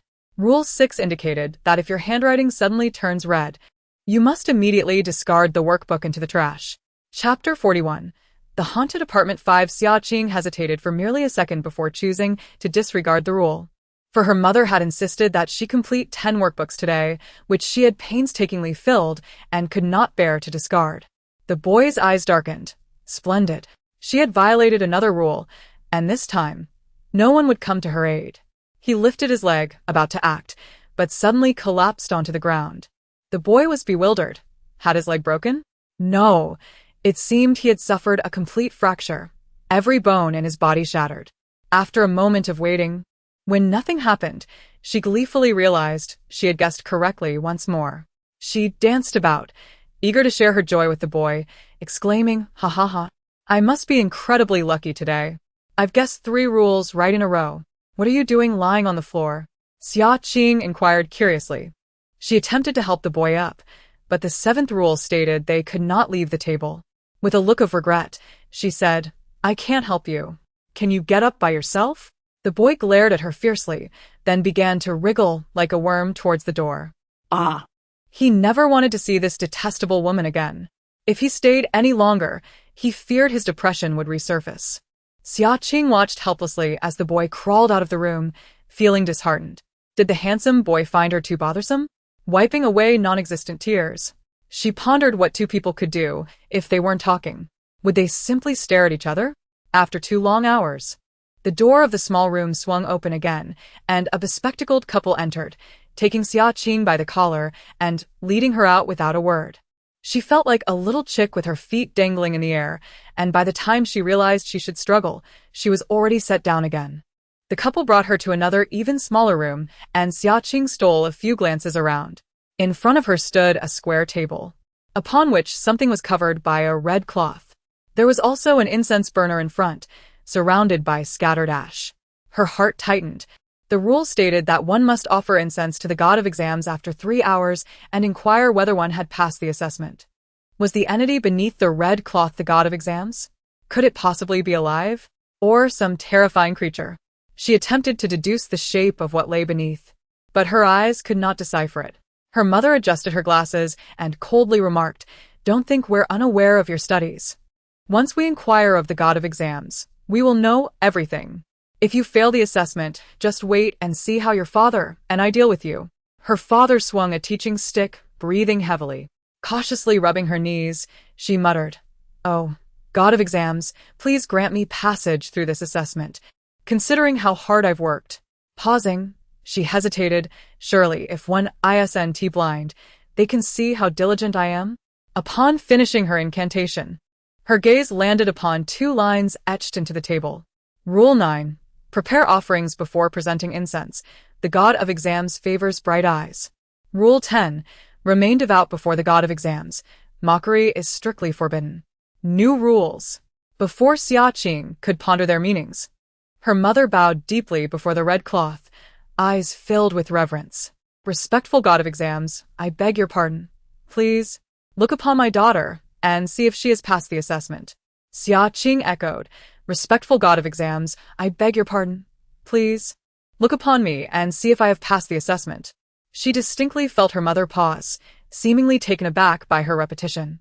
After a moment, her mother regarded her with complex emotions, her eyes gradually darkening. You lift the red cloth. Me? Xia Qing pointed to herself. Her mother shot her a glare. Who else would do it? Xia Qing, slightly puzzled, climbed from her cushion. Though not particularly clever, she was not foolish either. Rule 8 had instilled in her a sense of foreboding regarding the god of exams, and she nervously touched her eyes, fearing that lifting the red cloth might result in the god forcibly taking her eyes. The more she pondered, the more plausible it seemed, for strange games were never benign. However, she could not evade the ritual, as her ultimate goal was to pass the god of exam scrutiny. After reviewing the rules, she ultimately resolved to adhere to Rule 8. Using her own eyes was out of the question, so she turned to her peculiar parents with a grin. Mom and Dad, you forgot to prepare the offerings. Hurry up and present them. Her mother tilted her head, coldly stating, We have no offerings. Xia Qing gaped, What? Her mother tugged at her lips. Offerings must be prepared by oneself. This is how you demonstrate your devotion to the god of exams. As soon as she finished speaking, a sudden commotion arose. No. That's not how it works. Ever since her son had jumped from the building, her mother's eyes had been weeping uncontrollably, sometimes even falling from their sockets. How could it be that now one had just happened to fall out? In a flurry, her mother attempted to retrieve the eye. But Xia Qing swiftly picked up the pristine eyeball from the floor and placed it upon the altar's dark golden tray.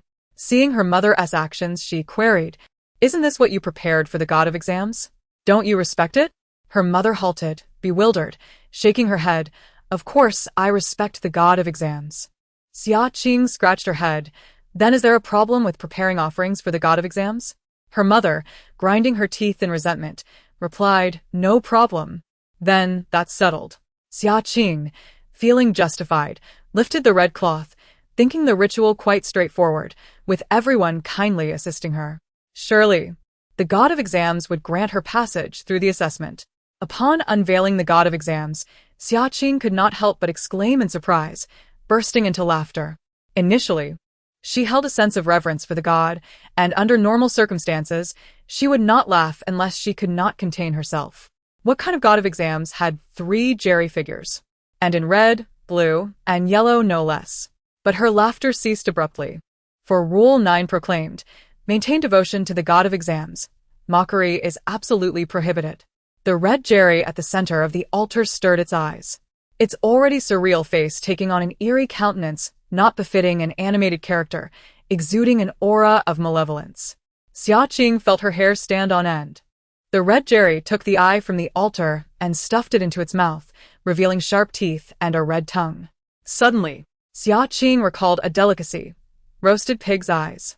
The eye within Jerry's mouth burst like a roasted pig's eye, transparent liquid oozing forth. The scene was too horrifying. Xia Qing turned away, unable to witness any longer. Her mother behind her bit her lip in anguish. That was my eye. Ah! It's gone forever. I shall become a one-eyed person. The thought only intensified her anger towards Xia Qing. However, her detestable daughter would soon find herself unable to bounce back, for she had mocked the god of exams.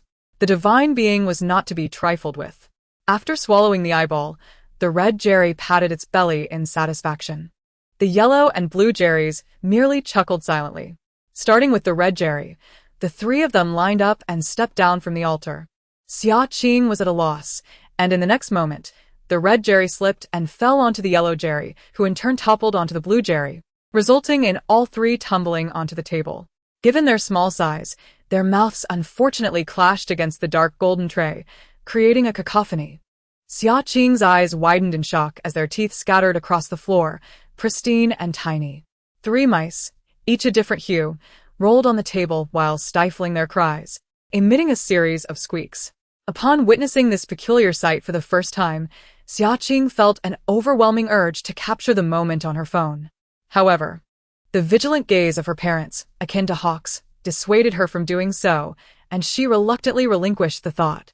After a brief pause, suppressing her laughter, Xia Qing hesitantly addressed the examination deities. Are you all right? The mice remained silent, and the small dark room was engulfed in a prolonged silence. In desperation, Xia Qing looked towards her mother for assistance. Her mother, lips pressed together, remained wordless, clearly taken aback by the bizarre scene. What kind of players had arrived today? Had the luck deity favored them? Observing the incense, she realized it had indeed extinguished. You may leave, her mother spoke in a grave tone. You have not passed the assessment. Xia Qing rolled her eyes. How do you know I failed? The examination deity hasn't uttered a word. She gazed at the mountain of practice books, puzzled about where she had gone wrong. She had approached her exercises with utmost seriousness. Bai Tang, after a moment of contemplation, Chose room 702 Bézit 100 Mian. She retrieved the key for 702 from the pile and opened the door, stepping into the room. It was engulfed in darkness, and she fumbled around the walls in search of a light switch, but to no avail. Just as she was about to exit in frustration, a beam of light illuminated her, prompting Bai Tang to shield her eyes. Bai Tang, female, 26 years old. Suspect in a homicide case. Detained for interrogation. Once her eyes adjusted to the blinding light, she discerned her surroundings: a pitch-black iron railing, a transparent glass panel, a table, a pair of handcuffs, and a white bed. What on earth is this? Due to the frequent infiltration of malevolent humans among the tenants, the residents of Ghostly Apartment collectively purchased a bizarre tale to discern identities, believing that only genuine tenants could survive. The current haunted room is the detention center tale. Haunted task: clear your name. Haunted reward: 50 million ghost coins. Failure penalty: permanent detention. Bai Tang murmured softly. Abizarre tal? The absence of teammates undoubtedly poses a threat. She squeezed her palms and opened the game panel, reading through it carefully before resolutely closing it. Bai Tang had heard of the rules of haunted tales. To survive, one must decipher and adhere to the correct rules. Unexpectedly, The ghostly apartment scenario concealed such intricacies, a surprising twist indeed. After clarifying the haunted task, she promptly began searching for the rules within the room. Her gaze fell upon a piece of paper affixed to the wall, where black ink on white paper clearly outlined the detention center regulations. Chapter 42, Ghostly Apartment 6, Detention Center Regulations, Rule 1. Our principle is to confess for leniency, resist for severity. Rule 2. If you see someone behind the glass, please ignore them. Rule 3. Our officers wear dark blue uniforms. Do not trust those in other colors. Rule 5. If you see someone behind the glass, declare your innocence. Only they can assist you. Rule 6. Police can be trusted and are the only ones you can rely on. Rule 7. Feel remorse for the deceased. Rule 8. When being interrogated, voluntarily wear the handcuffs. Do not leave the table. Rule 9. In case of danger, press the call button. The police will come to help. It is the red button on the wall.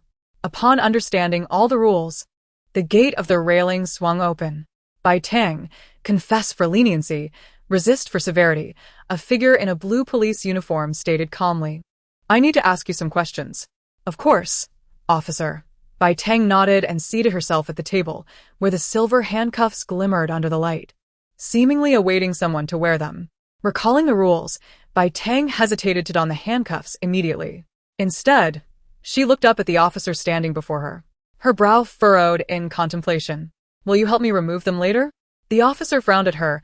Please refrain from discussing irrelevant matters.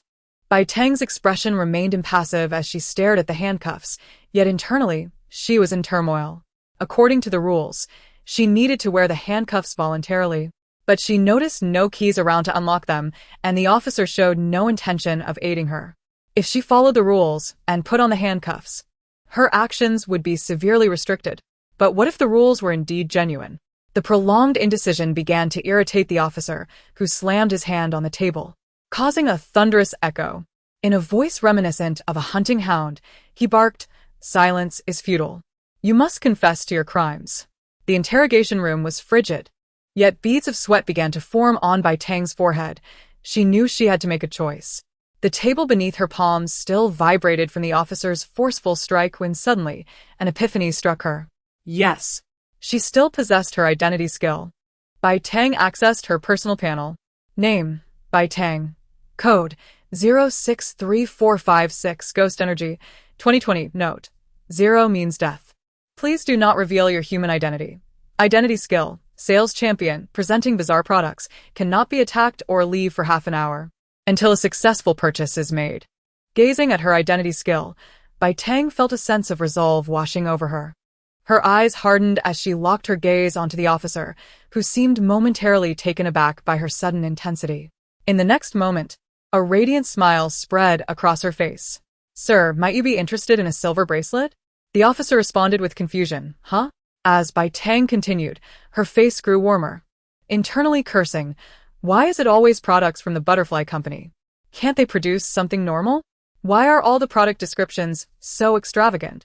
Half an hour later, the officer stood there, dazed, having acquired a silver bracelet.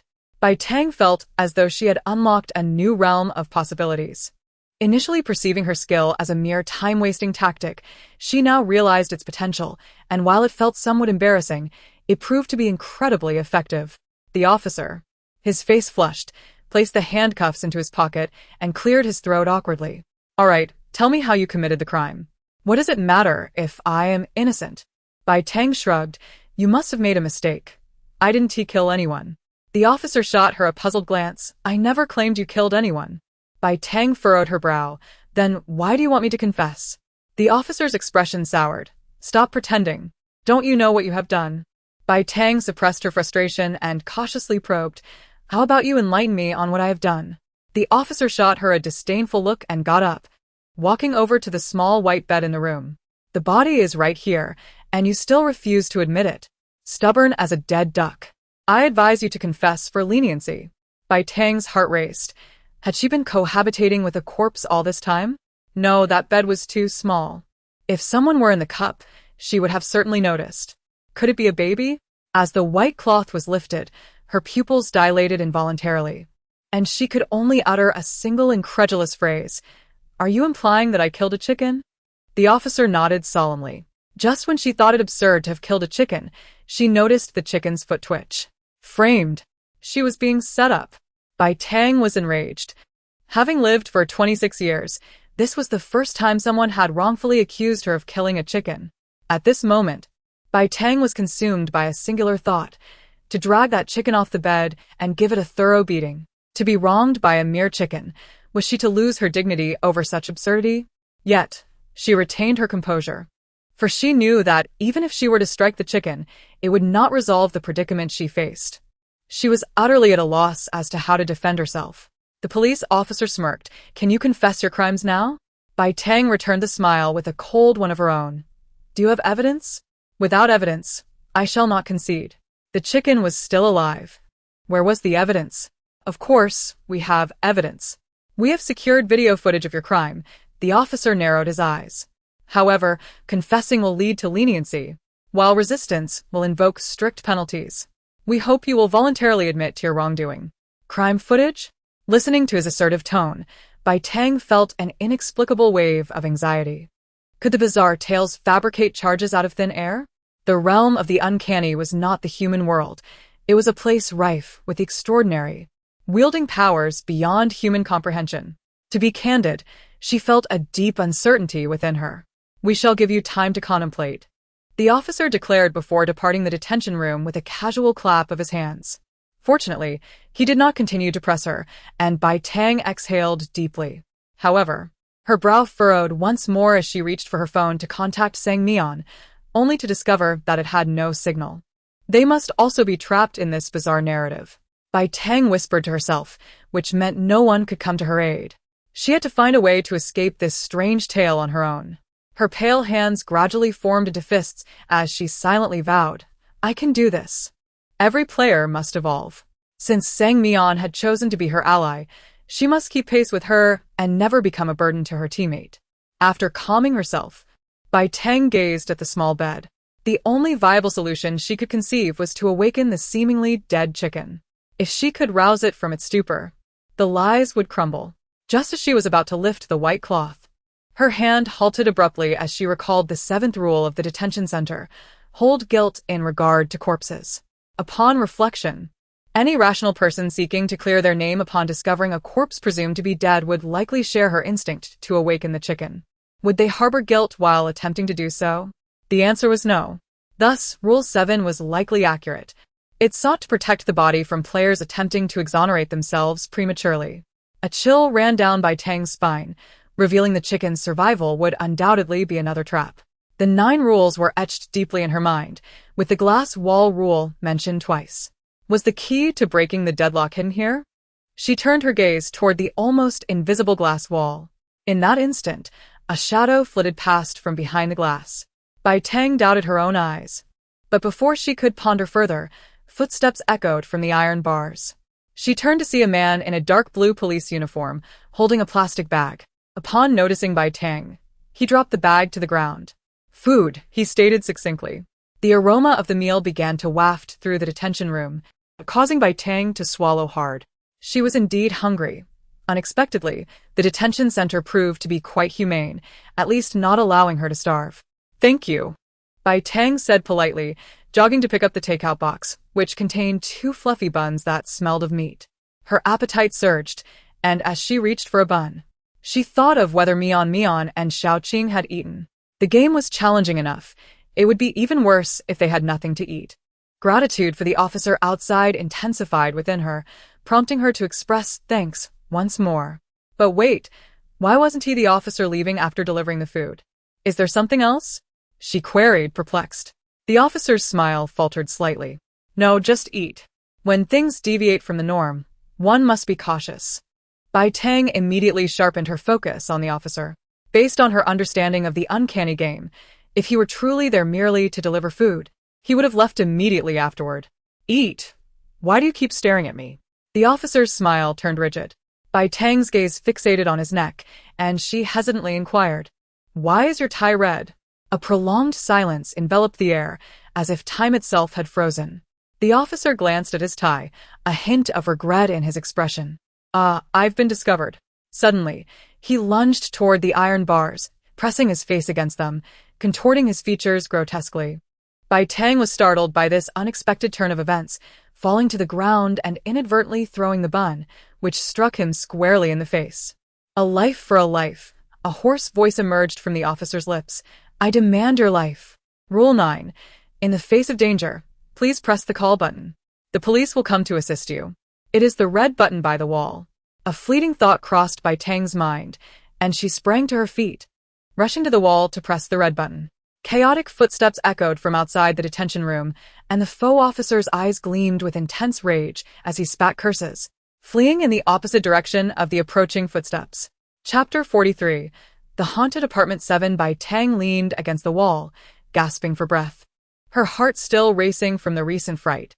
She noticed that the width of the iron railing had widened due to the actions of the faux officer, now appearing large enough to accommodate the head of a 5- or 6-year-old child. She dared not dwell on the implications. If such scenarios were to recur, would the railing's width eventually allow for an adult's entry, placing her at risk of being murdered by the imposter? The rules constrained not only her but also the characters from the Eerie tales. Bai Tang's eyes regained clarity. She must swiftly devise a means to escape. Mian stared pensively at the pink hairdryer. Rule 5 stated that if one saw a pig, it was merely a hallucination and should be ignored. She resolved to adhere to this directive and shifted her gaze elsewhere. Rolling off the bed and bypassing Peppa, Mian executed a fluid series of movements, completely disregarding the piglet. Peppa, with its mouth agape, then emitted its first squeal. Hungry. Hungry. Hungry. Is that how pigs sound? Just as Mian grasped the folded note, she was bombarded by the pig's desperate cries, which, while not thunderous, were certainly distressing. Frowning, she unfolded the note. Rule 6. When the pig is hungry, please find food for it. Rule 7. If your mother is not wearing an apron, please go to sleep immediately. Rule 8. Only your mother may enter the storage room in the house. Rule 9. There are no ropes in your room. If you see a rope, please hide it under your pillow. After carefully reading through the rules, Mian retrieved the first set she had obtained. Rule 1. Meals are served every 2 hours. Please dine on time with your loving family. Rule 3. 10 minutes before mealtime, a delivery person will arrive with your mother's favorite tomato juice. You must open the door to receive the meal. Rule 4. If you see a pig, it is surely a hallucination. Please ignore it. Rule 5. If you violate any of the above rules, please cut off a finger as an apology to your mother. To her astonishment, 4 additional rules lay hidden. Taking a seat on a stool, Mian opened the task panel. Overall, the ultimate objective of the Eerie tale was singular: to satiate the starving ghost. Initially, she had believed her mother to be the ghost, given her mother's physique and abnormal appetite, which starkly contrasted with that of her and her father. Now, however, an additional hungry pig had appeared in the rules, one that incessantly cried for food. Mian found herself perplexed. Who was the true starving ghost? And how should she address this insistent pig? Having experienced the vicissitudes of life, Mian quickly resolved that, as a person, one must broaden their perspective, particularly towards a beautiful yet frail pig, and cultivate compassion. Whether feeding 1 or 2, the act remained the same. However, she merely found Peppa unbearably noisy. The pig had been whining about hunger for 20 minutes, and her ears were nearly numb from the incessant sound. With a firm slap on the table, she summoned her inner strength. Be quiet. Peppa was taken aback. Its mouth agape, and the grunting ceased immediately. Were players now so bold as to scold it? Mian shot a cold glance at the pig. Hungry, is it? Peppa nodded vacantly. Glancing at her phone, she noted that there was still an hour remaining until the next meal, meaning she and Peppa had an hour left to interact. Wait. Mian tossed those 2 words over her shoulder as she stormed out. The house contained 4 rooms. 1 for her parents, 1 for her brother, 1 for herself, and another presumably serving as the storage room mentioned in the rules. Guided by her intuition, Mian chose a room and knocked on the door. Who is it? A voice laced with irritation roared as the door swung open. Correctly surmising, she beheld her younger brother, whose height barely reached her waist. Dear brother, it's me. We are a loving family. Her brother, scowling, reminded her, it's not mealtime yet. He paused, regarding her with suspicion. Are you here to return the doll you took from me? Bingo. She had guessed correctly. Sang Mian smiled broadly, waving the doll in the air, while with her other hand, she pinched her brother's chubby cheek. He cautiously took a step back, though his expression softened, even managing a forced smile. My dear sister, I knew you would return it to me. Her brother, feeling cornered, exclaimed, You came just to tease me, didn't you?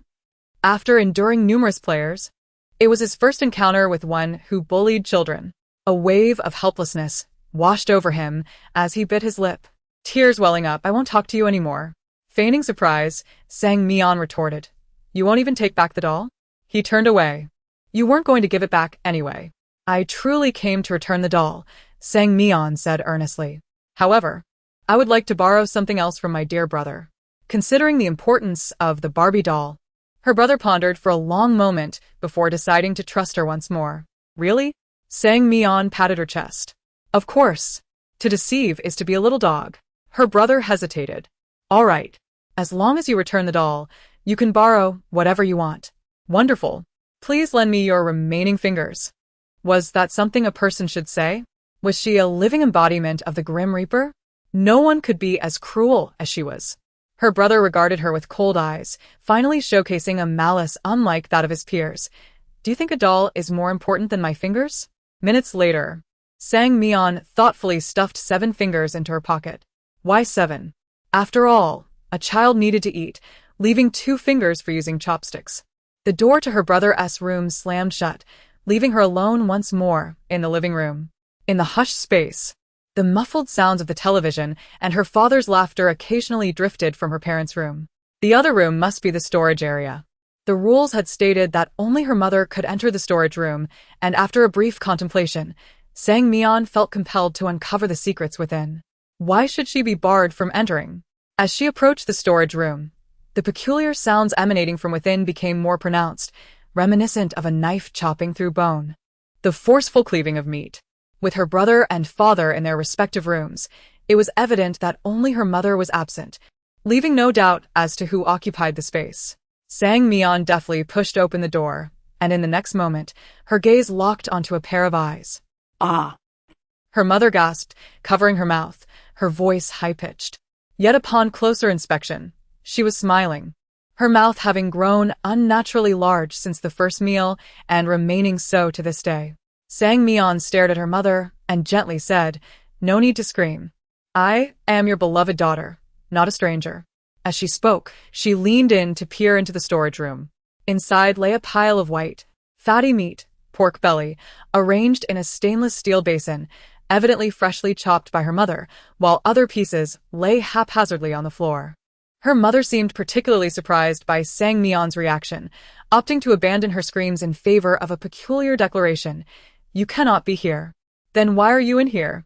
Sans Mian qui raide. Her mother grinned, her smile stretching to her ears. I am preparing food for you. She tucked a loose strand of hair behind her ear. However, since you have seen this, you cannot leave. Her mouth began to widen once more, her gaze growing increasingly greedy, a long, saliva-coated tongue extending towards Sang Mian. Your temper is truly fierce. Is this for me? She endeavored to make the gaping maw appear less terrifying, yet the sharp teeth within remained frightful.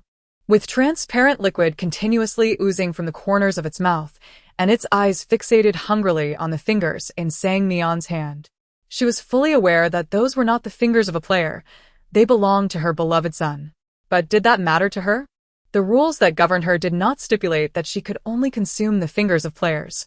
Sang Mian raised an eyebrow and asked, Do you desire them? The mother nodded enthusiastically, akin to a bobblehead. Stop nodding, you might lose your head. Sang Mian leisurely tossed the finger onto the ground. For the rules must be adhered to. Upon uttering this, she was taken aback to find a multitude of stars reflected in the eerie eye before her. To describe it more aptly, it resembled a famished dog that had gone 3 days without food, suddenly spotting a bone replete with meat. She felt a twinge of sympathy for the peculiar creature. Could it be that this supernatural horror exploited its minions more ruthlessly than even the most miserly of individuals? The mother cupped her son's fingers in both hands and whispered, What do you wish to know? Sang Mian unambiguously inquired, Are you a starving ghost? If you prefer not to divulge, then I'll keep it for myself. Wait. The mother, seeing Sang Mian turn to leave, panicked. Are you blind? It's evident that I am the thinnest, so it must be me. A smirk curled at the corner of Sang Mian's mouth. Her suspicions were confirmed. Now that she had identified the entity, all that remained was to satiate the starving ghost. Feeding it every 2 hours would surely not suffice, however. With an abundance of meat in the storage room, it was imperative to fill the ghost all at once. Clearing the level was surprisingly simple, and her spirits lifted instantly. After offering another finger to the mother, she added, I will give you 2 more fingers, and you shall consume all the meat in the storage room until you are full. The mother's ghastly visage momentarily stiffened as she covertly glanced at the meat scattered across the floor. I cannot possibly get full from this. Sang Mian was astounded. Nonsense. The combined weight of this meat must be 10 times more than you. How could she not be satisfied? The current supernatural being was indeed malevolent and deceitful, treating players as if they were fools. Since you refuse to eat, there will be no fingers for you, Sang Mian threatened darkly. The mother swallowed hard. Ordinarily, she would disregard a player, but this one appeared quite astute. Moreover, she had numerous fingers in her pocket. Adhering to the principle of seizing an opportunity, she decided to engage in a dialogue with the player. If you give me 3 fingers, I will tell you how to satiate me. She extended 3 fingers languidly. Sang Mian replied, So, you are trying to turn the tables? But I am not a miser, so I shall offer you half a finger. The mother's eyes widened in disbelief. Is that how you bargain? What a miserly approach. I am a starving ghost. 3 fingers are the minimum.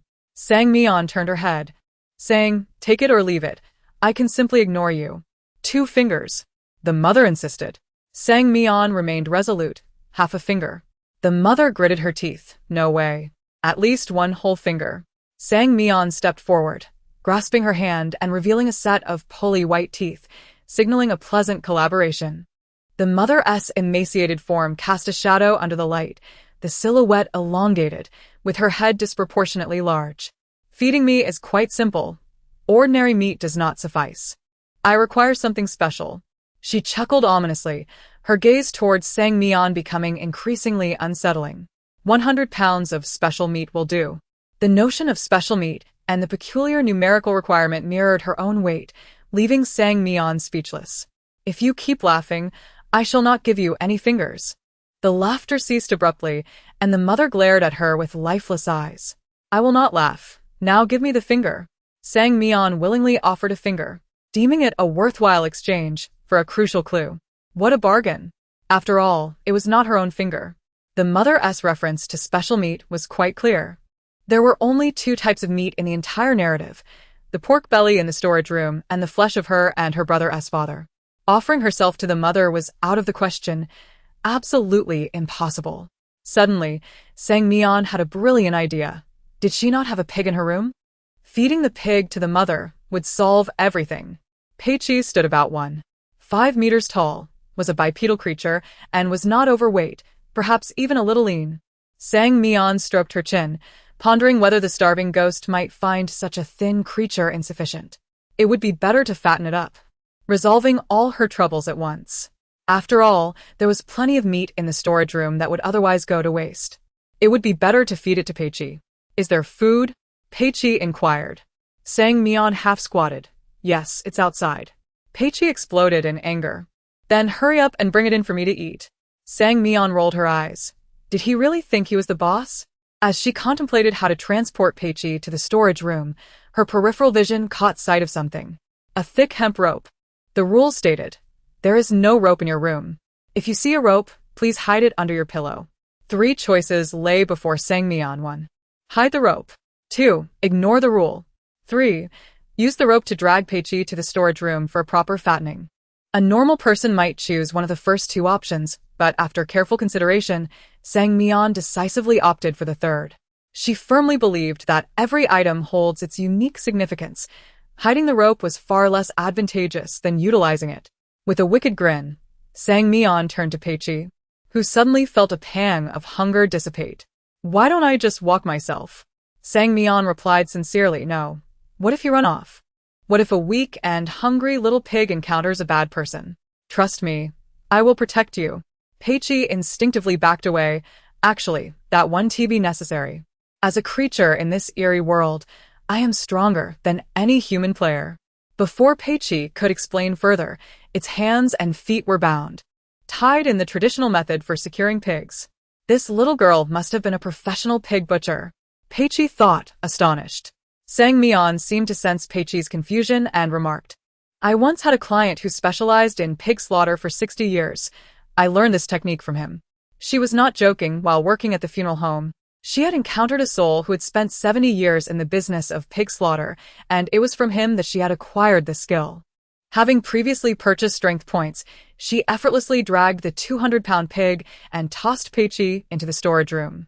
Afterward, Sang Mian clapped her hands, muttering to herself, the strength points are indeed effective. After the mission, I must ensure that Xiaoqing and Tang Tang purchase them too. After finishing her task, she glanced at the time. Only 15 minutes remained until mealtime. The mother was humming a tune in the kitchen, completely oblivious to the events that had just transpired. Sang Mian distinctly recalled Rule 3, which stated, 10 minutes before mealtime, a delivery person will arrive with the tomato juice that mother loves. You must open the door to retrieve the meal. The door was undoubtedly the one she had entered, but what lay beyond it? Would it still be the terrifying apartment? The likelihood was slim. Since she could enter this bizarre tale, it was probable that other players could not escape either. The game had deliberately set up signal jamming to prevent players from communicating with one another. Sang Mian stretched her limbs. Out of the 10 rules, 9 were pitfalls. And this one was no exception. She was eager to see what other tricks the narrative would employ against players. The doorbell rang precisely 10 minutes before mealtime. Not a second late. Sang Mian calmly opened the door to retrieve the meal. The delivery person wore a yellow cap and a matching vest, holding a cup of tomato juice. Upon seeing Sang Mian open the door, he rasped ominously, Miss, do I look more like a person or a ghost? The sound of the system echoed immediately after the delivery person finished speaking. Option 1. He resembles a human. He will consume your flesh and temporarily don your skin to become human. Option 2. He resembles a ghost. The delivery boy's dream is to transform back into a human. If you shatter his dream, he will be filled with rage and will kill you. After hearing the system's choices, Sang Mian fell silent for a moment, and the delivery boy asked again, Miss, do you see me as a human or a ghost? A few seconds later, unexpectedly, a clear voice rang in his ears. Sang Mian took a deep breath, her gaze intense as she declared, I see you as a mature and composed individual, diligent in your work, kind-hearted, amiable, and a dedicated employee of Spark Entertainment who does not even require a salary. The delivery boy was momentarily stunned, but then his expression twisted, and with a look filled with unbridled hatred, he trembled and pointed at Sang Mian, exclaiming, You dare to speak like that? Such words will bring you a terrible fate. No toilet paper when you defecate. No chopsticks when you eat. You might even choke on water. As he cursed, the delivery boy forcefully shoved a bottle of tomato juice into Sang Mian's hands and stumbled away into the dark corridor. Don't run. Stand still if you have the courage. Sang Mian gritted her teeth, clutching the tomato juice, bewildered by his insults. Outside, the corridor of the haunted apartment loomed, but the other doors featured large electronic screens displaying the names of Eerie Tales and the players' names. Xia Qing was in the room across from her, and Bai Tang was next door, merely a step away from each other. What would happen if one entered another's Eerie Tale? The thought abruptly sprang to Sang Mian's mind. Warning! Do not step into another player's Eerie Tale, or you will bear the consequences. As soon as this thought emerged, the system promptly issued a warning, repeating it 3 times. Sang Mian felt the system was entirely correct and, without hesitation, opened the door opposite her. How ridiculous! When had she ever heeded the system's warnings? Xia Qing's room was cozy, contrasting sharply with the ghastly atmosphere of her tale, and Sang Mian felt a sense of security as if she were in the real world. A linen sofa adorned the living room, exuding an inviting comfort. Compelled by an unseen force, Sang Mian sank into the brown-toned sofa, and indeed, it was as comfortable as she had imagined. She reclined against the backrest, thinking how delightful Xia Qing's tale was. Living here would surely bring her happiness. Wait. Atae. Sang Mian's eyes flew open. What was she thinking? Living happily? This was the realm of eerie tales, a place where one was devoured without a trace. Cold sweat trickled down her forehead as she wiped it away, feeling an instant chill spread through her body. The peculiar environment left Sang Mian's mind in disarray. She clutched the tomato juice and hurriedly stood from the sofa, pinching her thigh sharply, the pain jolting her back to clarity. Meanwhile, Xiaqing's hand had grown sore. In the pitch-dark little room, her phone had no signal, leaving her alone with an endless array of practice books and an unyielding supply of pens. In a shadowy corner, a boy took a deep breath, his shattered limbs finally regained the ability to stand. He had spent half an hour mentally preparing himself before he emerged from the wall's corner. Clenching his fists, he vowed that should Xiaqing violate the rules, he would resolve her fate at once. The boy's dark eyes, as if laced with poison, drew closer to Xiaqing step by step. Suddenly, he stumbled and fell to the ground, his pupils shaking as he picked up something from the floor, staring at it for a full minute, utterly bewildered. How absurd! How could there still be a banana peel here? Misfortune could not possibly be this extreme. This cursed place was no sanctuary. If he lingered any longer, he might lose his life. Having thought this, the young man crawled away faster, as if a flood of beasts were on his heels. Xiaqing, feeling increasingly despondent, wondered why even handsome boys were unwilling to keep her company. Chapter 44. Haunted Apartment 8. Xiaqing, in a fit of frustration, gulped down a banana she had stealthily taken from the living room, carelessly discarding the peel on the floor as she let out a wail to the heavens. What must I do to pass the examination set by the god of exams? If only Sister Sang were here, she would have undoubtedly cleared it by now. With that thought, she roared again. Heavens! I would gladly trade 10 years of my life for my Sister Sang to be by my side. Is that you, Xiaqing? Xiaqing jolted, the voice strikingly familiar, reminiscent of Sister Sang. She shook her head vehemently, dismissing the notion. Impossible. Sister Sang must be trapped in the same bizarre tale. It must be a figment of my imagination. What are you doing? Writing practice questions. Both fell into a momentary silence, which was soon shattered by Xiaqing's astonishment. Sang Mian observed Xiaqing's bewildered expression and inquired, "What's wrong? You seem quite sorrowful." Wiping away non-existent tears, Xiaqing lamented, "Of course I am. That's 10 years of my life." Sang Mian's eyes widened in shock. What?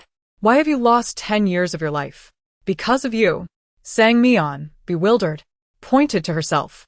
Because of me? Xiaqing recounted the entire saga to Sang Mian.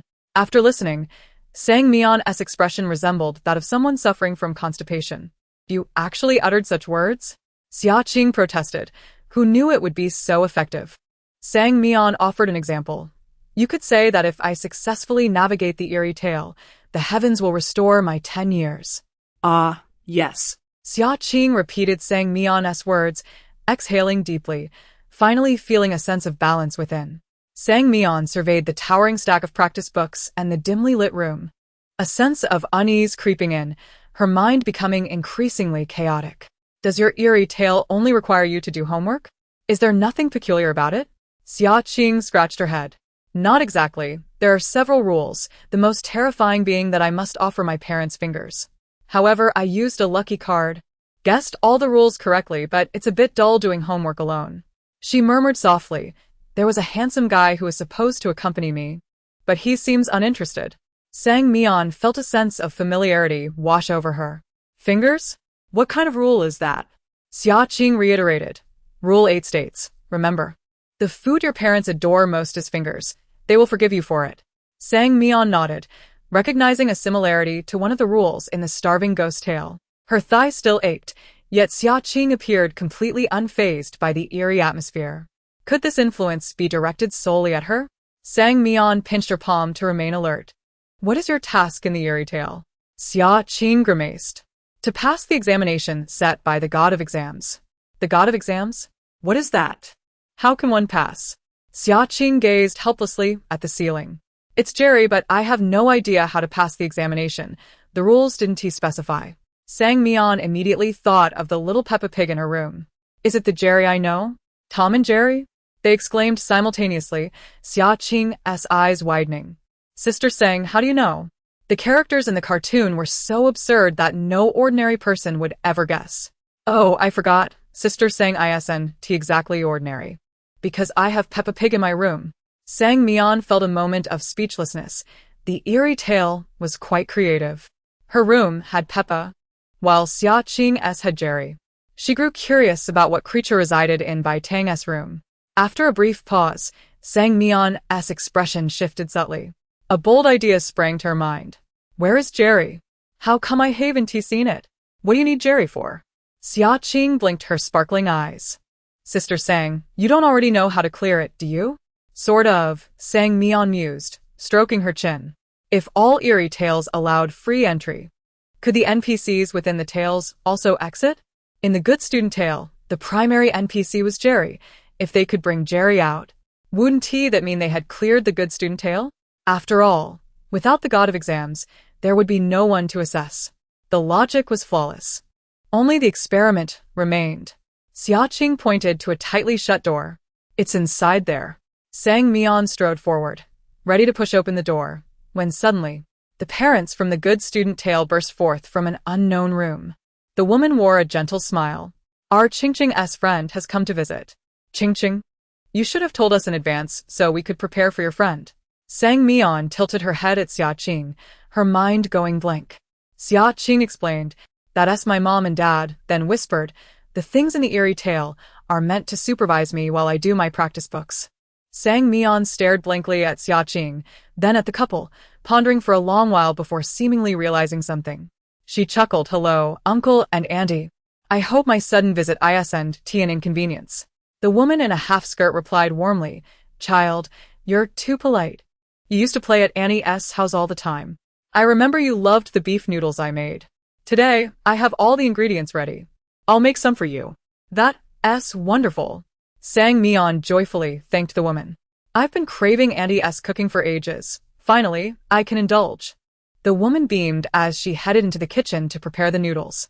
Xia Qing was baffled. What was Sister Sang doing? Why did she seem so familiar with the NPCs? Did Sister Sang have something in mind? She longed to ask her, but hesitated with her parents present. Inside, it felt as if 1,000 ants were crawling, and finally, she could no longer hold back. Sister Sang, are you hungry?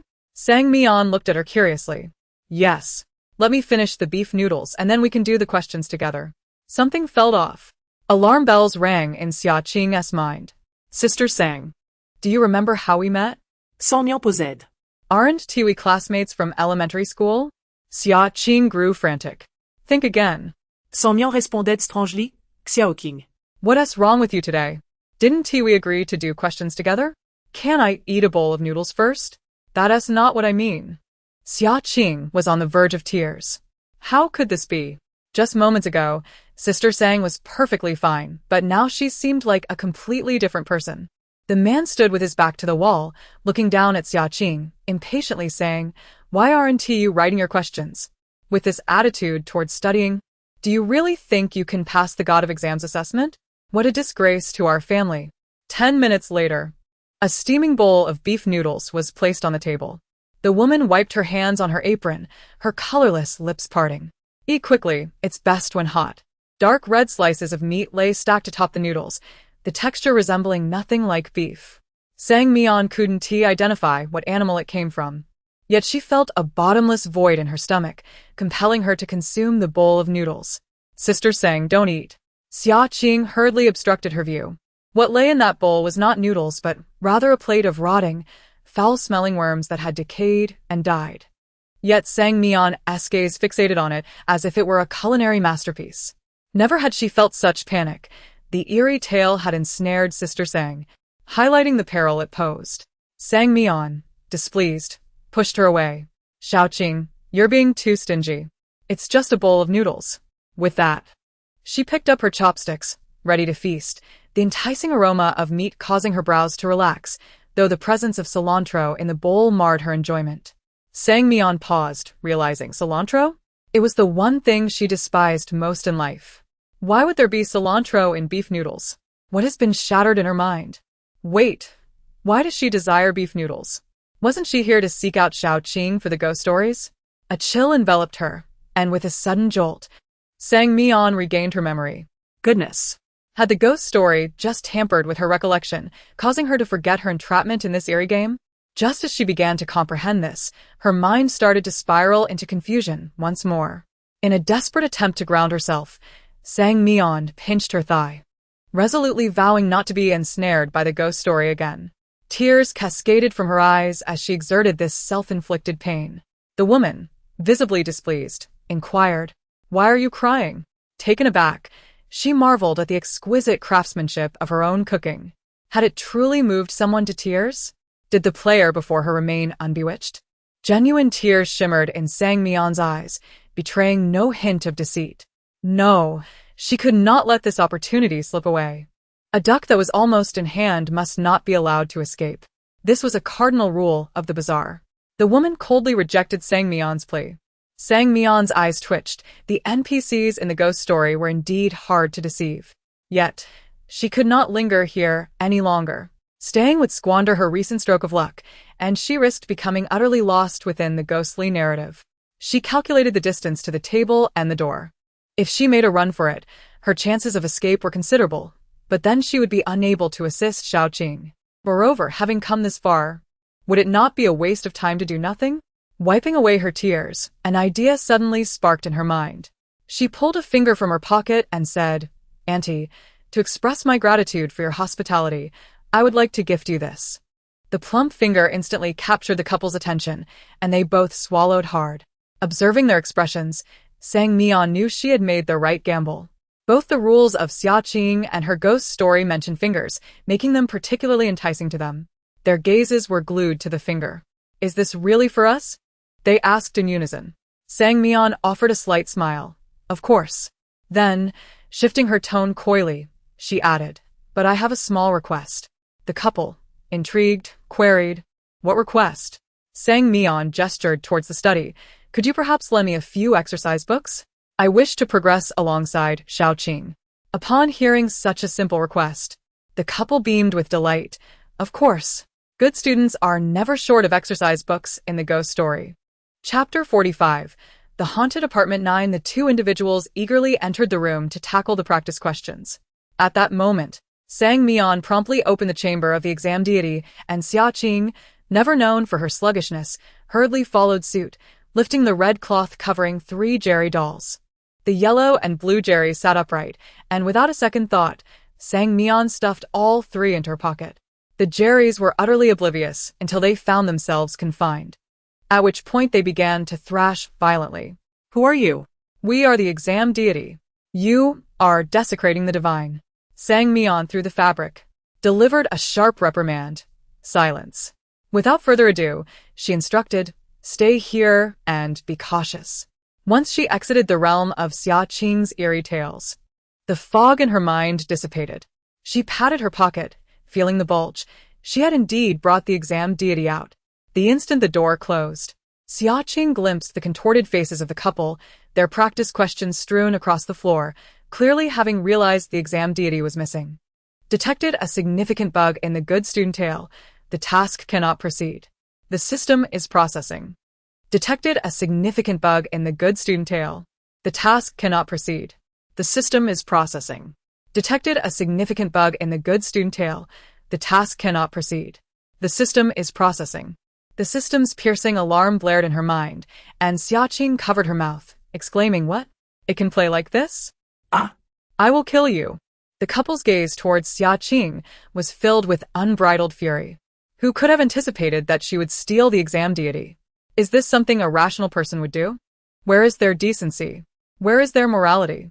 Could they not afford her basic respect? Thus, they resolved to eliminate the remaining player at all costs. With the exam deity gone, what was the point of even attempting to write questions? The couple lunged towards Xiaoqing, but after just 2 steps, they slipped and fell to the ground. Xiaoqing, observing the banana peel, fell into silence.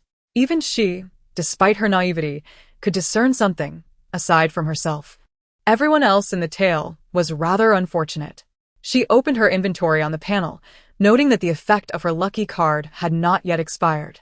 A virtual blue light manifested in her mind, revealing a minuscule line of text. Lucky card. The law of conservation of energy is inviolable. Your luck always has someone to account for it. Xiaqing gazed at the fallen couple before her, their state pitiable. She understood who was footing the bill for her luck. Bai Tang contemplated the chicken, pondering how she might exonerate herself. She had considered thrashing the chicken more than once. Yet the constraints of the rules restrained her, and given the bizarre nature of the game, if she truly killed the chicken, she would forever bear the burden of guilt. During the 6 hours of her confinement, the fake police had visited twice, and Bai Tang pressed the red button with utmost haste. Even though her speed was remarkable, the gaps in the bars had widened. When the real police arrived again, accompanied by a videotape, Bai Tang scrutinized him cautiously. Clad in a deep blue uniform, black shoes, and a blue tie, there was no doubt he was genuine. They sat facing each other once more. The police coughed twice. Have you considered your position? Confess for leniency, resist for severity. Bai Tang frowned. I did not commit any crime. An image emerged on the wall, slowly coming into focus. Bai Tang saw herself in a courtyard setting. Bai Tang, are you fabricating facts? Leaving no escape route? The police pressed the pause button. Explain your visit to Aunt Wang's house. Bai Tang, expressionless, replied, I would like to ask the same question. The officer shot her a disdainful glance and resumed the video. In the footage, Bai Tang appeared anxious, glancing around before entering the yard, where a white lounge chair awaited and a chicken lounged comfortably in the sunlight. The chicken soon noticed Bai Tang, fluffing its feathers. Good afternoon, beautiful. Bai Tang, blushing, replied, Is no one home today? The chicken hopped down from the chair, taking her wing in its grasp. My dear, today is our special time. The real Bai Tang. Is she on a date with a chicken? The police interjected. What is your relationship with the deceased? Bai Tang smiled, a connection between humans and nature. The police paused. The family of the deceased is furious. If you do not confess, we may not be able to protect you. Bai Tang raised an eyebrow. Was this blatant psychological pressure? If she did not confess, the fake police might retaliate in the absence of the real ones, yet if she did, the tale would fail outright. Her gaze shifted to the chicken, and then to the warped bars. To ensure her task's failure, the tale was indeed cunning. Regardless of the videotape or the authenticity of the police, her singular focus remained on the feigning chicken. Rule 7 mandates a sense of guilt towards the deceased. She had no doubt of this rule's authenticity. Avoiding violent actions to clear her name was entirely reasonable. Yet, what if she could refrain from harming the chicken while compelling it to cease its charade of death? Bai Tang glanced at her skills. The cooldown period of 6 hours had elapsed. Excellent. She could conclude this wretched tale. Rising, she wore a serene smile. Officer, I have come to a realization. The police squinted. Are you finally willing to confess? Confess? Not a chance. Bai Tang rolled her eyes, picking up the bun from the ground. After throwing it at the fake police, it had landed on the floor, and no cleaning crew had arrived. Hours had passed, and the bun was nearly spoiled. Suppressing her disgust, she approached the white bed with the bun. Bai Tang, do not go too far. Stay away from the deceased. The young woman ignored him, as the bun's information unfolded in her mind. Holding it aloft, she directed her gaze at the chicken, her lips curling into a smirk. Indeed, she intended to employ her skill on this pretender of death, for no one could refuse the champion of sales. Dear Mr. Chicken, do you require this poisonous bun from Aunt Wang's? Observe its vibrant color, its generous size, and its enticing aroma. No one could resist Aunt Wang's toxic buns, for they were the ultimate weapon for murder and smuggling, a perfect match for you, Mr. Chicken. On the white bed, the chicken's feet twitched and began to tremble uncontrollably. Bai Tang knew it could no longer resist. After all, no one could deny the champion of sales pitch. Indeed, 5 minutes later, Mr. Chicken could no longer hold back.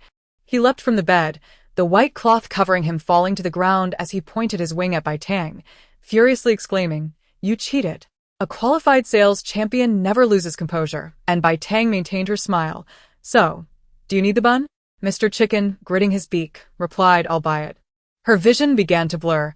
The scene of the detention sent her warping as the system's announcement echoed in her mind.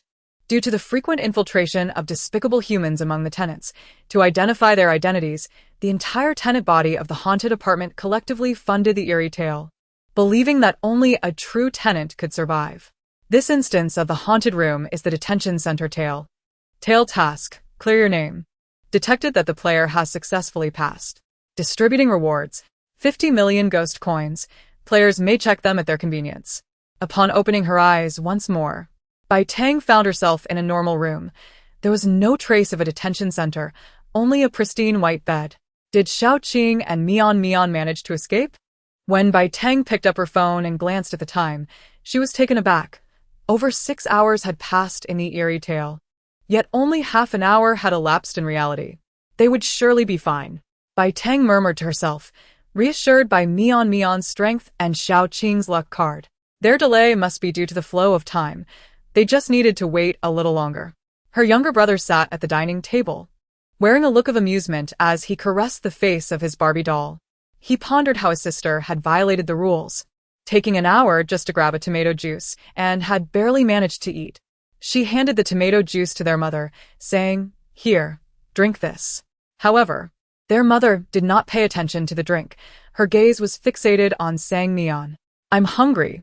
Sang Mian paused for a brief moment, understanding her mother's unspoken demand, and then, with a swift motion, tossed a finger into her mother's mouth. Unfazed, their mother's mouth widened grotesquely, stretching like a gash into her chest. Sang Mian inexplicably recalled the legend of the slit-mouthed woman from a certain island. The current ghoul was 100 times more terrifying than that myth. The ravenous spirit grinned wickedly. "Good girl. Mama wants to eat now. Just close your eyes." And it won't hurt. "Wait a moment." Sang Mian smiled as she produced 3 vividly colored objects and, in a flash, hurled them into her mother's mouth. The 3 Jerry dolls were astounded. How dare she?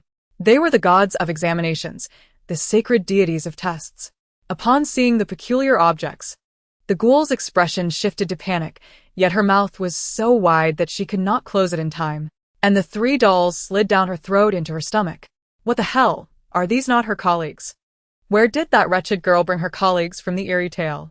How could a single ghoul bear such a large cauldron? Chapter 46. The Haunted Apartment 10. Regardless of the circumstances, it is imperative to expel the colleague. Sang Mian scratched her head, pondering whether the consequences of consuming Jerry were truly that terrifying.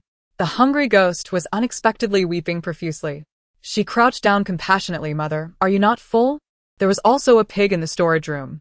After saying this, Sang Mian cheerfully dragged the pig out with a rope, contemplating how easily a pig could be stuffed into the hungry ghost's enormous mouth. At that moment, the hungry ghost was utterly exhausted from vomiting, finally expelling the red Jerry. The next second, her hair was seized, causing her mouth to involuntarily widen.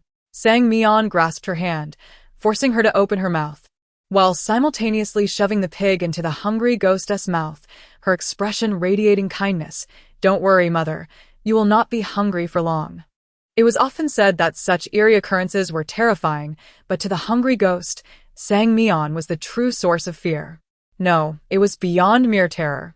She could only be described as a demon. "Peppa, what happened?" This situation was equally perplexing for Peppa, who had been immersed in a paradise of appetite. Before he could react, he was unceremoniously shoved into her mouth. Who could endure such a fate? Unfortunately, he was bound by ropes and unable to escape. The room was filled with the sounds of the hungry ghost's whimpering and Peppa's cries. Sang Mian turned to her chubby brother. "Do you think mother is full now?" She stroked her chin. "That's good." In response to her brother's terrified gaze, the system voice resonated. Due to the frequent infiltration of despicable humans among the tenants, to ascertain identities, all tenants of the haunted apartment collectively purchased the eerie tales, believing that only the true rent collector could survive. The current room's eerie tale is that of the hungry ghost. Eerie task: please satiate the hungry ghost. Detected that the player has successfully passed. Rewards are being dispensed. 5 million ghost coins. Players may check at their discretion. At long last, it was over. Sang Mian waved at the chaotic room. "Goodbye, everyone. Until we meet again." Her brother touched his empty fingers. "Let us never meet again." When her vision cleared once more, Sang Mian beheld the true 701 apartment. The room contained a pure white, large bed, with red, floral-patterned curtains reminiscent of those found in Chinese horror films, and a private bathroom. The air was permeated with a musty odor. Opening her phone, the messages that had previously failed to send were now successfully dispatched, and there were several unread messages from Bai Tang. To her surprise, it was Bai Tang who had cleared the challenge first. She had been quite worried, but it seemed Bai Tang's combat prowess was certainly formidable. Sang Mian immediately reassured Bai Tang, and 2 minutes after the message was sent, 2 sounds of doors opening resonated from outside, prompting her to casually open the door. Thus, the 3 exchanged glances. Bai Tang spoke first. You 2 emerged with impeccable timing. Sang Mian inquired, "Why is that?" Xia Qing explained, "The system kept indicating a significant bug had occurred, instructing me to wait. I waited for quite some time, only for the system to declare it irreparable and unceremoniously booted me from the Eerie tale." Bai Tang was taken aback. Surely, the Eerie game cannot be that shoddy? Xia Qing shrugged, who knows? The gaming experience was profoundly unsatisfactory. Could it be that Jerry was consumed by the hungry ghost? Sang Mian suddenly felt a pang of guilt. Did the system offer no compensation? If it had, she wouldn't be so irked. Xia Qing looked as if she had lost 8 million, 5 million ghost coins. That is an entire 5 million ghost coins. I refuse to accept this. Ah. Indeed, Sister Sang treats me the best. Xia Qing's gloom dissipated, reveling in the joy of having a wealthy friend. Bai Tang nodded solemnly. Right, we must restore our energies in order to contend with them. Our main task is to collect rent, and extracting rent from these bizarre tenants is no easy feat. Seemingly recalling something, she sighed. I wonder how many players will be lost in tonight's Eerie tale. Xia Qing sighed as well. Let us not dwell on it. I hope they all manage to survive. Wait, where's Sister Sang? Just as Xia Qing finished speaking, she realized Sang Mian was missing. Bai Tang gestured. Xiao Qing, are your ears faulty? Didn't you hear that loud door slam? Xia Qing fell silent, gazing at the ceiling. Sister Tang, sometimes people unconsciously block out certain sounds they do not wish to hear. Bai Tang Ekkalim, Hiu. I feel like I don't understand. Xia Qing clutched her chest. Without Sister Sang, I am like a fish out of water, lonely and helpless. Bang. Another loud slam echoed. Xia Qing sorrowfully accused, Sister Tang, you are also a heartless person. Perhaps exhausted, Sang Mian fell asleep as soon as her head touched the pillow. It was unclear how long she had slept when a sudden commotion of footsteps echoed from outside. Top, top, top, top, top, top. It sounded as if someone were jogging in the hallway, stopping and starting, severely disrupting her slumber. Sang Mian rubbed her bleary eyes and glanced at her phone. She had only slept for an hour and a half. Who would be so foolish as to run around at such a late hour? Could it be that other players, having emerged from the Eerie tale, were too excited to sleep? Who could that be outside? The tenants of the haunted apartment. The answer flashed through Sang Mian's mind, and she immediately sprang from her bed. Tenants possessed keys, granting them access to any room, rendering them a dangerous presence. However, surely they wouldn't be so fortunate as to come to her door? The next moment, the sound of a lock turning echoed. Sang Mian thought, surely, I can't be that unfortunate? Am I the chosen one? The door clicked open, the curtains fluttered slightly, and from the eerie energy emanating into the room, it was evident that this ghostly presence was not of high rank, likely a vengeful spirit like herself. Sang Mian's nerves immediately tensed, ready to flee. The eerie footsteps did not pause but headed straight into the room. Soon, she heard the sound of gnawing, and she frowned in confusion. What in this room could possibly be gnawed upon? In a flash, she realized that to the eerie entity, there was only one thing to gnaw on: the delectable, fragrant self lying on the bed. Chapter 47. The Haunted Apartment 11. However, she did not feel any sensation of being gnawed upon. There was no pain throughout her body. Could it be that this bizarre entity possessed something that rendered pain imperceptible? A chill ran down Sang Mian's spine as she felt the hairs on the back of her neck stand on end. The sound of gnawing continued unabated in the room, accompanied by the smacking of lips, followed by an exclamation, as if savoring some exquisite delicacy. Under the oppressive weight of these unsettling sounds, Sang Mian could no longer endure it. She hastily opened her eyes to check if she had been gnawed on. Her hands were intact, her legs were whole. Not a single morsel of flesh was missing from her body. what then had been consumed. Raising her gaze towards the source of the sound, she saw a dark silhouette standing beside her curtains, its head slightly bent against the fabric. The curtain swayed with the movements of the shadow, and Sang Mian realized in disbelief that this eerie presence was gnawing on her curtains. Incredulous, she pondered whether even the realm of the uncanny possessed a penchant for unusual appetites. Since the bed was closely positioned to the curtains, this entity was alarmingly near. In the dimly lit room, Sang Mian could ascertain that it was a female, with a ghastly aura rating of 48 points. After a tense 10 minutes, the female specter continued her feast with evident delight. Cautiously, Sang Mian attempted to move her stiff limbs, planning to get out of bed. Remaining in this state was untenable. What if the specter awoke? Thus, she resolved to find another room to sleep in. Just as she prepared to rise, the sound of gnawing ceased. The entity stood still, stretched languidly, and then languidly remarked, "I must have been sleepwalking again." Sang Mian thought, what a predicament. Why must she awaken now, of all times? It left her in an awkward limbo where sleeping was not an option, nor could she flee. The specter turned slowly, locking eyes with Sang Mian. "Hello." Sang Mian forced a smile. "What a coincidence, you've sleepwalked into my room." The specter appeared momentarily taken aback, then shrieked in a high-pitched voice, "Who are you?" Sang Mian replied, "The rent collector." The female specter squinted, recalling that she had heard rumors of a new batch of rent collectors arriving at the haunted apartment. However, their identities were not ordinary. Some were specters, some were human. If luck favored her, she might encounter a human to feast upon, for human flesh was deemed the most tender and delectable. With that thought, she couldn't help but lick her lips, reminiscing about the taste of human flesh, which she had not savored for 3 long months. Nevertheless, at this hour, the rent collectors were likely engaged in ghostly discussions, a luxury that all tenants had paid a hefty sum for. The female specter chuckled to herself as she slowly crawled onto Sang Mian's bed, picturing how a human would undoubtedly flee in terror. What is she saying? Are they not both girls? Is there a need for such theatrics? As if she could do anything to me. Sang Mian abruptly switched on the light, lifting her chin defiantly. "I assure you, I will never submit to you." Abandoned that notion.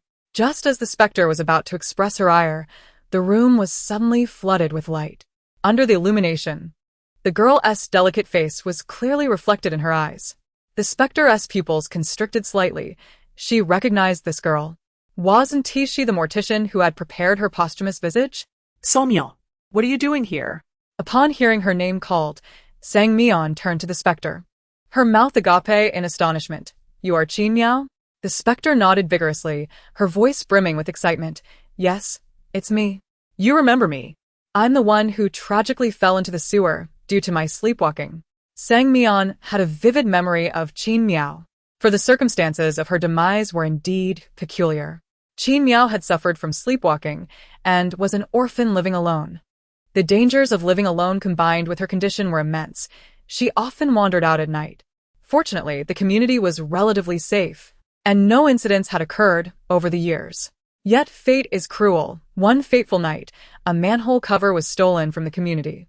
That night, Qin Miao happened to sleepwalk and, by sheer misfortune, fell into the sewer, marking the end of her life. Being an orphan and having just begun her career, she lacked the funds for a proper burial and was hastily interred. She had sat beside her own corpse, weeping inconsolably. Unable to bear the sight, Sang Mian had helped cover part of her funeral expenses, allowing her to depart with dignity. Qin Miao was immensely grateful, grasping Sang Mian's hand and expressing her gratitude, vowing to repay her in the next life. The concept of a future life felt distant, and Sang Mian had never truly expected such repayment. She simply felt a pang of sorrow for her own finances, knowing how hard it was to earn money. "Miss Sang, I can't believe we've met again so soon." Qin Miao's lips trembled slightly, her voice betraying her excitement. "I thought we wouldn't see each other until the next life." This was Sang Mian's first encounter with ghost currency, as she had previously conducted transactions online. The realm of the uncanny was quite advanced in terms of commerce. The currency was predominantly black and white, with the singular splash of color being a printed image of a man in a red shirt, arms outstretched, his face adorned with a gentle expression. He was quite handsome, with long black hair cascading over his shoulders, exuding an almost mesmerizing charm. However, as Sang Mian gazed at the man's image on the ghost currency, she felt a wave of revulsion wash over her. Who is this person? Qin Miao scratched her head. I've heard he is the founder of the realm of the uncanny, but no one has ever seen him. Forcing the ghost currency into Sang Mian's hands, she insisted. Though it's not much, please accept it, Miss Sang. To Qin Miao, such an ostentatious remark took on a different flavor, and her eyes widened in disbelief. Miss Sang, how can anyone not be interested in money? Are you refusing to accept it because you think I'm poor? Sang Mian maintained an enigmatic demeanor. Earning money is exceedingly easy for me. In fact, I am a billionaire. That was a blatant absurdity. Ghost currency was not something easily acquired. Many specters labored tirelessly for an entire year to earn a mere 1,000,000 ghost coins. The idea of a billionaire was ludicrous. Even having 1,000 billion was already remarkable for an ordinary specter. Observing Sang Mian's demeanor, it was clear she had not been dead long and lacked funds, which was why she had come to the haunted apartment as a rent collector. This realization made Qin Miao's gaze towards Sang Mian increasingly sympathetic. Miss Sang, you need not put on a brave face in front of me. Take this money. I can find work to earn more. Sang Mian responded, you don't believe me? Slowly, she retrieved her phone and opened the otherworldly app, as the ghost currency account was linked to it for the convenience of players. By simply accessing the app, she could display her account balance. She handed her phone to Qin Miao. Here, take a look for yourself. With skepticism, Qin Miao accepted the phone, her eyes widening as she counted the zeros. 1, 2, 3, 8 zeros, 11 zeros, countless, unfathomable. In shock, she tossed the phone onto the bed. Misan, What are you saying? Sang Mian glared at her. Am I the kind of person who would deceive you? This is all the result of my hard work. With the continuous influx of revenue from Starfire Entertainment and the Third Anomaly Hospital, her assets had reached a staggering level, measurable in trillions. Qin Miao trembled in fear. Miss Sang, you're not involved in any illicit enterprises, are you? How could anyone possess such wealth? In the realm of the uncanny, she would undoubtedly be a figure of explosive notoriety, worthy of the wealth rankings. Sang Mian grinned mischievously. Fear not. All my earnings are legitimate. I am a law-abiding specter. The atmosphere grew harmonious in the presence of wealth. Qin Miao took a long time to accept the reality that Miss Sang was an immensely wealthy individual. She stared blankly at Sang Mian and remarked, I have no way to repay you. I only possess this much money. Sang Mian raised an eyebrow. No money? That can't be right. Aren't the tenants quite affluent? The bizarre tales must be quite expensive. Qin Miao, feeling somewhat embarrassed, ran her fingers through her hair and replied, I spent all my money after making the purchase. What about your rent? Are you not going to pay it? Rent? Qin Miao climbed down from Sang Mian's bed and sat cautiously on a chair in the room. Why should I pay rent? Sang Mian responded, when you rent a property, isn't it customary to pay rent? Qin Miao tilted her head in contemplation for a minute. But no one has ever asked me for rent. This revelation struck Sang Mian as peculiar. The previous tenant seemed to have no awareness of rent obligations, and Qin Miao was the same. She cautiously probed, has the landlord never collected rent? Qin Miao replied, are you referring to the man who always carries a cane? He never collects rent. Sang Mian inquired further, so, you all live here for free? Qin Miao gave her a complex look. I can't speak for others, but if it weren't free, I would have been evicted long ago. Upon hearing this, Sang Mian became convinced that the landlord was indeed strange. Did he have no interest in money? If that were the case, why would he hire a rent collector? There was certainly more to the story. She quietly noted her confusion and decided to inquire about a more pressing matter. now. Aside from the three of them who had safely emerged from the bizarre tales, there was no news of the other players. Since Qin Miao was also a tenant, perhaps she could offer some insight. Sang Mian mused aloud. It's utterly absurd. They have no control over their circumstances, yet these tenants are intent on purchasing bizarre tales? Seeing the innocent and naive Qin Miao, she couldn't help but express her thoughts. Qin Miao blinked. Miss Sang, don't you know? The bizarre tales are produced by Huahua Dai Hui, and anything from them is bound to be exquisite. Purchasing them is undoubtedly a wise choice. Hua Dai Hui? The name sounded familiar to Sang Mian. She felt as though she had heard it before but couldn't quite place it. Feeling guilty for disturbing Miss Sang so late, Qin Miao quietly left the room, taking care to lock the door behind her. Sang Mian then turned off the lights and went to sleep, all in one fluid motion. The next morning, the incessant buzzing of her phone awakened her as the group chat on the alternate platform erupted with chaos. Rubbing her sleepy eyes, Sang Mian quickly scanned the messages. Among the 18 players, four had perished in last night's bizarre tale. 2 members from the Eternal Night Society had died, along with 2 players who hadn't joined any guild. Once she stepped outside, all the players congregated in the hallway, where Situ Mingliang wore a grim expression as he stared at one of the rooms. Bai Tang immediately spotted Sang Mian as she exited and paused for a moment before saying, Mian, don't look. Look at what? Sang Mian followed the gaze of the others and saw that the door to room 709 stood wide open, revealing a lifeless human body sprawled at the entrance. The flesh on the body was gruesomely mangled, and all 10 fingers had vanished. 10 fingers connected to the heart. Xia Qing shivered, grasping Sang Mian's arm. It must hurt terribly. For the next 15 minutes, everyone fell into a profound silence. As a mortician, Sang Mian possessed a far more resilient psychological fortitude than the average individual. She closed the door to room 709 once more and stated, "Stop staring. The game has only just begun." As players in a bizarre game, death was a constant companion, and Sang Mian's reminder quickly jolted everyone back to awareness. They understood that progressing through the game was their ultimate objective. The woman in a white dress reached her ankles, her hair disheveled upon her shoulders. But what was most striking were her sharp nails, painted a blood-red hue, resembling drops of blood, presenting a truly ghostly visage. Goodness! Shun Guang exclaimed. This seems extraordinarily eerie. Remove the seams. Zhuang Feng's expression darkened. It's a vengeful spirit. Immediately, everyone assumed a defensive posture. Wait, what did she just shout? Xia Qing's attention diverged from the others. She clearly heard the woman call out, Miss Sang. Among all the players, it appeared that only Sang Mian bore the surname Sang. She gently tugged at Sang Mian's sleeve and whispered, Sister Sang, is she calling for you? Sang Mian stroked her chin, if you heard correctly. Though Xia Qing was accustomed to Sang Mian's extraordinary connections, this scene still left her momentarily stunned. Sister Sang, what on earth did you do last night? Is this another familiar face of yours? Sang Mian replied nonchalantly, Xiao Qing, you must understand. My charm is irresistible, even to ghosts. Xia Qing conceded, indeed. I cannot deny the unparalleled allure of Sister Sang. Chapter 48. The Haunted Apartment 12. Amidst the fearful gazes of the crowd, Sang Mian smiled and waved at the woman in the white dress. Meow meow, good morning.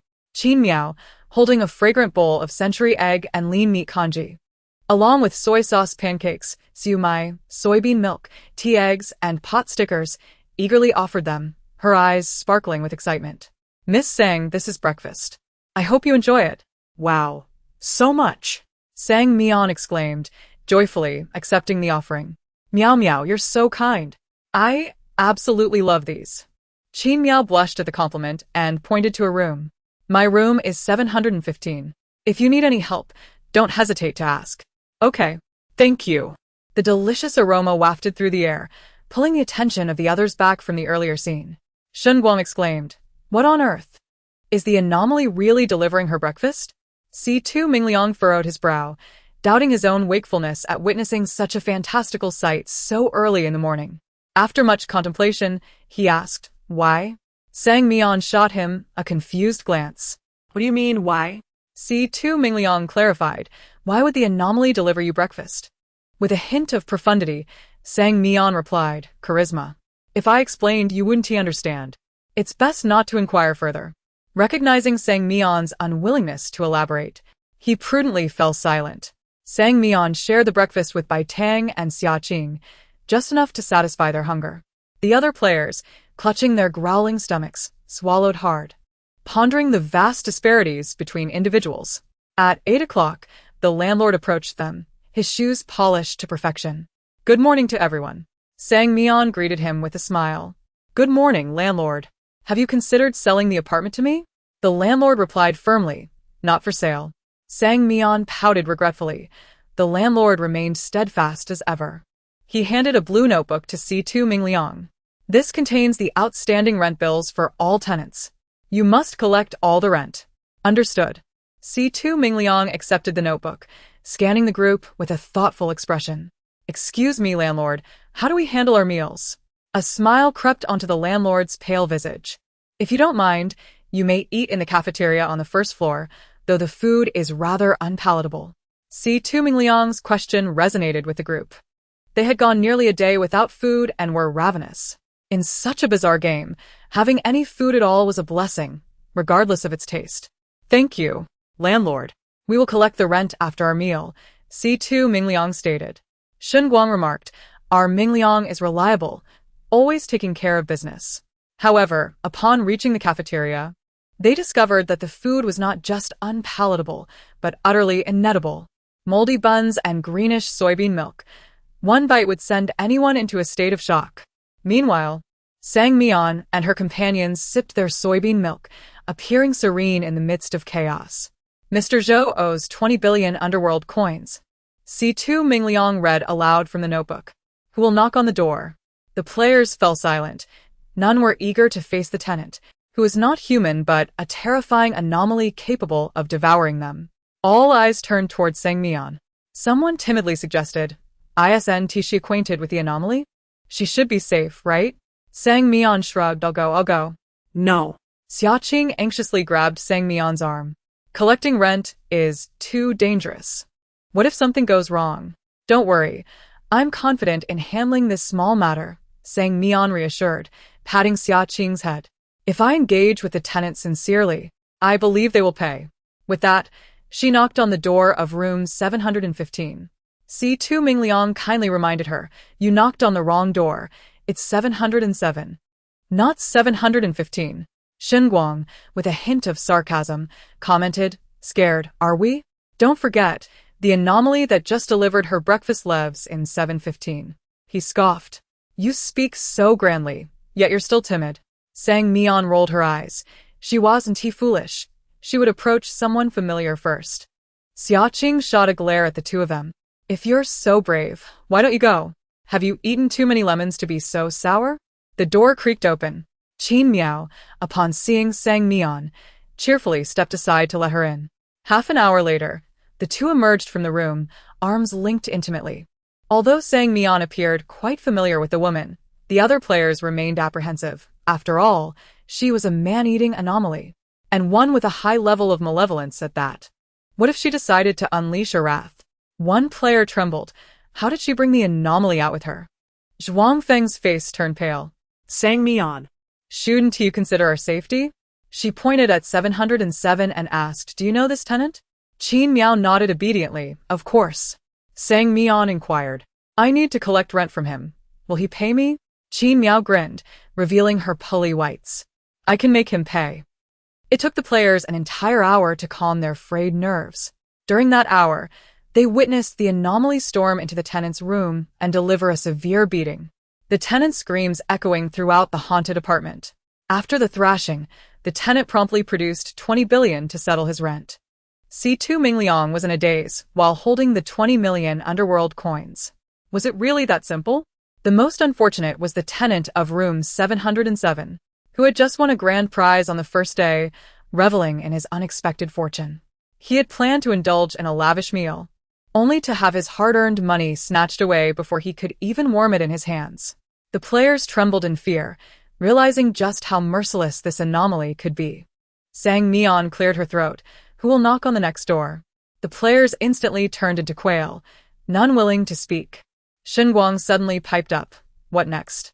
You should just knock yourself. Xiaqing was taken aback by his audacity and shouted, Are you trying to avoid work and reap the rewards? Shen Guang stretched his neck. Well, the anomaly is her friend. There's no danger for her. Why should we risk ourselves? His words struck a nerve with Sang Mian. Was she being taken for granted? Not only was she not thanked, but her efforts were expected, as if she were merely a source to be exploited. Sang Mian responded coolly, Oh, then you can take care of it yourself. With that, she gracefully departed, prompting the other players to hastily follow her. Sang Mian's prowess was evident. They could not afford to miss an opportunity for an effortless victory. In the corridor, only Shin Guang and C2 Mingliang remained. C2 Mingliang cast a complex glance at him. Your mouth will get you into trouble one day. With that, he too left. Shin Guang stood alone, the chilling aura of the corridor enveloping him. The 7th floor was deserted, and an inexplicable fear gripped him as he leaned against the door, muttering to himself, "It's a group task. Everyone will benefit. I might as well just stay in and avoid danger." Meanwhile, Sang Mian and her companions descended to the 1st floor. She asked Qin Miao, "Are there any particularly troublesome tenants on the 1st floor, the kind even you can't handle?" Xia Qing covered her mouth in shock. "Oh my, is she really that cruel? How are we supposed to collect the rent?" Sang Mian pondered for a moment and remarked, "This situation cannot be approached head-on. We should consider others' needs and assist her in overcoming the anguish of heartbreak. This way, she will willingly pay her rent." Xia Qing listened intently, her eyes sparkling with admiration. "Sister Sang, you are so kind." Bai Teng nodded in agreement. "The best way to move on from a breakup is to find a new partner. We can start from there." "Indeed." Sang Mian applauded Bai Teng's shoulder. "Then let us find her a partner." However, Sang Mian soon felt troubled again. "But we don't know any suitable men. Miao Miao, do you have any recommendations?" Qin Miao shook her head vigorously. "The reputation of Tenant 102 is quite notorious. The male residents of the ghost apartment steer clear of her." With that statement, all potential male candidates were eliminated. Sang Mian turned to the group of players behind her. "Does anyone among you wish to find a partner?" Zhuang Feng stated gravely, "My girlfriend and I are about to celebrate our 10th anniversary." Yan Xingyu added, "My son is 3 years old." Situ Mingliang chimed in, "I have a white moonlight from 8 years ago. Although she is no longer here, I promised her I would remain unmarried for life." 2 male players interlocked their hands and declared, "We have just fallen in love." Sans Mian Siged. "Out of so many men, we can't find a single bachelor. What terrible luck." She rested her chin in her hands, pondering where to find an unattached male. Suddenly, an idea struck her. "Miao Miao, does the landlord have a girlfriend?" Oh. This could be a match made in heaven. The landlord has been single for many years. Perhaps once he finds a partner, he will relinquish his obsession with the ghost apartment and sell it to me. A win-win situation. "Hello, Miss 102. From the moment I laid eyes on you, I was irresistibly drawn to your beauty. We are truly a match made in heaven. If possible, would you consider being my girlfriend?" Xia Qing covered her mouth in awe. "Wow. Sister Sang, your writing is exquisite. Is it really that good?" Sang Mian felt a bit shy. "It's just average." Bai Teng commented, "Though lacking in ornate language, every word is sincere, brimming with affection. It is a wonderful love letter." If Lu Sanyue were to see this letter, he would probably choke on his anger, for it was nothing but a verbatim copy of his own love letter. Sang Mian handed the love letter to Qin Miao, asking her to buy a bouquet of red roses and deliver it along with the letter to Miss 102. Xia Qing inquired, "Is there anything else we need to do?" Bai Teng and Sang Mian exchanged knowing smiles. "Of course. We must arrange a date between the landlord and Miss 102. From Qin Miao, Sang Mian learned that the landlord resided in the room at the very end of the 8th floor, and thus, she led the group onward with determination. The corridor on the 8th floor was still adorned with a red carpet, and exquisite vintage wall sconces illuminated the path. The group approached the end room, which appeared distinct from the others, being the only one with double doors. Yan Xingyu halted, furrowing his brow with concern. "President Sang, are we really going to do this? What if the landlord is unwilling?" Situ Mingliang raised an important question. "How do you know Miss 102 is beautiful? Have you seen her?" "I haven't tea." Sang Mian replied matter-of-factly. "All girls are inherently beautiful, without exception." Situ Mingliang retorted, "But tenant 102 isn't a living person. What if she met a tragic end? Wouldn't the landlord flee in terror?" He refrained from voicing this concern, as Sang Mian appeared exceedingly confident, igniting his curiosity about the outcome. Under the watchful eyes of all, Sang Mian rang the landlord's doorbell and remarked, "The landlord's room is quite nice. Mine is small and shabby. I wish I could switch with him." The players exchanged glances. "Isn't your ambition a bit grand?" After about 3 minutes of ringing, the landlord shouted from inside, Who is it? Sang Mian cleared her throat. It's me, landlord. Oh. It's you again. Always asking if I'm selling the house, and now you come to my room? The landlord, irritated, crushed a cup in his hand. I will never sell the house to you. Give up on that idea. Landlord, you misunderstand. I'm not here for that, Sang Mian spoke earnestly. Not to buy a house? The landlord's tone softened slightly as he leaned closer to the door. Then what do you want? Sang Mian cleared her throat again, her voice filled with sincerity. I would like to introduce you to a girlfriend. After her proclamation, there was a profound silence in the room. Sang Mian waited for nearly 10 minutes without a response from the landlord. She continued to ring the doorbell. Landlord, please say something. Have you become overly excited? Rest assured. This is a complimentary matchmaking service. I will not charge you a dime. The landlord remained silent for a long time, pondering if this woman had lost her mind. Did she truly comprehend what she was saying? Xia Qing, after a long pause without any response, speculated aloud. What if the landlord struggles in that department? And that's why he is ignoring you? Surely not. Sang Mian replied with disbelief. He appears quite healthy, albeit a bit thin and short. And his hairstyle is rather unkempt. There's no way he could be incapable. But you lack understanding, Bai Tang spoke mysteriously. Those who struggle in that regard often conceal it well. They may harbor an acute fear of being alone with women, much like our landlord. Chapter 49. The Haunted Apartment 13. Sang Mian suddenly realized. Oh. He doesn't even dare to speak. Xia Qing remarked. Let's not hurt his pride. It's rather pitiable. Sang Mian thought, who feels sorry for her. In this vast haunted apartment, not a single eligible bachelor could be found.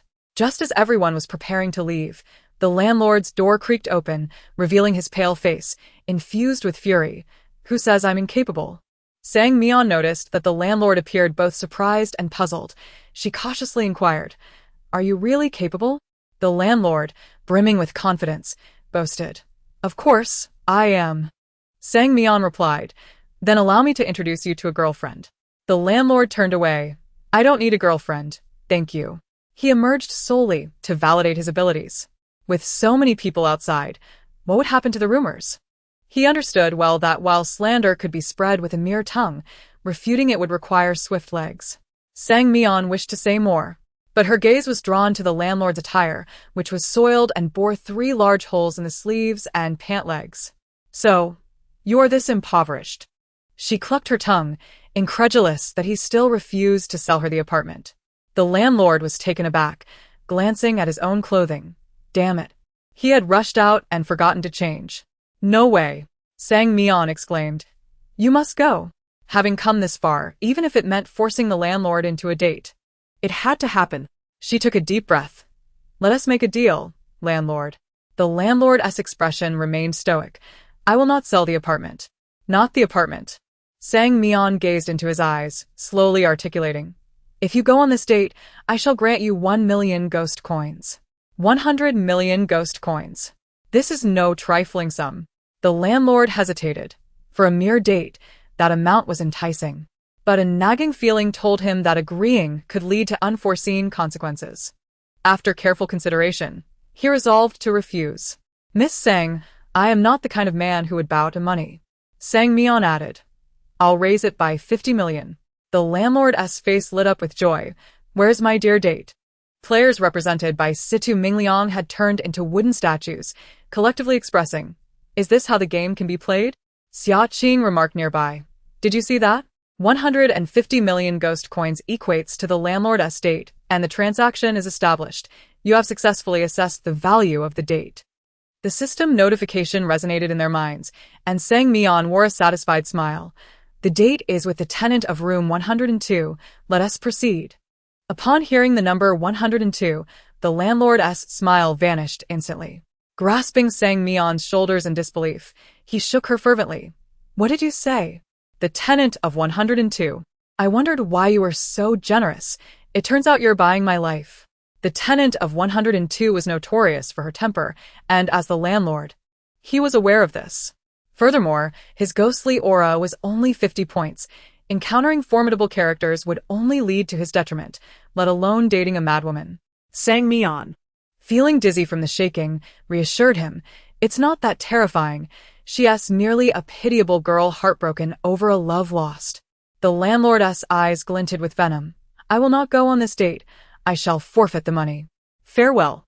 The onlookers were stunned, astonished at the landlord's abrupt change of heart, regrettably thwarting Sang Mian's plan. Unperturbed, Sang Mian coldly retorted. Give up on that hope. Did you think you could walk away? Even if you were to scream at the top of your lungs today, no one would come to your rescue. The landlord dismissed her, wondering if this crowd could truly abduct him. What kind of sorcery is this? His pupils dilated in terror as he realized he could only control his eyes. Witnessing this bizarre spectacle, Bai Tang exclaimed, Why does Sang Jie look more sinister than the landlord? Xia Qing admired, but her threatening demeanor is genuinely captivating, don't you think? Bai Tang stammered, You're quite peculiar. Xia Qing chuckled lewdly. Thank you for the compliment. Bai Tang retorted, Xiao Qing, have you gone too far? The landlord, his limbs rigid, made his way to the first floor. No jokes, he was genuinely on the verge of tears. Sang Mian patted his shoulder. Go for it. The date shall be a success. Success, my foot. Surviving is all that matters. An unfathomable force compelled his body to knock on the door of room 102, while all the players hid around the corner of the corridor. The once spacious corridor suddenly felt exceedingly congested. Sang Mian wholeheartedly agreed with Xia Qing. Her matchmaking endeavor was progressing splendidly. She believed the tenant of 102 would soon emerge from the shadow of heartbreak. Moments later, the door of 102 swung open, and a sinister aura filled the corridor. Xia Qing, possessing a lower ghostly aura, shivered. Is the tenant of 102 particularly formidable? I feel a chill. All of Sang Mian's attention was fixated on the tenant as a stout middle-aged woman clad in a red tube dress emerged from the room. She held a bouquet in her left hand and a love letter in her right, sizing up the landlord with a discerning gaze. Indeed, formidable. Xia Qing squatted behind her, inquiring, Is she beautiful? Do they match? Sang Mian lowered her head, her voice barely above a whisper. I believe they are quite matched. This is just my personal opinion. Xia Qing thought to herself that Sang Jie's judgment was undoubtedly correct. The landlord was in for a stroke of luck. Situ Mingliang, upon seeing the tenant, was too frightened to breathe, feeling genuine sympathy for the landlord. From a distance, the tenant of 102 resembled a ball, weighing an estimated 400 pounds, while the landlord's small frame was hardly half her size. The landlord's legs trembled as he forced a smile, which looked more like a grimace. You are truly beautiful. May I take you out on a date? The tenant of 102 was infuriated. She had never encountered such a frivolous man who openly professed his affection upon their first meeting. It was too disrespectful. She hurled the bouquet at the landlord's head, shameless. Then, with a punch, the landlord was slammed against the wall, losing 2 teeth in the process. Terror engulfed his eyes as he yearned to flee, but his legs felt as heavy as lead. At that moment, a singular thought consumed him. If he survived, he would never let Sang Mian off the hook. He was subsequently dragged into the room. The landlord's screams echoed throughout the haunted apartment, while Sang Mian, feeling guilty, covered her ears. She truly hadn't intended to harm the landlord. Who could have anticipated that the tenant of 102 was so ferocious, resorting to violence at the slightest provocation? Time passed, and the door of 102 swung open once more, revealing the landlord, who was tossed out like a rag doll. His body smeared with blood, some areas even exposing stark white bones. Alongside him came a stack of ghost coins, as the tenant of 102 grumbled, If you want rent, then take the rent. Don't disgust me. I'll give you the rent right now. Although the objective of collecting the rent was achieved, the process was far from conventional, leaving Sang Mian's emotions exceedingly complex. The players instinctively turned their gazes to Sang Mian. Just an hour ago, she had asked them if they were single, and now witnessing the landlord's fate, they couldn't help but feel their hair stand on end. Sang Mian attempted to clarify. It's not as you think. I genuinely intended to assist the pitiable girl in overcoming her shadows. Even she found her words hard to believe. Thus, she abandoned the explanation. At that moment, Qin Miao also appeared on the first floor, carrying a white plastic bag. Upon seeing Sang Mian, She excitedly waved her hand and exclaimed, "Miss Sang, I have brought you lunch. Come and enjoy." Chapter 50. The Haunted Apartment. Upon hearing the mention of lunch, the players instinctively swallowed hard. Since last night, they had consumed nothing, and their stomachs were audibly grumbling. Qin Miao smiled shyly, saying, "It's the least I could do. Miss Sang's assistance has been far more valuable." Situ's bright eyes brimmed with envy. He too yearned for an enigmatic friend, if only to stave off hunger in moments like these. In the lobby of the haunted apartment, a round table was set, and as Qin Miao revealed the dishes beneath their covers, an enticing aroma wafted through the air. Xia Qing blinked with sparkling eyes, exclaiming, "It's sauerkraut fish." Just moments ago, she was lost in the terror of Tenant 102, but upon seeing the delectable meal, all fear evaporated. She eagerly looked at Sang Mian, asking, "Sister Sang, may I have a taste?" Before Sang Mian could respond, Qin Miao produced 3 portions, declaring, "A friend of Miss Sang is a friend of mine. I've prepared enough for all of you." Xia Qing leapt with joy, exclaiming, "Sister Sang, I love you so much." Bai Tang smiled bashfully, expressing her gratitude. Before they began eating, Xia Qing clasped her hands together, performing a gesture of prayer while muttering softly. Bai Tang, intrigued, leaned closer to eavesdrop and caught Xia Qing saying, "Sticking with Sister Sang means 9 meals a day. Thank you, Sister Sang, for this wonderful lunch." "Sister Sang is invincible," Bai Tang replied. "That is quite a sensible statement." As they enjoyed their meal, Sang Mian turned to Qin Miao, saying, "Make sure to tell me how much you've spent these past few days. I'll reimburse you. I have plenty of money." The other players drooled with longing, and unable to contain himself, Zhuang Feng mustered the courage to request, "Sang Mian, could you bring me a meal next time?" I'll pay. Yan Xingyu raised his left hand, adding, "Me too. Please bring me one." The others chimed in, expressing their desire for food. Situ, with a cold demeanor, thought to himself how spineless they were. He would not bow for mere rice. Sang Mian waved her hand. "No worries, everyone is a teammate. I'll take care of this little matter." She then turned to the only one who hadn't raised his hand, Situ Mingliang, asking, "Mingliang, do you need a meal?" "Absolutely. Thank you very much," he replied. The most significant challenge of Tenant 102 had been resolved, and for the remaining tenants, Sang Mian adopted a straightforward and forceful approach, dragging them out for Qin Miao to administer a beating. Afterward, they all paid up without hesitation. The corridor on the first floor was soon filled with wails, as some reluctant tenants were forcibly struck by Qin Miao. Typically, they couldn't hold out for more than 3 minutes before paying their rent. Only one male tenant, with a ghostly energy value of 45 points, managed to endure for a full half-hour, his cheeks swollen like a pig's head. Even Xia Qing joined in to kick him a few times. Situ had grown numb to collecting payments. His current role was merely to keep the accounts and save money.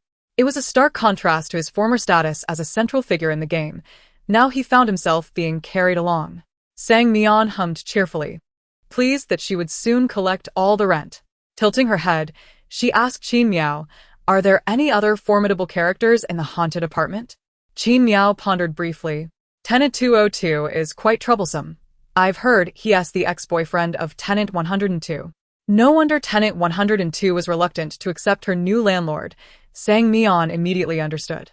With an ex-boyfriend living upstairs, it was no surprise that anyone would struggle to move on. The apartment was old and dilapidated, with poor sound insulation. Perhaps they engaged in conversations through the walls daily. Suddenly, she felt a pang of sympathy for the landlord. It seemed he was destined for a lonely existence. As they passed Tenant 102's door, Xia Qing abruptly halted, her expression serious. "What are you listening to?" Sang Mian asked. Xia Qing gestured for silence, indicating the door. "She's on the phone." Judging by Xia Qing's demeanor, the contents of the call were unsettling, prompting the others to fall silent. After a moment, Xia Qing stepped away from the door, her expression grave. "The landlord is in danger." "What did you overhear?" Sang Mian inquired urgently. Xia Qing replied, "Tenant 102 just spoke with her ex, mentioning that the landlord insulted her. It sounded like she plans to take action against him." "No way," Sang Mian exclaimed, panicking. She hadn't yet secured the haunted apartment. If the landlord were to be killed, there would be no one to sell it to her. She had to save him. With that thought, she dashed into the elevator, determined to relocate the landlord before any harm came to him. Upon reaching the 8th floor, she found the landlord sprawled on the elevator floor, his body marred by numerous injuries. "Landlord!" she cried out. Alas, she was too late. The landlord had met his demise. Overwhelmed with sorrow, Sang Mian covered her face and wept, not for him, but for her energy value, which had just plummeted by 10 points. The landlord, lying on the ground, was startled by her loud cries, trembling as he opened his eyes. Seeing Sang Mian in tears, he wondered why she was crying so fiercely. He was the one who should be lamenting. Every bone in his body ached, and he let out a pitiful sigh. "Are you crying for me?" "Not really." Sang Mian replied candidly. "If you die, there's no one to sell the apartment to me." The landlord thought bitterly, "I wish I could just die." Yet, a smirk soon crept onto his lips as he propped himself up. "Do you know why I'm still alive?" Sang Mian shook her head. "Because you have good physical health?" "I told Tenant 202 that you coerced me into confessing." He chuckled maniacally. "You're doomed. He will definitely kill you. Tonight is your deadline." As he became more animated in his speech, he coughed up a mouthful of blood, his expression still frenzied. "I want to see you die." At that moment, the system announced a side quest. Side quest. Tenant 202 is dissatisfied with the rent collector's actions and plans to retaliate. Players must strive to survive until 8 a.m. the next day. Side reward, 40 million ghost coins. Failure penalty, death. Sang Mian cast a complicated glance at the landlord. It seemed he truly harbored a deep hatred for her. She pulled out her phone. It was now 6 p.m., leaving her with 14 hours until 8 a.m. the following day. "Landlord, you've truly disappointed me. I was going to save you." Observing Sang Mian's sorrowful demeanor, the landlord, unaware of the circumstances, assumed she believed he had wronged her. This only fueled his growing disdain for her, causing his throat to churn violently, resulting in him vomiting once more. Sang Mian dodged the filth and opened her other dimensional phone, dialing Xia Qing. The call connected immediately. "Did you receive the side quest?" Xia Qing's voice trembled. "Sister Sang, you also got the side quest?" "By Tang, and I just received it." "What about the others? Didn't they receive it?" Xia Qing replied, "None of them did. Just the three of us." Sang Mian understood. It seemed the landlord had specifically mentioned the three of them to Tenant 202. "What should we do? Are we going to die here?" Xia Qing asked, fear evident in her voice. "Don't talk nonsense. Sans Mian scolded. We'll face whatever comes our way. We just need to find a way to survive." She was particularly curious about Tenant 202. After all, they had broken up over a year ago, yet upon hearing news of his ex being bullied, he still felt compelled to intervene.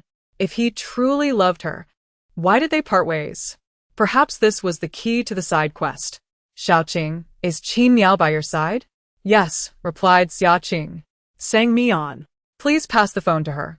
On the other end, Qin Miao's voice soon emerged. "Miss Sang, have you encountered some trouble?"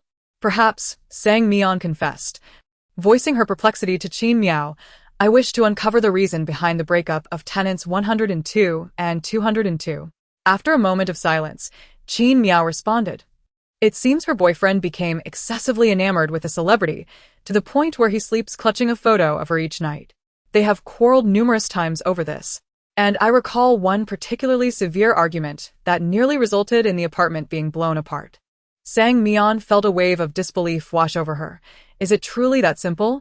Just because of idol worship? At last, she comprehended the substantial revenue generated by Xingho Entertainment. It appeared that the fans of the Infinite Realm were even more fervent, prioritizing their obsession with celebrities over romantic relationships. Suddenly, an epiphany struck her.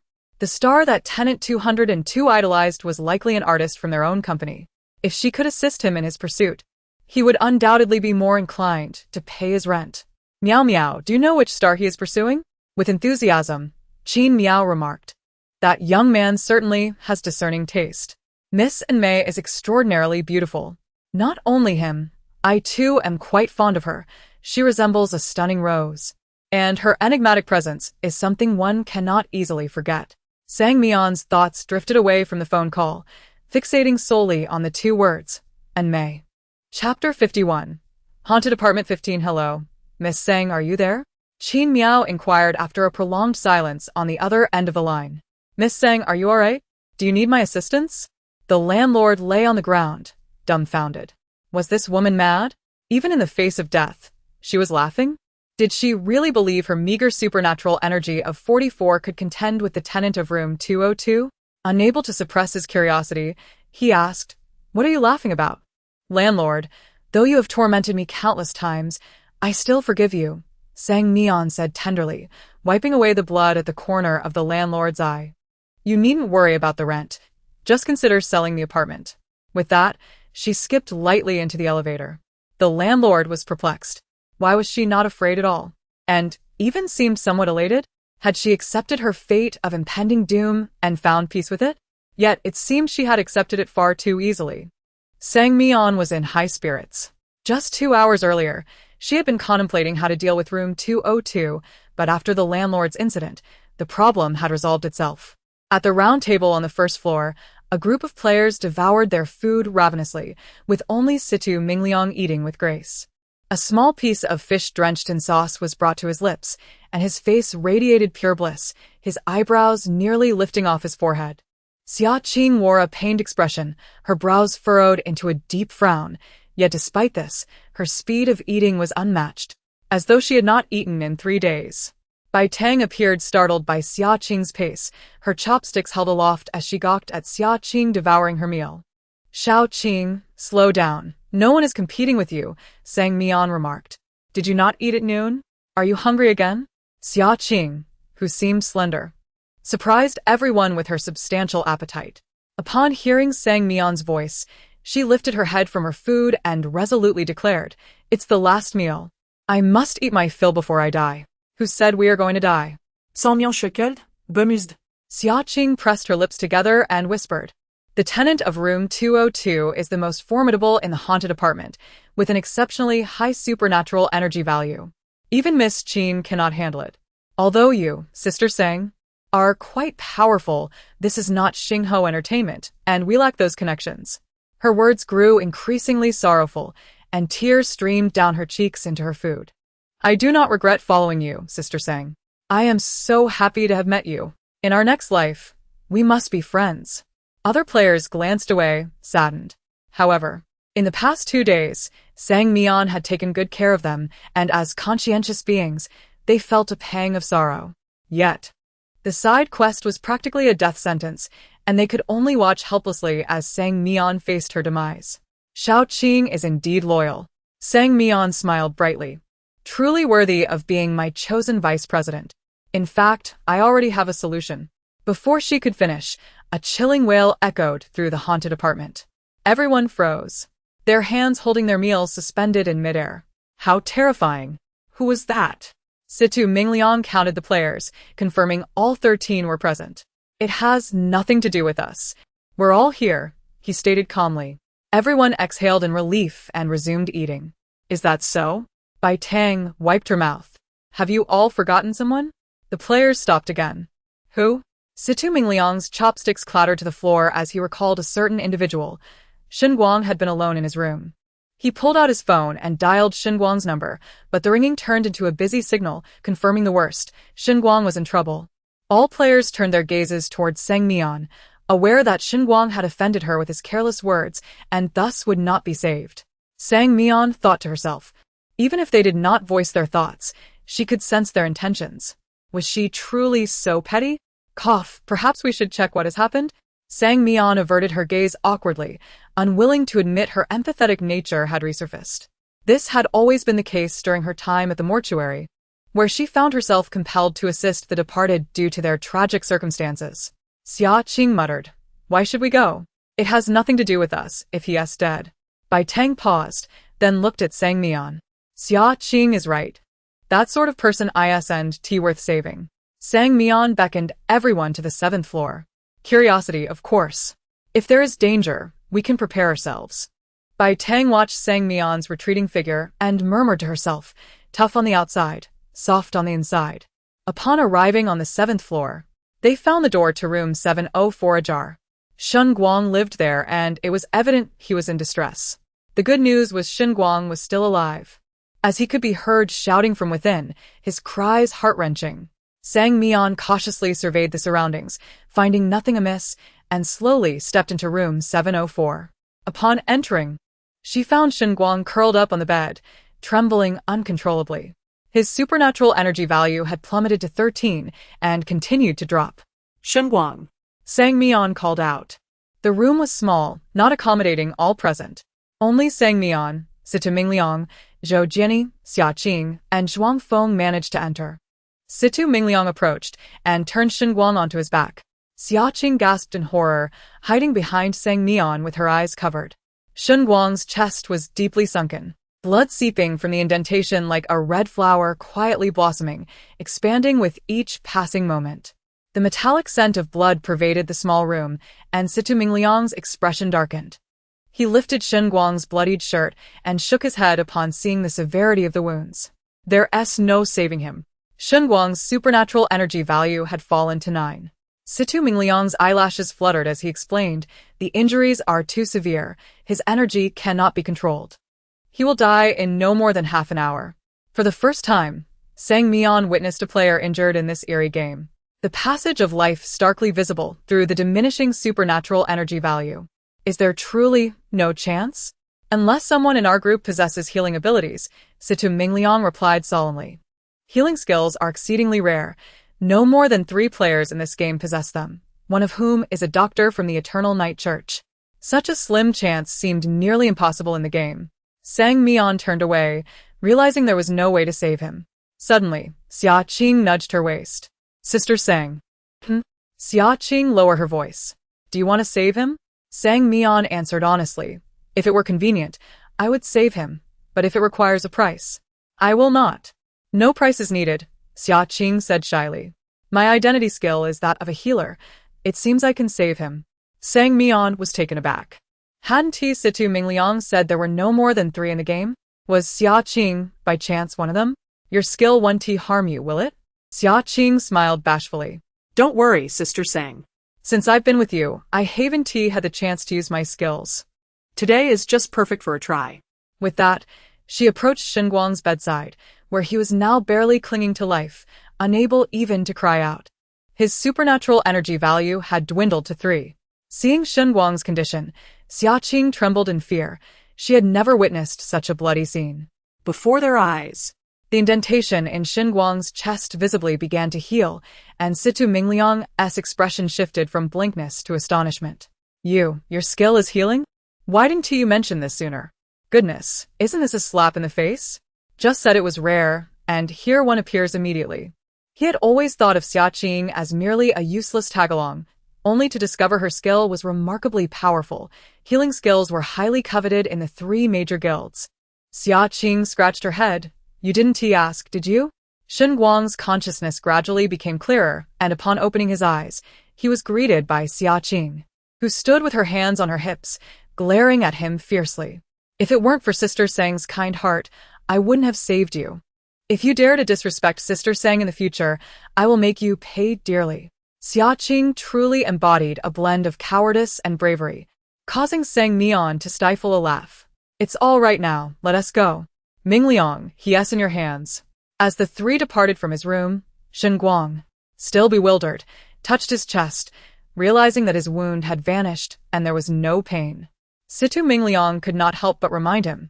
It was Sang Mian and the others who saved you. Impossible. Shen Guang instinctively retorted. She probably hates me to death. Situ Mingliang replied. Let us set that aside for now. Why don't you tell us how you got injured? Meanwhile, Sang Mian sharply sensed an unusual aura in the air. Sure. A sinister energy, intertwined with murderous intent, lingered in the corridor on the 7th floor. Sang Mian instantly deduced that the tenant of room 202 had come calling, or perhaps they had never truly left. The likelihood was high that Shen Guang's injury was a result of their presence. What's wrong? Xia Qing queried. Sang Mian struggled to articulate her feelings, finally managing to utter, Shen Guang feels like bait. I don't understand, Xia Qing responded. By tan patiently elaborate. What she means is that the tenant of room 202 has arrived. Xia Qing was taken aback, fear flickering in her eyes as she glanced around. No way. I don't see him. Suddenly, the corridor lights flickered erratically, creating an eerie atmosphere. Sang Mian, drawing from her experience, recalled that in a funeral home, when the emotions of the deceased fluctuated, the bulbs would often react. Around the corner of the corridor, a man had appeared, his face pale to the point of grayness, with bulging eyes that were terrifyingly pronounced. Found you, he declared. Sang Mian locked eyes with the man and waved excitedly. You must be the tenant of room 202. Bai Tang felt a jolt of concern at Sang Mian's unusual behavior. Do you know him? How could that be? Sang Mian replied, This isn't my home. Bai Tang suddenly felt a sense of dread. The tenant's malevolent energy had reached a level of 60 points, undeniably a spirit of a truly sinister nature. Collectively, they wouldn't be able to withstand even a mere gesture from him. In the face of such a malevolent entity, the only viable option was to flee. Yet Sang Mian showed no inclination to do so. With a cheerful smile, Sang Mian exclaimed, Look how amiable our big brother from room 202 is. He wouldn't harm us. Bai Tang, rigid with apprehension, glanced back at the tenant, whose right hand was stained crimson, resembling a red glove, and whose face bore a fierce expression that nearly screamed of murder. Are you certain he wouldn't harm us? Bai Tang asked, uncertainty lacing her tone. Sang Mian confidently nodded, of course.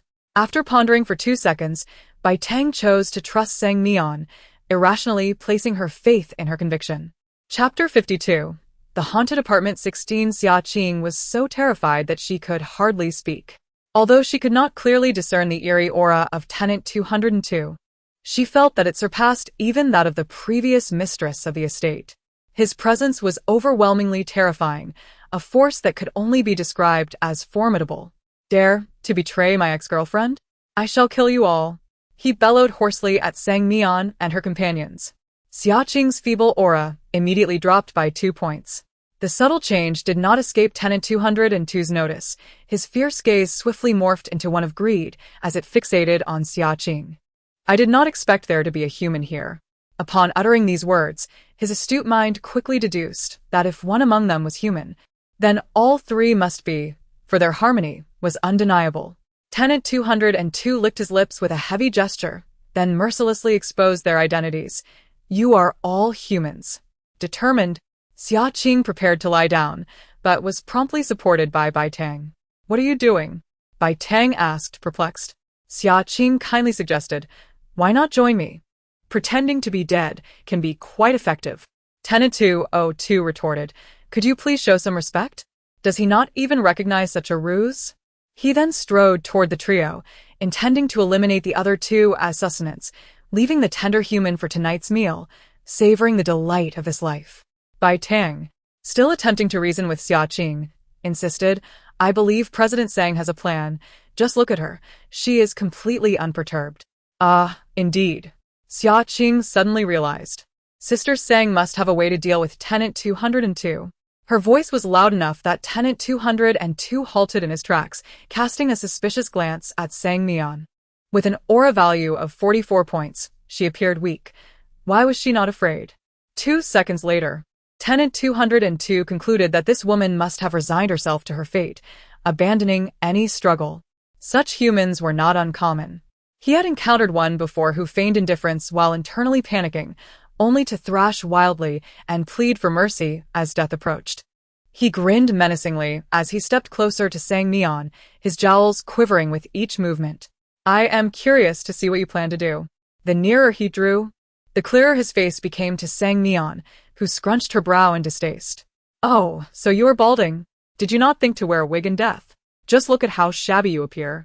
Tenant 202's bald head shimmered under the flickering lights, and though he seemed to be in his 30s, the lack of hair made him appear 50. Anger surged within him. His baldness was a lifelong affliction.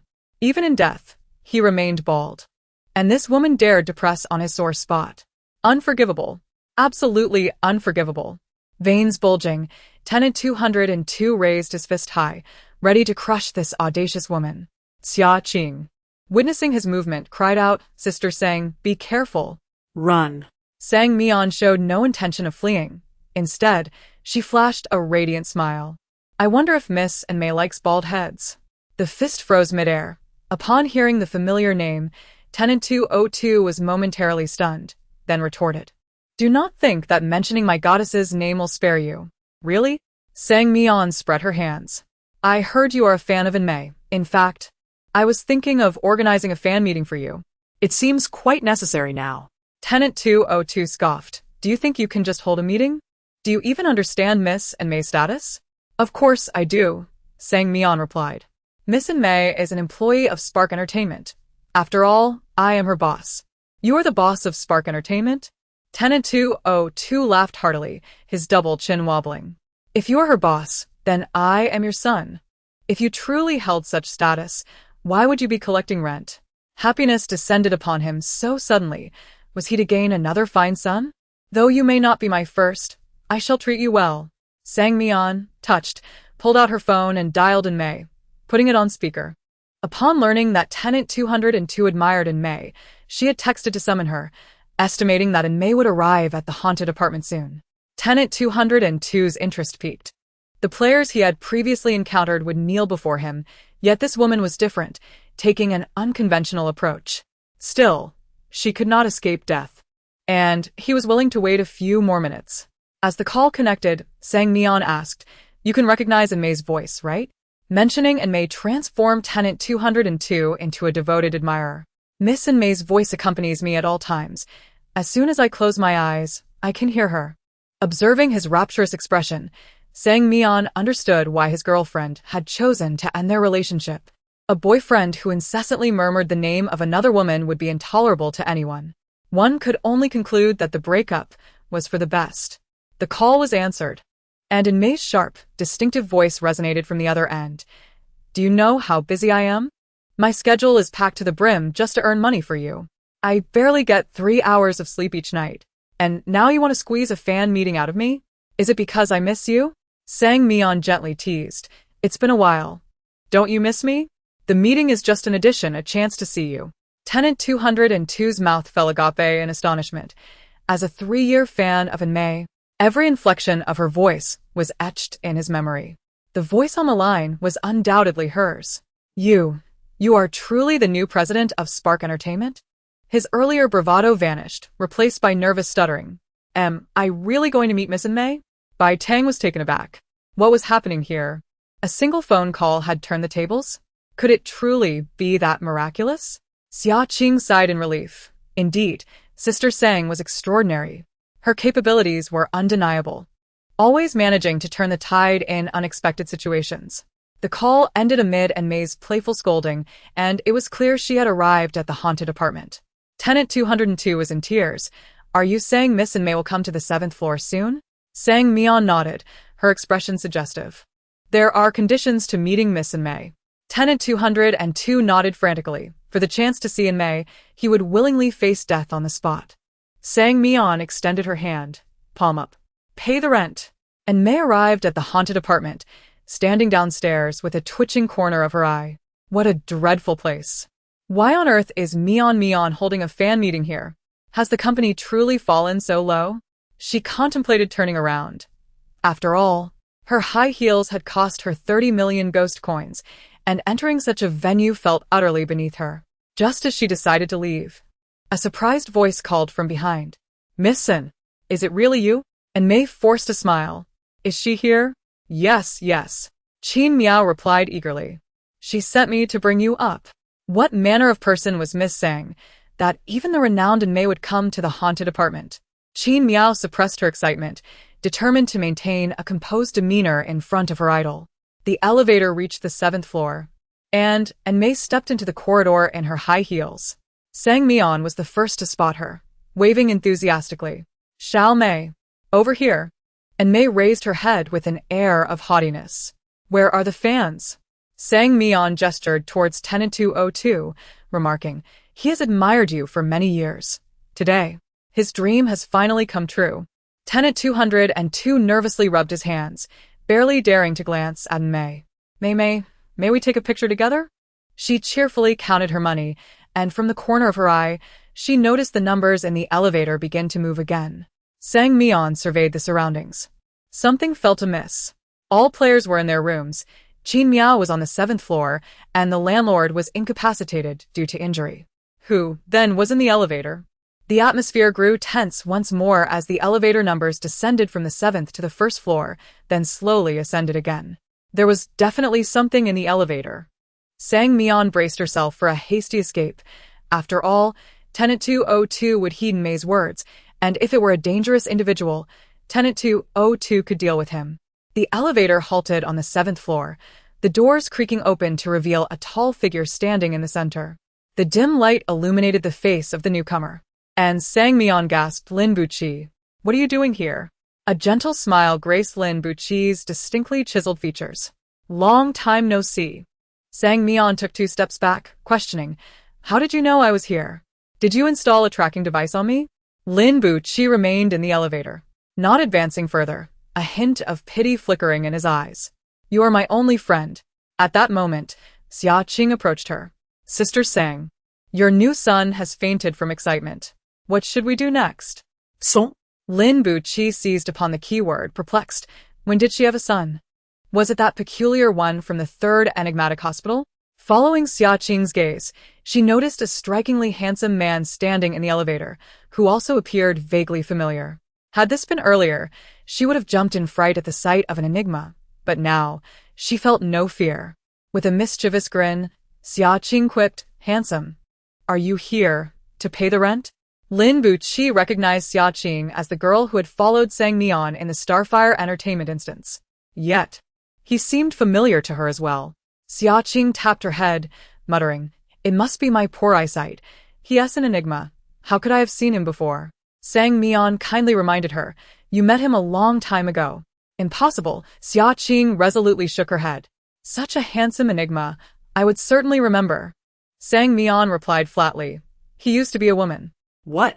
"An enigma can change gender?" Xia Qing stared, dumbfounded, unable to comprehend the enigma before her, while another enigma's visage surfaced in her mind. In the Starfire Entertainment instance, there was another enigma who could rival Sister Sang, one whose beauty was strikingly aggressive, standing out amidst a sea of lovely faces. The man in the elevator began to resemble that alluring enigma. Xia Qing stood there, questioning her own reality. Was he a man or a woman? And why was he seeking out Sister Sang? Did he transform to pursue her? After much contemplation, she concluded that this possibility seemed the most plausible. In the corridor, the players could only vaguely hear the commotion from their rooms. They understood that Tenant 202 was confronting Sang Mian, and that Tenant 202 was exceptionally strong, as they had heard Xia Qing's anguished cries. They were undoubtedly suffering under inhumane treatment, perhaps even dismembered by now. Yan Xingyu felt a pang of guilt. The principle of gratitude was fundamental to humanity. He took out his phone and sent a message in their group chat.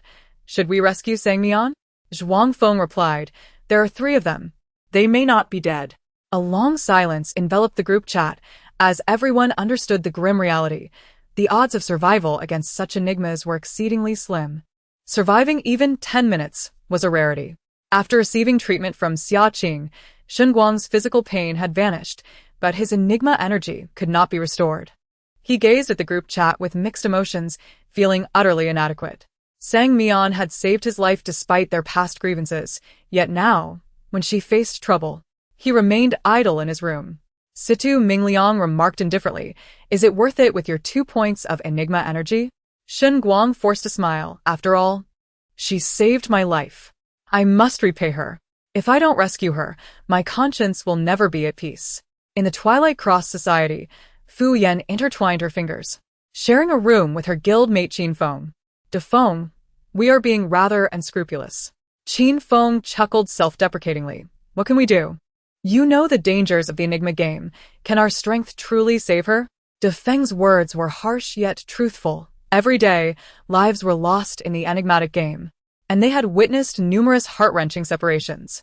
Despite this, Fu Yan couldn't help but exclaim, "Are we just going to watch her die?"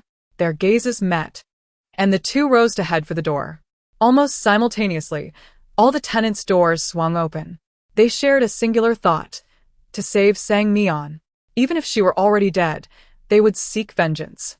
As they stepped outside, all players began to doubt their eyes.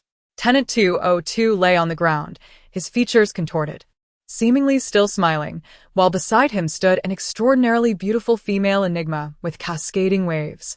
At the elevator's entrance stood another male enigma with lower energy levels. Hadn't they said there was only Tenant 202? Why were two others present? Sang Mian stood illuminated by the light, amidst all the enigmas, glaring fiercely at one of them. They had intended to rush forth to assist, but now found themselves at a loss. Sang Mian seemed unharmed. The only one who appeared out of sorts was Xia Qing, her expression vacant, rooted to the spot. Sang Mian. Are you still alive? Shun Guang shouted. All eyes turned to him, and he felt a chill race down his spine. With only 2 points of enigma energy, the presence of several enigmas left him feeling utterly exposed. He steeled himself, calling out, "I'm here to save you." Sang Mian was bewildered. When had she needed saving? At that moment, Xia Qing finally connected the dots, pointing at Lin Buqi, declaring, "You changed gender just to pursue Sister Sang." The other players gasped in disbelief. Had they heard correctly? That enigma sought to court the guild leader? Xia Qing couldn't help but admire her own cleverness, nudging Sang Mian's shoulder. TSK, not bad looking, but too bad he's an enigma. Sang Mian retorted, "You're overthinking it. We are merely friends." Her mind was filled with thoughts of enigma energy, not romantic entanglements. Just as she prepared to clarify to the others, and Mei strode toward her and linked arms with her, exclaiming, "Mian, Mian, what kind of shabby place are you living in? It's dilapidated and reeks of mold. And I'm quite expensive. I would never come to such a place if it weren't for you. Remember to pay my appearance fee." I won't settle for less than 100 million. The players exchanged incredulous glances, perplexed by the seemingly close relationship between Sang Mian and the enigma. For a fleeting moment, they even considered the possibility that Sang Mian might also be an enigma. Zhuang Feng shrank back, asking, "Who are these individuals?" Sang Mian smiled. "The most beautiful one is Miss Mei, and lying on the ground is Tenant 202, who will henceforth be my son." Her gaze drifted to Lin Buqi. "This one is a friend." "An enigma friend?" Sang Mian opened her mouth to explain, but found herself at a loss for words. She ultimately waved her hand dismissively. "There is no danger. Everyone should get some rest." And Mei cast a glance at the crowd, raising her chin defiantly. "Since you all intend to rest, I shall take my leave, for this establishment is unworthy of my presence." Sang Mian attempted to persuade her. "The rooms are actually quite decent, and it's rather late now." And Mei scoffed, "I only stay at the Red Moon establishment." Sang Mian deemed her sentiments to be pretentious. Stifling a yawn, Sang Mian reflected on the exhausting day she endured, managing two of the most difficult tenants. She yearned for a restful night's sleep. Meanwhile, Lin Buqi, who had been overlooked, murmured softly, "Do I have a place to stay?" Sang Mian tossed him a set of keys. "Choose whichever room you like." Lin Buqi opened his mouth as if to say something further, but Sang Mian had already retreated into her room. That night passed without dreams, and Sang Mian awoke well after the sun had risen, only roused by Xia Qing's knocking on her door. With a bun in her mouth, Xia Qing raised an eyebrow at her. "Qin Miao asked me to bring you breakfast." "Thank her for me," Sang Mian replied. Accepting the meal and glancing at the time, it was already 9 in the morning. The sound of a task completion notification resonated in her mind. Side quest. The tenant of room 202, dissatisfied with the actions of the rent collector, has decided to seek revenge. Please ensure your survival until 8 o'clock the following morning. Reward being issued, 40 million in coins. Players may check their status. The system's voice continued without pause. Side quest. The Strange Management Bureau will arrive at the haunted apartment at 10 o'clock this morning. Please cooperate actively with the investigation. Side quest reward, 30 million in coins. Side quest penalty. Unknown. Chapter 53. The Haunted Apartment 17. Sang Mian's heart skipped a beat as she pondered the vague side mission. Why was the Anomalous Management Bureau coming to the haunted apartment? Were they investigating some peculiar incident? A sense of foreboding washed over her. At that moment, Lin Buqi emerged from his room. Upon seeing Sang Mian, he said, "There's something I forgot to mention. I've heard that the Anomalous Management Bureau is coming, so I specifically came to advise you to be cautious." Sang Mian's lips twitched. "Why didn't you mention it yesterday?" Lin Buqi rubbed the bridge of his nose. intending to share the information, but Mian had interrupted him. The Anomalous Management Bureau should not appear in game scenarios. You players have unfortunately stumbled into this situation. Through insider information, it turns out that the landlord of the haunted apartment has committed a crime, and once the Bureau completes its investigation, he will be taken into custody. Lin Butchie's expression turned serious. The anomalies the Bureau deals with are highly sensitive. You must be extra vigilant and ensure your identities as players are not exposed. Cough, cough, cough. Xia Qing nearly choked on her bun upon hearing this, her eyes widening in disbelief. What? This is so unfortunate. Is the Bureau testing us on purpose? She glanced at Mian, who indeed wore a look of distress. Lin Butchie cleared his throat twice. Don't be afraid. The difficulty isn't too high. Just pay attention. In truth, Mian was not afraid. Her goal was to purchase the haunted apartment to become the landlord and gain an additional 10 points of anomaly energy. If the landlord was apprehended, her plan would be thwarted. She cautiously inquired, "Is the landlord's crime severe?"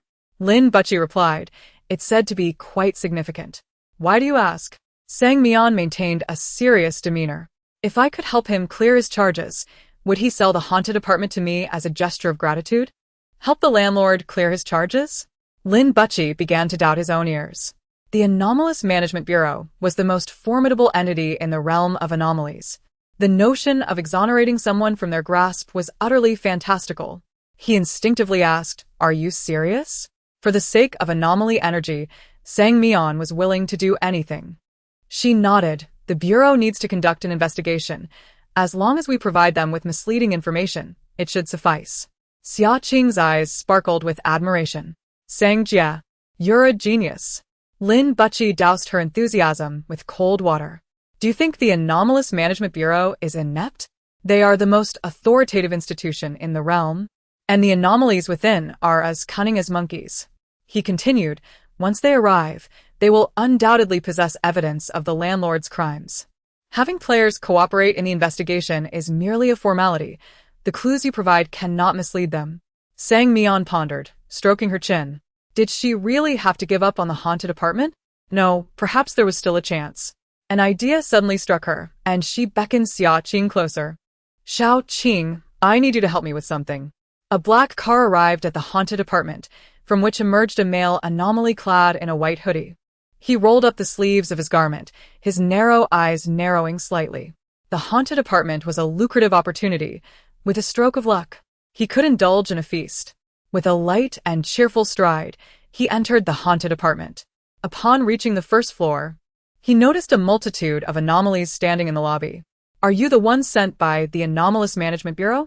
asked a female anomaly dressed in a white dress with long hair. The anomaly in the white hoodie nodded. For some reason, despite her polite demeanor and tone, he felt an inexplicable chill. A cursory glance around the lobby revealed that nearly all tenants and rent collectors were present, their gazes lacking the usual deference typical of anomalies. Instead tinged with an inexplicable sentiment. Was it schadenfreude? The anomaly in the white hoodie instinctively furrowed his brow. How could this be? After all, he was sent by the Anomalous Management Bureau. These insignificant anomalies should only harbor respect for him. Why else would they gather to welcome him? Qin Miao brushed her long hair behind her ear, breaking into a wide grin, nearly stretching her mouth to her ears. "We will certainly cooperate with the investigation. Please proceed."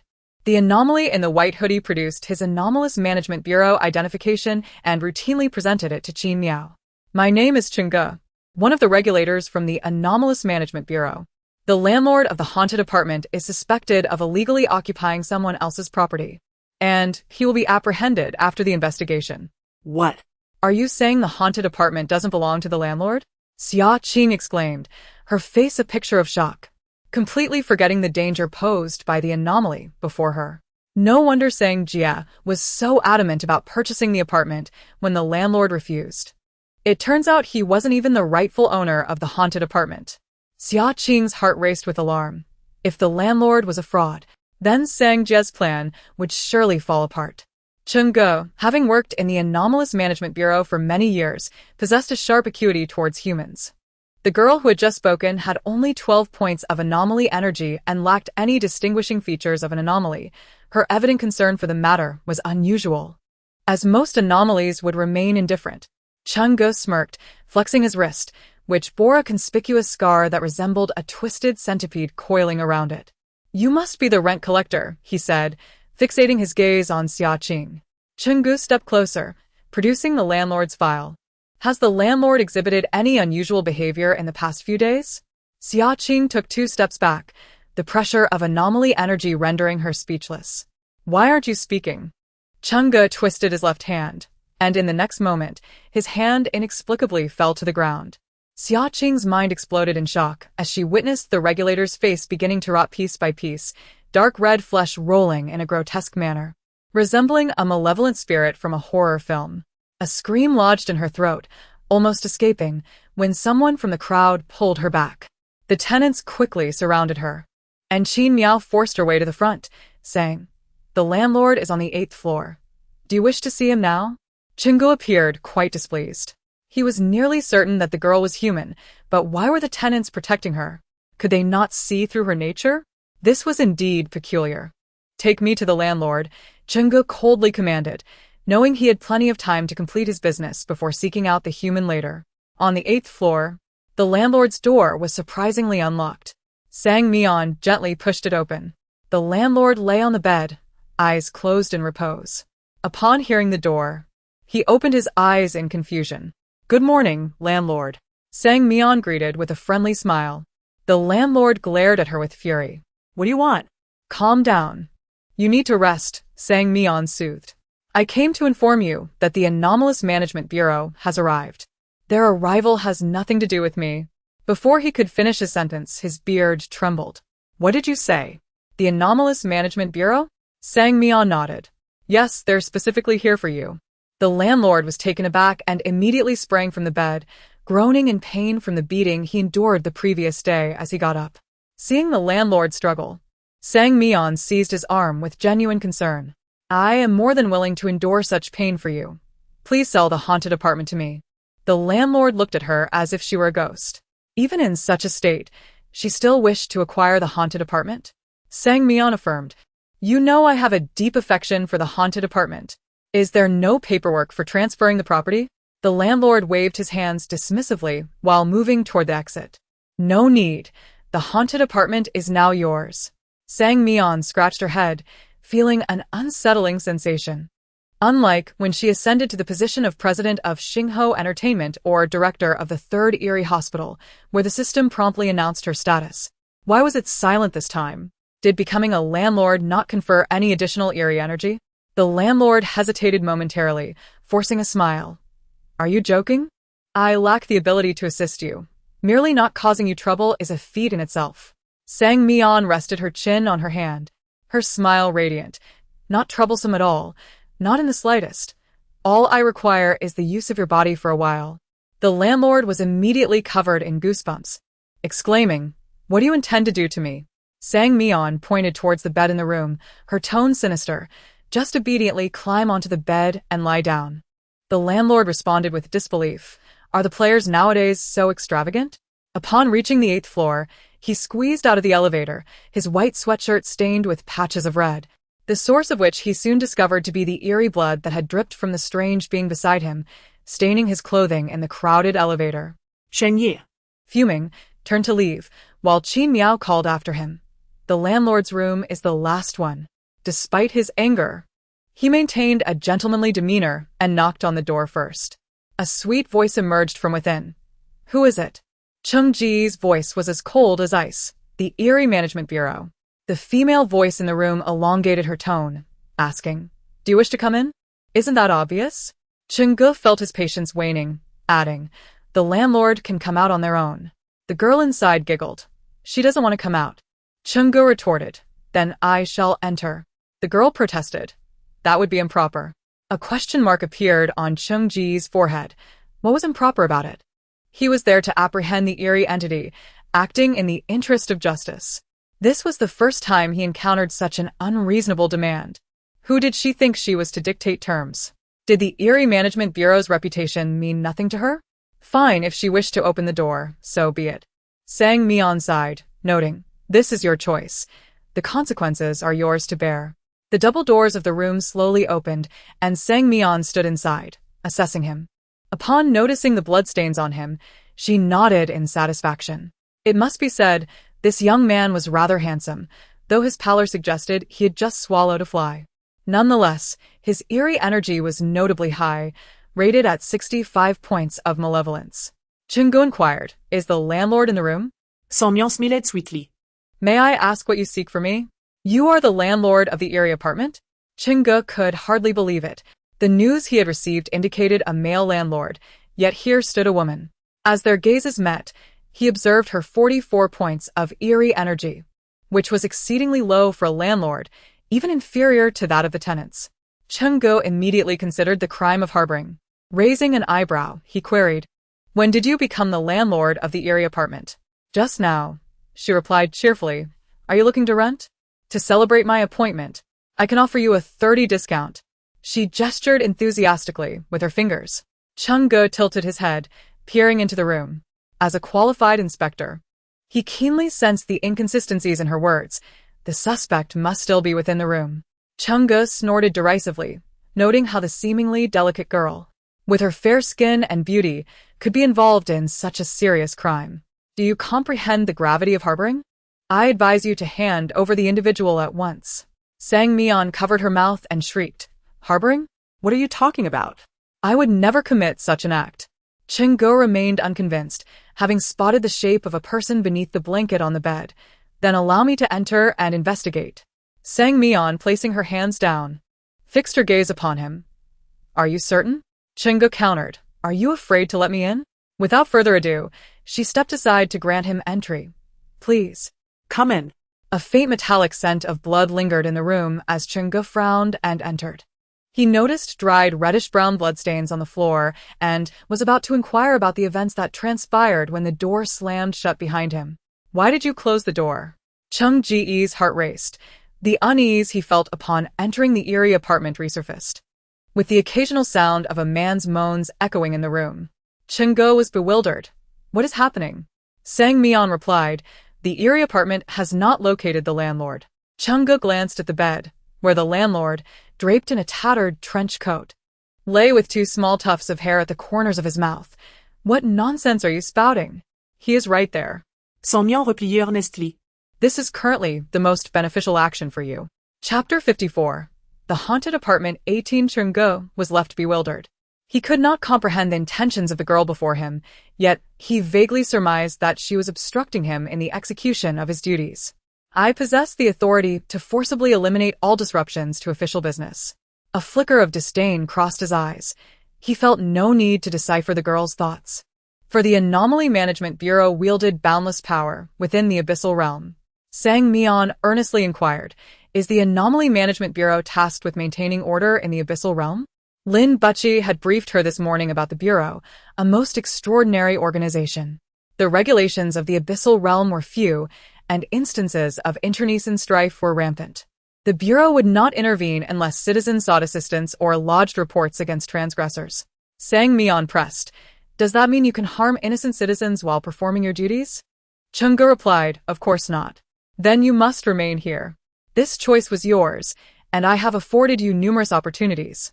Upon uttering these words, Sang Mian suddenly pointed in horror at the landlord on the bed and trembled. How could you strike a tenant of the haunted apartment during work hours? Look at what you have done to him. Is this personal vendetta?" Chungo was taken aback. What nonsense was this girl spouting? When had he ever laid a hand on anyone? Sang Mian squeezed out a few tears and flung open the landlord's door, shouting, "Help! Help! The Anomaly Management Bureau is abusing its power." In less than 2 seconds, the room was besieged by anomalies. Chungo was at a loss as to where this throng of entities had emerged from. The landlord's room was now teeming with heads, both inside and out. Chung Ji's expression darkened, his eyes ablaze with fury and malice, his lips pressed tightly together. This was the first time in his years of service that he had been framed. Was this deliberate? Sang Mian, gazing at her toes, lamented to the gathering anomalies. He claimed to be here merely for an investigation. I never anticipated he would turn on my tenant. I only regret my inability to protect him. Chungo regarded her theatrics with a cold smirk. Do you truly believe they will take your word for it? Sang Mian widened her eyes, glistening with unshed tears. How could this merely be my word? Everyone witnessed it, and the blood on you serves as the finest proof. Cheng Ge scanned the crowd. The anomalies were all agitated, and Qin Miao raised a trembling finger to him. How could you commit such a cruel act? Others joined in, denouncing Cheng Ge. He nearly choked on his indignation. He had never felt so humiliated in his years as a specter. Now he understood why the girl had persistently urged him to leave. She had orchestrated this from the outset. Sang Mian sensed a malevolent gaze upon her. She met Cheng Ji's furious stare, his red eyes seething with rage. Very well. You are the first to slander me. Cheng Ji's voice lowered ominously. I will ensure you pay dearly for this. Among the assembled anomalies, the tenant of room 202 possessed the highest anomaly value, totaling 60 points, while Cheng Ji's was a mere 5 points higher. Such a disparity, albeit slight, manifested significantly.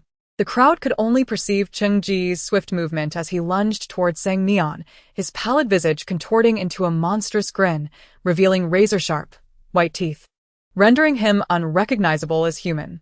The anomaly energy surged with his advance. Desperation gripped Sang Mian, and she fled, her speed rivaling that of a rabbit. She had assumed the anomalies would retreat, postponing their efforts, rather than pursue her with such fervor. The suppression of anomaly energy caused Sang Mian to lose 10 points. Anomaly value -1, anomaly value -1, anomaly value -1. Sang Mian grit her teeth and shouted, New Sun. Stop him. At her command, the dazed tenant of room 202 finally reacted. He had just acknowledged this rent collector as his mother and had no intention of retracting his words, for his goddess, On Mei, resided in her entertainment company. With this thought, he was filled with glee, bubbling with pink effervescence. Who could resist the goddess On Mei? Without hesitation, the tenant seized Cheng Ji's left wrist, applying slight pressure, causing Cheng Ji's hand to detach from his arm. Shock coursed through him. How extraordinary that he had managed to injure a regulator so effortlessly. Cheng Ge felt the emptiness where his wrist had been, halting abruptly to gaze at his severed hand. You dare sever my hand? He bellowed at the tenant, who had already lost this hand in life, rendering it fragile. The tenant scratched his back with Cheng Ji's hand and advised, You should leave the haunted apartment. This is not a place for you. As soon as this was uttered, Cheng Ge received a punch to the face, inciting his wrath. When the tenant's ex-girlfriend witnessed her former partner being assaulted, her ire ignited. You strike my ex-boyfriend. Do you wish to perish? With her considerable weight, she lunged forward. Sang Mian sighed in relief. This was the advantage of connections and wealth. She had hastily bribed the tenants that morning, and for those she could not sway with money, she had enlisted the brute force of tenant 202. The plan had come to fruition. As all the anomalies turned their malicious intent upon him, even a regulator felt a sense of dread. Sang Mian retrieved her phone. Initially intending to spare him some dignity, since he showed none, she resolved to report his actions to the Anomaly Management Bureau. Cheng Ji's face contorted in rage. Do not make that call. He then noticed the decrease in Sang Mian's anomaly value. He had not harmed her. Why then had her anomaly value diminished? Only one explanation existed. That girl was human. Cheng Ge felt as though his head might explode. The tenants were undeniably anomalies. Why did they not harm her? Was the relationship between humans and anomalies so harmonious? At that moment, Qin Miao approached Sang Mian, expressing concern. I did not realize you were human. I must have frightened you during our previous encounter. I am sorry. Cheng Ge was astounded. How terrifying it was that the tenants were treating a human girl with such kindness. The players hiding behind the scenes exchanged confused glances. Zhuang Feng remarked. Sang Mian must actually be an anomaly, right? Yan Xingyu rested her chin in thought. It seems so. Her human identity has been exposed. Yet the anomalies do not harm her. Shen Guang was thoroughly captivated by Sang Mian, exclaiming, This is beyond our comprehension. Sang Mian is truly remarkable. In that moment of distraction, Cheng Ge found himself pinned to the ground by the tenant of room 102. The sound of bones fracturing echoing in the ears of all the anomalies present. Qin Miao cast a disdainful glance at him. Isn't it enough to harm the tenants of the haunted apartment? You even wish to harm Miss Sang? You deserve this. Sang Mian crouched before the regulator. sensing a fleeting opportunity to escape. Will you not reconsider? Chung Ji's lips began to bleed, and as his eyelashes trembled, he let out a low chuckle. There is no chance left. Do you believe such petty tricks can thwart the Anomaly Management Bureau? Dream on. Simultaneously, a warning echoed through the system. Warning! Warning! An irresistible force approaching detected. Upon hearing the system's voice, Sang Mian slammed the table, exclaiming, "What a wretched game!" Always favoring certain players. Regaining her composure, she turned to Chung-Ge. "You are not the only one from the Anomaly Management Bureau, are you?" Chung-Ge turned away, clenching his jaw. Being reduced to this state by a human was a profound embarrassment, prompting his choice to cease communication. Upon witnessing Chung Ji's humiliated expression, Sang Mian said ominously, "If you refuse to divulge the truth, I shall strip you bare and publish it in the Eerie evening newspaper." Chung-Ge retorted sharply, "You wouldn't dare."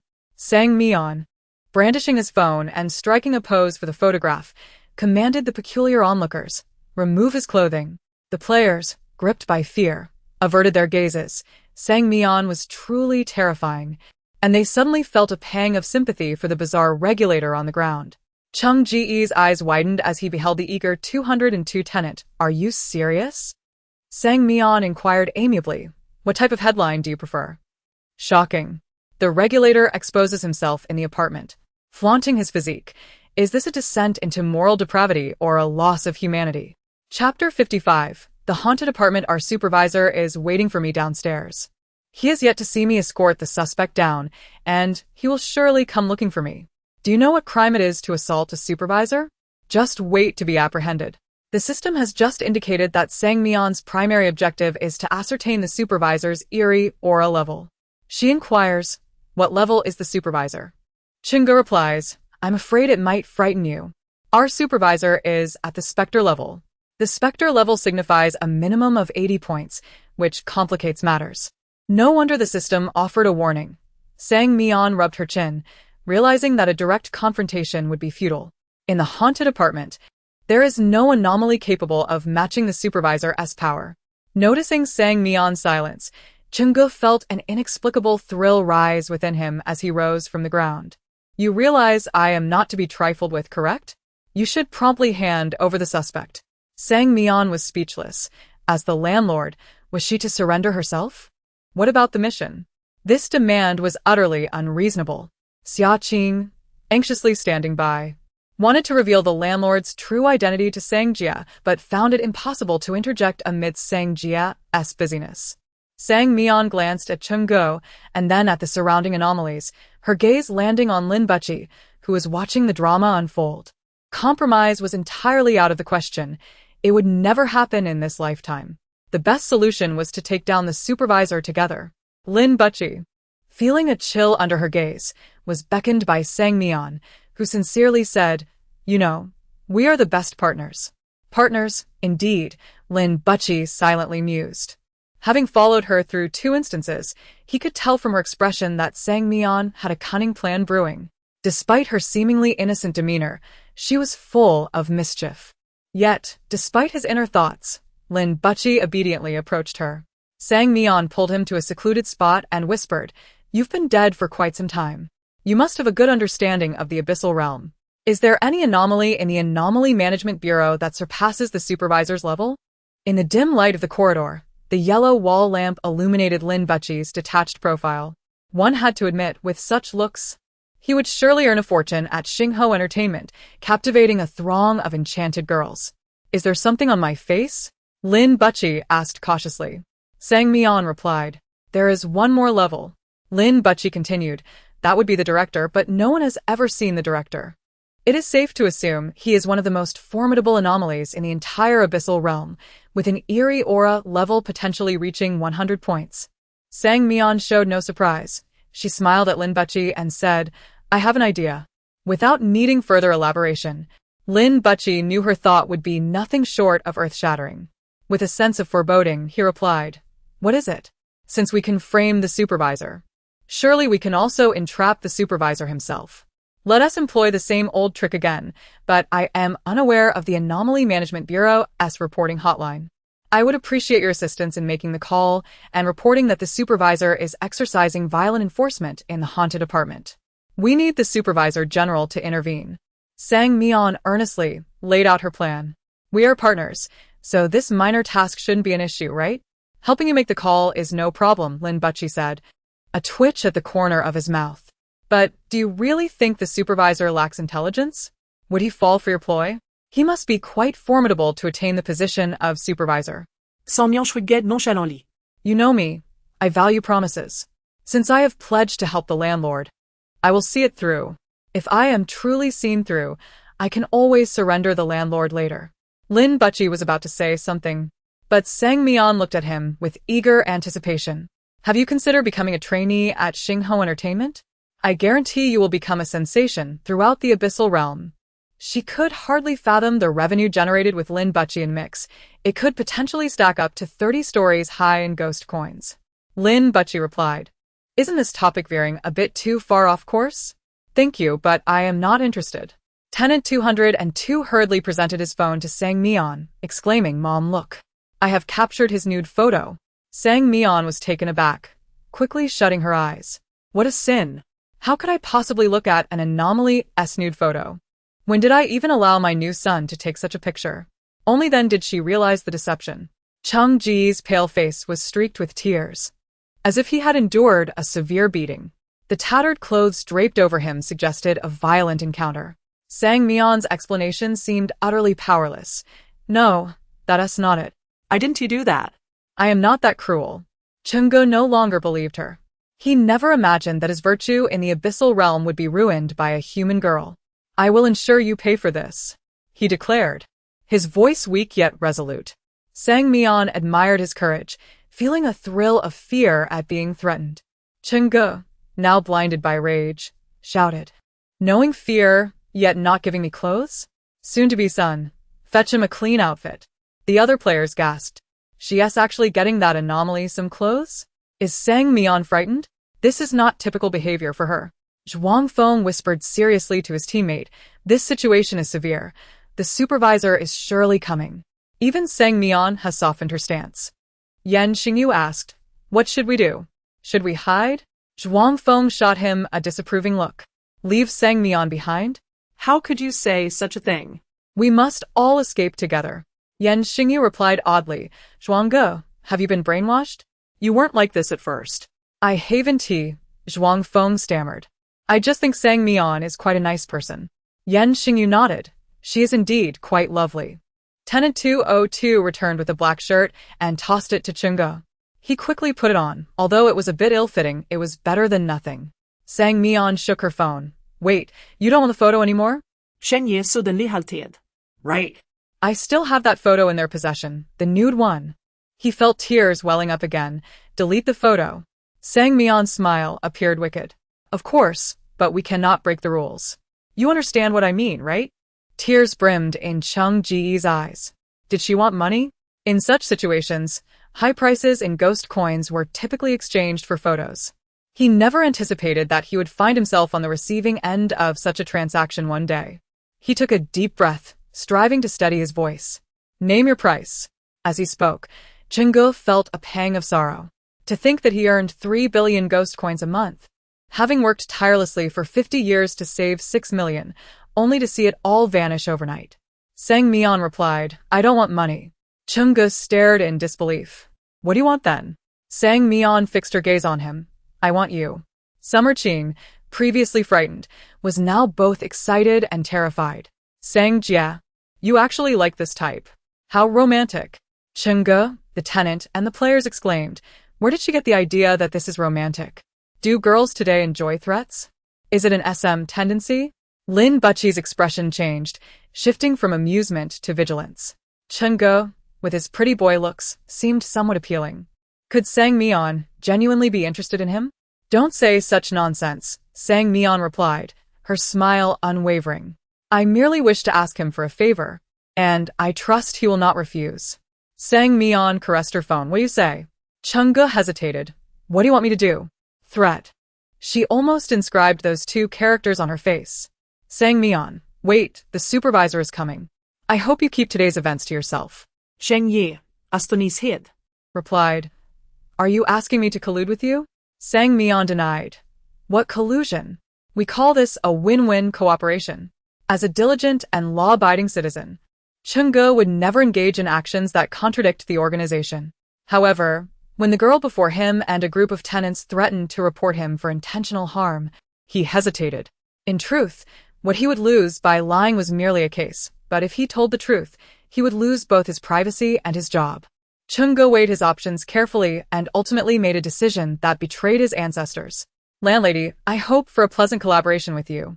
Observing the pitiful Chunge, the players gaped in astonishment. Had he just resolved the matter with the enigmatic bureau? Was the bizarre game to be played in such a manner? It seemed they were not playing the same game at all. Xiaoqing deeply resonated with this sentiment, softly humming among the players. Our games seem rather different. Situ Mingliang remarked. How appropriate. Sang Mian and Chunge meticulously discussed the collaborative process, and everyone witnessed Chungji's face transition from feeble to normal and then to astonishment. A continuous cycle of transformations that left them in awe of his rapid change. Landlady, are you certain you wish to proceed? Chunge asked incredulously once more. Sang Mian earnestly replied, Of course, my life philosophy is to not take a second path. I will walk this road until the end. Chunge felt she would meet a grim fate. Meanwhile, a knock echoed at the first floor door. Qin Miao hurriedly reminded everyone, someone's here. Should we open the door? Sang Mian shot Chunge a glance. You all go and open the door. Remember to bring the supervisor to the 8th floor. The former landlord, reluctantly clinging to the doorframe, truly did not want to play the innocent tenant subjected to violent enforcement once more. It would severely condemn his guilty conscience. The door of the haunted apartment creaked open, revealing a figure clad in a white suit. His forehead was creased with a shallow furrow as he beheld the now differently dressed Chunge. Where's the suspect? Chunge responded evenly, still conducting inquiries with the tenants. The figure in white retorted, When did your efficiency become so sluggish? Have you been playing a dress-up game? The tenants were momentarily taken aback, unable to grasp the meaning of his words, except for Xiaoqing, who quietly explained, It's a dressing game. The supervisor seemed quite trendy, even aware of such dress-up games. Chunge, feeling guilty, said, There's still the landlord's room that hasn't been investigated. I'll attend to it right away. The figure in white waved his hand. I'll personally take a look and see who has caused you to dawdle for so long. Chunge could not help but caution. Supervisor, please keep your temper in check. The figure in white retorted. Do I appear to be the sort who has a bad temper? Qin Miao guided him into the elevator, and the tenants rushed in, causing the figure's expression to darken. Chunge silently offered a prayer for his supervisor, hoping he would not fall for the landlady's scheme. After exiting the elevator, the figure in white noticed bloodstains on his clothing and coldly surveyed the tenants. Who did this? A girl with blood dripping from her mouth shyly raised her hand. I'm sorry, I couldn't control myself. The supervisor won't be angry, will he? The figure in white stifled his anger. Why did you get blood on me? You resemble my brother, so I couldn't help myself. The girl said bashfully while covering her mouth. Brother, you wouldn't hold it against me, would you? The figure in white managed to squeeze out. No. He could hardly hold a grudge against a citizen, could he? Even if he had a cleanliness obsession, what of it? After all, arguing with citizens during working hours could lead to penalties. A knock sounded at the landlord's door. A sweet female voice rang out. Who is it? The figure in white answered. Enigmatic Bureau, please open the door. May I ask if you're single? The voice from within responded with a puzzling remark. Though perplexed, the figure remained cordial. No, I am not. Sang Mian smiled. What a coincidence. The haunted apartment is currently hosting an enigmatic matchmaking event. Would you like to participate? The figure in white replied, No, thank you. Sang Mian feigned regret. In that case, I'm afraid I cannot allow you entry. Fortunately, the figure possessed ample patience. Why not? Sang Mian explained. Only successfully matched couples can enter the room to claim their grand prize. If you are unwilling, you may choose to return in 2 days. Our event concludes then. The pale face of the figure in white turned ashen. It was the first time he encountered a woman daring enough to obstruct the Bureau's operations with such flimsy reasoning, as if she believed others lacked intelligence. Except for those who died under unusual circumstances or had their brains smashed to bits, the rest were perfectly normal, weren't they? His tone turned icy. Please do not impede my work. But our grand prize is set right in this room. Sang Mian raised her hands in surrender. Surely we cannot allow you to violate the rules? The supervisor must possess good qualities. Couldn't he possibly break the law by barging into a residence, could he? Moreover, Chunge had informed her that the supervisor had a fatal weakness, a cleanliness obsession, especially regarding female enigmas, to the point that he would nearly go mad upon contact. Thus, Sang Mian had organized a matchmaking event specifically for the supervisor, hoping it might dissuade him. Clearing her throat, Sang Mian declared, "All tenants are welcome to participate. I wish you success in your matchmaking." Silence enveloped the area, and the figure in white clenched his fists, itching to dismantle her matchmaking event. Out of the corner of his eye, he noticed the girl with blood dripping from her mouth casting him flirtatious glances, nearly causing him to regurgitate his previous meal. Before he could utter a word, the girl approached, her hips swaying, unabashedly expressing her admiration for the supervisor. "Brother, what do you think of me?" The term brother sent shivers down the spines of the other enigmas, fearing she might blurt out, "Brother, your girlfriend won to be upset, will she?" The supervisor's thin lips parted. "Get lost."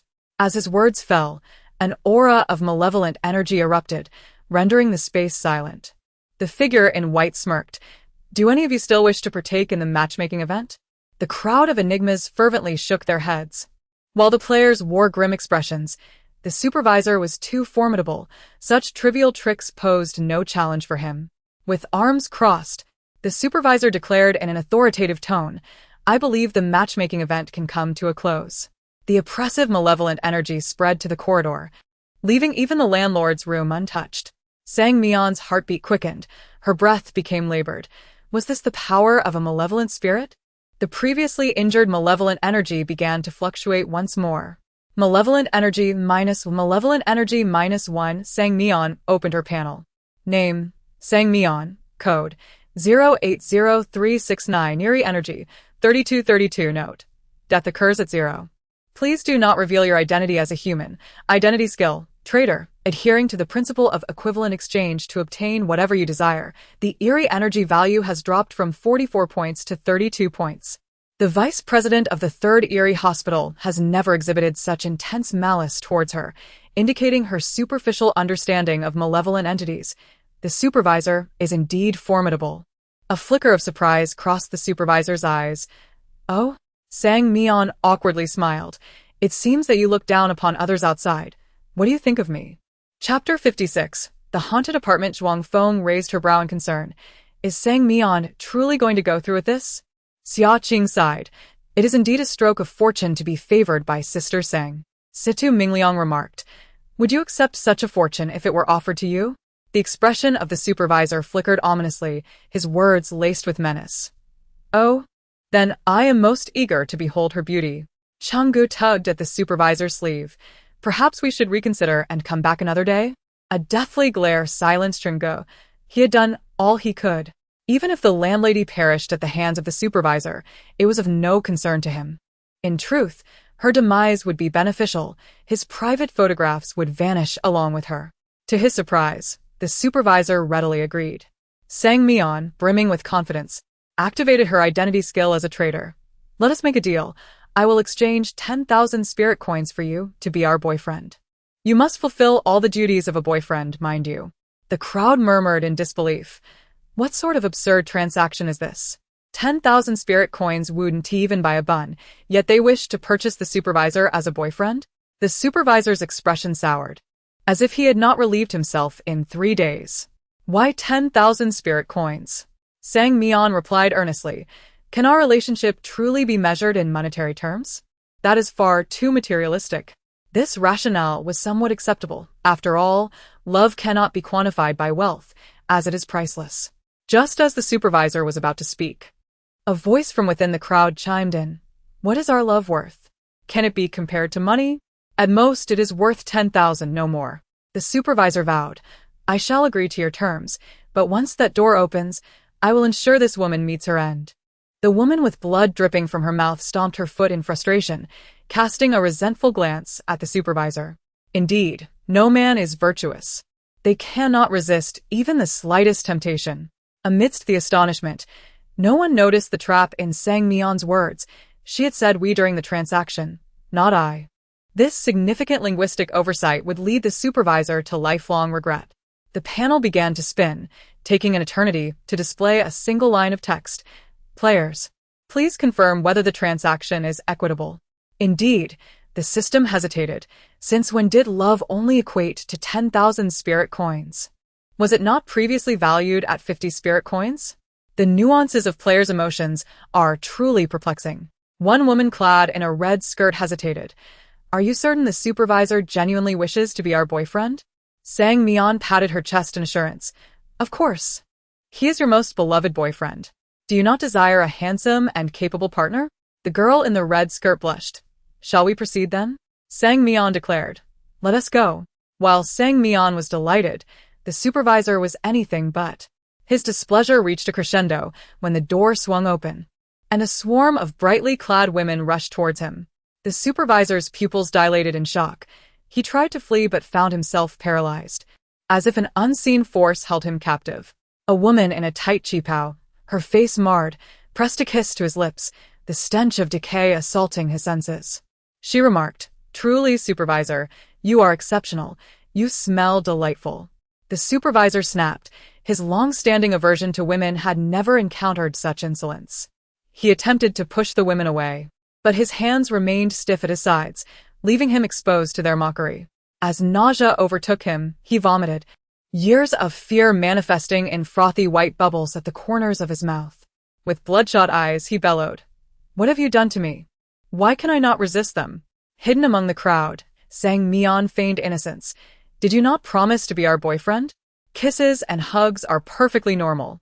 This is witchcraft, undoubtedly. Though he had verbally consented, his body had betrayed him. The supervisor seethed with fury.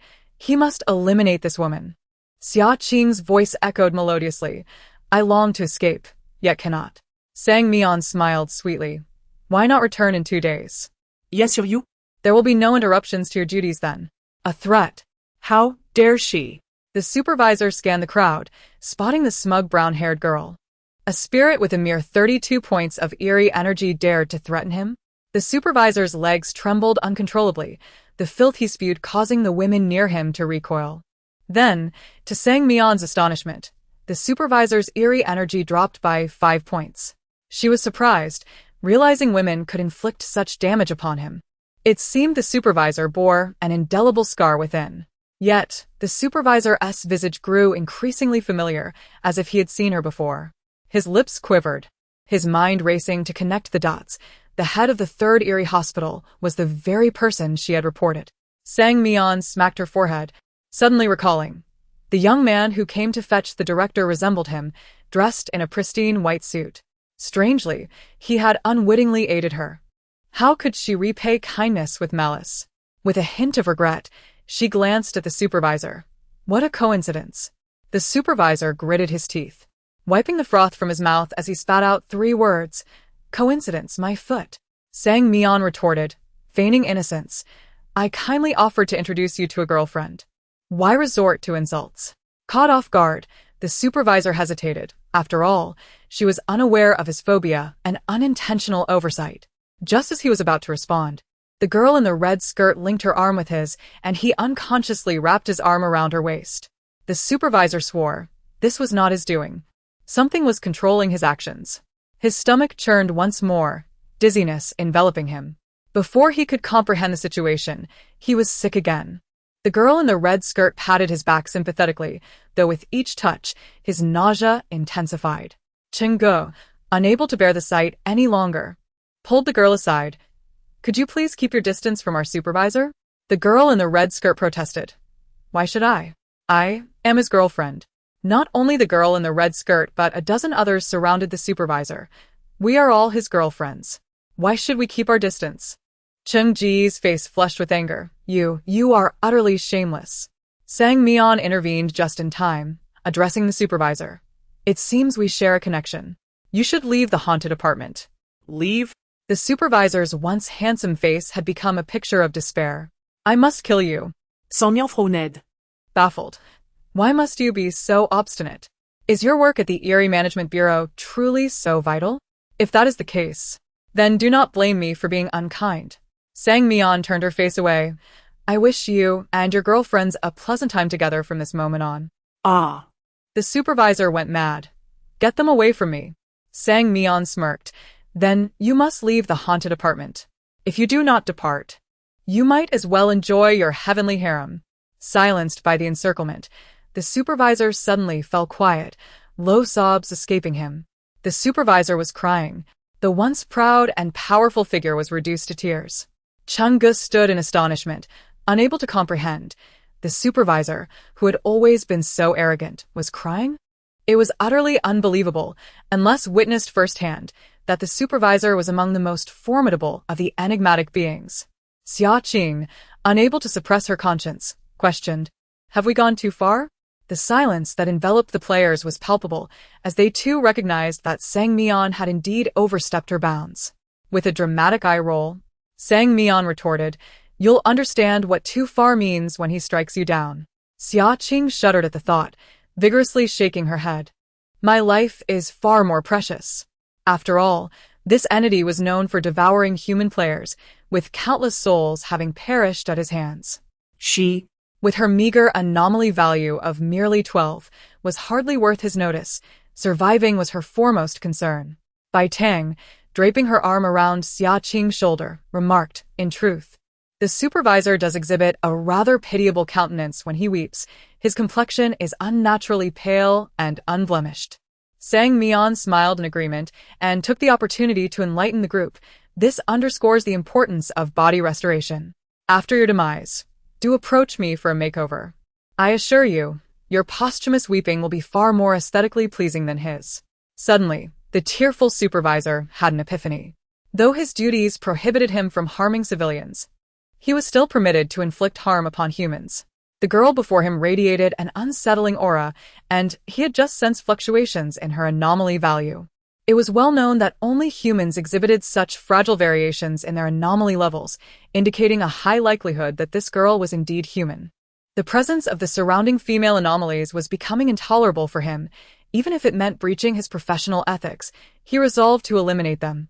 As his own anomaly value was plummeting rapidly, if he did not act soon, he would surely perish within a day.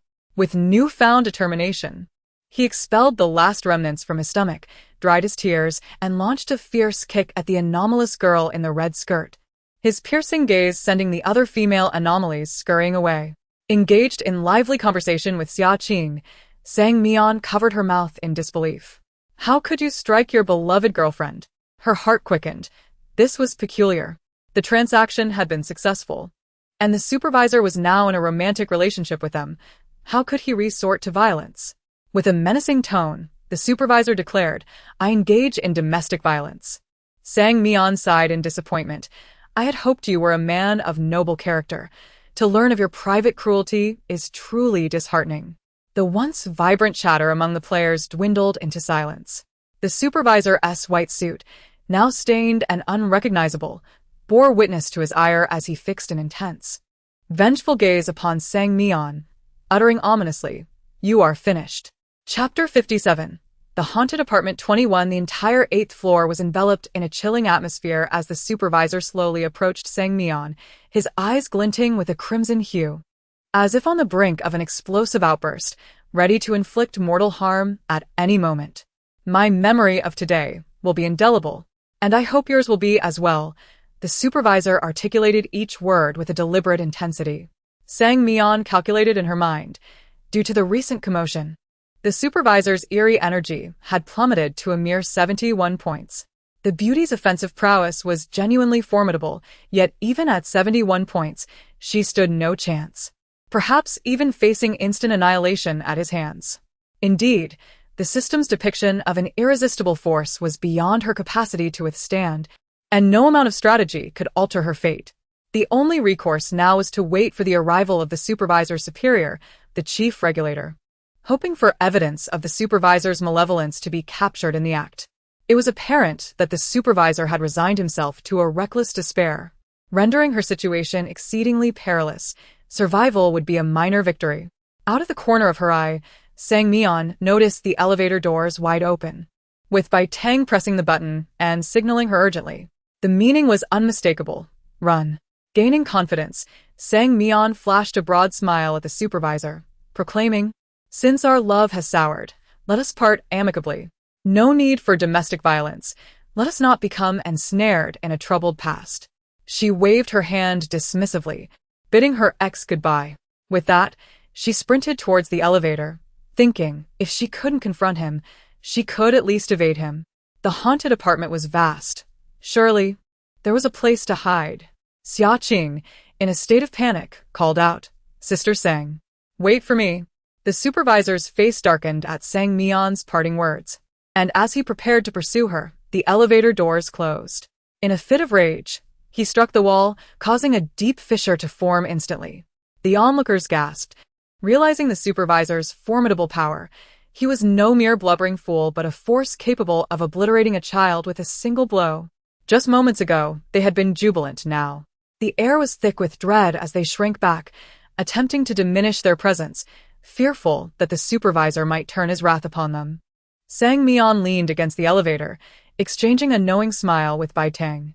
"You reacted swiftly," she remarked, relieved that the supervisor could not catch up to her from such a distance, allowing her ample time to delay.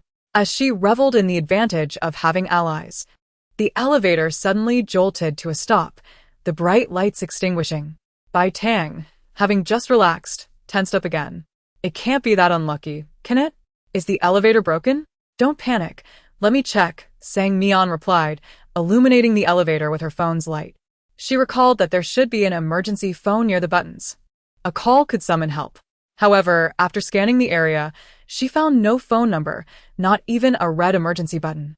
Sang Mian slapped her thigh in frustration, a sense of impending doom washing over her. She tugged at her disheveled hair, consumed by regret for her earlier actions, realizing that the supervisor would not spare her now. Knock, knock, knock. The elevator door was suddenly pounded upon, the confined space amplifying the sound. The elevator was wedged between the second and third floors. Who could possibly be knocking? Sang Mian and Bai Tang stared at the door in apprehension. "I offer you two choices. Will you fall to your demise, becoming nothing more than a heap of flesh? Or shall I consume you piece by piece?" The supervisor's sinister voice resonated from outside the elevator. Panic surged through Sang Mian as she contemplated the options. "I choose the third," she declared defiantly into the darkness of the elevator. Rolling her eyes at the absurdity, she thought, why would one be foolish enough to select the first two options? Bai Tang chimed in, Mian, how humorous. You can still joke at a time like this. Your mental fortitude is extraordinary." The heavy breathing from outside ceased momentarily, as if the supervisor pondered what the third option might entail. 2 seconds later, his voice rose in pitch. "It seems you desire both. Greed is a most alluring trait, and I shall indulge you." Sang Mian's vigilance heightened. "Are your ears malfunctioning? I never stated I wanted both." She rubbed her sore backside, grateful that the elevator had stalled at the second floor. A sudden drop had not claimed her life. Bai Tang gasped, pointing at the elevator door. "Is he trying to get in?" Sang Mian followed her gaze, noticing 5 fingers slipping through the gap, resembling an octopus intent on prying open the door. The response was the door opening just enough for a glimpse of the supervisor's menacing presence. Sans m'y ponder. Half an hour should suffice. As the elevator door swung open, Bai Tang activated her skill, producing a pack of tissues from her pocket, her radiant sales champion smile illuminating her face. "Good day, esteemed customer. Might you be in need of some tissues? Crafted by the finest artisans." The supervisor, his expression dark, endured a half-hour pitch before producing a staggering 100 million ghost coins to purchase the seemingly trivial pack of tissues. Sang Mian marveled at the effectiveness of this skill. A pack of tissues for 100 million. Surely, these are made of gold. Bai Tang bit her lip, contemplating their grim fate. Sang Mian leaned against the wall, cursing internally. The chief regulator had yet to arrive. Had Lin Bougie even made the call? With no other options, her hopes rested solely on the chief regulator. And she needed to buy more time. What other tactics could she employ? Her eyes glinted mischievously as she remarked, "Your tastes are quite peculiar, but I must admit, I find them appealing. Yet, would consuming the landlord violate the regulations of the Eerie Management Bureau?" The supervisor retorted, "You think yourself worthy? Sang Mian straightened her posture, declaring, "Why would I not be? I am the CEO of Xingho Entertainment and the head of the Third Eerie Hospital." As she spoke, the supervisor's claws pressed against her throat, a low chuckle escaping his lips. "Then let us see." He only experienced a phobia of women while taking their lives. Rather, it provided him with an inexplicable thrill. The pressure on her throat intensified, panic flickering in Sang Mian's beautiful eyes. Wait. "May I have one last embrace? Just like a true couple." "Impossible," the supervisor replied decisively. Yet his hand inexplicably loosened its grip on her throat. "Identity skill, traitor, an equal exchange for everything you desire." Sang Mian closed the panel in her mind. Embracing was indeed a gesture between lovers, and the supervisor had verbally consented to the exchange. The 100 million ghost coins had already vanished from her account. The cold embrace enveloped her like a lifeless shroud. The supervisor was nearly driven to madness, his stomach devoid of anything to expel. "Tell me, what sorcery is this?" Sang Mian, nestled against his chest, smirked. 10,000 ghost coins for you to be our boyfriend. Have you forgotten?" The supervisor was baffled. A mere promise he had made now bore such binding significance. Bai Tang, witnessing this exchange, could not suppress her laughter. "Mian, Mian, you never cease to amaze." Simultaneously, a wave of even denser eerie energy permeated the haunted apartment, causing Sang Mian's teeth to chatter involuntarily. This power was overwhelmingly potent, surpassing even that of the supervisor. She abruptly lifted her head, revealing a dazzling smile that showcased her 8 perfect teeth. "If there is an ailment, it must be treated. The Third Eerie Hospital welcomes your arrival." The regulator's pupils dilated in shock. Damn. "This woman is doing this on purpose. She knows I have a fear of women and has intentionally gathered a group of them to be my girlfriends." "How do you know I have a fear of women?" Sang Mian's smile faltered, becoming more fragile. "From the moment I first saw you at the Third Eerie Hospital, I fell deeply in love with you. Just being your girlfriend for a day makes me incredibly happy." "I don't believe a word of it." The regulator roughly pushed her away, ending the embrace. "You can go to hell." The eerie atmosphere in the apartment thickened, and as the elevator stopped at the first floor, the door opened to reveal a dark silhouette slowly emerging in the corridor. With the accumulation of the eerie energy on the first floor, Sang Mian's own eerie energy value began to plummet. Eerie energy value -1, eerie energy value -1, eerie energy value -1. Following the force of the regulator's shove, Sang Mian found herself lying on the ground. She attempted to squeeze out a few tears, but realized she couldn't cry at all. In fact, she felt a strange urge to laugh. "That hurts. You hit me so hard." Since she couldn't cry, she decided to wail instead, raising her voice. "You can investigate the suspect, but why do you have to hit me?" The regulator was taken aback. He hasn't even laid a hand on her yet. Why is she shouting? And why has her eerie energy value dropped so significantly? Is that how much you like to scream? Then scream to your heart's content. The regulator gestured towards Sang Mian's small head, his hand poised to crush it. Just as his hand was about to make contact, a hard object struck his head with precision. "Have you lost your mind?" A childish voice echoed from behind. Sang Mian sensed that the regulator was suddenly hesitant to move. He slowly turned his head. "Governor?" Sang Mian felt a surge of excitement. Although the governor had arrived late, the timing was impeccable, allowing her to witness the regulator's assault on an innocent citizen. She shifted aside to get a better look at the governor. Before her stood a little girl dressed in a pink princess dress, clutching a brown teddy bear. To her astonishment, the governor was a child. Sang Mian was so taken aback that she forgot to shout. "Are girls these days so formidable? Holding such a high position? Governor, what are you doing here?" The regulator's previous fierceness had dissipated, replaced by a palpable fear of the small girl. The girl huffed through her nose. "Your report calls have all come to me.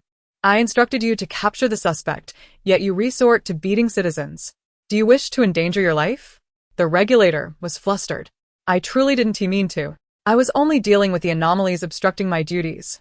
Still unsatisfied, the little girl kicked him hard on the shin with her pink princess shoes, causing him to wince in pain. "Governor, please let me explain." The girl suddenly smiled, her sharp white teeth contrasting with her cherubic face. "All right then, speak." Before the regulator could respond, Sang Mian interjected. Not only did the regulator hit me, but he also assaulted many others. They are all upstairs and can testify. The little girl noticed the woman behind the regulator, tilting her head to observe her. Just a glance sent her into a frenzy. Sang Mian's sister. Hearing her name from the little girl's lips, Sang Mian's mouth fell open. Could it be another familiar ghost? She scrutinized the girl closely. Her long, curly hair cascaded over her shoulders, adorned with a pink bow. The familiar features were unmistakably those of Xiao Jiangman. Xiao Jiangman was the girl's full name, who had tragically passed away on her 5th birthday due to a severe illness. By the time she was taken to the funeral home, she was emaciated. Sang Mian had worked diligently to restore the roundness of Xiao Jiangman's cheeks. Because Xiao Jiangman was still a child and fearful of the dark, Sang Mian had stayed up several nights to keep her company. The deceased, after all, do not sleep. Xiao Jiangman would chat with Sang Mian for hours. Upon seeing Sang Mian, Xiao Jiangman rushed toward her. Sister Mian, I missed you so much. Her chubby face nuzzled against Sang Mian. I've thought about you every day for the past 2 years. Even though I don't have my parents with me, I've been strong and have become the governor of the Eerie Regulatory Bureau. Sang Mian, with a complex expression, patted her head. She could clearly see that Xiao Jiangman's Eerie energy value now stood at 90 points, more than double her own. Truly, the comparison of people can be disheartening. No, it's the comparison of Eerie energy that is disheartening. She never imagined that Xiao Jiangman would become the governor. After all, she was still just a child, and it seemed the regulator was genuinely afraid of her. In the corner, Bai Tang looked on, dazed. Mian, do you know her? Sang Mian chuckled softly. I'll introduce you to her later. With a mere glance, Xiao Jiangman sent the regulator flying 3 meters away. What are you? How dare you question my sister Mian? The regulator spat a mouthful of blood. Governor, I'm telling the truth. Xiao Jiangman stepped out of Sang Mian's embrace, looking down at the regulator. I remember teaching you not to say what you shouldn't, not to look at what you shouldn't, and not to touch what you shouldn't. Clearly, you haven't heeded a single word. Without mercy, she slapped him across the face. You dare to lay a hand on my sister? The side of the regulator's face swelled immediately, disbelief etched across his features as he repeated, Sister? After the slap, Xiao Jiangman reverted to her innocent childlike demeanor. Sister Mian, I avenged you. Aren't you happy? After feeling pleased, she suddenly recalled something. Sang Mian, with a serious expression, asked, Jiang, you're not here to capture suspects too, are you? Xiao Jiangman, clutching her teddy bear, flashed a sweet smile. It's one of my jobs. Sang Mian rubbed her nose. The former landlord had committed quite a crime. The Eerie Regulatory Bureau must apprehend him. Just as she was about to inquire about the landlord's offenses, the door to the safety passage on the first floor was suddenly pushed open, and Xia Qing burst out first. Sister Mian. Sister Tang. Her voice trembled with tears. Please don't die. Don't leave me all alone.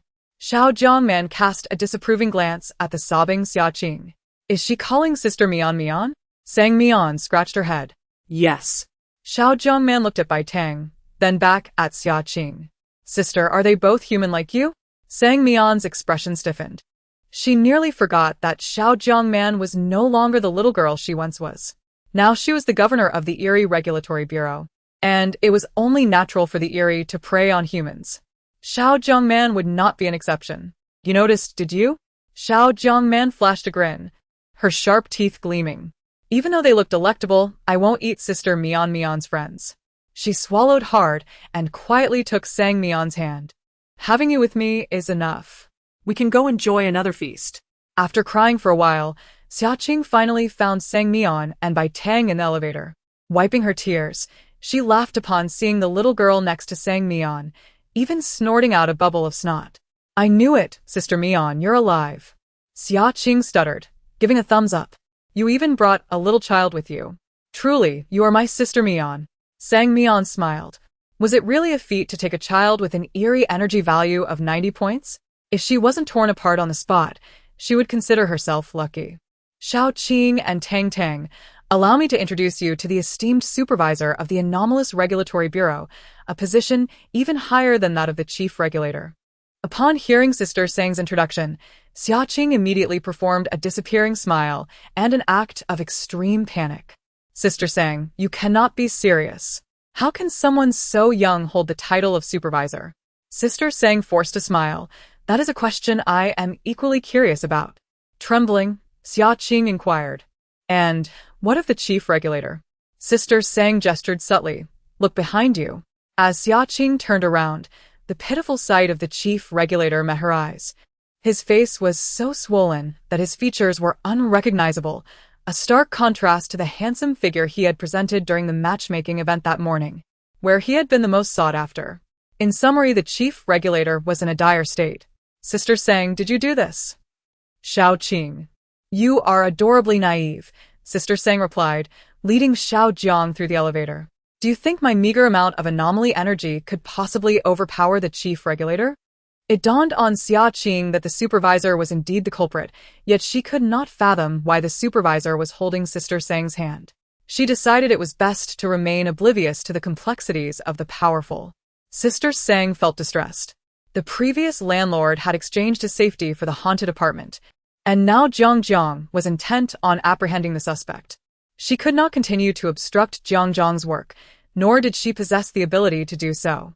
Jiang Jiang had grown so formidable that she was beyond Sister Sang's capacity to confront.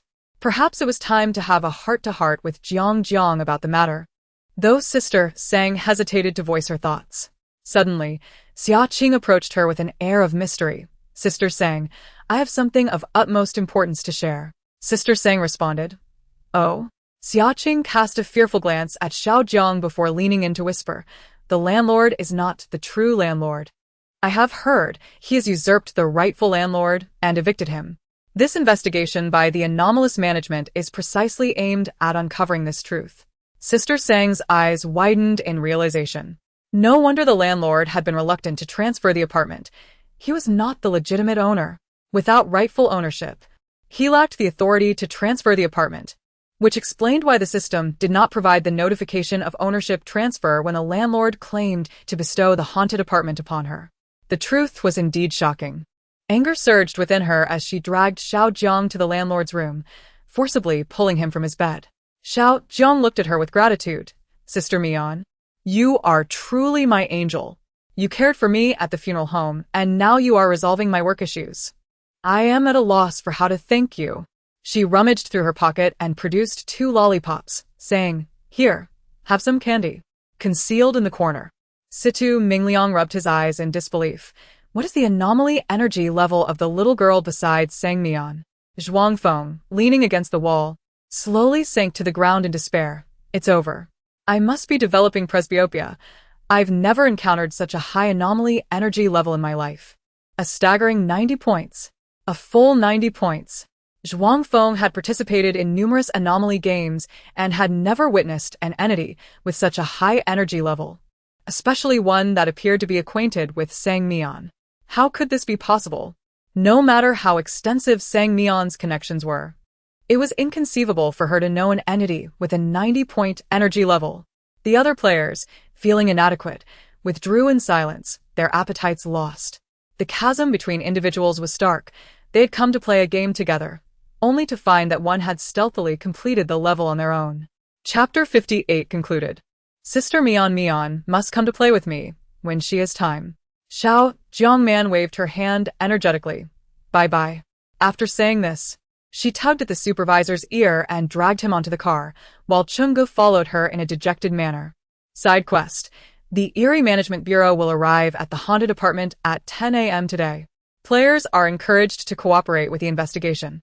Rewards being distributed. 30 million ghost coins. Players may check at their discretion.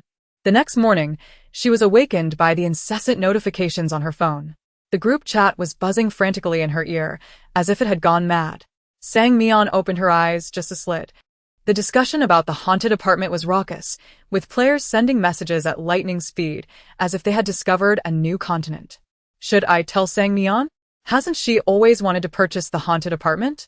Since Sang Mian went to bed late last night, perhaps she should let her sleep a bit longer. The upstairs chatter was hilarious. Aren't you afraid to knock on the door? If you're so brave, you go. Sang Mian won't spare you. Ha ha ha, a bunch of cowards. The true landlord of the haunted apartment? Sang Mian's sleepiness vanished in an instant. She sprang out of bed like a fish leaping from water. Today marked the final day of the main quest, and if she could acquire the haunted apartment, she might have a chance to earn extra eerie energy. The pure-hearted CEO owes me 300 million. Where is the landlord? The excitement in the group chat intensified. Ha ha ha, sang Mian, must be selectively sleeping. She bubbles up the moment the landlord is mentioned. What do you know upstairs? This is called dedication. Waiting for the big shot to acquire the haunted apartment. Adorable JPG, the flower basket is ready, the banner is being customized. May I ask when the ribbon cutting will occur? I just saw the landlord go to the 8th floor.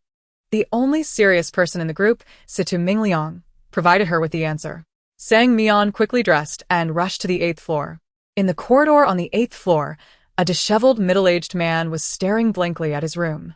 Sang Mian rushed forward, excitedly grasping his hand. You must be the landlord of the haunted apartment. The man was startled. Who are you? Sang Mian introduced herself with a beaming smile. I am the rent collector for the haunted apartment.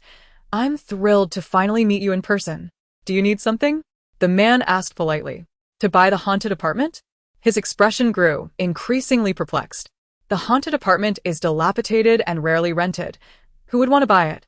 Unless one is foolishly wealthy. Tentatively, he extended a finger. 150 billion. Sang Mian's face lit up.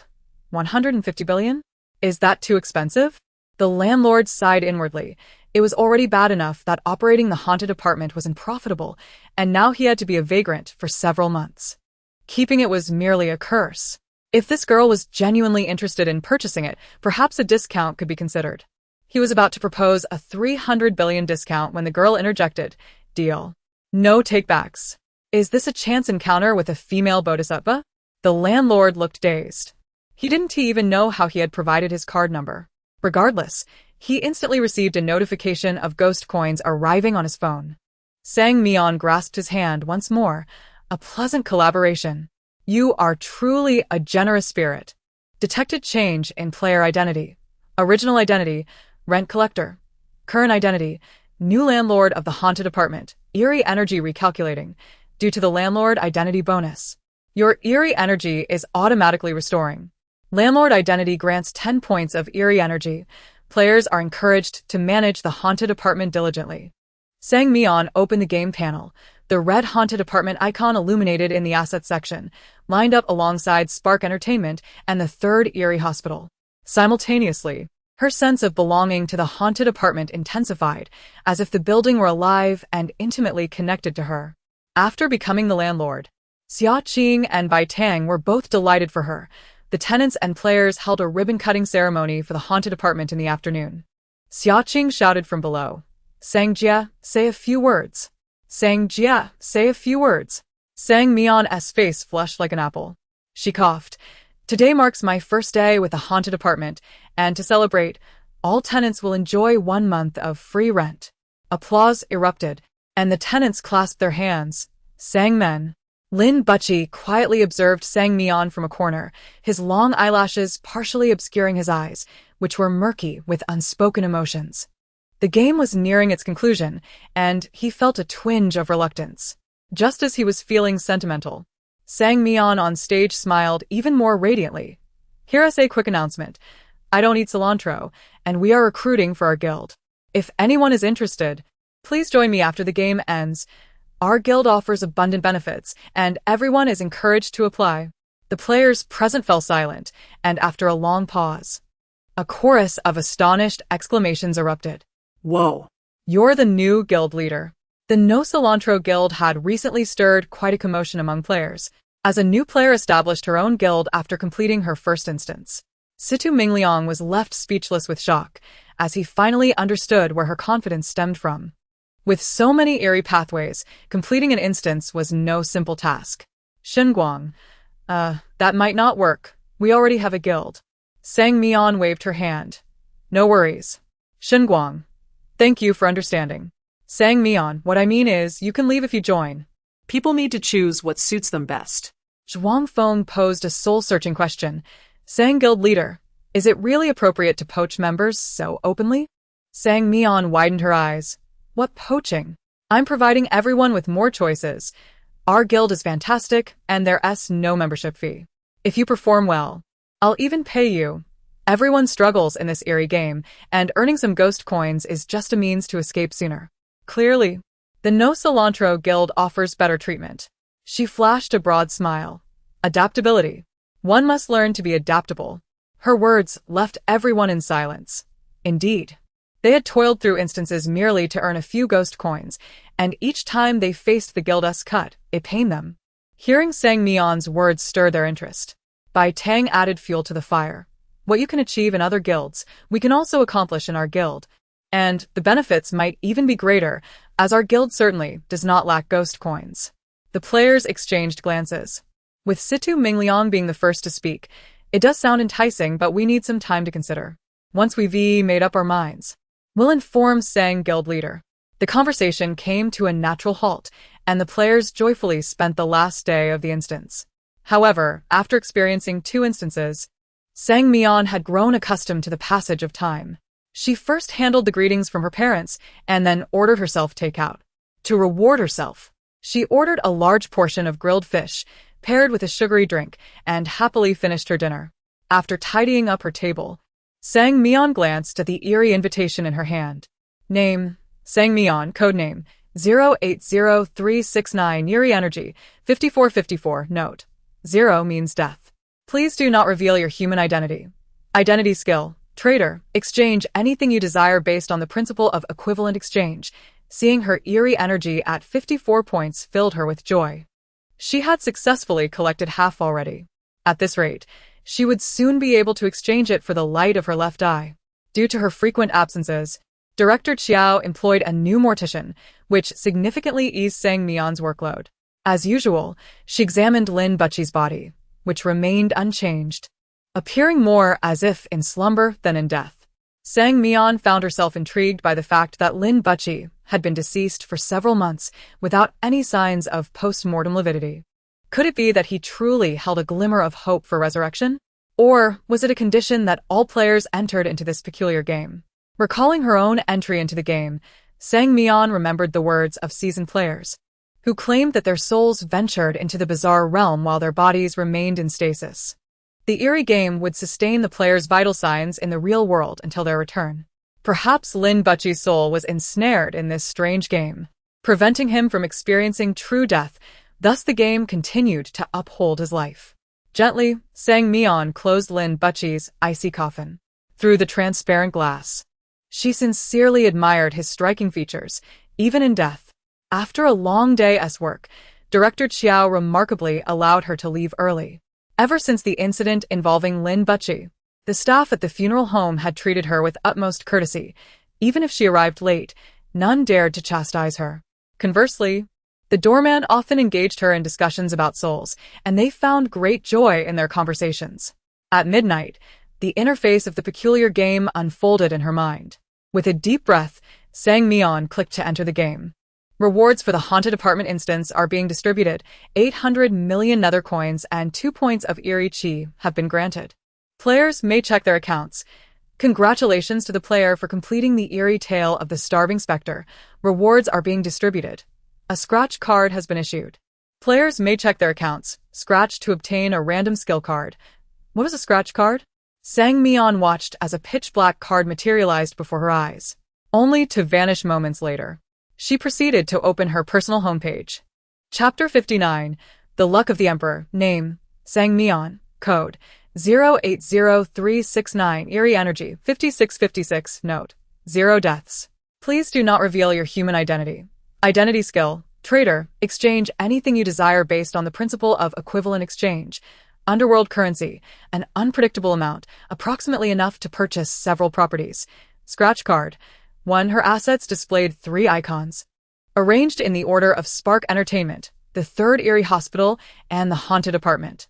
The amount of underworld currency appeared to increase with each, indicating that Spark Entertainment had recently turned a significant profit.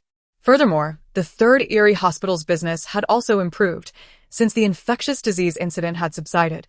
An increasing number of peculiar patients had sought treatment there, resulting in greater earnings for the hospital. The only asset under her command experiencing negative growth was the Haunted Apartment, but Sang Mian was unconcerned, as she could easily sustain it.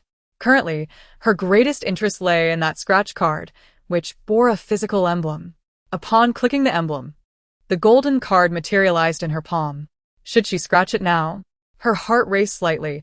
Although it was her first time acquiring such an item, she had a basic understanding of the concept. It was akin to a lottery ticket. Perhaps she could uncover a valuable skill card, although there was also a chance of revealing something rather useless. Ultimately, it was a matter of luck. After much contemplation, Mian slipped the scratch card into her pocket, eager to share this thrilling experience with Xiaoqing and Tang. Upon exiting the president's office, she found Xiaoqing and Bai Tang waiting for her in the lobby. Xiaoqing waved enthusiastically. Sister Sang, you're here. Bai Tang smiled shyly. Mian, you've arrived. Zhou Jiani lounged casually in a leather armchair, congratulating the trio on successfully completing the dungeon. How was the difficulty level? Xiaoqing replied, it was manageable, quite simple actually. She leaned closer to Mian, her voice filled with mystery. Sister Sang, can you guess what my reward for this task is? I assure you, you won't guess it. Mian replied confidently. A scratch card. Xiaoqing exclaimed in surprise. How did you know? Bai Tang struggled to contain her laughter. We completed the Eerie tale together. If you have it, she must too. The three of them shared a hearty laugh, prompting Zhou Jiani to lean in curiously. What are you talking about? Xiaoqing raised an eyebrow playfully. The scratch card. You can't possibly not know about it, right? You've never received one before? Zhou Jiani admitted, honestly, I haven't. But I've heard of it. It's typically an extra reward embedded within other task points in the dungeon, with a high degree of risk and difficult to acquire. His curiosity piqued. He leaned in further. Could I take a look? Mian replied, sure, it's not a secret. The three of them produced their physical cards. Just as Bai Tang raised her hand, seriously asking, who among us has the best luck? Mian touched her nose, pondering that it likely wasn't her. After all, those who often triggered high-risk side quests didn't tend to be exceptionally lucky. Why don't you both give it a try? Bai Tang suit. Luck has never favored me. The best I've ever done was during the college entrance exams when I performed exceptionally well and got into my dream school. The two of them exchanged knowing glances with Xiaoqing.